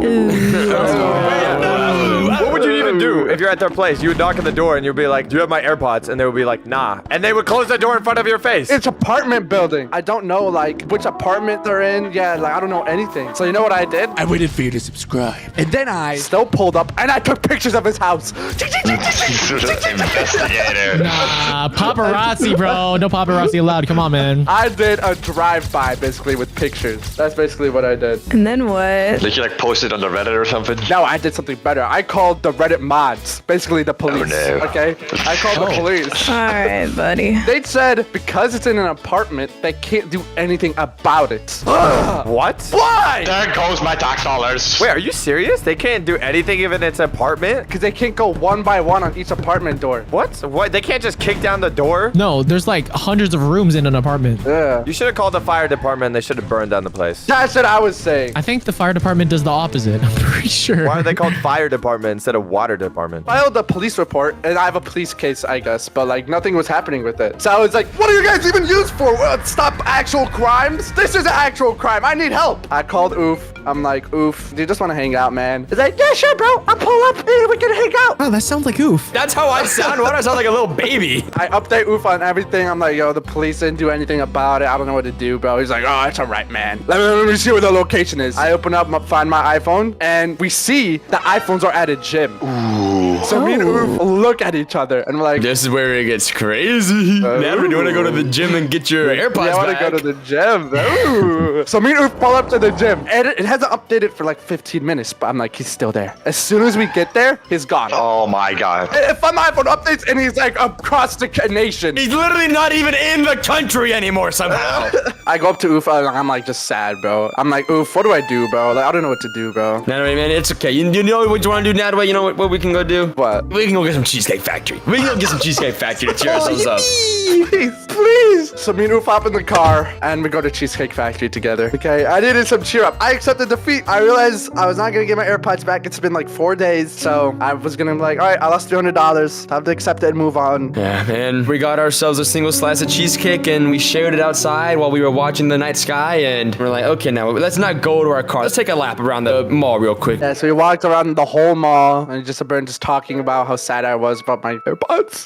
It's okay. It's okay. Calm down. Calm down. It's like I lost a part of me. They're in someone's ear right now. So after that, we drove back home and I decided I was sad. Now you're sad? I was sad. I was like, all right, I'm just gonna go to bed, bro. It's late. It's like 12 and I've decided, you know what? I'm just gonna check the location one more time. I've been stalking the guy low-key, bro. Every like couple hours, I'd be checking his location. Aww. So I just checked the location and I realized the AirPods are back at the movie theater. They're back at the movie theater. Oh, he for sure a worker. My heart drops. Sparkles show up in my eyes. I'm like, oh! I ran downstairs. I'm like screaming, oops. I'm like, oof, oof. They're at the movie theater. We have to go. I'm like, what do you mean they're there? Like, I show him the location. It's at the exact same movie theater at the exact same time a week later. Exactly, dude. What? He's a worker, bro. He has to be. He's a cleaner. He's something. He goes there once a week at this specific time, Friday night, bro. Friday night, he goes there. Instantly, I'm like, oof, we have to document this. We have to go and die. Please, oof, can we please go? It's pretty late, man. Like it's 1 a.m. It's almost 1 a.m. The one time I can get my baby back. You understand, right? You know what, Nadway? Let's do it together. Let's get there and get your AirPods back. So instantly, I go grab my camera, and we have footage of this. Oh my gosh. They got GoPros, 360 camera. Everything is documented, so I'll show you guys. A whole screen share. You guys ready? Oofy, what's happening? So, Nadway got his AirPods stolen about a week ago. And he's handsome. We know where the guy is. I know. So we're driving there right now to go confront him and get A freaking YouTube video about it. this audio. Look, I don't know if you get it. It's 12:48. Like I showed the location. He's at the movie. Yeah. Why is he in the movies at midnight? Yeah, he's at the movies. He's there on Fridays. And today's Friday night. You guys look like you're about to go ghost hunting. No one's gonna think about it. He's right behind me, isn't he? I'm gonna get it back. I'm gonna get it back, bro. That is absolutely right, dude. You ready? I'm more than ready. Never, you're not intimidating. Yeah, but Oof is intimidating, bro. We're about to call 911. This is actually like a To Catch a Predator kind of thing. Actually, oh my god, okay. So I'm talking to 911. So I give them the location and I give them everything. I know where you are. Where you live? Yeah, oh my god. The Pictures of his house. The house is crazy. It's insane. I know where you are. Don't you all get away from me. So we pull up right here. Is that him? Oh, that's that way. Yeah, you can tell by the movements. And there's a police, baby. Two police They cars. had 2 cars pull up on us. Is he still there? Way. Yeah, he's still there. What just happened?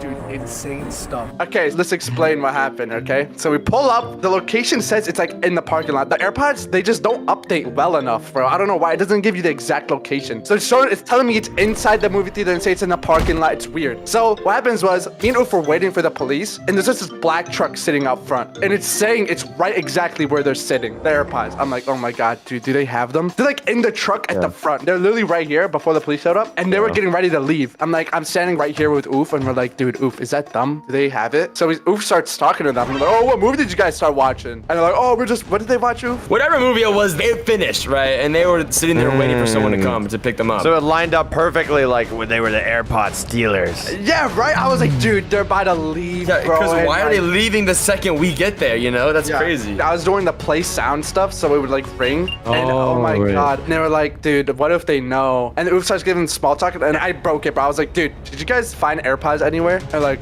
nah. He said it's so fast, but I was like, nah, I don't. Ooh, sus. Oh, you know that they had something to do with it if they say it that fast. Like, nah. Super suspicious, bro. Yeah, bro. We were like, ooh. Like, how can you think that fast? And as soon as the guy came, they sped off. And I'm like, oof. If the AirPods start leaving the location and that's them, bro, I'm actually gonna just like jump on top of you and rip your face off. Oof. I'm like, I'll be so angry, bro.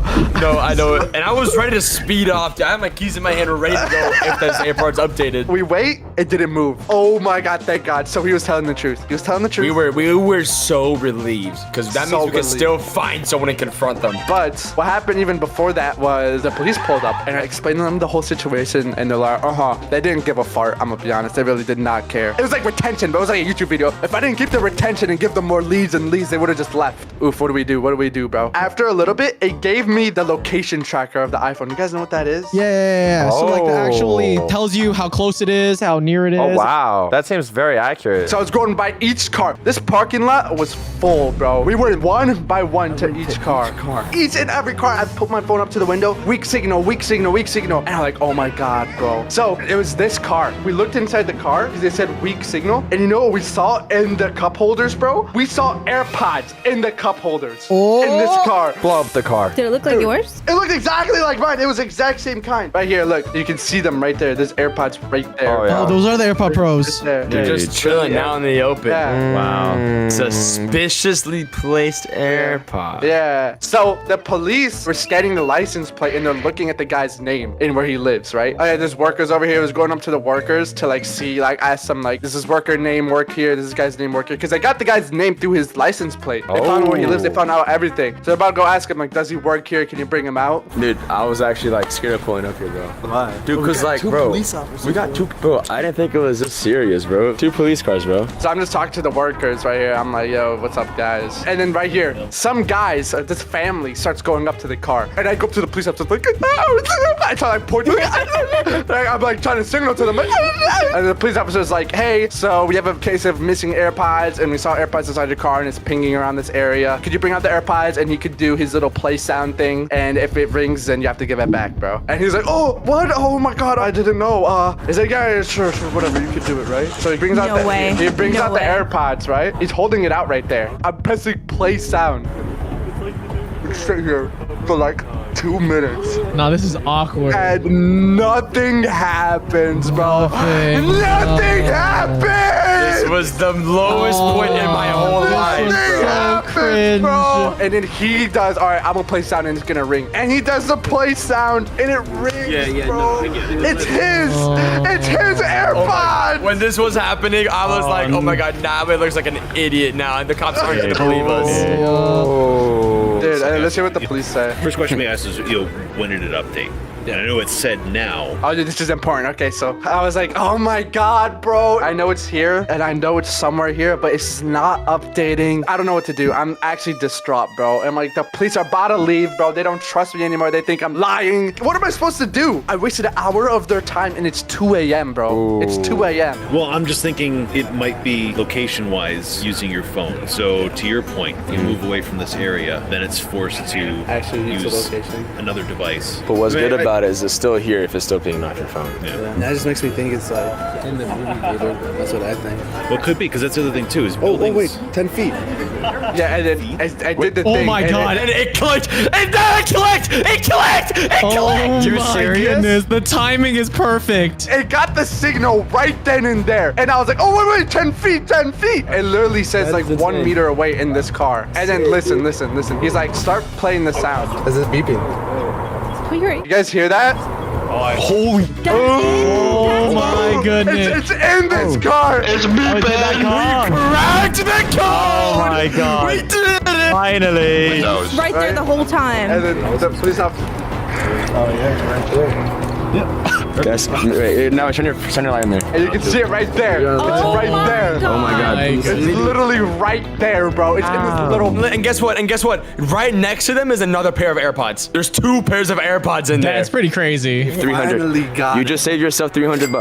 Well, not yet. Not yet. I'll camp out here if this dude is in Mission Impossible for 2 hours again. We had 3 bucks. I'm gonna go back to the vehicle. Yep. Run this plate. Do me a favor. Let's get away from the vehicle. Of course. Yep. Understand, sir. You should have reached for the cop's waist, and then you should have handled it yourself. We should have used our taxpayer service weapon to our own advantage. Exactly. You can make your own arrest. That's called a citizen arrest. You should have done it right then and there. I was so happy, but there's a slight chance I wasn't gonna get it back this night. There's a slight, tiny little chance. We have the car, but we don't have the person. Yes. Right. 'Cause if he took too long, the police would have just been like, hey, just file a police report and, we'll get it some other time. What? And that's what you would have said, right? If he took too long. Why can't they just remove the wheels of the car? That is insane. What is the chance that they're back here twice? Bro, 3 bucks. Oh my god. So these guys start leaving the movie theater and they start heading towards the car. And they look like teenagers. And I'm like, bro, teenagers are the type to just steal AirPods like that, bro. That's a little crazy. No, teenagers are, bro. Profiling. I'm a teenager. Instant profiling. I'm like, guys, look. They're over here. Tackle them for me. Oh my god, they turned around. Oh my god, he looked. Dude. Wait. Is that the car turned on right now? Yeah, that's what I thought. Were the lights on? Unleashing the dogs onto them is crazy. Dude.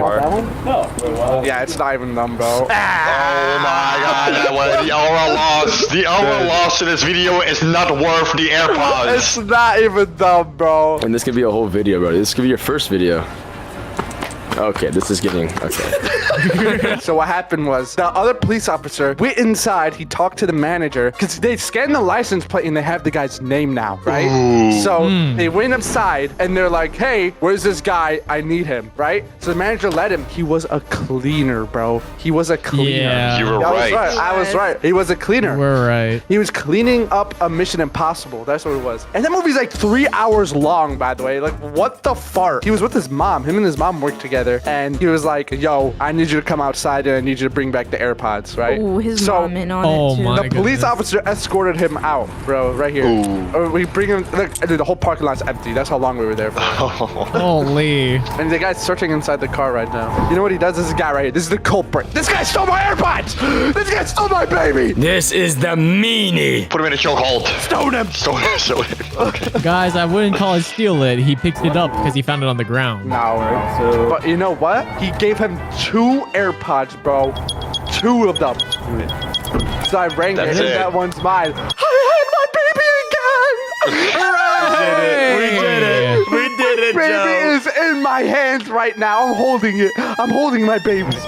Those are them? Yeah, I was just holding on to them for you, man. Look what the police officer says. I would recommend when you find stuff like this, turn it into lost and found. Oh, okay. Bro does not care. Oh, wow. He didn't even make eye contact. He just walked away. He's embarrassed. Dude, he stole 2 AirPods, bro. Oh, he just laughed? Yeah. Oh, the disrespect.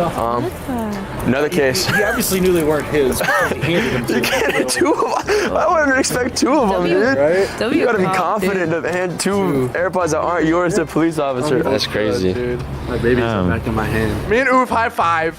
We made it. We did it after, what, 3 hours, 2.5 hours sitting Slow there. motion in the sunset. Dude, we drive back home. We're happy. We're dating. I have my baby back in my hands. And, since we won in the end, we had to do a little celebratory dance, right? What did we do? I don't remember this. Wait, why is it moving?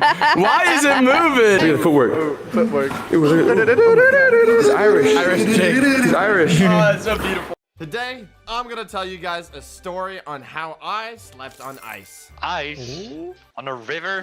About 2 years ago, my dad and I decided to go on a trip. We flew to a place called Sweden. The PewDiePie country. For all my non-geography mates, it's like right here, all the way up top. Thank you, Docs. I did not know that. We didn't actually fly straight there. We had to take a couple flights, and our first stop was in the United Kingdom. Yeah. Go back.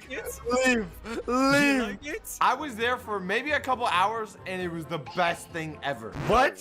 Why was it? Why was it? Explain. As you might know, the drinking age in America is 21. Yeah. But the drinking age in the United Kingdom is 18. All right. I see where this is going. So you know your boy had to go in order some stuff. The funny part is that I was still scared to drink it in public, you know? I thought the FBI was gonna smash through the door and like take me in, you know? It's a standard business in the UK. Did they like eat biscuits there or something? Well, that reminds me, since everyone was British, that means laugh was basically everywhere. They're all laughs. It's just a bunch of gas masks. Every single person was drinking tea. Like, no joke. Every single person. And their teeth. Don't even get me started there. Dear God. I'm drinking tea right now. You know, after the pit stop in United Kingdom, it was time we landed in Sweden. And get this. When we went to Sweden, we had to go even more north. Like, we went to a plane to Sweden, and then we took another plane to go, like, to the very tippity top. That's high up. When we got there, I don't know if you guys ever flown in, like, a plane, but usually there's this, like, tube that attaches to your plane so you can walk into the airport, right? Yeah. Not in this one. As soon as we landed, right? They just kicked you out of the plane. Like, there was just staircases and you were out in the open. I've had that. You just stand on the airport like, well, now what? The thing is that, like, the airport was, like, at least a 15-minute walk. And it was in the freezing cold. But we weren't at our destination yet. We had to go even further north. We had to hop onto a bus, and we rode on. But now where you heading? All the way north, lad. All the way? We're basically going to the North Pole at this point. Santa Claus. Well, on the bus, this is the part where I realized I'd never seen so much white in my life. Everything was snow. The trees were covered in it. The cars were going through it. It was everywhere. But not a single snowman. What? No Frosty? So you're probably asking, where are we going in the first place? Well, it's a place called the Ice Hotel. What? Frozen? Disney Frozen? Oh my God. I didn't see you in the movie. This was no ordinary hotel. The twist was everything in the hotel was made out of ice. Wait, what? Even the food? So what about your closets? Well, I believe that this has to be a lie, right? Not everything can be made out of ice. We got out of the bus. It was hard to see because there was, like, you know, a snowstorm happening. I couldn't wait to go inside, have some hot cocoa, snuggle up, watch TV. I reached for the hotel door. My hands instantly freeze up. The door? Made out of ice? How is that even possible? I walked inside. The floor, ice. The ceiling, ice. The chandelier, ice. The check-in desk, ice. The actual people, ice. Even the cup drinks were made out of ice. But the people? What do you mean? The cups. What if you get a hot drink? The only thing that wasn't ice were the drinks, as it was alcohol. Because now I'm taking a shot of because I regret this idea. But what if one day, like, it just all turns hot, you know? Like, summer just comes out of nowhere for some reason. I don't know, man. Well, the summer there would be like negative 20 Celsius. What if it turns into 100 degrees, man? It's all over, out of business. What if I come pulling up with 2 blow hair dryers and I just start shooting? 2 hair dryers. Once we were there, the thing was, you know, we couldn't go to bed right away. It was the morning when we arrived because all the flights happened overnight. So it wasn't like we could go to bed now. So what are we gonna do? Turns out it's a little more than ice than at the Heist Hotel. What is this, Oak? Sled dogs. Whoa! What? Dogs that pull sleds. Isn't there races about that? Don't people race with those dogs? Did you race? Oh, turns out in the Arctic climates, it's very popular that people sled with these dogs like pulling you along. At first, I was hesitant. I wouldn't want to be on a sled where like the dogs are forced to pull me. But after one look at the dogs, they wanted to go fast. You could see it in their eyes. They saw the Cars movie, all right? They knew speed. They didn't care. They didn't even care about the cold. They loved it, you know? When I got on the sled, I was like, yo, this is pretty cool. But what I realized is that no one around me taught how to control the dogs, you know? How do I turn left or right? Where's the steering wheel? I was about to ask the lady, you know, for help when she said mush.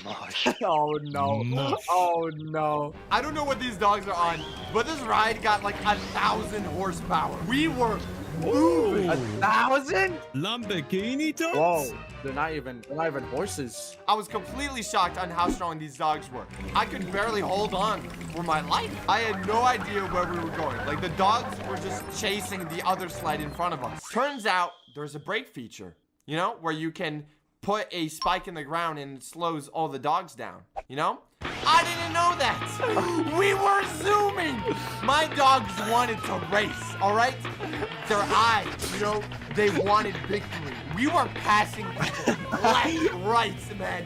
We were zooming, okay? All I heard were people screaming left and right in different languages, like telling me to slow down or something, you know? I didn't know how to slow down. What was the opposite of mush? On mush, when I said that, they went even faster. Why did you even say it? I don't know. In short, my dogs ended up crashing into the sled in front of me, and then they started fighting the other dogs in the sled. I got kicked out of dog sledding. And this is so true. Like, I have footage of all of this. They kicked me back into the ice hotel. But it was still daytime, you know? We still had like 6 more hours before night. So, it was time to try something new. Snowmobile. Vroom, vroom. Blaza, this is like right up your alley. These are bikes, but in the snow. Really? It was the coolest thing ever, you know? We had to prepare for this. Like, you couldn't just wear normal clothes for this. When you're in a snowmobile and you're moving like 50 miles per hour in negative 30 Celsius, you're going to freeze to death. We had to put on these big jumbo suits on. I thought it would be uncomfortable, but it was like we had a giant walking sleeping bag on. I want one. And now it was time to go fast. I hopped in my snowmobile, and luckily we had someone explaining how to use this thing. The difference between the snowmobile and the dog is the snowmobile, you know, you have control, but it's way faster. The snowmobile doesn't attack like other people. You would think, right? But I was in control. Oh no. Sorry. You know, we were going up downhill, but that's when the corners came in, you know, drifting like Tokyo Drift. And the important thing here is that I looked cool for a couple seconds. Yo, I drift that so hard, man. I didn't even know it was possible to like turn over a snowmobile. On the side? I drifted that thing. I needed that thing to the side. So after getting kicked out of snowmobile class, we have no more activities. You got kicked out of 2 things in one day. We were supposed to spend like a week here, and I already got banned from half the activities. You got banned from snowmobile riding. The same thing happened to me, but on a jet ski. It was finally nighttime. I had enough of the cold. I just wanted to snuggle in, warm bed. Literally, our bed was a block of ice. What? You're gonna sleep like a frozen turkey. It's okay, guys. You know, they gave us a pillow and a blanket. You know, we're good then. Yeah, I took off my shirt and I started running down the hallways, you know, chanting Russian chants and stuff, you know? It was a good time. I crawled on slowly, but that didn't really help. You know, I don't know if you ever had like direct skin touch with ice. It sends shockwaves all through your body. I laid there, freezing, thinking over my life decisions. It was sort of nice because it was so quiet. Breathing in the cold air was sort of refreshing. I froze to death. That ended quickly. But then, heroes never die. No, I'm joking, all right? They came in the next morning, they dug me out like Captain America, and then that's how I told the story on how I became a superhero. They really did. They really did sleep on ice. How much does a hotel like that cost? $600. Oh my. Good. I thought you'd pay him in ice cubes. I've been stalked and most likely still am. What? Huh?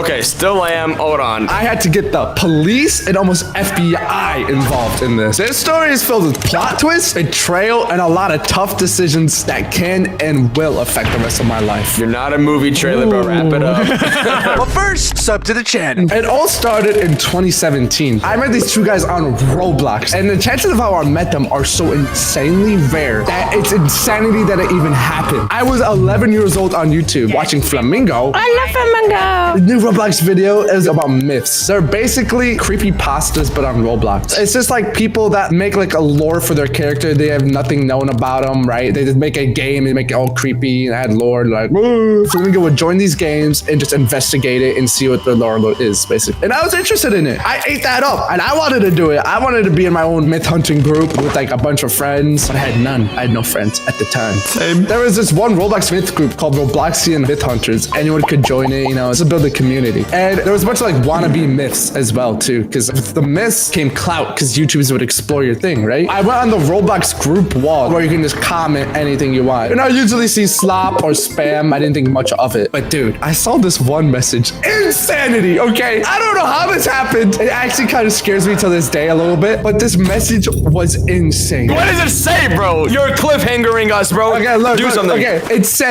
the black cat came in 2006. Why is this terrifying? Kind of random.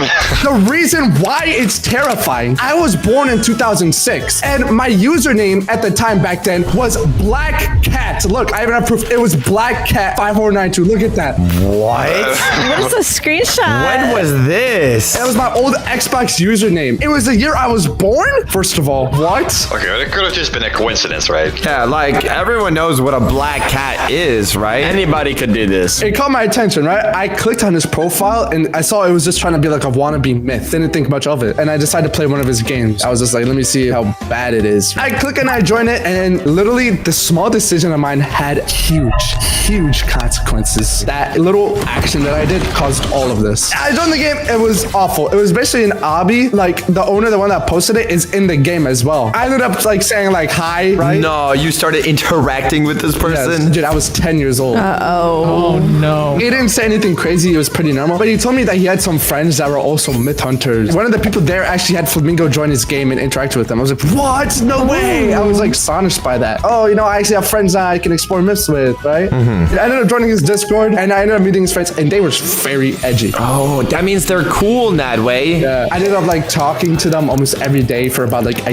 year. We formed like a myth hunting group. We even became myths ourselves, and like Flamingo played one of our games. Like that's how I was a Roblox developer. Yeah, I used to build myth stuff. So you became friends with the person that knew of your username and when you were born, and you were like, yeah, let me become friends with this person. Okay, listen, the person that created that game that I told my username in the chat, he introduced me to his friends, and then he just vanished off the face of the earth. I never talked to him ever since then. I only talked to his friends, and I became friends with his friends. I don't know why. I was learning how to develop, you know, while building a popularity on Roblox, but there was one thing that always like sussed me out. Out of like the 5 friends of it, 2 of them did not speak at all. Those friends are kind of weird. I'm not gonna lie. Yeah. And again, I'm 11. I didn't think much of it. It was just a normal thing for me. These 2 don't speak, and that's it. That's all I thought. They did a lot of things that would raise like red flags for any normal person. Like for one example, we all agreed to face reveal to each other and then send it all at the same time. Oh no. And I was the only one that sent it. Oh, that's weird. 5 months later, after that year, I met Juice. Oh. Juice had a community, and I met my other friends, and I realized these guys are actually good people. You know, these were like hanging out with them and realize how horrible human beings those other people are. And I instantly ghosted them. I unfriended them, and I started hanging out on Juice's server. When he had like 2,000 subscribers, I was a big fan of Juice. It was the funniest and happiest I've been in that moment, right? Everyone was just filled with love, but then actually something insane happened. I see one night that they joined the Discord server. Oh. Juicy server?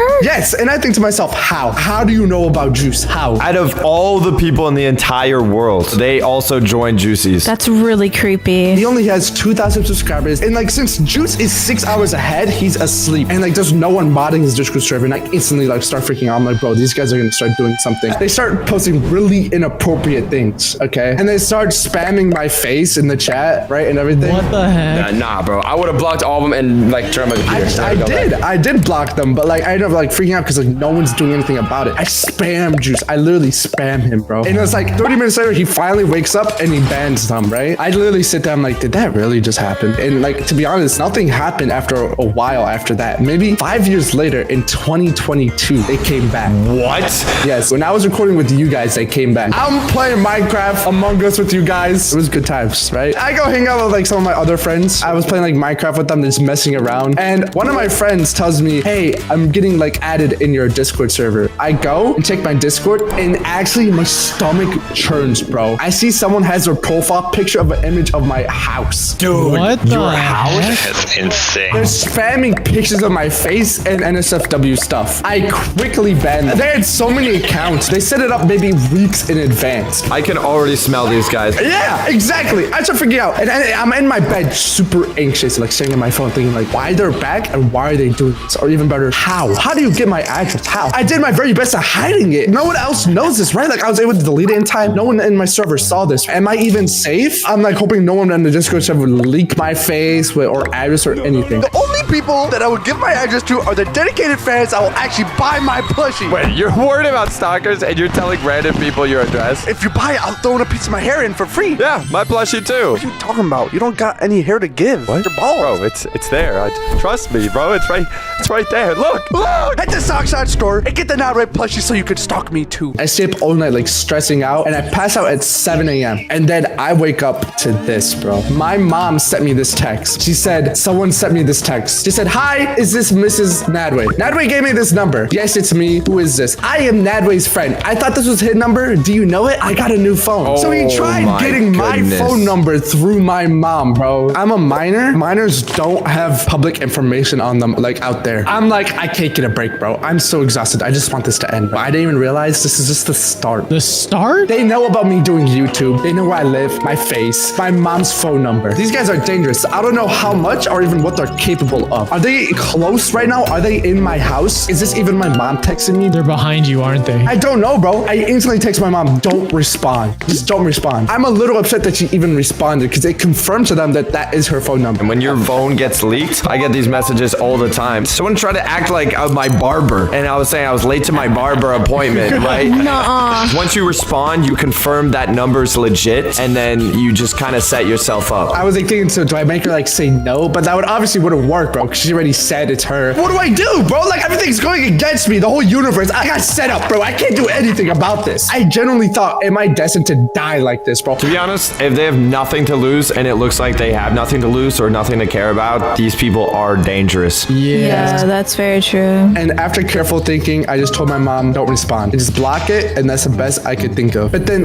later that same night, my dad texted me, bro. No, they text your dad too? Dude. That's what they said to my dad. They said, is this Nadway? You're show me your What? I don't think these are grown-ups. Man said, no, this is not. I don't know. Don't text me. I just told my dad to ignore any text he got, but he decided to respond in the most obvious way, bro. That it was like us. And I kind of think about something. I'm like, they have my face. A thought popped into my head. I'm like, no, they didn't. I run to my computer. I search up on YouTube, Nadway face reveal.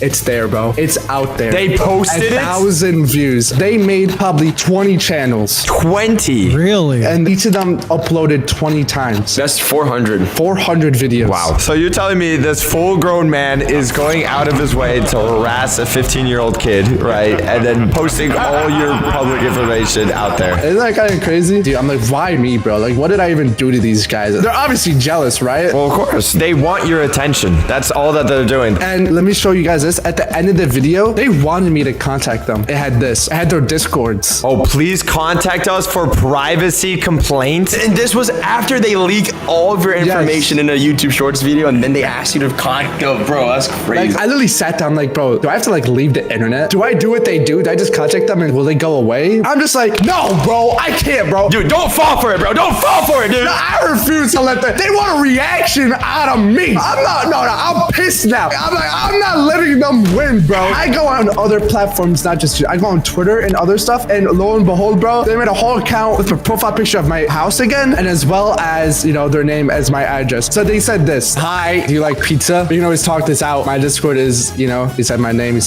and he said, can I come over to your house? I want to meet my mom's name. We can eat the dinner and have the pizza I ordered. Dude, this guy's obsessed with you. I'm like, what do you mean pizza, bro? Like, what pizza are you guys talking about? Instantly, guys, I'm not even joking, the doorbell rings. I swear to God, the doorbell rings. I literally turn around and I face the door. I'm like, are they here? Is that them, bro? I literally was tempted. Like, do I grab a knife? Yes. Like, I was like, you're gonna go fight the delivery driver with the pizza.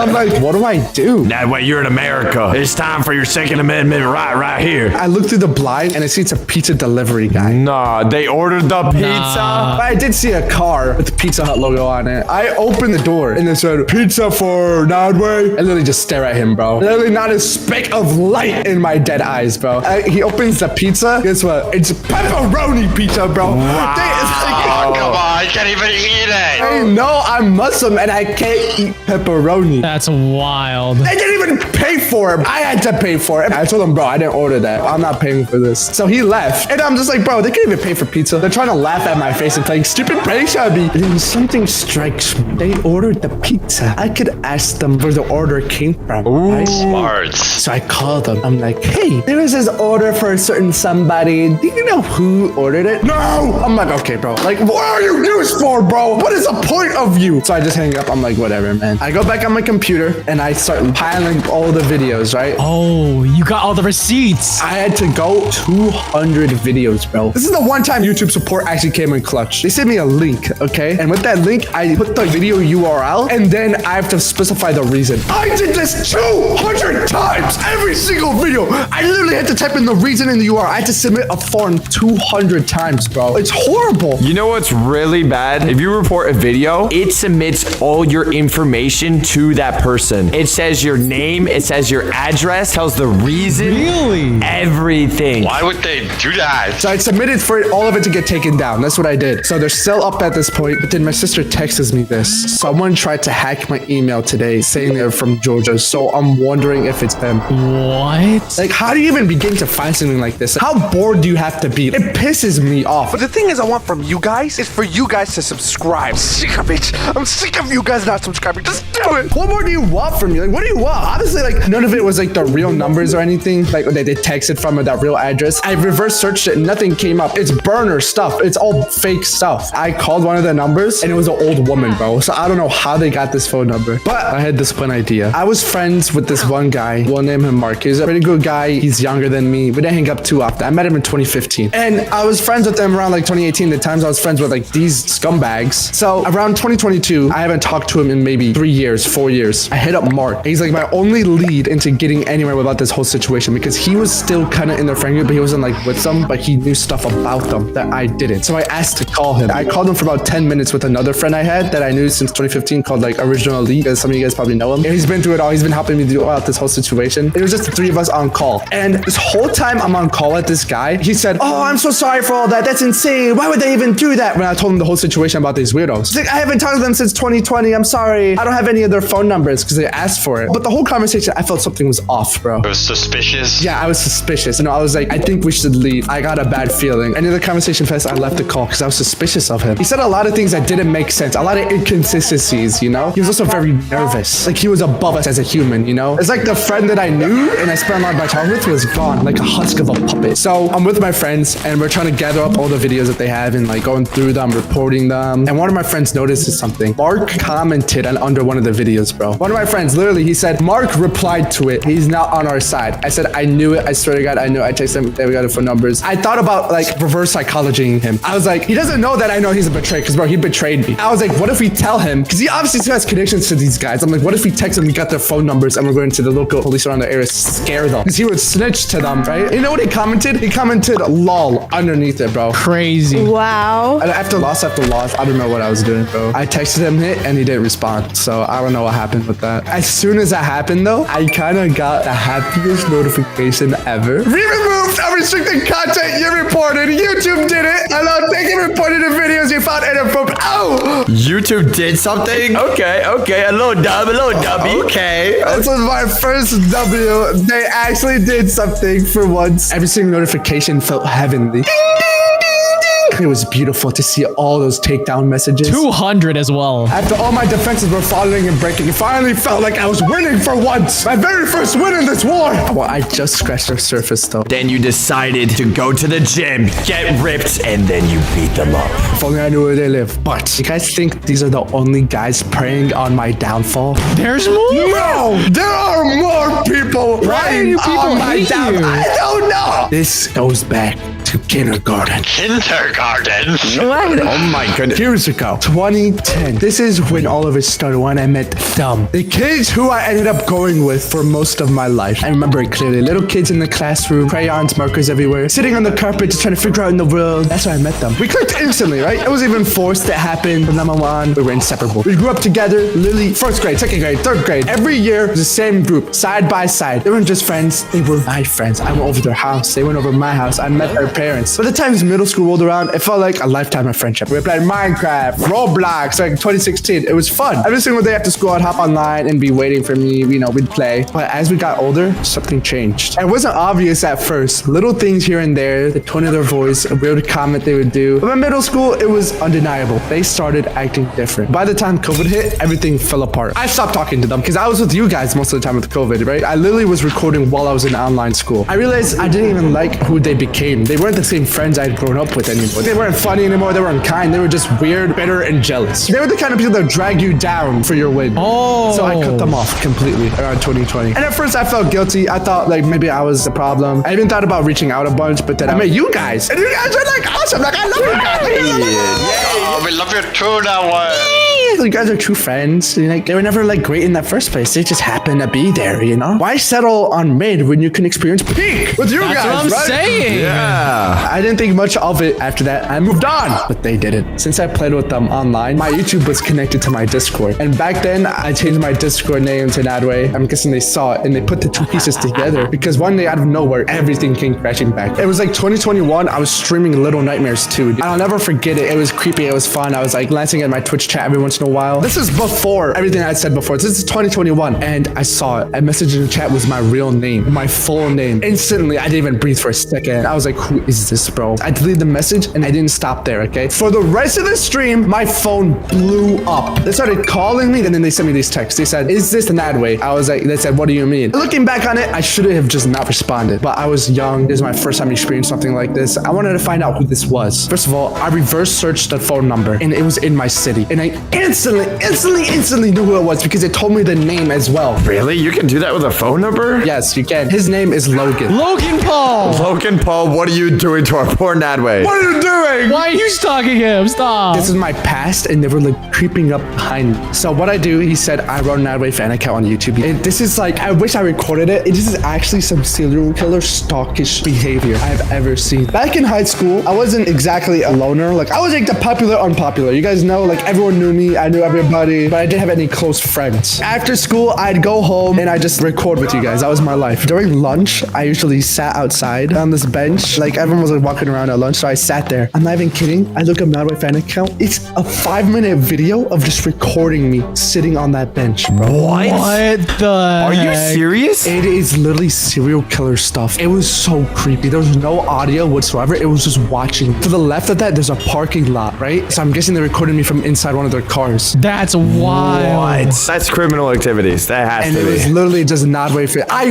wish I recorded it, bro. So there was this group of the leader named Grant. That was his name. Like everyone followed him. And there was Logan, his little sidekick. You guys remember Logan? Grandma who did his dirty work. I went to my brother, who's 10 years older than me, because I went over Grant's house a couple times because he was my friend. I knew where he lived. I'm like, bro, can you go to his house and like tell his parents to take down the video? And my brother was like, yeah, but you gotta come with me. So I ended up going with him, and the whole ride there, my chest was super tight. I stayed in the car when my brother went up because I didn't want to go up, because if I go up, what if like Grant answered and like literally took a picture of me and slammed the door in my face? Like I literally said, I'm like, bro, what if they don't answer? What if the parents don't care? What if my brother disappears inside and he doesn't come back out? Like I'm going insane. I'm like, bro, I don't know what these people are capable of. I'm freaking out. Minutes felt like hours, bro. My mind wouldn't stop. And then the door opened and I see my brother talking, and then my brother came back. He stared at me, and for the moment, my entire life hinged on what he was about to say. He said, "Go take it down." Hallelujah, bro. Praise Big Bro. When I drove home, we got home, I instantly ran to my computer, typed the channel name, refreshed the page, video's gone, just like that. Like, Wow. Bless up the Big Bro. But there's more? Yes. What? They took this personally. They took it personally. So in my school, there's 3 schools combined, and you can usually walk outside for lunch, right? It's lunchtime, it's 2022. I'm walking around, right? I decide the bell's about to ring, lunch is about to end. I'm like, let me just start walking to my class early. I'm walking through the hallways. For some reason, you're not allowed to walk inside school during lunch. They don't want you interrupting classes because like not everyone takes lunch at the same time. So this hallway, it's like a V. It splits into 2 ways. And in the middle, it's a classroom that has glass windows. So you're able to see the hallway. For some reason, there's a teacher sitting there, and she literally tells me, hey, you need to stand here until the bell rings. You're not allowed to walk inside. And I was like, no big deal, whatever, bro. I'll just stand here. I don't really mind, okay? I'm sitting, listening to music, scrolling through my phone, and I look up to the window, and I see Logan, bro. I see Logan standing in the classroom staring at me. What are you doing, Logan Paul? His eyes was digging into my soul, bro. I didn't know what to do. He ended up pulling out his phone, and he just started taking a photo of me, taking videos of while I was standing. And I was forced to stand there because of the teacher. And he was doing it like secretly. Like he pulled the phone out of his pocket, but like kept it upside down and kept it by his leg, by where his pocket is. But I could obviously tell he was taking a video of me. Obviously. As soon as I heard the first decibel of that bell, I instantly ran out, bro. My heart was racing out of my chest, bro. I was looking over my shoulder the rest of the day. I dreaded going home and finding another video of my face. School ends and I get on the bus. I literally look up. Logan is on the same bus as me, bro. Nah. Oh, that's hands right there on the bus, dude. And he doesn't notice me because I noticed him first, and I instantly like duck down, and I'm like in the back, and I try for him not to notice me. Throughout the whole ride, he doesn't notice me, right? It reaches my stop. I put on my hoodie, bro, and I'm trying to like speed walk past him. I'm about to pass Logan. He stands up blocking the way of the bus, and I'm like, oh my god, bro, what does he want? Why can't anyone just leave me alone? The words that he says, I know you're Nadway. I'm like, bro, what is with these people, bro? Like, why are you so desperate to make me miserable, bro? Copy, red-handed. Wow. I'm like, wow, okay. I'm like, who? And he says, you know, Nadway, in a joyful way, trying to like make fun of me. I ended up just walking past him to get off my stop, and like I didn't look back, but I did like side eye behind me to like make sure he didn't get off at my stop and like trying to like follow me. But after the bus took off, I turned around, no one's there. Okay, now it's the next day. I'm on the bus going home again. Okay, it's my stop again. I sit up and I think to myself, if he starts any conversation with me, I'm gonna walk right past him. I don't care. As I'm walking to leave the bus, I see he's staring me down. And right as I'm about to pass him, I feel someone is stopping me from taking another step, and I start to fall towards the ground, bro. What? They tripped you? Boom! He trips me. What a loser. And I'm just like, oh my god, man. I just felt pure anger, bro. I was just angry, bro. And I look back at him. He's like giggling to himself, acting like he did nothing. I just stood up and left the bus, bro. I didn't talk to the bus driver. I didn't do anything. I just left, right? And after all that, I go home and tell my parents I want to be driven to school now. I will say, any of the photos that they took of me beside that one, it never got posted on YouTube or anything. I don't know where it got posted. Maybe they were like trying to intimidate you. I don't know. I'm guessing they just made fun of me in like a chat or something. Just think where they are at now, Nadway. Okay, that's what should make you feel good. Losers, bro. I was extremely paranoid about all this. It was too much for me. The noise was like overwhelming. It was like the whole world was against me, and these new videos at my face got thousands of views. I didn't know what to do. And then after suddenly I took it all down, 2022, September, silence. Thank goodness. Nothing. It's like they got caught or something. I don't know what happened. It was silent for like years, right? It's literally 2025 of like September, and nothing has happened, and I couldn't be happier. Just please like know who you spend your time around on the internet and in real life. I'm not saying any of this could happen with you. This is a very rare case to happen in, but the people around you definitely shape you in ways you can't even imagine. Like for me, I couldn't even begin to say how happy I am that I'm able to have you guys guys as my friends, okay? You guys just strive for me to be better in every way possible, okay? You guys make me laugh in ways I never did and smile. But that is a story about how I was stalked as a little kid. Wild. Wow, that's crazy. My name is Soxer1, and today I'm gonna tell you guys a story about how it is to get surgery. For those who have been watching me for a while now, you know that I actually got surgery on my nose. People would always say, oh, you should be happy on how you looked like when you were born. I would agree with you if you looked like this, or that, or this. All these people, man, look at them. They're like models. All the pictures are just me. I completely agree that you should be happy with who you are, but it doesn't mean that you can't improve yourself, right? Yeah. Your pee-pee small, get over it. The whole point of getting the surgery was to make my nose smaller. My first fear was that after the surgery, I was gonna look like Thanos. Because of that, I couldn't go back. Does Thanos even have a nose? Thanos. That's Voldemort. PNG. Oh, that's Voldemort. I forgot my Thanoses. I mean my Voldemorts. Wait, what? The only thing I would want from Thanos is his massive chin. I love Thanos' chin. My goal here is to get that handsome Squidward look. Handsome Squidward's nose looks like it's broken. When I went to the doctors for my first appointment, I won't lie, I was nervous. It was really weird too because they don't perform surgery just on the nose, all right? They do other areas, such as, the breasts. What? He said breast. As I was sitting there waiting for the doctor to come in, there were like some fake boobs right in front of me, just staring at me. And you were like, I want that. They were looking at me first, man. At first, I was like, that's so whack. Like, why would someone want that inside their body? But I needed to investigate further. I started moving towards it. I started poking it with the stick. What? Socks, how long did the doctor leave you in the room alone, man? Let's just leave this grown man with a pair of boobs. And a stick. The doctor walks in. What are you doing? Nothing.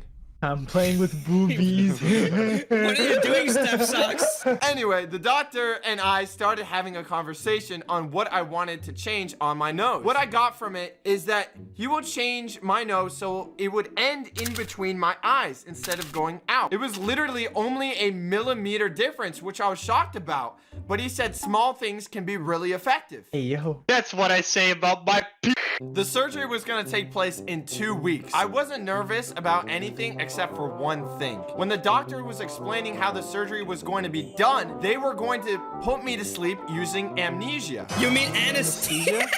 Amnesia. Amnesia is when you forget stuff. Dude, anesthesia is like what old people get when you forget a lot of stuff. Yeah, I wrote it wrong. If you don't know what anesthesia is, it is a substance that they give you to make you fall asleep. At first, I thought this was something that you would breathe in and it like knocks you out. But turns out it is something they just put straight into your body through your IV. Oh, really? When I was getting surgery, you just had like a bag of rocks and smacked me with it. The thing I was worried about is that my body would actually fight the anesthesia. Like I would awake during the surgery.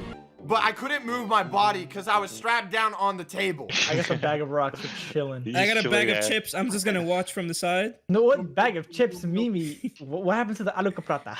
You're right. My other worry is that if something were bad to happen during the surgery, like, I don't know, the doctor just dropping his tools in my body or something. What? Yeah, and then they're gonna play Operation on me. Oh, I dropped it in there. Well, I'm not gonna get it out of my job. Doctor, oh, nurse, I need a scalpel. It's in the person already. $500,000 Rolex just fell into his heart. Sheesh, now his heart is $500 more dripped out. Worst case scenario is that there was they did something to me and there was no way to recover. Oh no, worst case scenario, Mimi walks in with the doctor's outfit. Yeah, I was actually there, by the way, you know? I was watching. With all these bad possibilities, man, I was having a nervous breakdown. And trust me, if you go on Google and type in side effects on Google, it's even worse. Just side effects, nothing else. It was a day before the big surgery. I couldn't drink or eat anything for 16 hours. And that's the last thing I want to hear right now, man. I wanted to stress eat. I was having self-doubts that if I even wanted to pull through with this, but I knew deep down I would be much happier once this was done. We had to wake up at 4 a.m. because we were required to be at the hospital at 5. I don't know if you've ever been on a road that early, but it's literally empty.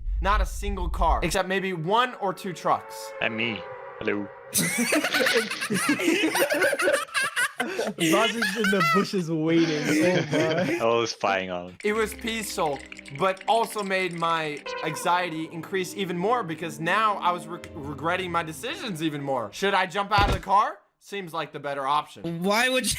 You could just stop the car. I wasn't the one driving. Oh yeah, I was driving. I was taking you. No, it was my dad. Oh, I am your dad. We arrived to the hospital and I was taken to a private room. 2 nurses came in and the first thing they told me was to take off my clothes. Oh. Was one of them Candace? I had to remove all my clothes and put this like apron thing on. All the clothes that you wear are currently considered hazardous. Oh yeah, you know what sucks about that? The room's Yeah, really because cold. you got that so it's drip. just really It's bad. fire. Did you get that coat that like doesn't cover your bottom? Yeah. And you can just slap your ass?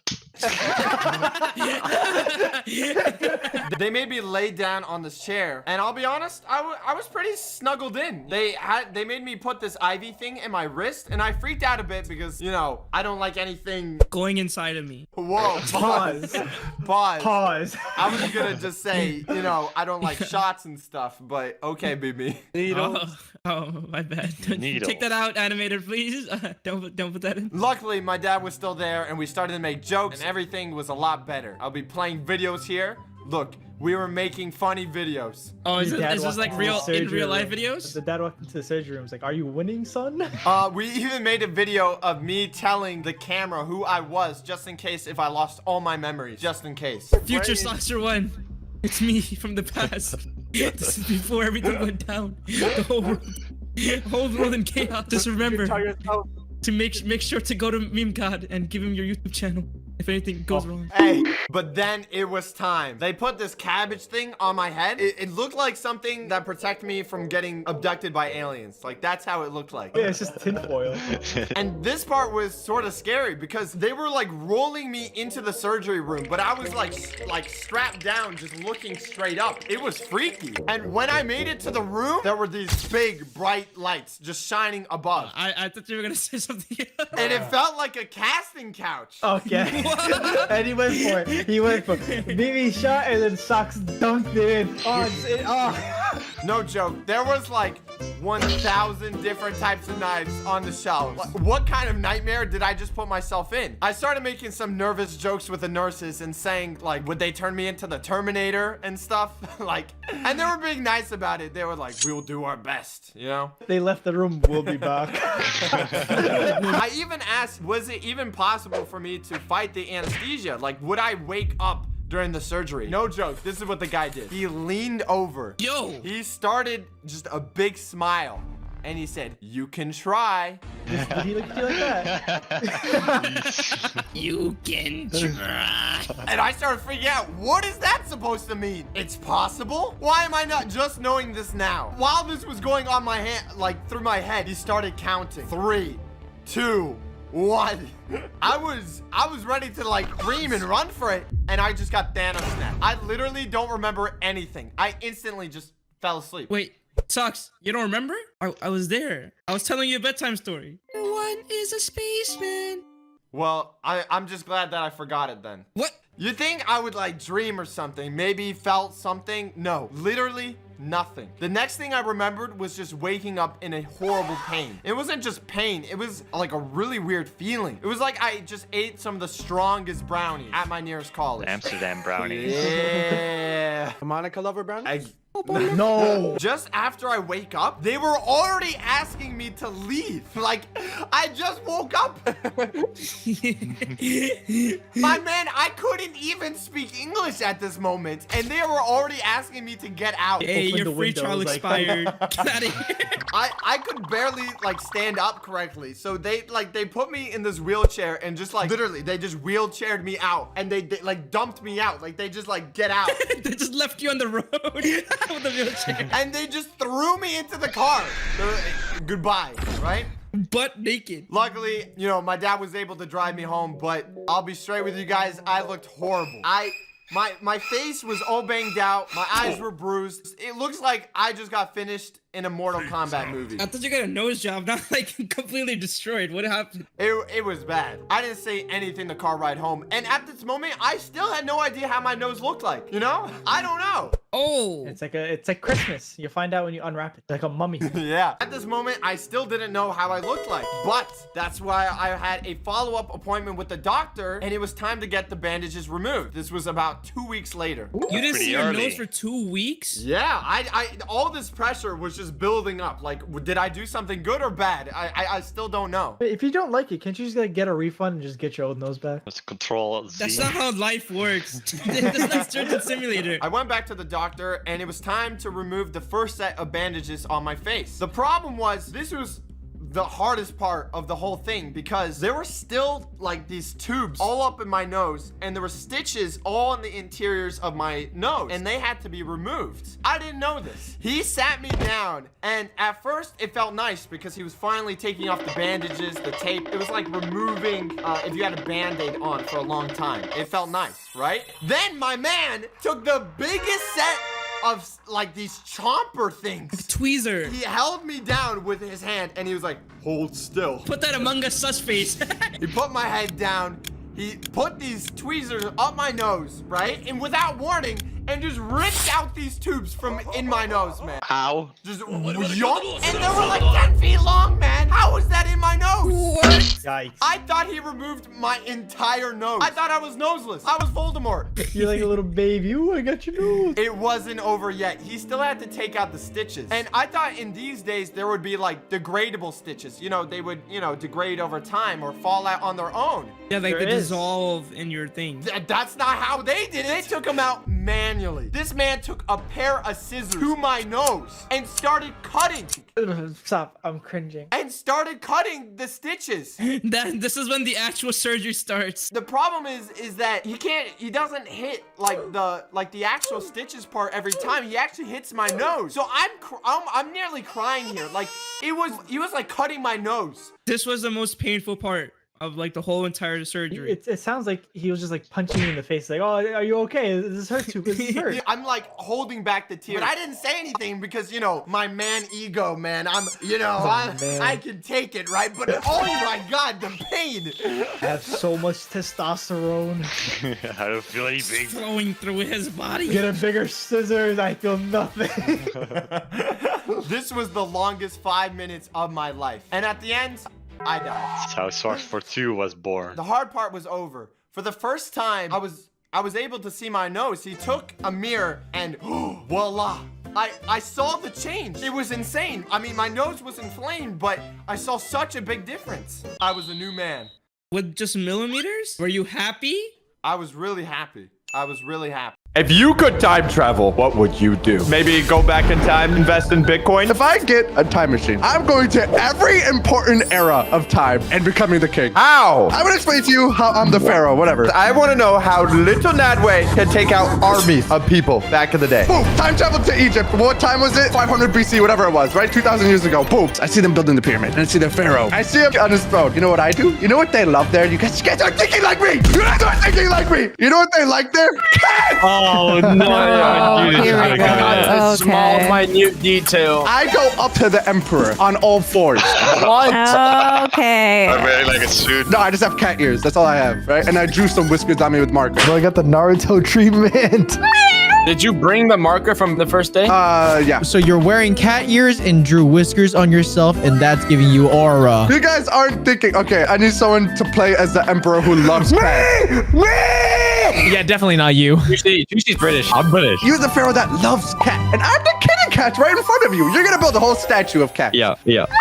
Oh, Mr. Pharaoh, sir, as your advisor, that is literally a dude. What are you doing? Why are you so aggressive? That is a straight up guy. No, I'm gonna get rid of this cat. And then I do the little cat puppy eye dogs on you, dudes, and then you fall in love with me. Again, Mr. King Tut, that is a straight up dude. No, I hate this guy. Dudes, you gotta get rid of him. I hate him. I hate him. What is going on? I got a cat hissing at me. I got someone telling me this is a full grown man. I don't know what to do. Okay, fine. I fell for the cat. What, sir? Sir, what are you doing? Don't take me away. Why? Why are you listening Straight to the cat. Into the temple you go. Boom, just like that, I'm in. I know all the king's secrets. I know everything. The next thing I do, I kill the pharaoh. I planned ahead. In order for me to blend in as a cat, I have not cut my nails in 2 years. How do you wipe? I have TBH do it for me. Thank you. Yep, I'm right there with you, buddy. And then me and the pharaoh are in bed. You know, we're chilling. I thought you killed him. Not yet. We're just cuddling in bed. And then I strike. Sing, sing, sing, sing. I start scratching, clawing his eyes out. I start going ham. And I told him I've been a man this whole time. I've never seen that one coming. How would he have not known? What? Oh no. Did I fall in love with a man? So now you are the emperor, Nadway? Now I'm the emperor. They will bow down to me. I thought it was the pharaoh. Same thing. They start building statues of me. The pyramids are now a giant picture of me. Boom. One era conquered. Oh no, just one. We're only one in, guys. We got long. Oh, we got so many. Okay, hypothetically, say that would perfectly work. No consequences. Boom. Medieval England. They don't worship cats in England. Juice, you're gonna be worshiping me. Me worshiping you? You know the queen doesn't exist because of me. Are you ready? I'm envisioning this right now. I can see it. I spawn into medieval England. Oh my god, everything is disgusting It's here. so beautiful. It's so beautiful. It's raining. It's... All these accents. Ew! Oh my god. You're changing the English accent. Okay, I have to do the world a favor, Juice. I have to take over England and change the accent, Juice. I have to. Why? I go up to the royal family as a jester. I start making, I'm like a clown for them. I start making jokes. Why are you getting the accent? I thought you were getting rid of the accent. I start creating a little drama around the palace. You can't do that to Queen Lizzie. I'm doing a coup d'etat, Juice. That's French. I'm doing a bloodless coup d'etat, no blood. They start, eyeing each other down. Like, oh, do I trust them? They're telling lies about me. They're just saying they're telling lies. What lies have you been saying? I've been saying, oh, did you hear what Queen Elizabeth says about Prince Philip? What they say? What they say? What they say? He sounds like a great knocker, don't he? A great knocker. Oi, bruv. I've heard he's not even subscribed to the channel. Hit that sub button, huh? How dare you say this that way? Oh, man. I didn't say it. It was Queen Elizabeth. Next on my list is to get them so insecure that they start fumbling the economy. All right? Don't worry about that. They've already done that to themselves. All the stones. I have the people overthrow them, right? And I have them trust the one true king. Me! I'm the one true king. What are you going to do, Nutboy? How are they gonna trust you? You're known as the court jester. How are they going to trust you? Number one, I have a normal accent. What's normal? This accent. No, oi, bruv. You see what's on the telly? No. Okay. You're in Britland. You don't sound normal at all in Britland. No, but they haven't been introduced to normal, so they don't know what normal is, you know? I'm gonna make them take normal pills. So are we going to be overthrown by cats? You guys are puppets. I'm taking control of you. I'm in the shadows, a king behind the shadows. All while I'm playing jester. Wait, so you're not actually the king? And still the pharaoh of Egypt. You know what I do? I show them the hieroglyphics of me. I tell them, I am the one true king of this world. I was prophesied millions of years ago. You must listen to your jester. That's what I'd be saying. This is all because you want to time travel, right? All because. Boom! The people start revolutionizing. Revolutionary. No, you did not even say the correct word or use the right They word. start a revolution. And then within the royal family, they start throwing hands with each other, fisticuffs. Oh, what you say about me, Prince Philip? Are you trying to wipe out my royal family? And then Prince Philip throws a right-on jab on Queen Elizabeth. Oh my god. Right-on jab. Knocked out cold. Not my Prince Charles Philip. While the people start storming the palace. I'm over here sitting. Buckingham Palace. The royal guards, they just stand there because that's what they're good for. They don't know how to use any of the weapons with their long hats. What is your objective here, that way? Why are you storming my palace? Why are you... I'm gonna fix and rid the world of you once and for all. Rid the world of you, as it says. Your beans on toast, disgusting. You know how much protein beans on toast has in it? Not right, kill him. You're gonna get stoned. Wait, is it Juicy around the same time as here? I think he just traveled back like a week ago. That's what it sounded like. All right, right on then. The people in the palace, boom, they get overthrown. The people, they start tying up the royal family. You are not the rule to royal fam. This is the rule to royal fam. Look at the hieroglyphics. What is going on? Why are they saying fam instead of family? Because that's what they say in the Europe. This is true. And then they take the crown off and display it upon me. That way's got the power. I have taken over medieval Europe. This doesn't sound like medieval Europe. You guys don't understand. I'm not done yet. One more thing I have left to do. So I'm the king of 2 eras so far. One thing is no one has ever done. I always wondered, who am I? I have to discover who I truly am. Well, other than that, is to go back to my roots. I'm gonna go and meet every single one of my great-grandfather and grandma. That is pretty cool. Boring. Visiting a retirement home, bro. No, when they're young. They're not gonna be old, Blaza. Well, I thought they were always old. I'm gonna meet them before they meet each other. So you can ruin it? But what if you meet great grandpa and then something happens and then he doesn't meet his wife because of you? So then you're never born. Ooh. I'm like, hey, great grandpa, how are you? I start high-fiving him. Who are you? I don't even know. I don't have a child. I don't even have a girlfriend. What are you talking to me? No. I'm not telling him I'm a random friend. You just said hi, grandpa. You guys don't understand. That's what you say back then. You say, hi, grandpa. I'm like, oh, let's go out for ice cream. We walk to the ice cream store. Right in front of us. We just got to cross the simplest little street. But the thing is, back then, they didn't have the look left and look right rule. While he's crossing the street to get ice cream, a horse carriage comes and runs him down. Back and forth, back and forth. Oh, no. You changed your whole family tree. How are you going to exist now? It's not done yet. Wait. Oh, he's still alive. He's still alive until the horse defecates on him. The horse defecates. So did he back up? The horse backs up and defecates. He didn't even die by getting run over. He died from suffocation. So how are you alive now? Unless you meet your great-grandma and bag it. TBH, that's what I'm talking about. Oh, what? I have one goal in mind, okay? This is the only thing I can do. I have to become my great-great-grandpa. That's my goal in life. What? Is this a Futurama reference? You're gonna date your grandma? No, listen. Since my grandpa died, I'm not blood related to her yet. But still, you're gonna be with her. Hey, what do you want me? Do you want me to just not exist? Now you're showing me that you're not using your brain because you could just use the time machine to go back before that. No, I only have one more charge left. No, Tuxie, have you seen his great-grandma, though? Nadway thinks his own great-grandma's hot? So do I. Maybe I've been my grandpa since birth. How did this turn from you conquering empires to you bagging? Because I want to meet my family. And then I learn I am my true self. Everything happened as I willed it. Yeah, I'm gonna be honest. I don't subscribe to this stuff. Oh, you just want me to just not exist at this point. I don't just say you hate me, Tuxie. I would use my brain and use the time machine to go back in time before he died. I'd rather just bag my grandma, I'm gonna be honest. That's crazy. Subscribe or I'll go back in time and bag your grandma. That's crazy. I'm going back to the first Thanksgiving to take turkeys off the menu. No, you're What? I agree. You could do anything in the whole entire world. This is important. Turkey is nasty. I'm a white guy, so I gotta love turkey. Turkey will get their revenge one day. What would you change it with? Mushy peas? Mushy peas? Okay, I like that. Okay, I feel like you're trying to appeal to someone's bias right now. I don't know. Turkey's way better than chicken. Why would you take it off Whoa, the whoa, menu? whoa, whoa, whoa. Slow your roll. No, I love turkey, dude. Turkey is so good. Turkey has more protein than chicken. I go back in time. You know how they eat turkey on Thanksgiving. So basically what I do is I hide the turkeys from the pilgrim and then like replace it with cereal. Cereal.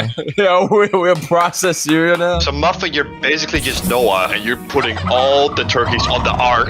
Here's my time travel story. I'm going back in time and putting more turkeys on the Thanksgiving plate. No! Oh, I like this idea. I like this idea. So if I could time travel, I wouldn't care about changing history or meeting famous people. Okay, I'm a woman. If you know anything about women, I don't know much. you know we only care about one thing. And it's disgusting. Money. Money. I like money. Am I a woman? Yeah, you are. You're a woman. Slay. So I'm going after everything that's valuable. All the rare collectibles and everything from my childhood. Like Pokemon cards. So first, I'm going back to the 90s, to the 2000s, and I'm gonna start running through all the stores, tossing all the things onto the shelf, Some random stores. into my shopping cart, all the Pokemon cards. That's smart. Those things are valuable. Are there even Pokemon cards in the 90s? That's when they were born. After that, I'm taking all the Beanie Babies. Beanie Baby. What? There's some really rare ones out there, and if you manage to get your hands on those, you'd be swimming in cash right now.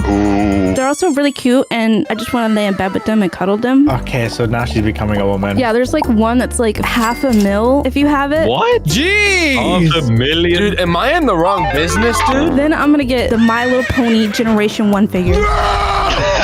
Don't you dare touch My Little Pony figures. Wait, those are valuable? If you make them rare, I will come for you. By the time they catch me, I'll just hop in my dump trunk full of collectibles and go back in the future. But there's still one more thing I'll need to add to my collection. A small Victorian child. No, I'll go back in 1885 in Texas and I'll drink the first Dr. Pepper. Oh my goodness. I like how you went back in time to try it, but not invent it. All these stories are about traveling back in time. Oh, I want to go back in time. We'll go back in time. Flipping loser stories. I'm going. Yeah, we're doing only time machine. I'm going into the future. And it's another thing. This is a real story. You did not time travel into the future, Bob. No, this is real. This is real. I haven't even said my story. We don't know if it happened yet, because it's in the future. Now we hold your hand up. Okay. 5 fingers. What? You're holding up 5 fingers. That's because I knew, because I just traveled in time. Oh my god, he's a time traveler! Now that we have that out of the way, let me tell my story. Back when I was a young little Plaza, my teacher set me up in class to write a letter to my future self and predict what will happen in the next 10 years. All right, and this was in 2008. I still remember. I was 2 years old. You were literally a baby, and I wrote down their future.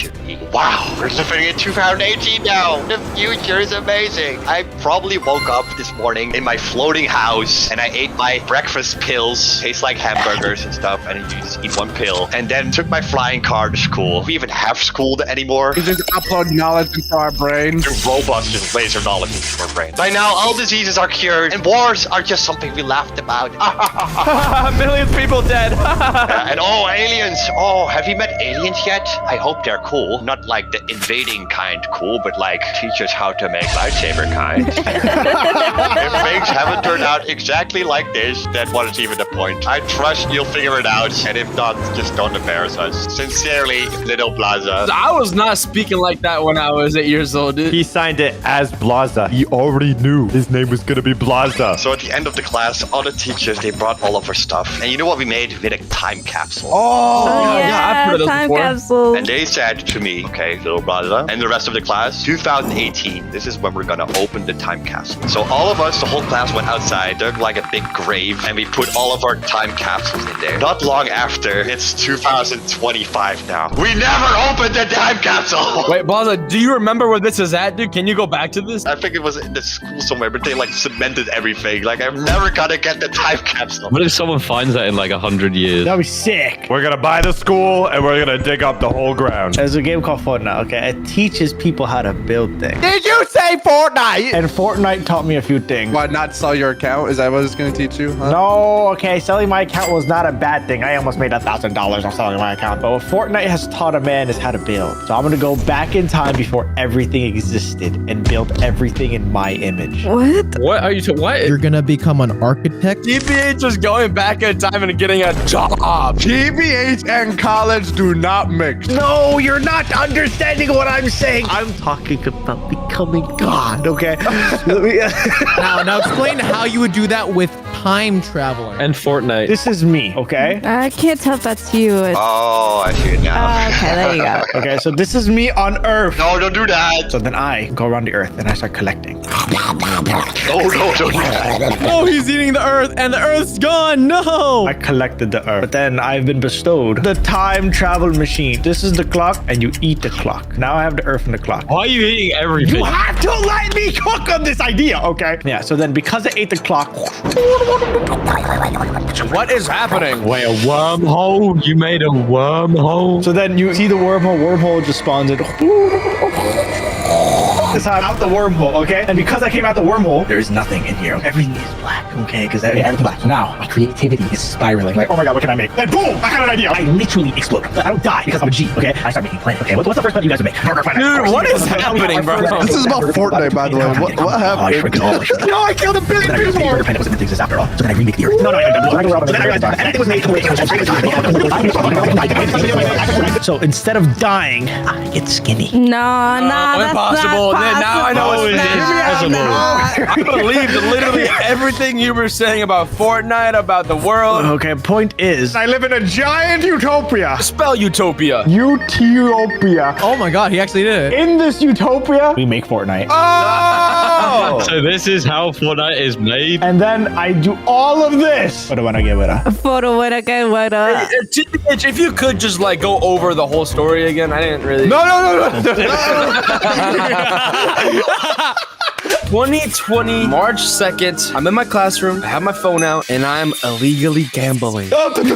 You're gambling? I am under the age of 18, gambling inside my classroom. With your scrap and rust. I had hundreds of dollars in rust skins, and I was gambling with it. I put 20 bucks on a coin flip. I make 20 back. I'm at $40 now. Let's go. I put $40 on black. It hits black. I'm at $80 now. Dude, you could be rich. I'm like, okay, you're up 60 bucks. Better call it quits now. Take 20 out. Break even if you lose it all. Put 60 on red. It's red. I am now up $120. People were watching me. People were cheering me on. Go all in. Go all in. You can do it. 90% of gamblers quit before they hit big. Oh, no. And I'm that 10%. I go past that hit big. I hit humongously. I put $160 on black and it hits red. I am inside my school classroom, 16 years. I just lost $160.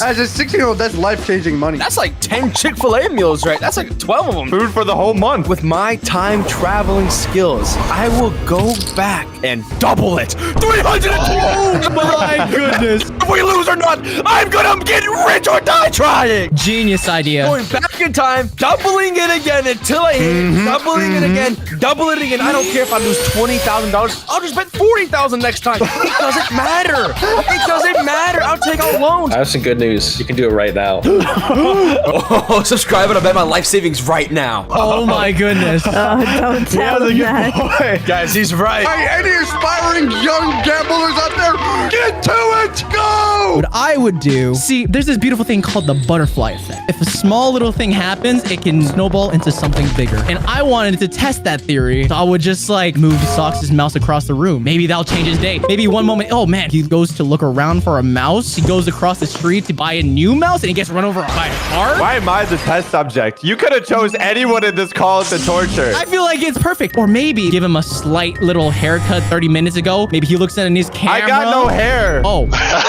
Well, he added some hair. I put finasteride in his morning smoothie and maybe his hair grows back in the future. You're just gonna make me go insane? Yeah, pretty much. I want to see how insane you would get every 30 minutes. Maybe turn your monitor even slightly upwards so that you have to tilt your head forward a bit more. You know what I'm saying? Dude, no. I would go insane. Let's go back like a couple hundred years. Get rid of every human possible. What? What? Bro, Thanos. Bro just said he wants to commit a mass genocide of every human ever. Would you keep me alive, bro? Am I cool enough? No, everybody's gone. Everybody's gone, and they're replaced with turkeys. Yeah, or no. Wait, no, Muffin, that's good. Turkeys can't eat each other. Let me explain my real story. Okay, that's That's the prequel. yeah, it's a prequel.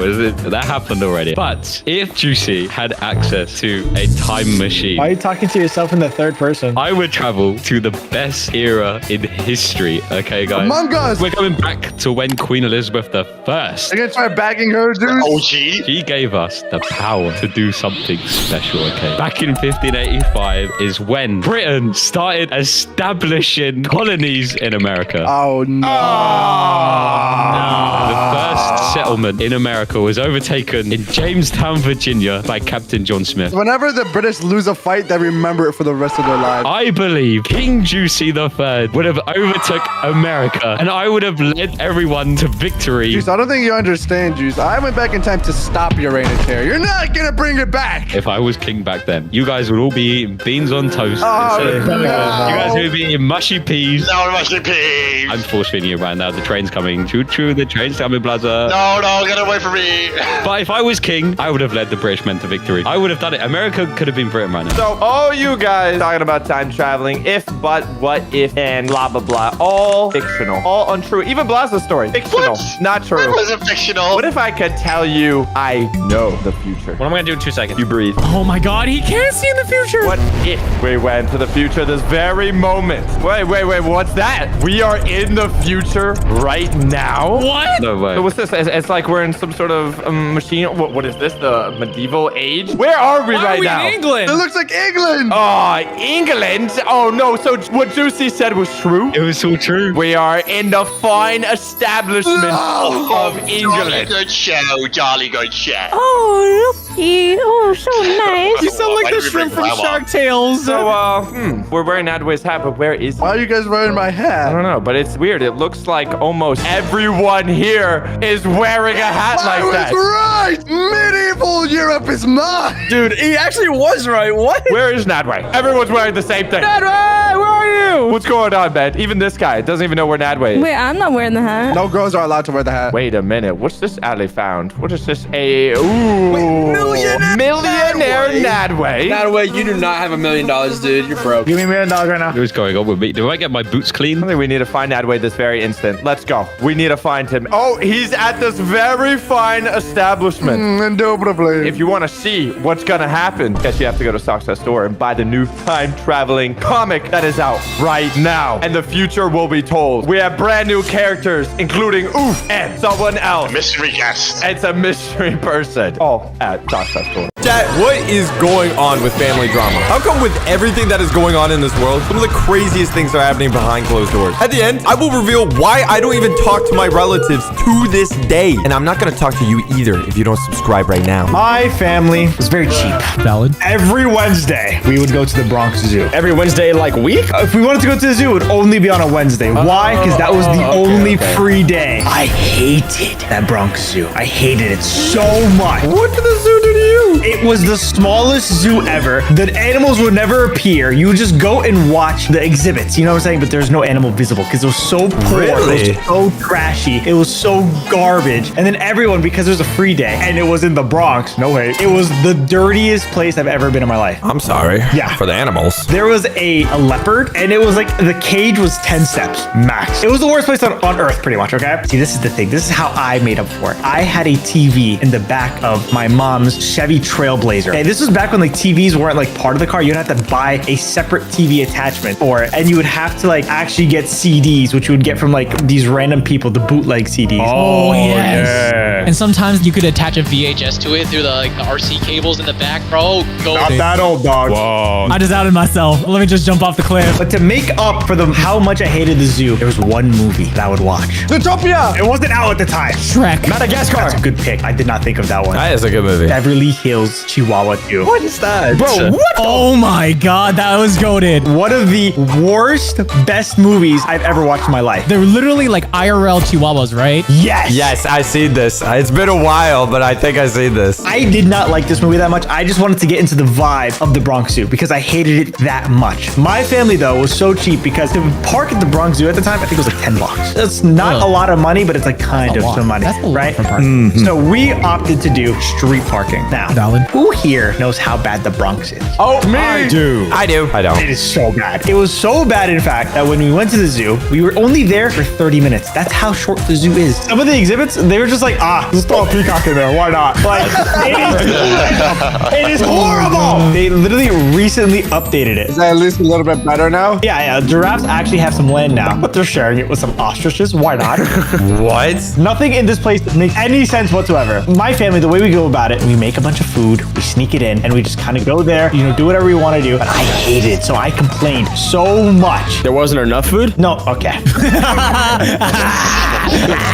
That was good, Oofy Poo. Thank you. We're just gonna stay here in silence until you say you're sorry. Oh, we'll be here the whole day. Oh my god. So after 30 minutes, I was like, I'm done. Time to fake cry. This is what I do. This is how I learn new tech here. Literally, it was throwing the biggest temper tantrum of my life to the point where like my parents are like, oh, fine. Go home. But keep in mind, 30 minutes in the zoo. We walk back to our car. Windows are shattered. Are your wheels gone? Are you serious? Literally everything was broken. They broke all 4 windows. That's pity, bro. And they robbed the entire car. Yeah, at least you weren't in the car, you know what I'm saying? They would have stole you. He's too big to carry. That's insane. I am not that fat. They basically had a party in the back room. The center console left open. Glove compartment left open. You know the part where you hide your glasses? Left open. They didn't even close the doors. It's like, come on, man. Not only is robbing you disrespectful, leaving everything open is disrespectful. At least the only good thing about that was that other people knew that it got robbed, so they didn't want to rob it. How kind of them. Do you think there was a chance there was another robber that went past that car getting robbed and he was like, oh man, I wish I got out there sooner? I would not be surprised if there was a homeless guy that saw the door open and was like, oh, finally, a house. But my parents were pissed. They were like, oh my God, we lost this, we lost that. I don't remember what they lost, okay? All I knew was that I lost Beverly Hills Chihuahua. Are you serious? I had a bag of CDs in the car. I was basically my own Netflix. They didn't take that. So I had an empty CD case of this movie that I did not like. But now, because I was 6 or 7 years old, it was my favorite movie of all time. With New York traffic to get to the Bronx Zoo, it is around an hour and a half. Now we're driving home, glass shattered, windows up for some form of dignity, with a crying child in the back for an hour and a half straight, complaining, I want my Beverly Hills! Exactly! My Beverly Hills Chihuahua too! Well, I would be complaining too. I mean, that's valid. You know how angry my parents were when we got back? The amount of yelling that I heard that night was astronomical. Dude, you deserve it, bro. You're crying over a movie. Go get a job. You want to hear something even worse? Wait, that's not even the worst story? Can it get even worse than that? The reason why I bring up Beverly Hills Chihuahua 2 is we just fixed the glass. So this car was a 3-row car. It was a driver, passenger, and the back row, and then the backer row. Fixing the glass, I don't even know how expensive it was. That's pretty expensive. I want to say a month after we just fixed the car, because we kept that car like that for a while. I'm not gonna lie, because we're it's robbed. We have nothing to lose anymore. Probably a month after we fixed that car, someone else broke into it. But it's crazy. What? Way crazy. Dude, you gotta get rid of the car. It's bad luck. For context, I feel like everybody on their dad's side of the family has the worst side of their family. Am I crazy for that? No, I agree. It's an Arab thing, 100%. My dad's side of the family, horrible human beings. Moral of the story is they stole a lot of stuff from my father, to the point where my dad and my family do not talk to these people. That's valid. So these people are very petty. Let me paint the scene. This is a new day, new month, new lifetime, new Beverly Hills Chihuahua 2. Oh, you got a new one. Hooray. Do you remember those pencils or pens that had the trolls on the top of the hair? Yes, Dude, I love trolls. The book fair things. Yes. I had 6 of these pencils. I was a really stupid kid. If I use the hairs on this troll, maybe I can dust things off and clean it so my mom doesn't have to clean it. No, that's valid. That's valid. That's nice. I was trying to be nice. That's logical. Yeah. So I rushed over to my mom's Trailblazer and I jump in the back seat because who doesn't want to be chauffeured a little bit? You want to get the experience, right? So I'm dusting off the back glass and my mom just gets into the car and she's getting ready, oh, we're going to go to this person's house. Blah, blah, blah, blah. And I see a man in a shiesty. Okay. Wait. They had shiesties back then? Oh, this is the OG shiesty. Oh, a balaclava. Yes, exactly, right? Keep in mind, by the way, I'm still in my driveway, right? This is my house. This man in this balaclava starts running down my driveway with a pipe in hand. Dude. Oh my gosh. I don't even know what I would do. I think Fox would just stare at him. Fight back. Nah, stupid baby. Remember that. I'm like, ooh, visitor. Who we're driving? We got a guest. Okay, cool. We have a guest is crazy. We have a guest. Bring him in. Thanksgiving dinner. Yeah. I was so friendly. I don't know what I thought. I just knew that, ooh, we have a party of 3. And exactly 3.67 milliseconds after I had that thought process, he absolutely smashes that glass. Which window again? The back one. The back? Oh. So exactly where I was sitting is the glass that they shattered. I didn't know what beef or I didn't know what drama was going on. I was just holy crap, a bunch of glass is now falling on me and I'm not severely cut, but I am now cut in multiple places. Don't know how it happened, but glass is very sharp. Me, logical person, seeing this man now run away from the crime that he committed. What was the purpose of it if he runs away? Nah, that's a hate crime, bro. He just smashed your window and dipped. My mom freaking out because she was like, what the hell just happened? Is my son dying? Because I'm now bleeding because the glass fell into my head and now it's all there, right? Oh. I take my troll pencil and start cleaning up the glass. No way. With the fuzz of the hair? Right off the face. I'm trying to clean up the glass from the seat and saying, Mom, I'm helping. I'm sorry. At least I didn't know for years what happened. I just know that was a core memory in my brain because how can you forget something so traumatic? Right. Fast forward, maybe 8 years after, my cousin gets cancer. Whoa. What? Oh. That just shifted gears. It all makes sense. I just found out about it. It's on my dad's side. We're just going there because he was the only good cousin, really, from our dad's side of the family. He passes away. We have a funeral. It's a whole thing. We go to our cousin's house. Then my mom comes to me and she's like, you see that guy right there? That cousin of yours? And I was like, yeah, what about it? I'm like 16 at the time. That's the guy who smashed the window of our car. Seriously? No way. How did you know? What? She's like, you see that uncle of yours over there? He was the getaway driver. Wow. Are you serious? Just randomly dropped lore on you like that at the function. I literally was like, no way. Why are you just now telling me this is a family member that did this to me? I didn't want to like kind of put it in your brain or whatever, you know, make you hate them for something you don't remember or whatever. She's just trying to be nice about it. But she's like, if you remembered, let me tell you everything. She tells me everything about my family drama. In that moment of me just learning of my cousin's existence and him dying. And all I'm saying is it apparently gets so much worse than that. How does it get worse than your own family robbing your own car? The robbery in the beginning, I don't even know if that was them. But the second time, that was straight up hate crime. That was 100% them just hating on me for no reason. They saw me in the back seat and they talked to me with the biggest smile on their face. Like nothing ever happened. They're like, oh my God, it's been forever. I knew you since you were a baby. You know what else you do? When you smash glass over my head when I was a baby, okay, buddy? That's ridiculous. Moral of the story is if you give me enough money, like $2, I'll go in a boxing with all my cousins and I'll beat them. And if you have bad people in your family, just do not deal with it. Just cut them off your life, straight up. Yeah, that is crazy. Thank you for this, CVH. My story is about how my family caused the bankruptcy of a multi-billion-dollar company, okay? What? How did you even do that? How did you come up with this, bro? Okay, he's cooking. Nadway ordered way too much Wingstop and bankrupted the company. That's what happened. This is when I was about 8 years old. I have 3 siblings. I have a brother and 2 sisters. And all of them are around the same age. So they're all like 16 to like 19. So they all worked at Chuck E. Cheese. All of them together. Why? Why? That's so random. I don't know. I guess Chuck E. Cheese was just the thing back then, bro. I went to Chuck E. Cheese a lot when I was a kid. And since they worked there, I got special privilege. Oh, no way. Free Chuck E. Cheese. Just don't stay till 6 a.m. Dude, you can get free pizza. They gave me free coins. It was amazing. I literally spent half my childhood there. The pizza's pretty good. Now that I went there as an adult, I forgot how greasy and nasty the place is. And it's kind of scary too. Why'd you go there as an adult? I mean, why wouldn't you go as an adult? That's the real question. Good point. I don't know if you guys know, but in Chuck E. Cheese, their workers would put on this Chuck E. suit and go outside and interact with the kids. My brother would put on the suit and he would start dancing, you know, and he would come up to me and I would like push him aside, like, right? And we would like play with each other and he would like punch me sometimes. It's a little fluffy. It felt good. He would like push me and shove me and he would like shove me around and all the other kids were like, I wanna go.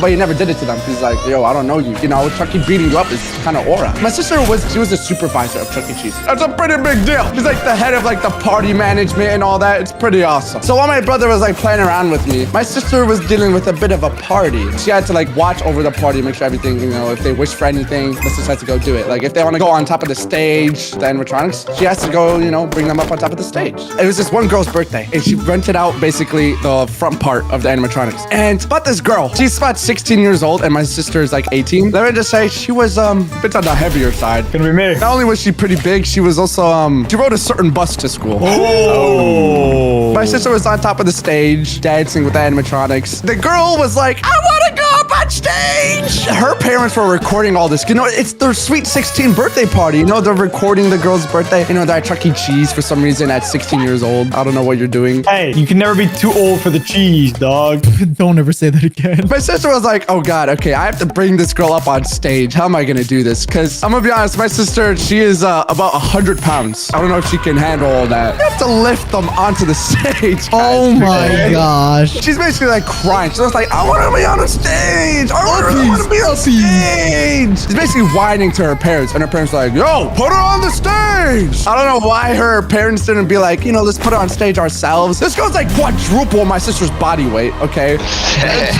So my sister like took one big gulp. All right, let's do this. She gets down. She wraps her arms. I don't know how. We got WWE move.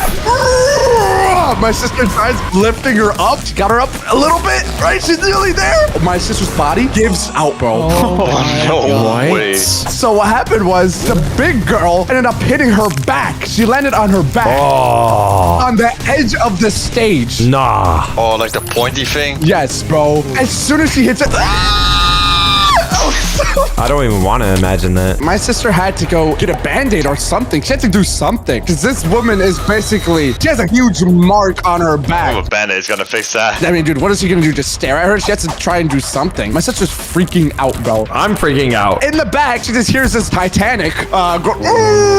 Oh my gosh. Oh my gosh. The parents are absolutely yelling at my sister, like, what did you do? What did you do? Act like this girl is basically dying, bro. And my sister comes up with the greatest idea ever. She runs away. She leaves while all the commotion is happening. I'm enjoying my pizza while all this is happening. So she left the whole store. Later, what happened? My brother ended up receiving news about all this. My sister ended up got fired. I mean, I wonder why, bro. She basically broke a fat girl's back. So I don't know. We are so mean, dude. What happened was my brother ended up finding out that the fat girl in her family decided to actually sue Chuck E. Cheese. No way. And that was actually, I'm pretty sure that's one of the main reasons why Chuck E. Cheese actually filed for bankruptcy, was because my sister couldn't lift a 100 million pound woman. 100 million pound is crazy. So that's why there's no more Chuck E. Cheeses. Well, thanks that way. All my siblings actually got fired because of that. Because like, you're related to her. Dang, there's some ops, bro. My reign of happiness ended after that. Is that why you switched to Wingstop? Yo, bro, TBH, bro. Are you really gonna talk about food in front of me? What are you, bro? I'm just asking you a genuine question. No. Bro, do you even know who you are, bro? What did I say that was wrong? Zip it, big boy. Okay. I had a get together back in my school years when I was still a little socks. Back when I had all my hair. Before the homeschool era, I was going to public school. Oh, shoot. Oh, wow. We were getting ready for a Halloween party. Ooh, Halloween. I love Halloween. Spooky. This was gonna have my entire family involved. It was my family. It was actually also some of my cousins who came all the way from Canada, and we were gonna go to our neighbor's house to have a Halloween party. So it was a lot of families. Basically, the entire neighborhood was going to this one house to have a Halloween party. Oh my god, you got invited to the cookout. I'm proud of you. Yeah, right? What did you bring to the cookout? I brought myself. I came in, dude. Yeah, you would be kicked out of my house so quick, bro. Nobody wants that. Everyone was dressed up in different Halloween kind of outfits and stuff. Not to kind of brag a little bit, but I'm kind of bragging. I kind of went all out when I was a kid. I was a vampire. Oh, scary. Of course, this dude to be a vampire. My whole family were vampires. Oh my god. Even my dad was a vampire. Oh, wow. This Halloween party, I'll be honest, was kind of awesome. Especially as a young Nicholas. There was music, there was candy, there was food, there was everything that you could imagine. I was actually doing things. I was actually living. What happened? Why did you have a lame arc? You just turned lame all of a sudden. Reality. What? Reality of what? I didn't have much close friends, but the one I was really close with, his name was Carson. He was even at this party, and he was one of my closer friends. We were at the same age. But the thing is, even though I was more normal back then, I still didn't like too much social interaction. I mean, I liked hanging out with everybody, but I was a little bit of a gamer. So after I was talking with everybody and like messing around with them and stuff like that, I was like, I'm good. That's enough. Where's the gaming console? Where the game's at? I actually went with the person in the neighbor's house. He was a bit younger. He was like many grades beneath me, but he had a gaming console. I think it was the Xbox 360. Oh, the goat. The goat. Best console of all time. That's one. We were playing Spyro. We were playing on the Xbox 360, a bowl of candy in our Halloween costumes. Pretty much the greatest night ever. Or at least I would think it was. The thing is, I don't know exactly what happened, but you see, my sister is a little bit older than me. She was in this era where teenage drama was the peak of her life. My sister was going through a literal war. Susie said this, Savannah said that, this girl said this, that girl did that. The gossip of the town. No, go drama. Oh, dude, I hate teenage drama, bro. All of it is just like so ego-fueled and just people just like to lie. People like to tell things to other people that don't even make sense, and it's just so stupid. Rebecca said this about me. She said my butt looked big, but I'll still go to the prom with her because we're friends, and it's like whatever. Slur.